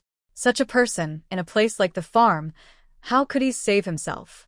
Thinking about it, if the Hor family hadn't helped, her father might have been stuck in that terrible place for a long time. Sadly, her mother and brother didn't live to see that day in her previous life. 2 years. Su Man told herself. As long as she and her family endure these 2 years together, they can go home. A family of 4, living a good life. Lost in her thoughts, her eyelids grew heavy, and she slowly fell asleep. The next morning, Su Man pushed open the door, and a cool breeze hit her face. She paused, surprised. It wasn't this cold last night.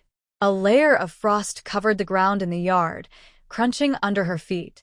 She exhaled, and her breath formed white mist in the air. It's already October. In the northeast, October has started to get cold. She remembered the thin clothes her parents wore and her younger brother's thin, exposed ankles. When they arrived, it was summer and they only had light clothing. Now that it's colder, how will they manage? She stood there for a moment, then made up her mind. In a few days, she needed to go to the county town to pick up those 3 packages. Inside, there were old clothes she had packed from home, some belonging to her parents, some to her brother. She wanted to send them to them soon. After breakfast, she headed to the construction site. When she arrived, the sun had just risen, and the site was already busy. Various sounds blended together, creating a lively scene. Su Man glanced over there and saw Hu Qingling bending over to work. She stood there, watching him. Hua Qingling seemed to sense something, looked up, and looked in her direction. Their eyes met. Su Manman's heart skipped a beat. She quickly looked away and lowered her head, walking toward the stove. When she reached the stove, she finally relaxed and squatted down to start a fire. The flames in the stove flickered up, licking the bottom of the pot. She stared at the flames, her mind a mess. There were footsteps behind her. She didn't turn around. The footsteps stopped behind her. "Good morning." It was Hua Qingling's voice. Su Manman clenched her hands, holding the firewood tighter, didn't look up, and replied softly, "Good morning." There was no more sound behind her. She kept her head down, watching the flames, feeling a bit warm in her back. After a while, the footsteps gradually moved away. Only then did Su Manman lift her head and glance over there. Hua Qingling had returned to the construction site, bending over to work with mud. His sleeves were rolled up to his elbows, revealing strong, firm arms covered in yellow mud. Under the sunlight, they looked shiny. He held a shovel, turning and stirring the mud pile. The mud was scooped up, flipped over, scooped again, and flipped again. Nearby, there was chopped straw. He scooped some mud, tossed it up, letting the straw fall in, then stirred a few more times to mix it well. His movements were steady, but deliberate. When the shovel sank into the mud, he pressed down with his foot on the handle, tightening the muscles in his forearm, with faint veins bulging. He pushed the mud out, then pried up a whole scoop. The sunlight shone on him, and his soaked shirt clung to his back, outlining his shoulder blades. Su Manman watched for a while before looking away. I couldn't help but glance again. He had just straightened his back, wiped the sweat from his face, and crossed his forearm over his forehead. His sleeve slipped down, revealing a firm little arm. Sweat dripped down his neck and into his collar. Su Manman looked away and focused on the fire in the stove. The flames flickered, casting a warm glow on her face, making her feel a bit hot. Su Manman cursed herself silently. She was already over 30, having lived 2 lives, yet she was still easily flustered by a young man in his early 20s. It was embarrassing. Su Manman picked some potatoes and cabbage, carried a basin toward the well. Someone was already drawing water at the well, a woman from the village. Su Manman couldn't remember her name, so she nodded at her. The woman smiled back and carried her water bucket away. She set down the basin, turned the handle of the pulley, and drew a bucket of water. After washing the vegetables, she carried the basin back. When she returned to the stove, Aunt Lu was already there, adding wood to the fire. Su Manman paused in surprise. Aunt Lu, why are you here? Didn't you come to visit relatives? Aunt Lu waved her hand. I left early this morning. Su Manman put down the basin and squatted down to help light the fire. Why didn't you stay a few more days? Aunt Lu sighed and added another piece of wood to the fire. What's there to stay for? Big sister-in-law came for something, and once it's done, she'll leave. Su Manman listened, but didn't reply. Aunt Lu was silent for a moment, then suddenly asked, Su Jiqing, why is life so hard these days? Su Manman looked up at her. Aunt Lu stared into the fire, her eyes a bit vacant. My sister-in-law came from far away to borrow money. Su Manman said nothing. Her son, my eldest nephew, is over 30 and still hasn't found a wife. This time, someone finally mentioned a match, but they want 50 yuan in bride price. Aunt Lu smiled bitterly. 50 yuan? Her family can't come up with that much. The flames flickered, casting light on Aunt Lu's face. She's been borrowing everywhere, gathering what she can, but only managed to get about 30 yuan. She came all this way to ask me, where do I have that kind of money? My family's situation isn't good, and she knows that. Su Manman thought about Aunt Lu's family. Her husband had passed away early, leaving her to raise her son alone. Her son and daughter-in-law worked odd jobs in the county, while she stayed home with little Tiger, living a hard life. Later, I looked through my belongings and gave her the last 8 yuan I had. Su Manman looked at her. Aunt Lu sighed. 8 yuan can't help much, but it's my little bit of kindness. When my husband passed away that year, we had no money at all, not even enough to buy a coffin. It was her husband, my older brother, who brought some wood and made a simple coffin for me. As she spoke, her eyes turned a little red. Back then, no family was well off. When someone could lend a hand, you had to remember that kindness for a lifetime. Hearing this, Su Man Man felt her heart soften.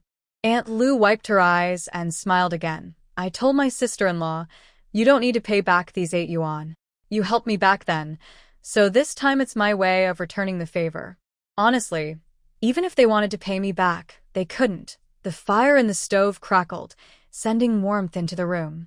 Listening to Aunt Lu, Su Man Man slowed her movements. She remembered those years in her previous life. During her time as a young worker in the Northwest, she suffered just as much. In the beginning, she kept thinking about returning to the city. She missed home so much, but she couldn't even gather enough money for the trip. Later, she stopped thinking about it. Not because she didn't want to, but because she was afraid to. Thinking about it hurt too much. After 12 years, she finally returned to Beijing. But her home was gone. Everything had changed. Su Man Man stood by the stove, staring at the boiling water in the pot, and those memories appeared in her mind. In the end, lying on the hospital bed, she wondered if her life was worth it. It never was. She simply died there, alone in the hospital. Aunt Lu was still talking nearby. These days, no family is easy. Helping out when you can is good, especially since they helped me back then. Su Man Man snapped back to reality and replied softly, You're right, Aunt. Aunt Lu sighed, patted the dust off her hands, and said, All right, let's cook. No more talking about this. Su Man Man lowered her head and continued, working quietly. But in her heart, she thought that nowadays, every family has their own struggles. Protecting oneself and one's family is already hard enough. In her previous life, she failed to protect her loved ones. This time, she must protect them. They started preparing lunch, each lost in their own thoughts. The house was built faster than expected. On the day the framework was completed, Old Lee stood below, looking up with satisfaction. He nodded and said, This material is good. The house will be sturdy once built. Construction started with Su Man Man's house first. Walls were built one after another, and each day, the house on the construction site took shape. Every day, Su Man Man cooked at the stove, and when she looked up, she could see the workers standing on the wall, busy with their work. She felt happy knowing she would soon move into a new home. While the house was being built step by step, Su Man Man also found an old village carpenter. She wanted to make a cabinet, boxes, a table, and chairs. The carpenter's name was Sunday. He was in his 60s and had worked as a carpenter all his life. His skills were well known in the area. Su Man Man told Sun her needs. It was a slow season for farming, so Sun had little work. He promised to finish the furniture in a few days. Su Man Man's house was the first to have its roof completed. Old Lee and a few workers quickly installed the doors and windows. Su Man Man visited every day and saw her house change each time. The bed was also prepared. Old Lee said that in the Northeast, winters could be as cold as -30 degrees Celsius. Without a proper bed, it would be hard to survive. The bed they built was strong and practical. The stove was connected to the outside kitchen. Cooking fire would go around the stove's hole, out through the chimney, and heat the stove surface. Su Man Man touched the new stove, feeling more at ease. She decided to prepare more firewood for winter, so she could keep the stove warm every day. Most of the furniture was almost finished. Sun was quick. Cabinets, boxes, tables, and chairs were all delivered one by one. The cabinets were placed against the wall to store bedding and clothes. The boxes were at the foot of the bed for small items. The table was near the window, making it easy to write or read later. They also brought a large wooden basin. Su Man Man was especially happy about this. It would make bathing much easier. After staying here so long, bathing was still very inconvenient. She could only wipe herself quickly when no one was around. Su Man Man tidied up her new house and watched as it slowly took shape. Old Lee said the other rooms would take a few more days to finish, and the rest of the house was also nearing completion. Su Man Man thought about going to the post office to pick up her package. Now she had a place to put it. Early that morning, after breakfast, Su Man Man headed toward the village entrance. Old Zhao's ox cart was already waiting over there, with a few women sitting on it, all heading to the county. Su Man Man got on the cart, greeted the women, and the cart slowly moved toward the town. As the cart entered the town, the women gradually got off to handle their errands. Su Man Man didn't rush to get off. She waited until everyone had left, then asked old Zhao, "Grandpa Zhao, could you help me with something?" Old Zhao looked back at her. "What do you need?" "I have a few large postal packages. I can't carry them alone. Could you help me by taking the cart to the post office and bringing them back?" Old Zhao hesitated. This was a T-owned ox cart, and according to the rules, it couldn't be used for personal reasons unless in special cases. Su Man Man took out a few coins from her pocket and handed them to him. "Grandpa Zhao, this is the fare. Please don't mind if it's a bit less." Old Zhao looked at the money, which was more than usual for a ride. A young girl from the city coming here alone to pick up some packages was probably a special case. It wasn't easy for her to travel so far to this remote place, even as a young worker. Moreover, she often gave him small gifts when she traveled, some candies, a few cookies. She was a thoughtful girl. If he could help, he would. He looked at Su Man Man again and nodded. "All right, it's not a big deal. You're a girl, and I know it's not easy. I'll go with you." Su Man Man smiled. "Thank you, Grandpa Zhao." Old Zhao started the cart, turned a corner, and headed toward the post office. The post office was on the east side of the town, down a small alley. The alley wasn't busy, and old Zhao's cart moved slowly. Halfway through, 3 or 4 young people, in their early 20s, staggered toward them. They wore faded, white coats with sleeves rolled up to their elbows, smoking cigarettes, walking unsteadily. One of them saw the cart and glanced at Su Man Man, then slowed down. "Hey, old Zhao, heading into town today." Old Zhao looked at him without much expression, nodded slightly, and tried to move the cart forward. But the young men didn't step aside. They stood there, all eyes fixed on Su Man Man. "Where's this girl from?" "I've never seen her before." "Yeah, old Zhao. Who's the girl on your cart?" "She's pretty handsome." "When did our village get such a beautiful girl?" "I didn't know. Just look at him. Definitely a city person." "Look at that girl's skin. So white." Someone whistled, and a few others laughed, their voices full of teasing. Su Man Man sat in the car, watching ahead with a blank face. But that sticky, lingering gaze on her felt like something was crawling on her skin. Old Zhao raised his whip. "This is the new educated youth. Come on, Ma-san, let your friend step aside." The man moved half a step to the side, still staring at Su Man Man with a smile. "Youth, huh? Okay. A bullock cart passed by them. Su Man Man could feel those eyes following her, and she heard someone say something behind her. A few people burst into laughter again. After they walked far away, old Zhao looked back and lowered his voice. "That leader is Ma-san. He's from our village, but he's not well behaved. He's always hanging around on the street, mixing with those troublemakers from the Revolutionary Committee, acting like a street thug." Su Man Man nodded silently. Old Zhao added, "When you see them later, stay away." Su Man Man responded softly, "Okay." The bullock cart reached the post office entrance. Old Zhao stopped the cart and followed Su Man Man inside. 3 packages were stacked near the counter, 2 large, 1 small, all wrapped in coarse cloth and tied tightly. Su Man Man signed her name, and old Zhao helped carry them out. They placed the 3 packages on the cart, taking up half the space. Old Zhao patted the dust off his hands. "Su, you've got quite a few things." "Yes, I do. Otherwise, I wouldn't want to trouble you. Without your help, I really wouldn't know what to do." Old Zhao arranged the packages on the cart and tied them to the frame with a rope to prevent them from falling during the ride. After tying everything up, old Zhao clapped his hands. All set. When they finished, the sun was already high in the sky. Su Man Man looked at the sky, and then at old Zhao. "Grandpa Zhao, it's already this late. Let's eat something first." "It's on me." Old Zhao waved his hand. No need. I brought some dry food." He took a cloth bag from his pocket, opened it, revealing 2 hard cornmeal cakes. Su Man Man looked at the cakes, feeling a bit guilty. "Grandpa Zhao, you've helped me all morning. You shouldn't just eat this. Let's find a place, and I'll treat you to a proper meal." Old Zhao put away the pancake and sat on the cart shaft. "No need to trouble yourself.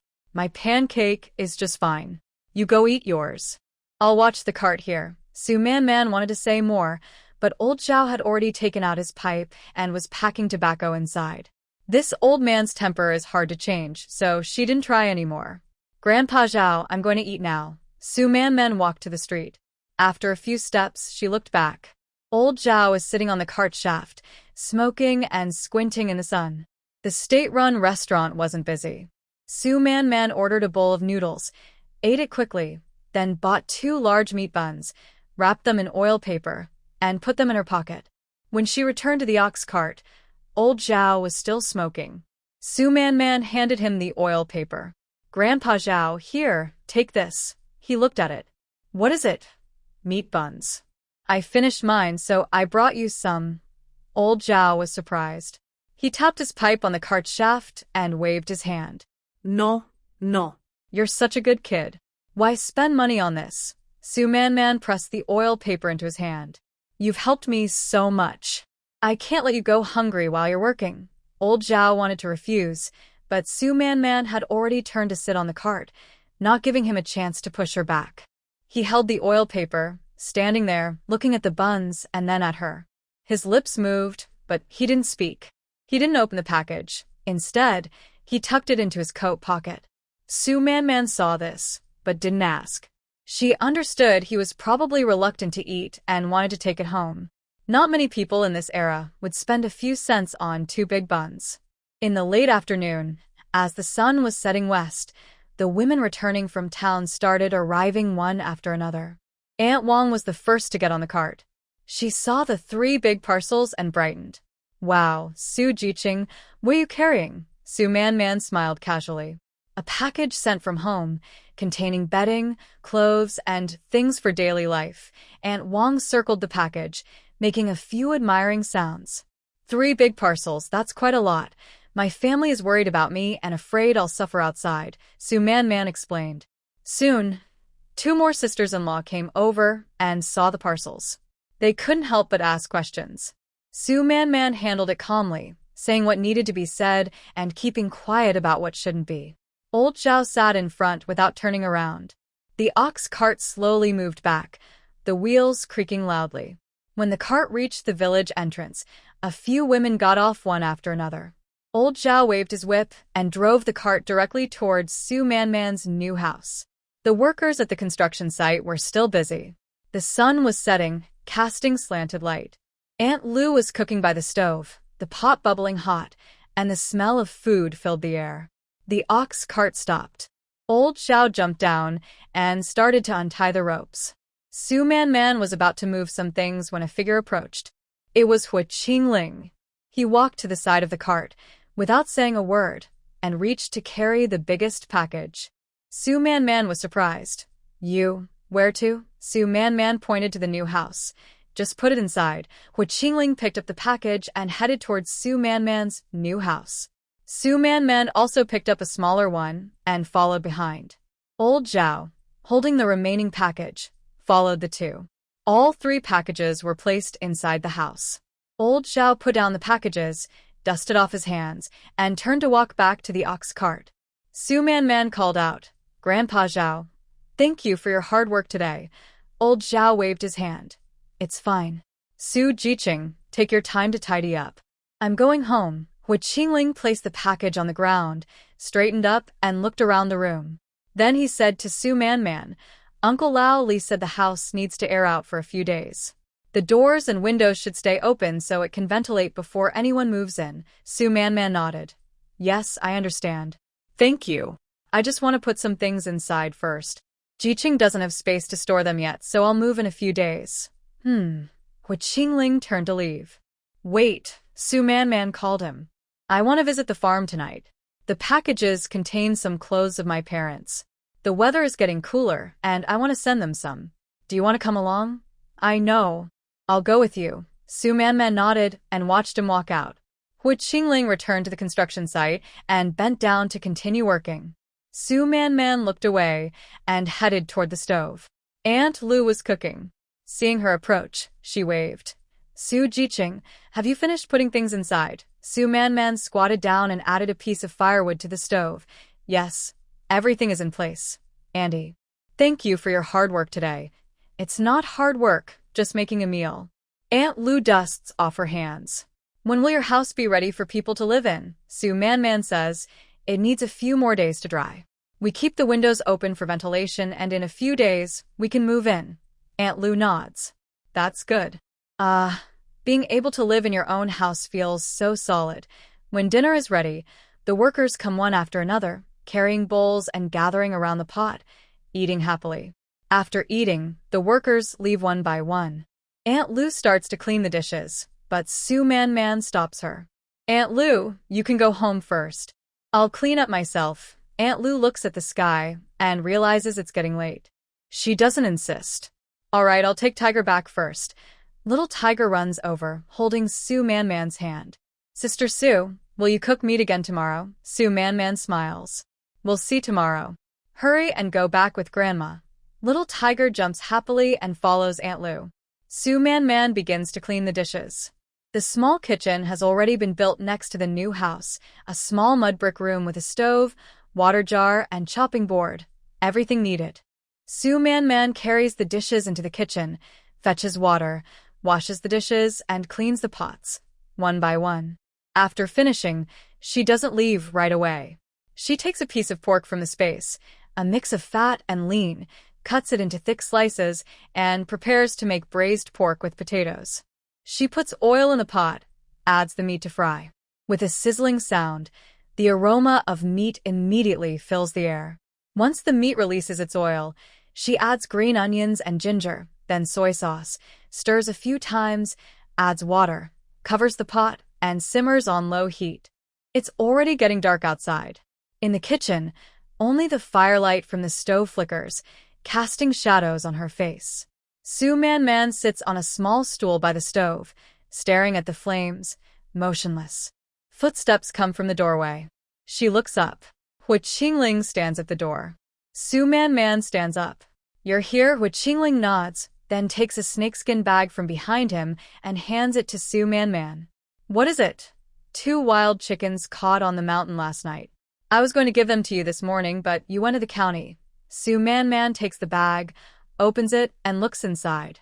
2 wild chickens, cleaned thoroughly, with all the feathers removed. Hu Qingling says, one for you to eat, and the other to take over tonight. He had no expression on his face and asked, is everything ready? Yes, almost. Once the braised pork is done, we can leave. Su Man placed the snakeskin bag on the stove and reached to lift the lid.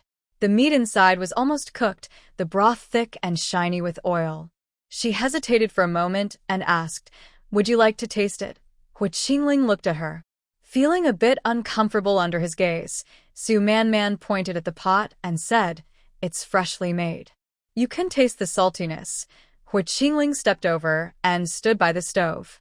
Su Man used chopsticks to pick up a piece of meat, rolled it in the broth, and offered it to him. She thought he would use his hand to take it. But Hu Qingling glanced at the meat on the chopsticks, didn't reach out, and instead lowered his head. He took the meat from her hand and bit into it. The tip of the chopsticks touched his lips. Su Man was stunned. The chopsticks hovered in midair, forgetting to pull back. Hu Qingling chewed twice, his throat moved. He nodded and said, yes, it's very tasty. Su Man still held the chopsticks, watching him. He looked at her, his gaze lingering on her face for a moment before turning away. Only then did Su Man come back to her senses, pulling back the chopsticks. The tip of the chopsticks was still coated with a bit of broth, shining brightly. Su Man looked at the tip of the chopsticks, her ears turning slightly red. She pursed her lips, put down the chopsticks, and took a large enamel bowl. She scooped the braised pork into it with a spatula, poured a few spoonfuls of broth over it, covered it, wrapped it with an old cloth, and placed it into the basket. She also took a paper bag nearby, filled with 10 hot large buns she had prepared earlier, and put it into the basket. These buns were the ones Su Man had stockpiled in Jing City. When taken out from her space, they looked just as fresh as when she first put them in. There was a small bag of rice and a small bag of white flour, each 5 jin. Hu Qingling stood nearby, watching silently, thinking that Su Man had bought everything in the county today. Finally, Su Man placed a chicken that Hui Qingling had just handed her into the basket, tidied everything up, and straightened her back. She took a bundle of clothes nearby, packed in a cloth bag. Lastly, she wrapped the 2 newly made quilts in old sheets, tying them tightly. Everything is ready. Let's go. Hui Qingling said nothing, carried the basket on his back, and picked up the cloth bag with clothes and the quilt. Let me carry some. Su Man reached out to take it. Hui Qingling moved slightly. Watch the road. He carried the cloth bag and the basket, turned and walked outside. Su Man followed behind, holding a flashlight. It was already very dark. The mountain was black and quiet. The flashlight's beam lit the path ahead and the back of Hui Qingling. He walked steadily, neither fast nor slow, unaffected by the basket on his back or the cloth bag in his hand. Su Man followed behind, occasionally shining the light at his feet. After walking for a while, Su Man couldn't help but speak. Can you share some things with me? Hui Qingling didn't turn around. No need. There's so much stuff. You're alone. Just watch the road. Su Man opened her mouth but said nothing more. After walking for over half an hour, they reached the farm. Hui Qingling went to the door of the mud brick house and knocked. 3 times, then paused, then twice. The door opened a crack, and a pair of eyes looked out. Brother Hui. The door suddenly swung open. Su Maoxuan stood at the door, eyes bright when he saw Hui Qingling.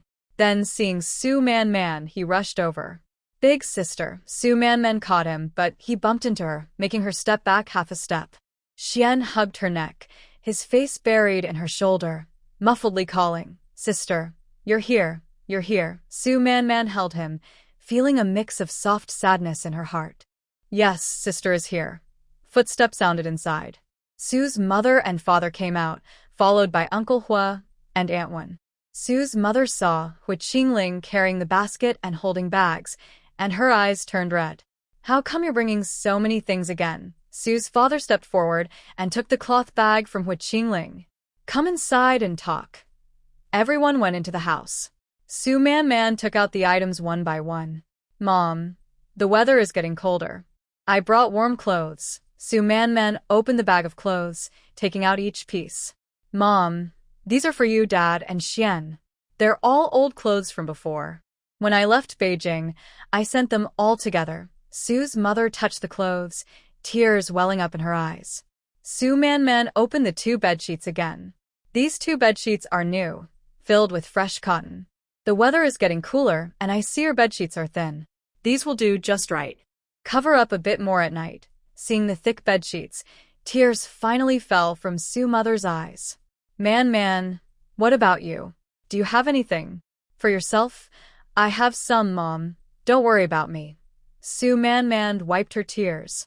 I have a quilt at the workers' farmstead, made with the same material. The new house has a heated brick bed, so I won't catch cold. Oh, and I brought some common medicines last time, in case you need them. Su Mother held her hand tightly, crying silently. Su Man added, when I was in Beijing, I bought a few military coats. I'll bring them to you and Dad soon. Su Mother shook her head. No more, no more. That's enough. Su Man opened a porcelain bowl, and the smell of braised pork immediately filled the air. Xiao Xian leaned over, sniffed, and his eyes lit up. Sister, what smells so good? Su Man held the bowl out to him. Braised pork. Want a smell? Xiao Xian sniffed hard, almost drooling. She then opened a large steamed bun wrapped in white flour dough, soft and fresh. Eat it while hot. Su Man handed the bun to Su Mother. Mom, you eat first. Su Mother took the bun, looked at its white surface, then at Su Man, and tears welled up again. Su Father beside them said, Don't cry. The child brought this from far away. Eat quickly. Uncle Hua and Aunt Wen watched nearby. Aunt Wen's eyes were also red. Su Man divided the buns among everyone. Uncle Hua, Aunt Wen, Dad, Mom, Xiao Xian, try some. If it's not enough, there's more. I bought these buns at a state-run restaurant.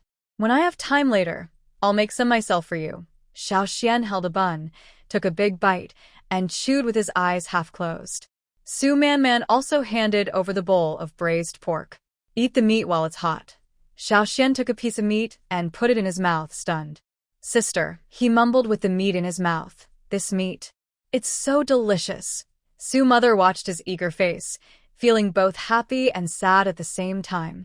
Su Man patted her brother's head. Eat slowly, don't choke. When you come to stay with me, I'll cook delicious food for you every day. Su's mother smiled. The chicken soup you brought last time, Xiaoxian keeps talking about it after you left. He says my sister's chicken soup is the best. Aunt Wen took a bite of her bun, then picked up a piece of braised pork, chewed, and her eyes lit up. Man, your cooking skills are amazing. This braised pork is even better than the one from the state-run restaurant in Beijing. Uncle Hu sat quietly eating meat, not saying anything. Aunt Wen glanced at Hu Qinglei, then looked at Su Man and sighed. It's so nice to have a daughter. She's skillful, thoughtful, and knows how to care for others. Our son. He can't do much. Even talking to him is hard. Hu Qinglei stood nearby, expressionless, as if he didn't hear. Su Man couldn't help but glance at him, then looked away. Aunt Wen, don't say that. We also have a chicken. Hu Qinglei caught it last night on the mountain. Its feathers are all cleaned off. I brought it especially for you all. Aunt Wen was surprised. She looked at the chicken, then at Hu Qinglei at the door. He caught it, Su Man nodded. Su's mother spoke up. Speaking of that, last time Hu brought a half pig, and we haven't finished eating it yet. Su Man looked at her mother. Su's mother said, Hu took so much meat, but we can't finish it all at once. Uncle Hu thought of a way. He dug a cellar under the bed. Su's father lowered his voice. Just under our bed. Dug half a meter deep, laid wooden planks, put the stuff inside, then covered it with soil. No one would know. He pointed to a corner of the wall. The pork is salted and stored inside. When we want to eat, just take a piece, stew it, and it can last for days. Having a cellar is good. It keeps the food safe, so they don't have to eat it all at once, and no one will find out. Suddenly, she remembered something and looked at Su's mother. Mom, Aunt Wen, do you know where that half-pig came from? Su's mother shook her head. Hu said it was pork from the team. Which team would be generous enough to share so much pork? Su Man said. Hu Qinglei caught it on the mountain. The village organized a wild boar hunt. Others didn't dare go, but he went. There were about 10 people, and he alone caught 6 boars. The others just followed behind, carrying the pigs. Everyone was stunned. Uncle Hu also looked up and glanced at Hu Qinglei. 6 pigs? He did it alone, Su Man nodded. Yes, he's a good shot, 1 bullet per target, hitting only the vital parts. When we divided the meat, he got a whole wild boar by himself for his contribution, Su Man added. Recently, he's been the one cooking at the construction site. We always have meat to eat, and the workers are dedicated to building the house. The meat you're eating now is from that wild boar. Mother Su looked at Hu Qinglei. Little Hu, you're so impressive. Uncle Hu put down his chopsticks, picked up a ceramic cup, took a sip, and said, Haha, not bad. Looks like I did in my day. Xian didn't want to eat his braised pork anymore. He looked up at him with shining eyes. Brother Hu, did you really hunt 6 wild boars alone? Before Hu Qinglei could answer, Xian shouted again. 6. So many. How did you do it? Hu Qinglei didn't speak. Xian didn't mind, and was so excited he turned to Mother Su. Mom. Brother Hu hunted 6 wild boars. 6. Mother Su smiled and said, All right, I get it. Xian turned back, tugging at Hu Qinglei's sleeve, looking up with admiration in his eyes. Brother Hu, you're so amazing. Hu Qinglei looked down at the small hand pulling his sleeve and paused for a moment. He reached out and patted Xian's head. Eat quickly. If it gets cold, it won't taste good. Xian nodded vigorously with meat in his mouth. Mom makes the best meat. Here, we eat boiled vegetables and boiled meat every day. Even when there's meat, it doesn't taste as good. Mother Su added another piece of meat to Xian's plate. It's good enough to have something to eat. If it weren't for Brother Hu bringing us the meat, we wouldn't even have boiled meat. Mother Su looked at Su Man again. Oh, Man, you don't know. Here, we have to be sneaky to eat good food. We can't use spices, can't let the aroma spread, and can't let others know we're eating well. Su Man looked at them, feeling a bit sad inside. She took a deep breath and looked at Mother Su. Mom, my house is almost finished. Mother Su nodded. You told me last time it was almost done. Su Man replied, yes, in a few days we can move in. I want to bring Xian over. Mother Su was stunned. Father Su was also surprised. Can I take him back? Su's mother looked at Xiao Xian and then at Su Man. Is that? Okay, Su Man said, I have a separate room over there, with a heated bed. Xiao Xian can go there, eat well, stay warm, and have a good winter. Su's mother hesitated, unsure of what to say. Su's father was silent for a moment before speaking. Man, this child is with us legally. If you take him away, the farm, Su Man replied, I understand. I'll think of a way later. Hu Qingling, who had been quiet, spoke up. In Xiao Xian's case, it should be possible. Su's father looked at him. Hu Qingling explained, he isn't a displaced person, he's with family. If relatives are willing to take care of him, they can apply for him to leave. Su's father's eyes brightened briefly, but then darkened again. Applying?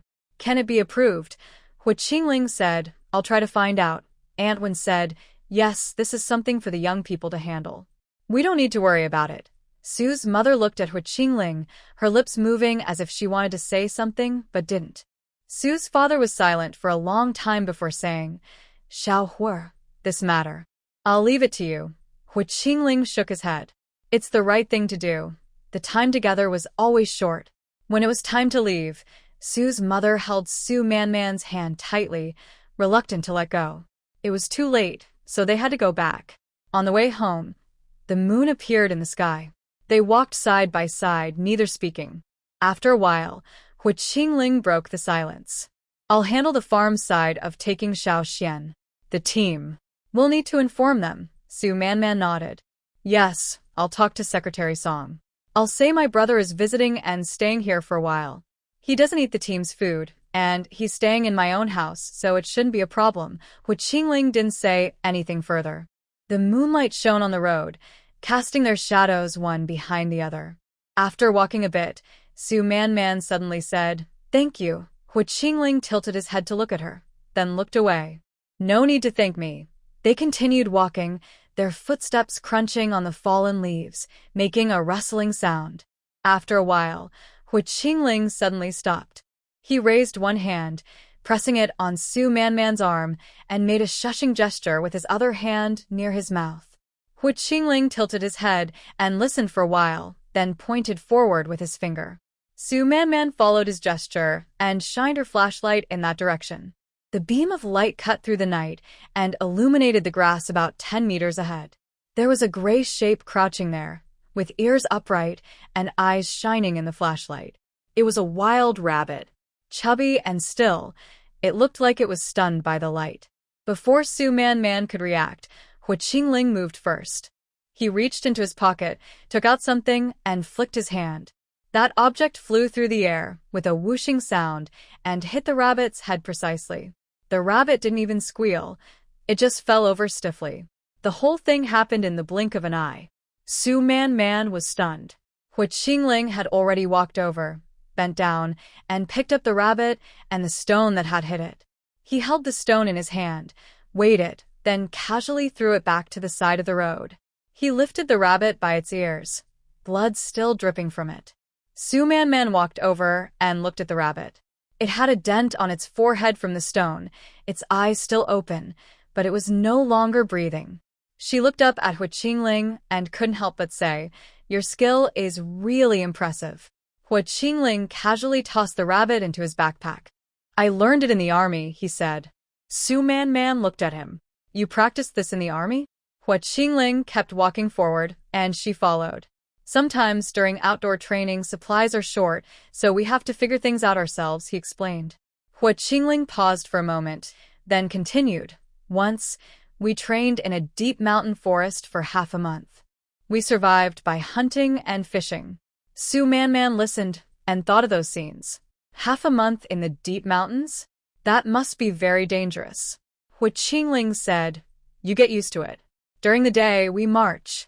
At night, we set up camp. Before dawn, we set traps and dig pits. Wild chickens, rabbits, fish from the river, whatever we catch, we eat. Su Man was hearing him talk, so much for the first time. His tone was still calm, but as she listened, she felt there was something different in his words. It wasn't pain or exhaustion. It seemed more like excitement. "Do you like the army?" she asked. Hu Qingling was silent for a moment. He replied with just one word. But Su Man could tell. He really liked her. She tilted her head to look at him. The moonlight shone on his side face, making his expression hard to see. All she could see was that he was looking at the mountain road ahead, his gaze a bit farther than usual. "If it weren't for your parents' situation, would you have stayed in the army forever?" Hu Qingling didn't answer right away. After walking a while, he finally spoke. "Probably, yes." Su Man didn't ask more. She remembered her past life. In her previous life, he was imprisoned for hooliganism because of an incident at the guest house, and he was locked up for 2 years until his family managed to get him out. After he was released, he definitely couldn't go back to the army. His record was stained, and it could never be erased. In this life, he didn't go to jail. In a couple of years, when his father's case was cleared, he should be able to do what he wanted. She thought about this and suddenly felt happy for him. But there was also something else she couldn't quite explain. Walking beside him, she suddenly asked, "When did you start going to the farm?" Hu Qingling didn't stop walking. He turned his head to look at her. "On the second day, I arrived at the red flag team." Su Man was surprised. "The second day? So, you were already walking this mountain road back then?" "Yeah." She asked, "How did you know this road when you just arrived?" Hu Qingling said, "During the day, I was working and heard the villagers mention it. After dinner, I went up the mountain to find the way." Su Man was surprised again. "You're really impressive.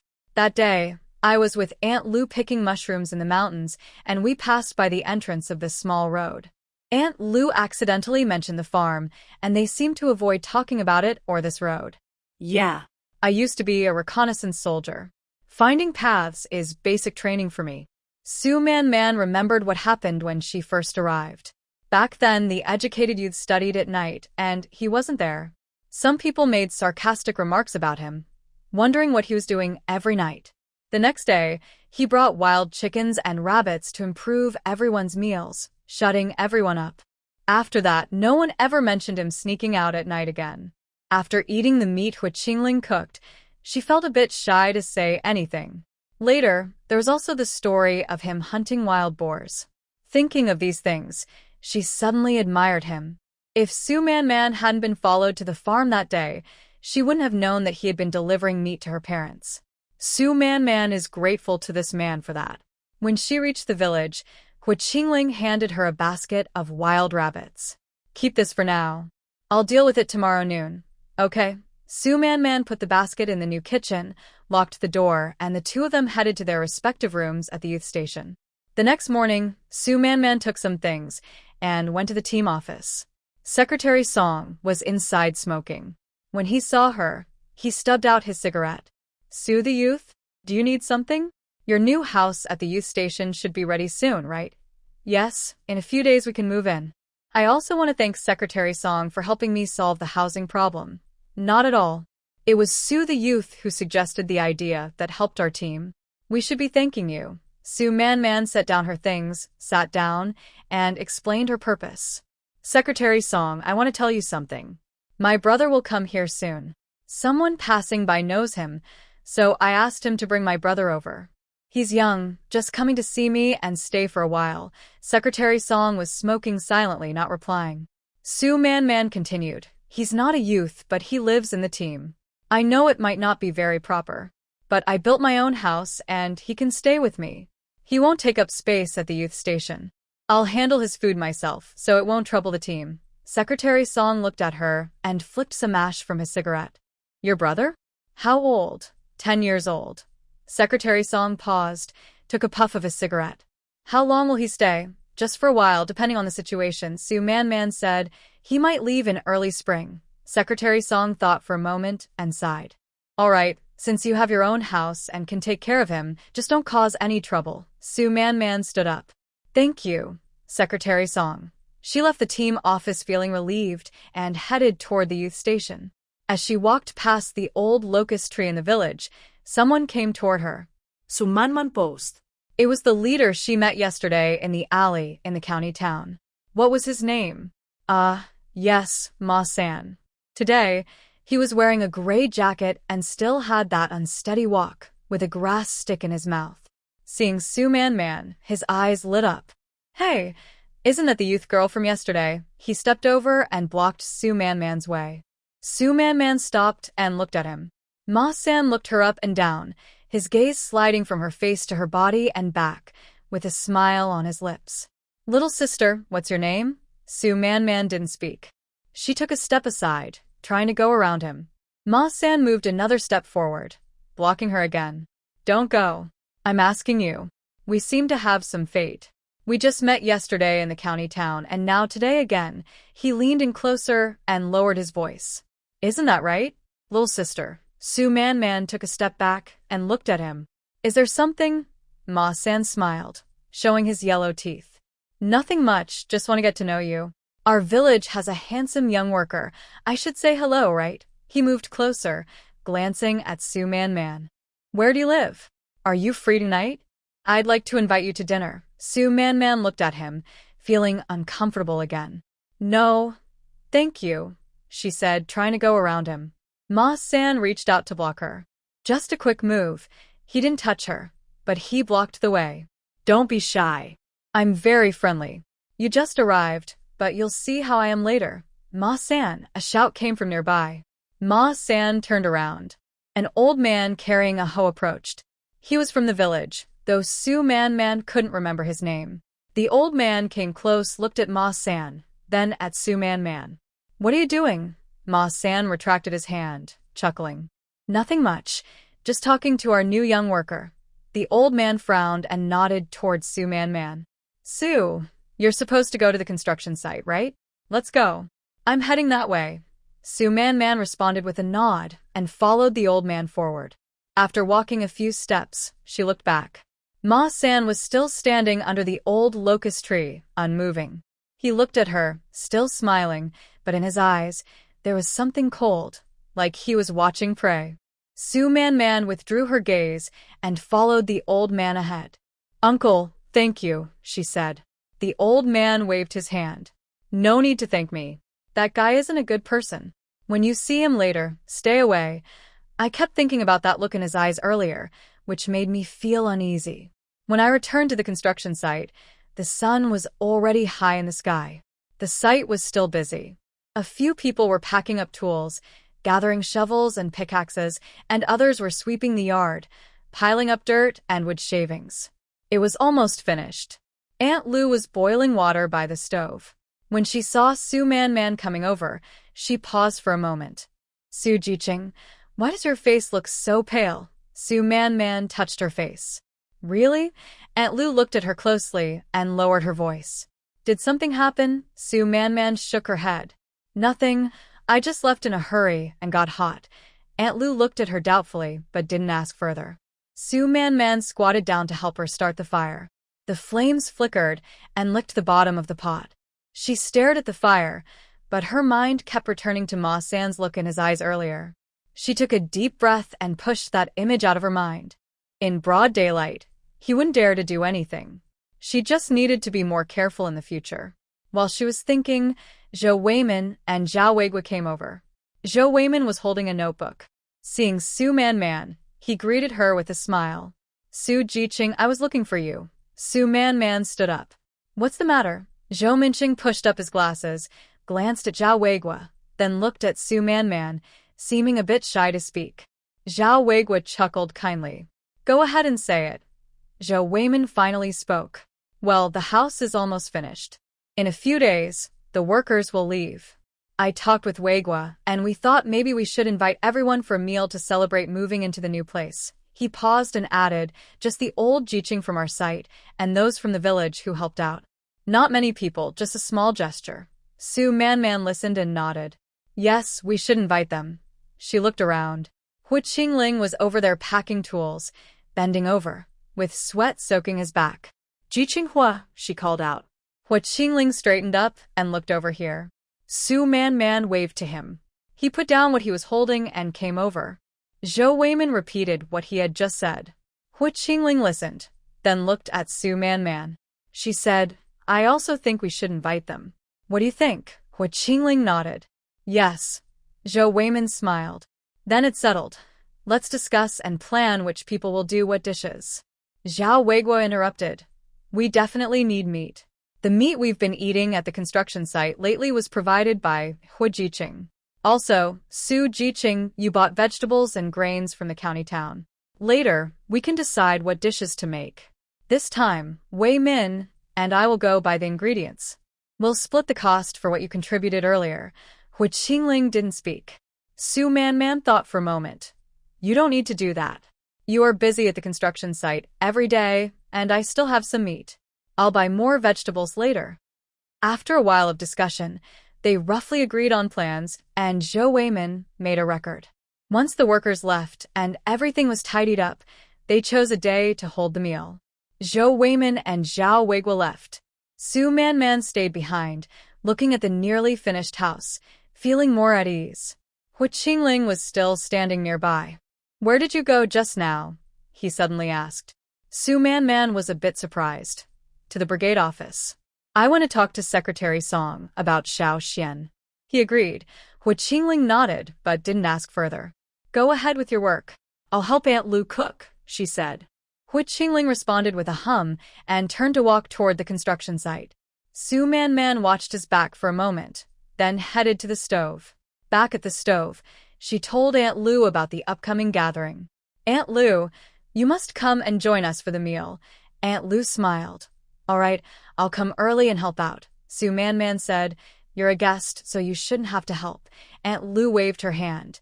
Oh, when someone in the village has a celebration, everyone helps out. Don't be so polite with me. Su Man smiled and said nothing more. The afternoon chores were the same as usual. Workers finished up, packed tools, swept the yard. Su Man helped Aunt Lu prepare dinner, washing dishes and cleaning pots. As it got dark, they returned to the youth commune. Lately, she had been leaving early and returning late every day, so she hadn't come back this early in a long time. She pushed open the door. Wang Shufan and a few others were sitting around the bed, mending shoes and chatting. Seeing her come in, Wang Shufan paused. Oh, why so early today? Su Man smiled. The construction is almost done. There's not much to do. She carried a basin outside to fetch water and wash up. When she returned, the lights were still on, and the three of them were still talking. She placed the basin properly, climbed onto her bed, and sat against the wall for a while. Zhang Xiaoxin looked at her and said, It seems you're really tired. You've been going to the construction site every day lately, so you should rest. Li Qiujin asked. Su Jiqing, your house should be almost finished, right? It looks almost done. Su Man nodded and said, Yes, the construction is almost finished. We can move in a few days. Oh, I have something to tell you. All three looked at her. Su Man said, In a few days, we will move to a new house and want to invite everyone for a meal. It's just the old educated youth from the youth point and the villagers who helped us. You must come then. Wang Shufan put down her shoes and smiled. That's great. Moving into a new house should be lively. Zhang Xiaoxin's eyes lit up. Will there be meat? Su Man smiled a little. Yes. Li Qiujin held a porcelain cup and smiled with her mouth closed. Then I'd better save my stomach, Wang Shufan asked again. Have you set a date? Su Man said. Not yet. We'll decide once the house is tidied up. I'll tell you in advance. Wang Shufan nodded, picked up her shoes, and continued sewing. All right, just let us know, and we'll come. If you need any help, just ask. Zhang Xiaoxin leaned on the bed table, resting her chin on her hand. Su Man, what does your house look like? Is the bed made? It's made. Without a bed, it's hard to survive the winter here. Li Qiujin envyingly said, That's really good. A new bed must be warm. Our room gets cold in winter, and the bed isn't warm. Zhang Xiaoxin sighed. Exactly. Last winter, I shivered all the time. They talked for a while about the house, then about how someone from the youth point was doing recently. Su Man listened leaning against the wall, her eyelids growing heavier. I'm going to sleep now. She slid down and lay down. Wang Shufan lowered her voice. Sleep? You've been exhausted lately. The light was still on, and the three of them whispered something. Su Man Man turned over and buried her face in the pillow. She reached her hand under the pillow, trying to straighten it. Her fingertips touched something hard. Su Man Man froze for a moment. She felt around and realized it was a book. A book?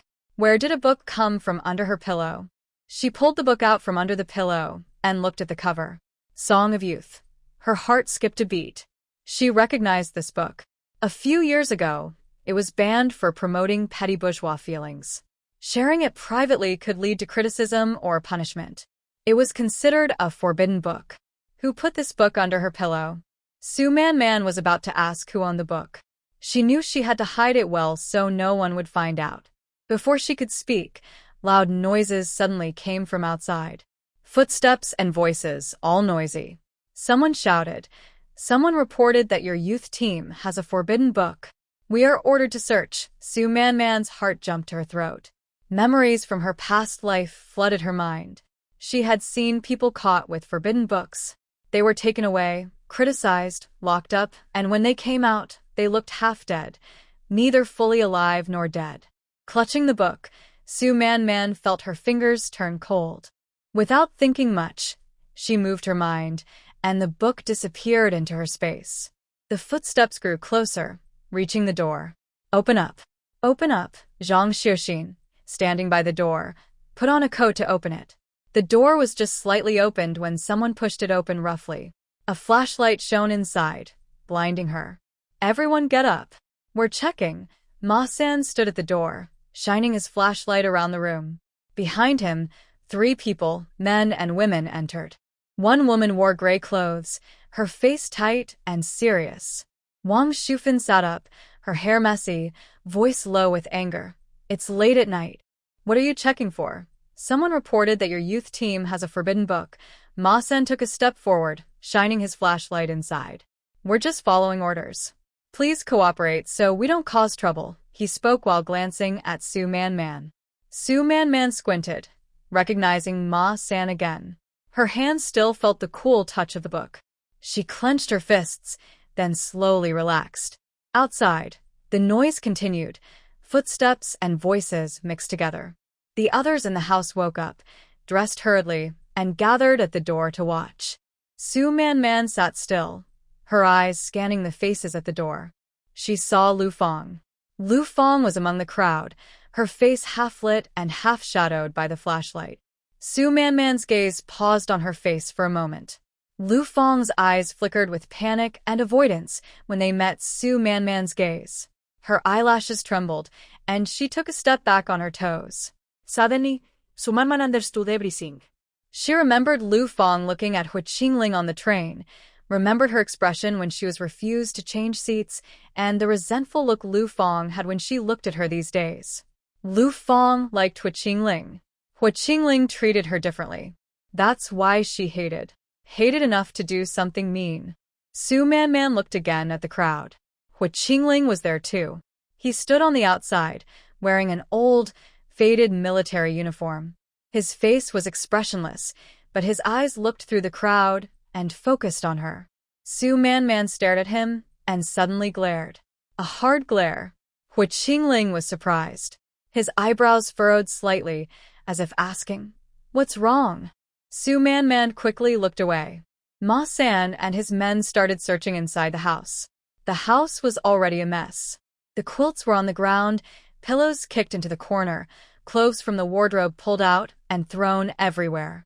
Wang Shufin's shoes, which she was repairing, were broken by stepping on them. Li Qiujin's porcelain cup rolled to the door and chipped a piece of paint. They found nothing. The woman told them to stand up and search them. Everyone stand in a line. Search. Wang Shufin's face turned pale. Why are you searching us? The woman's face hardened. Why? Because someone reported you.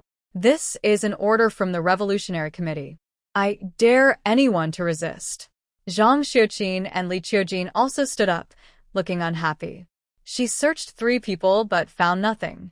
The woman then approached and reached out to touch Su Man Man. Su Man Man stepped back and avoided her hand. What are you doing? The woman's face hardened. Search. Don't you understand words?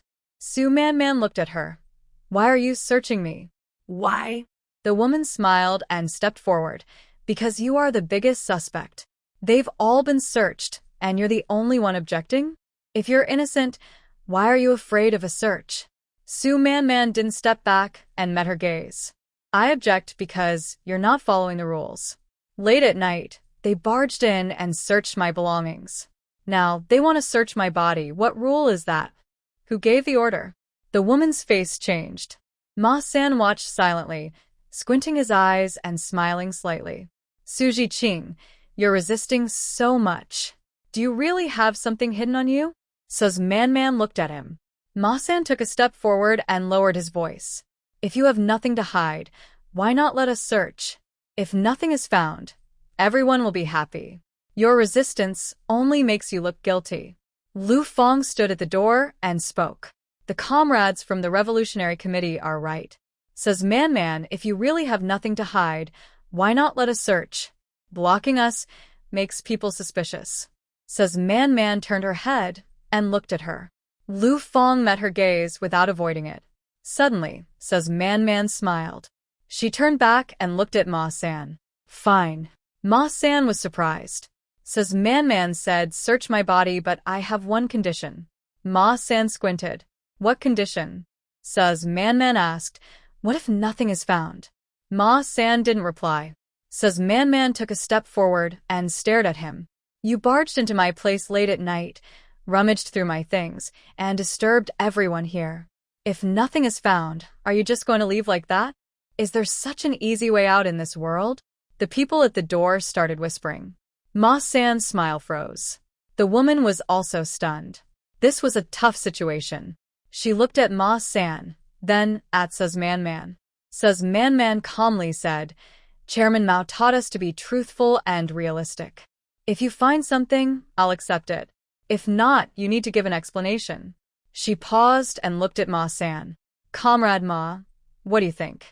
Ma-san stood there, his face alternating between pale and flushed. Lu Fong grew anxious and took a step forward. Says Jiqing, just let them search. Once it's done, everyone can go back to sleep. There's no need to waste more time. Says Man glanced at her. Lu Fong's words caught in her throat. Ma-san was silent for a moment, then suddenly smiled. All right, he said, if nothing is found, I'll apologize to you. Says Man looked at him, but didn't move. An apology? Sumanman gently smiled. You just searched me, touched my clothes, and went through my things.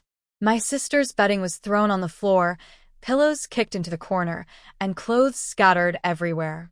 Is a simple apology enough? Ma-san's face changed. Su Man didn't give him a chance to speak. You claim to be searching under the banner of the Revolutionary Committee, saying someone reported us. Fine, we cooperate. But if you find nothing, that's false accusation. Framing revolutionary comrades, what kind of problem is that? The room suddenly went quiet. The people at the door also fell silent. Ma-san stood there, sweat starting to appear on his forehead. The woman's face also turned pale. Lu Fong stood at the door, her lips moving but saying nothing. Ma-san was silent for a long time, then clenched his teeth. So, what do you want? Su Man looked at him. If you find nothing, all of you, in front of everyone, bow and apologize to each of us. And, she glanced at the mess on the ground, and compensate for the damaged items at their full value. Ma-san's face darkened. The woman couldn't hold back. You're going too far. Too far? Su Man interrupted her. You break in late at night, search my things, and frisk me. Now you say I'm overreacting? She took a step forward, staring at the woman. You want to search? Go ahead. I stand here, let you search. But first, be clear, if you don't find anything, you have to admit it. The woman couldn't speak. Someone at the door shouted, Su the youth is right. If you don't find anything, you have to give an explanation. Another person called out. Exactly. You can't just mess around for nothing. Ma-san stood there, caught between hesitation and action.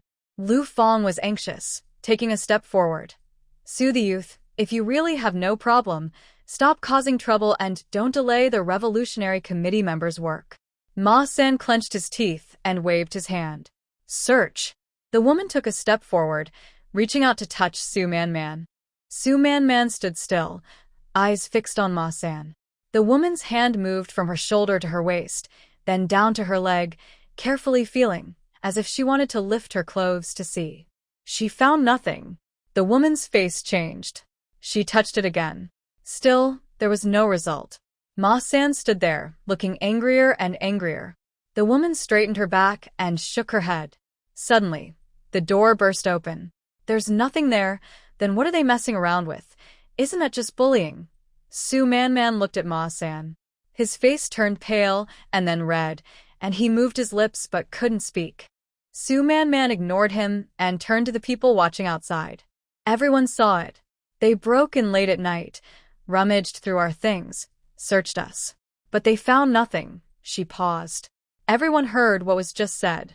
Comrade Ma, it's your turn now. Ma San stood there, his face turning dark like pig liver. The people at the door started to shout. Apologize. Apologize. Compensate for the damage. We can't just let this go. Ma San clenched his teeth, took a step forward, and bowed to Su Man. Sorry. Su Man didn't move. Ma San straightened up and then bowed to Wang Shufan, Zhang Xiujin, and Li Qujin one by one, apologizing. The woman also followed, her face turning red, bowing as well. After bowing, Ma San and the others tried to leave. Wait. Please settle the bill. Ma San took out money from his pocket and slapped it on the table. Is that enough? Su Man glanced at the bills but said nothing. Ma San turned to leave, eager to get away from this place. He had never been so embarrassed before. Lu Fong, that rude woman. How could she handle things like this? He reached the door, paused, and glared fiercely at Lu Fong. Lu Fong's face was pale, her lips trembling as she tried to speak, but Ma San had already turned away and was about to head toward the youth commune gate. Wait. Su Man's voice came from behind. Ma San stopped in his tracks, frozen in place. He didn't turn around. Su Man said, Comrade Ma, are you leaving now? Ma San slowly turned around, his facial muscles tight, and his eyes full of suppressed anger. Apologized and paid. What more do you want? Su Man looked at him calmly, her voice steady. You came here to search for forbidden books. We just searched one of our rooms, and now you're about to leave? Ma San was momentarily stunned. Su Man said, Chairman Mao taught us to be truthful and fair. You just now claimed someone reported us and wanted to search our youth team's place. But after searching our room and finding nothing, why not search other rooms? Can I think this way? You're not really here to find banned books, but just targeting our room. At this moment, Wang Shufan realized, yes, why aren't you searching anymore? Zhang Xiujin with messy hair said, why just search our room? Li Qujin also said, isn't this bullying? Ma San stood there, his face turning pale and then red. The woman with him also got anxious, tugging at Ma San's sleeve and whispering, let's go, let's go. Isn't today already embarrassing enough? Su Man heard this. She looked at the woman and said, you broke in late at night, rummaged through our things, searched us, and caused trouble. Now you say it's embarrassing? The woman couldn't speak. Su Man stepped forward and looked at Ma San. Comrade Ma, you're sent by the Revolutionary Committee, so you must follow the rules. What are the rules? Fairness and justice. If you don't finish searching all the other rooms and just leave now, what will others say tomorrow? She paused. They will say you are biased, acting for personal revenge. They will say you are bullying us young women. They will say, enough. Ma San interrupted her, his eyes bloodshot. Su Man looked at him, but said nothing more. The people in her room also looked at Ma San, showing they wouldn't stop until they finished the search. Ma San stood there, chest heaving, fists clenched with a clicking sound. After a long moment, he gritted his teeth and squeezed out a word through his teeth. Search. The others hesitated, looked at each other, and reluctantly moved to the next room, another girl's room. Su Man followed, as did Wang Shufan and the others. The next room belonged to Lu Fong, Wang Hongxia, and others. The door was open, and the people inside looked upset. Ma San led his team inside and started searching. The quilt was lifted, the pillow thrown aside, and the bedding, the Kong mat, and the cabinets were all searched carefully this time. They were very cautious and didn't dare to break anything. Su Man stood at the door, watching Ma San's actions. Suddenly, she spoke. "Comrade Ma, this isn't right." Ma San turned around. Su Man said, "When you searched our room earlier, you almost lifted the floor tiles. Now, why are you so careless?" Ma San's face turned red and then pale. Su Man calmly said, "Treating things differently, doesn't that seem unfair? Chairman Mao taught us to be truthful and fair. With your actions, I can't help but wonder, are you really here just for our belongings?" Ma San looked at Su Man with a dark, gloomy expression in his eyes. Everyone inside and outside the house was watching them. Ma San hesitated for a moment, then waved his hand. "Search carefully." The others began to search again. They lifted the quilt, turned over the pillow, and checked under the bedding, the Kong mat, and inside the cabinets, one by one. Su Man stood by the door, slowly pushed to the corner by the crowd watching the scene. The room was dimly lit, and she tripped over something. Looking down, she saw several bundles, one of which she recognized. Lu Fang's luggage bag, made of gray cloth, bulging, placed in the corner. Well, it seems like someone is always ready to give a pillow when you want to sleep. Seeing no one paying attention to her, Su Man crouched down and silently moved a book from her space into the luggage bag, quietly and without a sound.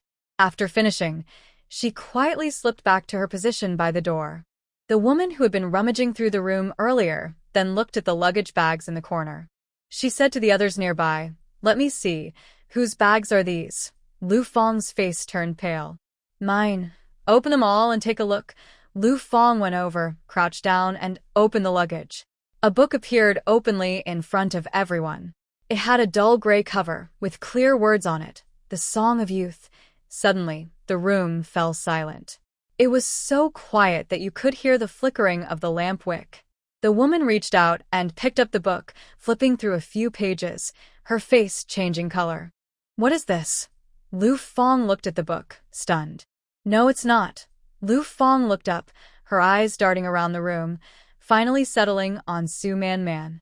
Su Man stood at the door, watching her silently, with no expression on her face. Lu Fang's mouth moved, but she couldn't speak. Her eyes widened in disbelief. Clearly.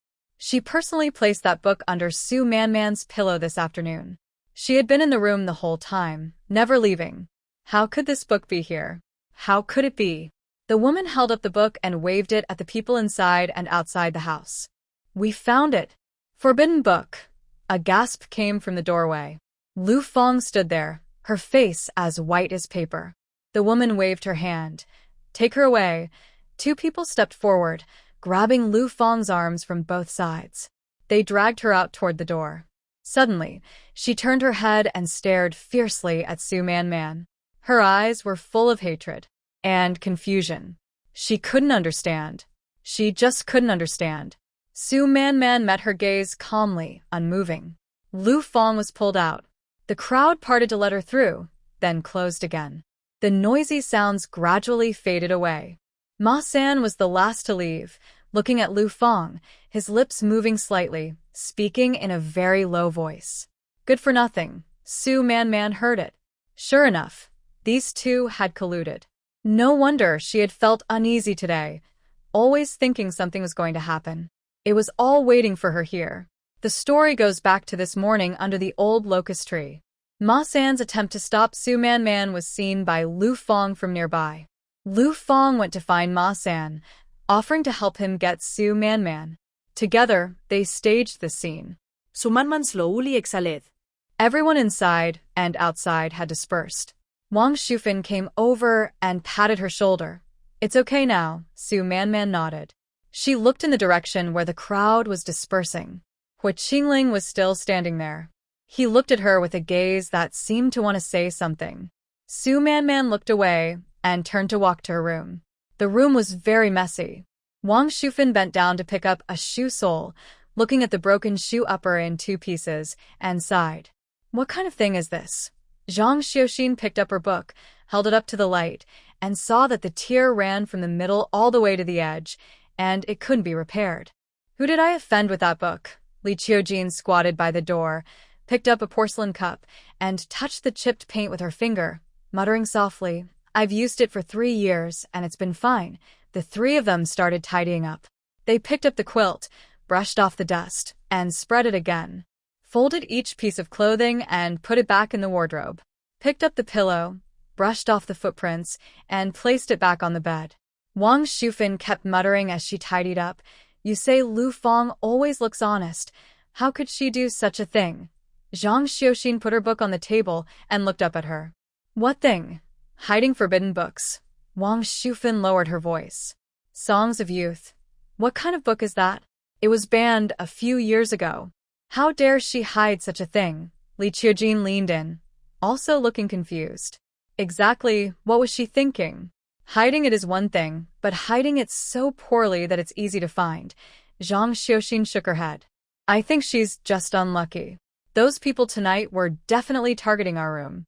Who knew it would end up in her stuff?" Wang Shufan thought for a moment and nodded. "You're right. They came in and kept staring at our side."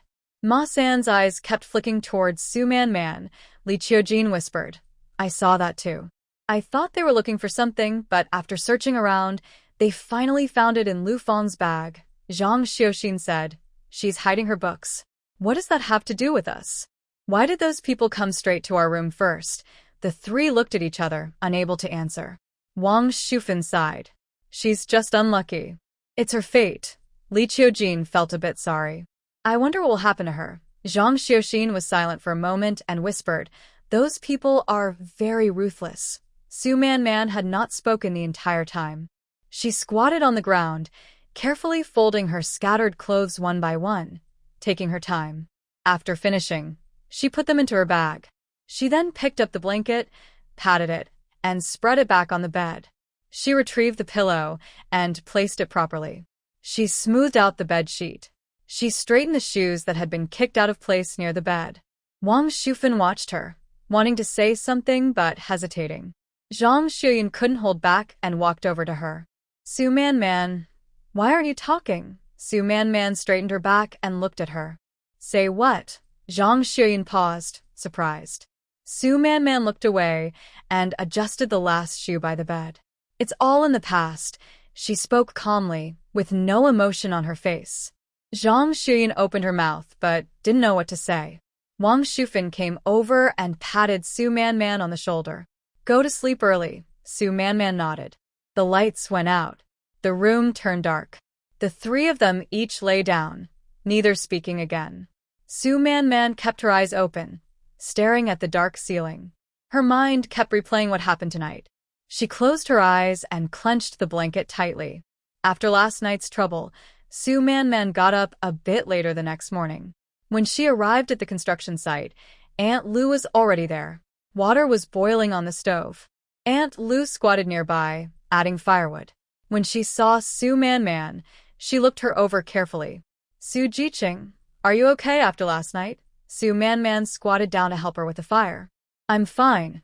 Aunt Lu lowered her voice. "Everyone in the village is talking.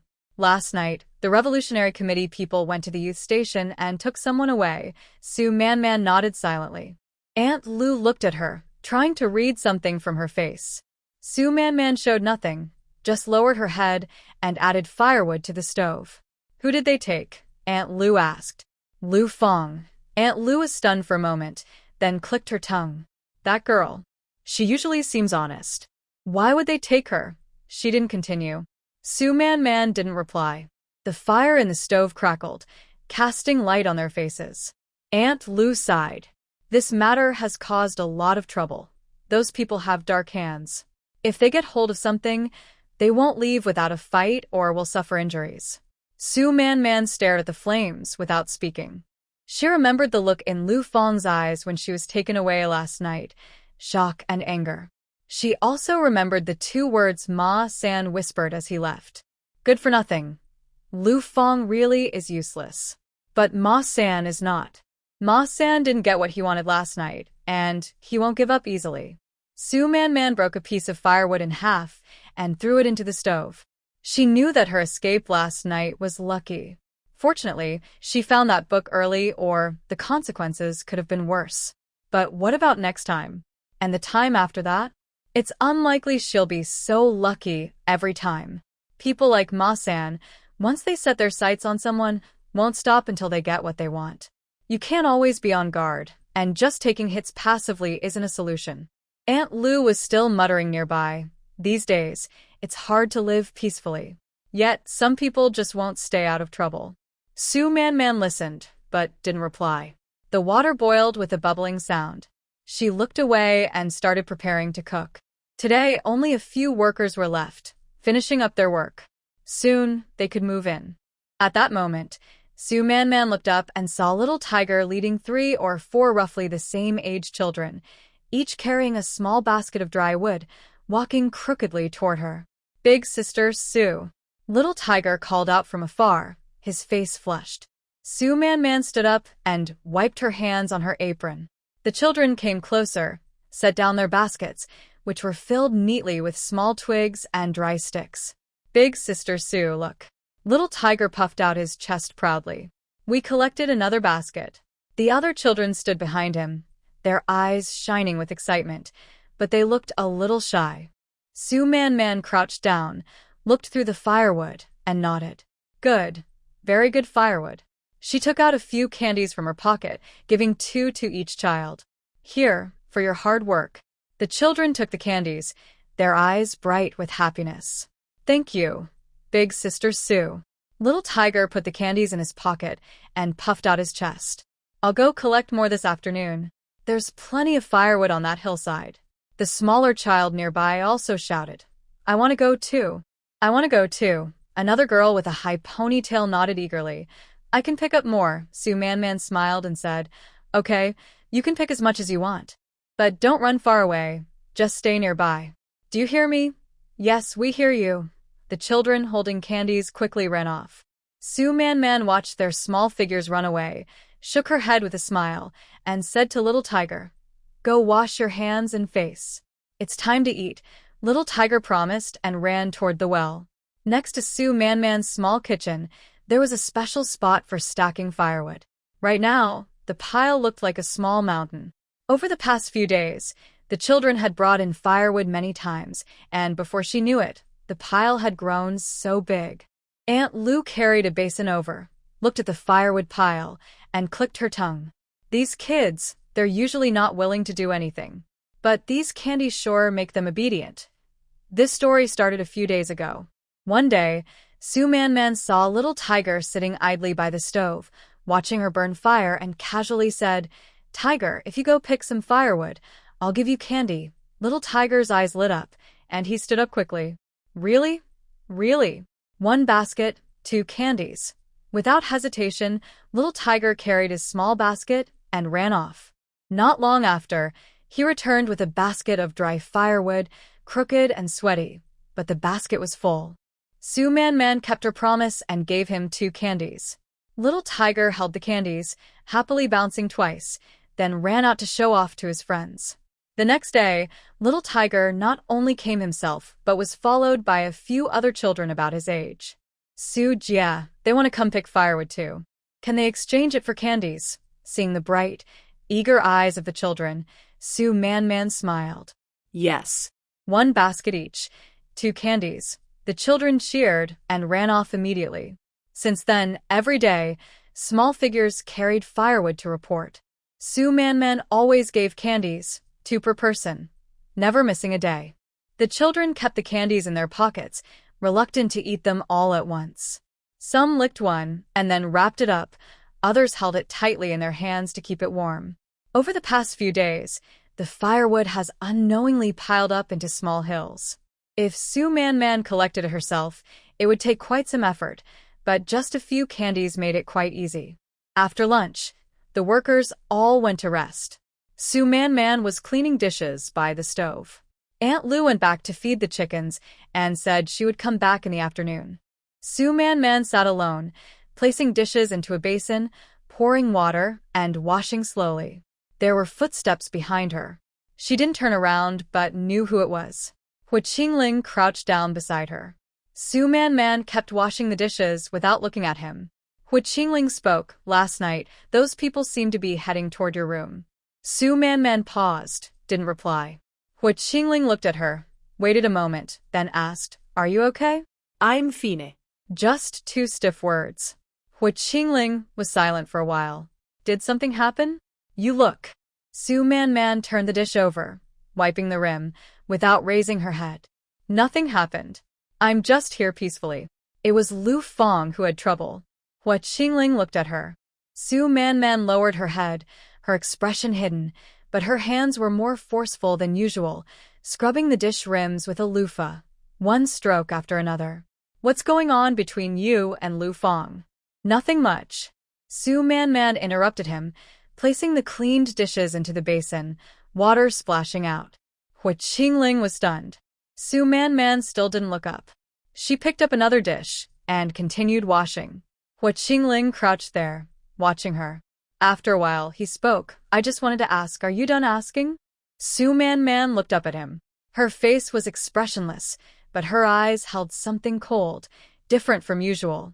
Hu Qingling looked at her, his eyebrows moving slightly. Once you've asked, go do your own thing. Su Man lowered her head and kept washing dishes. I still have a lot of work here. Hu Qingling crouched there, unmoving. He wanted to say something but opened his mouth, then hesitated. They sat in silence for a long time. All right. Hu Qingling stood up. Then you get busy. He turned around and walked toward the construction site. After taking a few steps, he stopped and looked back. Su Man was squatting there, her head lowered as she washed dishes, not paying attention to him. He stood there for a while, then turned and left. After walking a short distance, Zhou Weimin came over quietly and asked, Hu Jiqing, what did you say to Su Jiqing? She doesn't look well. Hu Qingling glanced at him, but said nothing. Zhou Weimin awkwardly shut his mouth. Hu Qingling headed toward the construction site, his mind a jumble of thoughts. Su Man must know something.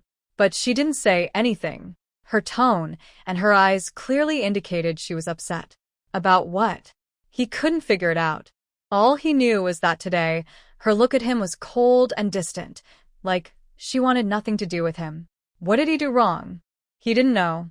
Women's hearts are like a deep sea. After Hu Qingling left, Su Man's mind was also in a mess. She had been a bit upset earlier, but now she thought about it. He hadn't done anything wrong. She just wanted to ask about last night and see if she was okay. That was caring after all. But she reacted like she had been provoked. Su Man splashed the water in the basin, then placed the basin on the stove and stood up. The sun was shining brightly, making her eyes dizzy. She squinted and looked toward the construction site, where Hu Qingling was talking to some workers. She withdrew her gaze, feeling a bit uncomfortable inside. Actually, she knew this wasn't Hu Qingling's fault. Lu Fang's jealousy of her was because Hu Qingling treated her differently. But Hu Qingling hadn't deliberately provoked Lu Fang. If Lu Fang wanted to cause trouble, that was her own problem. Her earlier temper tantrums were just her taking out her frustration. But when she saw Hu Qingling and remembered how Lu Fang almost tricked her last night, her emotions surged uncontrollably. Hu Qingling felt wronged, but she wondered, what had she done to deserve all this? Why should she bear these feelings? That afternoon, all the workers had left. The house was nearly finished. Su Man swept the yard with a broom, while Hu Qingling gathered the broken wood and stacked it in the corner of the wall. Zhou Weimin and Zhao Weiguo were inside their room, organizing things. They had already moved most of their belongings in and were tidying up. Su Man swept a few more times, then looked up at the sky. The sun was setting in the west, casting slanting rays of light that shone on the new house's wall, creating a warm yellow glow. Su Man was thinking about moving her toiletries and quilt from the rural youth station to her new home tomorrow. It would be her official move-in day. After moving, she would start thinking about how to bring her younger brother here. In the past few days, the new house was almost ready. The kitchen and rooms were mostly furnished, and everything needed was there. She had also gradually brought out her pots, bowls, and utensils, placing them inside. She brought the thermos from Beijing. Since she had 3 big packages before, no one knew what was inside. The items she added to her room were all thought to be sent by Su Man. Aunt Lu had also come to visit earlier. She thought Su Man had prepared everything well and praised her for being good at managing life. Just then, the sound of a bicycle bell came from outside the yard. Ding ding ding. Su Man looked up and went to the door. A bicycle was parked outside, and someone was getting off. The person was dressed in a police uniform. Hua Qingling saw who it was and put down the piece of wood he was holding. He quickly went out to greet him. The visitor saw him and smiled brightly, then punched him playfully. Old Hua Qingling didn't dodge and took the punch, showing a rare smile on his face. The visitor looked around the yard, and his eyes lit up. Oh, is this a new house you built? Hua Qingling nodded. Yes, just finished. The visitor patted his shoulder, took a few steps around the yard entrance, and looked at the few mud brick houses, shaking his head in admiration. Not bad. Did you build this yourself? Hua Qingling replied. The villagers helped. The visitor nodded, then looked at him with a different expression in his eyes. He knew why Hua Qingling came here to work and understood his family situation. Hua Qingling didn't say much. He stepped aside and asked, "Want to come in and take a look?" The visitor followed him into the yard. As they walked, he kept looking around and muttered, "Nice, old Hua. This house is better than ours back then. What did we live in?" Tents. It was freezing in winter, like grandchildren. Hua Qingling didn't reply. He led him around the yard, pointing to a few rooms and saying a few words simply. Su Man stood in the middle of the yard, holding a broom, watching the man talk with Hua Qingling. The man spoke with lively gestures and an expressive face. Standing next to Hua Qingling, they looked like fire and ice. Su Man was watching when Hua Qingling suddenly turned his head and waved to her. Su Man, come over and listen. It seems there's news about Shaoxian. Su Man paused, put down the broom, and walked over. As soon as the man saw her, his eyes lit up and he said cheerfully, "Oh, this must be your wife." "Hello, sister-in-law."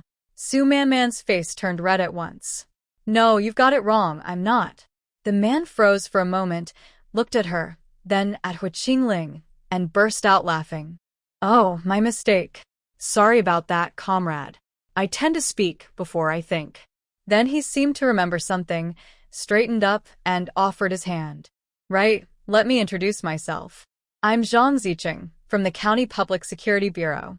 Hua and I were comrades in the same training unit. We went through a lot together. I transferred back here 2 years ago." Su Man shook his hand. Su Man, a sent-down youth from the Hongqi brigade. Jiang Ziqing nodded, glanced at Hua Qingling again, and chuckled.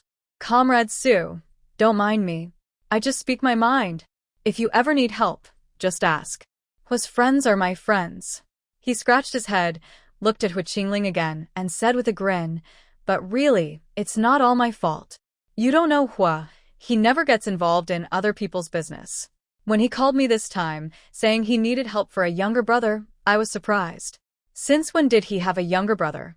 Jiang Ziqing paused, looking at Su Man with a hint of amusement in his eyes. "Then I thought if Hua is willing to ask for help, it must be for someone special. I figured it might be your brother." Su Man's face grew even warmer. She lowered her head and said, "I'll go pour some water. You two talk." She turned quickly toward the kitchen. Once inside, she stood by the stove and took a deep breath. That man really spoke his mind. Biting her lip, Su Man took out the tea tin and put a pinch of tea leaves into each enamel cup. When pouring hot water from the thermos into a basin, the tea leaves swirl and slowly spread out. Su Man carried 2 basins and walked toward Hua Qingling's room. When she reached the door, she heard someone inside talking. "All right, everything is settled. The farm has been notified, and the paperwork is ready. You can go directly to pick up the person and show them the proof." Hua Qingling responded with a nod. The person inside said again, "Old Ho, you really did well this time. You haven't asked for help in so many years, and now you're asking for this." Hua Qingling didn't reply. Su Man paused at the door, waiting until the voices inside stopped before pushing the curtain open and entering. "Comrade Jiang, here is some water." Su Man placed the basin on the Kong table. "Thank you." Jiang Ziqing took it, blew on the water, took a sip, and smacked his lips. "Good tea." It's not easy to find this kind nowadays. Su Man smiled, but said nothing. Jiang Ziqing set the basin down, took out a piece of paper from his pocket, and handed it to her. This is the proof. Keep it with you. Your brother's paperwork is all done. You can go directly to pick him up. When they see this proof, they will let him go. Su Man was a bit stunned and took a look. The paper was stamped with a red seal, with her brother's name and the words, "Permission to leave," clearly written. Very clear and straightforward. Su Man clenched the paper, her fingers trembling slightly. Is it? So quick. Jiang Ziqing smiled. Of course. I had to hurry with old Ho's matter. He looked at Ho Qingling and then at Su Man, chuckling softly. You don't know, that day he called me. I thought something serious had happened. Turns out it was just this small thing, and he beat around the bush for a long time.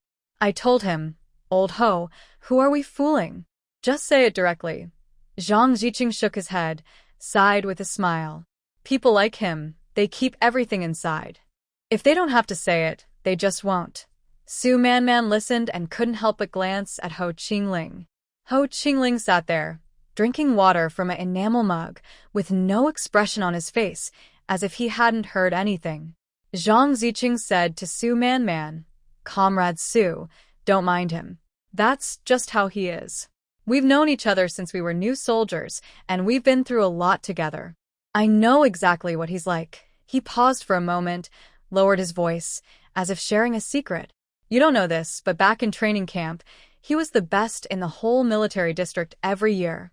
Once, during a field exercise that lasted 7 days and nights, he caught 3 prisoners all by himself and even hunted several wild chickens to give everyone an extra meal. The company commander said he was born to be a soldier. As he spoke, there was a hint of emotion in his tone. He glanced at Ho Qingling.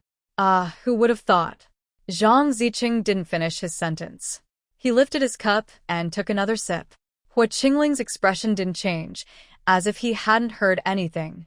After finishing his drink, Jiang Ziqing stood up. All right, I've delivered the things. I'll get going. There's still work at the office. Su Man quickly stood up. Stay for dinner before you go? We just finished cleaning up, and the dishes are ready. I can make something quickly. He waved his hand. No, I really have things to do. I was just passing by, and thought I'd drop this off. He looked at Ho Qingling and smiled. Now that I know you're here, I'll definitely come by for a drink when I have time. It's been over 2 years. Next time, we won't stop until we've had a good time. Ho Qingling nodded. All right. At the door, Jiang Ziqing turned back and waved to Su Man. Comrade Su, I'm off. Old Ho doesn't talk much, so please be patient with him. But I can promise you, he's a reliable man. With that, he got on his bicycle and rode away. Su Man stood at the door, watching the bicycle disappear down the village road. She lowered her head and looked at the paper in her hand, then turned slightly to glance at Ho Qingling. He stood beside her, also looking down the road, his face calm as ever. Thank you. When did you ask him for help? Ho Qingling replied, a few days ago. I called him and told him about Xiaoshuan's situation. He said he could handle it. Su Man wanted to say something, but the words didn't come. She folded the paper carefully and tucked it into her pocket. Thank you. Ho Qingling said nothing. After a while he spoke. We're picking him up tomorrow? Su Man nodded. All right, he said. I'll go with you. Su Man suddenly felt a little uneasy. The anger she'd felt that morning had quietly faded away. Maybe the problem with my younger brother has been solved, so I can pick him up tomorrow. As long as my family is safe and happy, nothing else matters. Now, someone has helped her finish her brother's affairs, and she still has the proof in her hand. Su Man opened her mouth, wanting to say something, but she didn't know what to say. Ho Qingling also said nothing, just standing there. After a moment of silence, Su Man lowered her head and walked into the yard. I'll go sweep the yard. Ho Qingling didn't move, standing at the door. She picked up a broom and swept the dirt on the ground, one stroke after another. After a few sweeps, she couldn't help but look up. He was still standing there. She looked away and continued sweeping. While she was sweeping, Zhou Weiman and Zhao Weigui came out of the house. Zhou Weiman was holding a cloth, wiping the dust off himself as he walked. When he saw Su Man sweeping the yard, he called out, "Su Jiqing, we've almost finished tidying up our house." Su Man straightened up. "So fast?" Zhao Weigua smiled foolishly. "There's not much to do. Just sweep the floor and wipe the walls. Tomorrow, we'll move the rest of the things over, and we plan to move in officially tomorrow." Zhou Weiman nodded, looked at the yard, then at Su Man's house. "What about you? When will you move in?" Su Man said, "Tomorrow too. Just bring your toiletries and bedding." After she finished speaking, she looked at Hu Qingling. Hu Qingling had already come from the door and was standing in the middle of the yard. "I'll stay here tonight," he said. Zhou Weiman was surprised. "Tonight? Have you moved your things over?" Hu Qingling nodded. Zhao Weigua said nearby, "That's good. Move in early and settle down." Zhou Weiman agreed, then looked at the sky. "By the way, what about dinner? The workers have left, Aunt Lu didn't come. So today, just the few of us will cook something ourselves?" Su Man suddenly remembered that she told Aunt Lu at noon that she didn't need to come this afternoon. The workers had left, and they could cook for themselves. She looked at Hu Qingling, then at Zhou Weiman and Zhao Weigua. "Then let's cook in my small kitchen. I have everything there." Zhou Weiman smiled and said, "All right, Su Jiqing, you take charge of cooking and we'll help you." Zhao Weigua asked naively, "Should I go fetch water?" "I'll go," said Hu Qingling, already carrying a water bucket and heading outside. Su Man watched his back, opened her mouth to speak, then closed it again. A few people headed to the small kitchen. The small kitchen was next to Su Man's room. It wasn't big, but it had all the necessary pots and utensils. There was a pile of firewood by the stove, collected by Xiao Huzi and some other children in recent days. Zhou Weiman came in to take a look, clicking his tongue. "Jiqing Su, your kitchen looks better than ours. It has everything it needs." Zhao Weigua nodded in agreement. "Yes, it's quite complete. It shows you know how to live. Our kitchen is still empty. We need to buy a lot of things." Su Man smiled and started preparing to cook. Zhou Weiman rolled up his sleeves. "I'll wash and cut the vegetables. You tell me what to do." "Which vegetables should I wash?" "Sure," Su Man replied. She handed Zhou Weiman a bunch of cabbage and a basin. Zhao Weigua took on the task of lighting the fire. Clumsy as he was, he struck several matches before finally igniting some kind of wood. Su Man watched nearby and couldn't help but laugh. Hu Qingling returned with water, pouring it into a basin. He looked at the smoky stove and squatted down to help Zhao Weigua start the fire. Zhao Weigua quickly moved aside. "Hu Jiqing, you come." "I can't do it." Hu Qingling said nothing, took the fire tongs, and poked around inside the stove. The flames suddenly flared up. The pot heated up, and Su Man began stir-frying. She added oil, chopped green onions and ginger, then added sliced meat. She stirred a few times, and a delicious aroma filled the air. Zhou Weiman sniffed and said, "Smells so good." Zhao Weigua squatted by the stove, staring at the pot, swallowing hard. Hu Qingling sat on a small stool by the stove, occasionally adding more wood. The flickering firelight reflected on his face, flickering between bright and dark. After working for a while, the food was ready and placed on the table. There was a pot of potato stew with meat, a plate of scrambled eggs, a dish of stir-fried bok choy, a few cornmeal pancakes, and a bowl of porridge for each person. During the meal, they discussed their plans. They agreed that by tomorrow they would almost finish moving. The day after, they planned to go to the county to buy supplies and pick up the dishes for the celebration. The day after that would be the official celebration. During a meal, the plans for hosting were finalized, and everyone was assigned tasks. After eating, Zhao Weigua eagerly washed the dishes, while Zhou Weiman helped with tidying up. Once the kitchen was cleaned, Su Man locked both the kitchen and room doors and returned to the youth commune with Zhao Weigua and Zhou Weiman. The next morning, Su Man had breakfast at the youth commune and then started packing her things. She folded the quilt and wrapped it in a bedsheet. She gathered the wash basin, enamel bowl, and towel and put them all into a mesh bag. Wang Shufan sat on her bed mending shoes, watching her pack without saying anything. Zhang Xiuxin leaned on the Kong table, resting her chin on her hand, her eyes following Su Manman's movements. Su Manman tied the cloth bag securely, stood up, looked around to make sure she hadn't forgotten anything. Are you finished packing? Wang Shufan asked. Su manhwa nadith. Yes, all done. Jiang Xiaoxin sighed. We just got to know each other, and you're already moving away. I'll miss you. Wang Shufan put down her shoe sole, stood up, and approached Su Manman. Moving is good. It's more comfortable to live alone. If you need anything later, just let us know. Su Manman smiled. Okay, Jiang Xiaoxin also got off the Kong and came over. When you move, come visit us when you have time. This is still your home. Su Manman looked at the three of them and suddenly remembered something. Oh, the date for the meal is set for the day after tomorrow in the afternoon. You all must come to eat.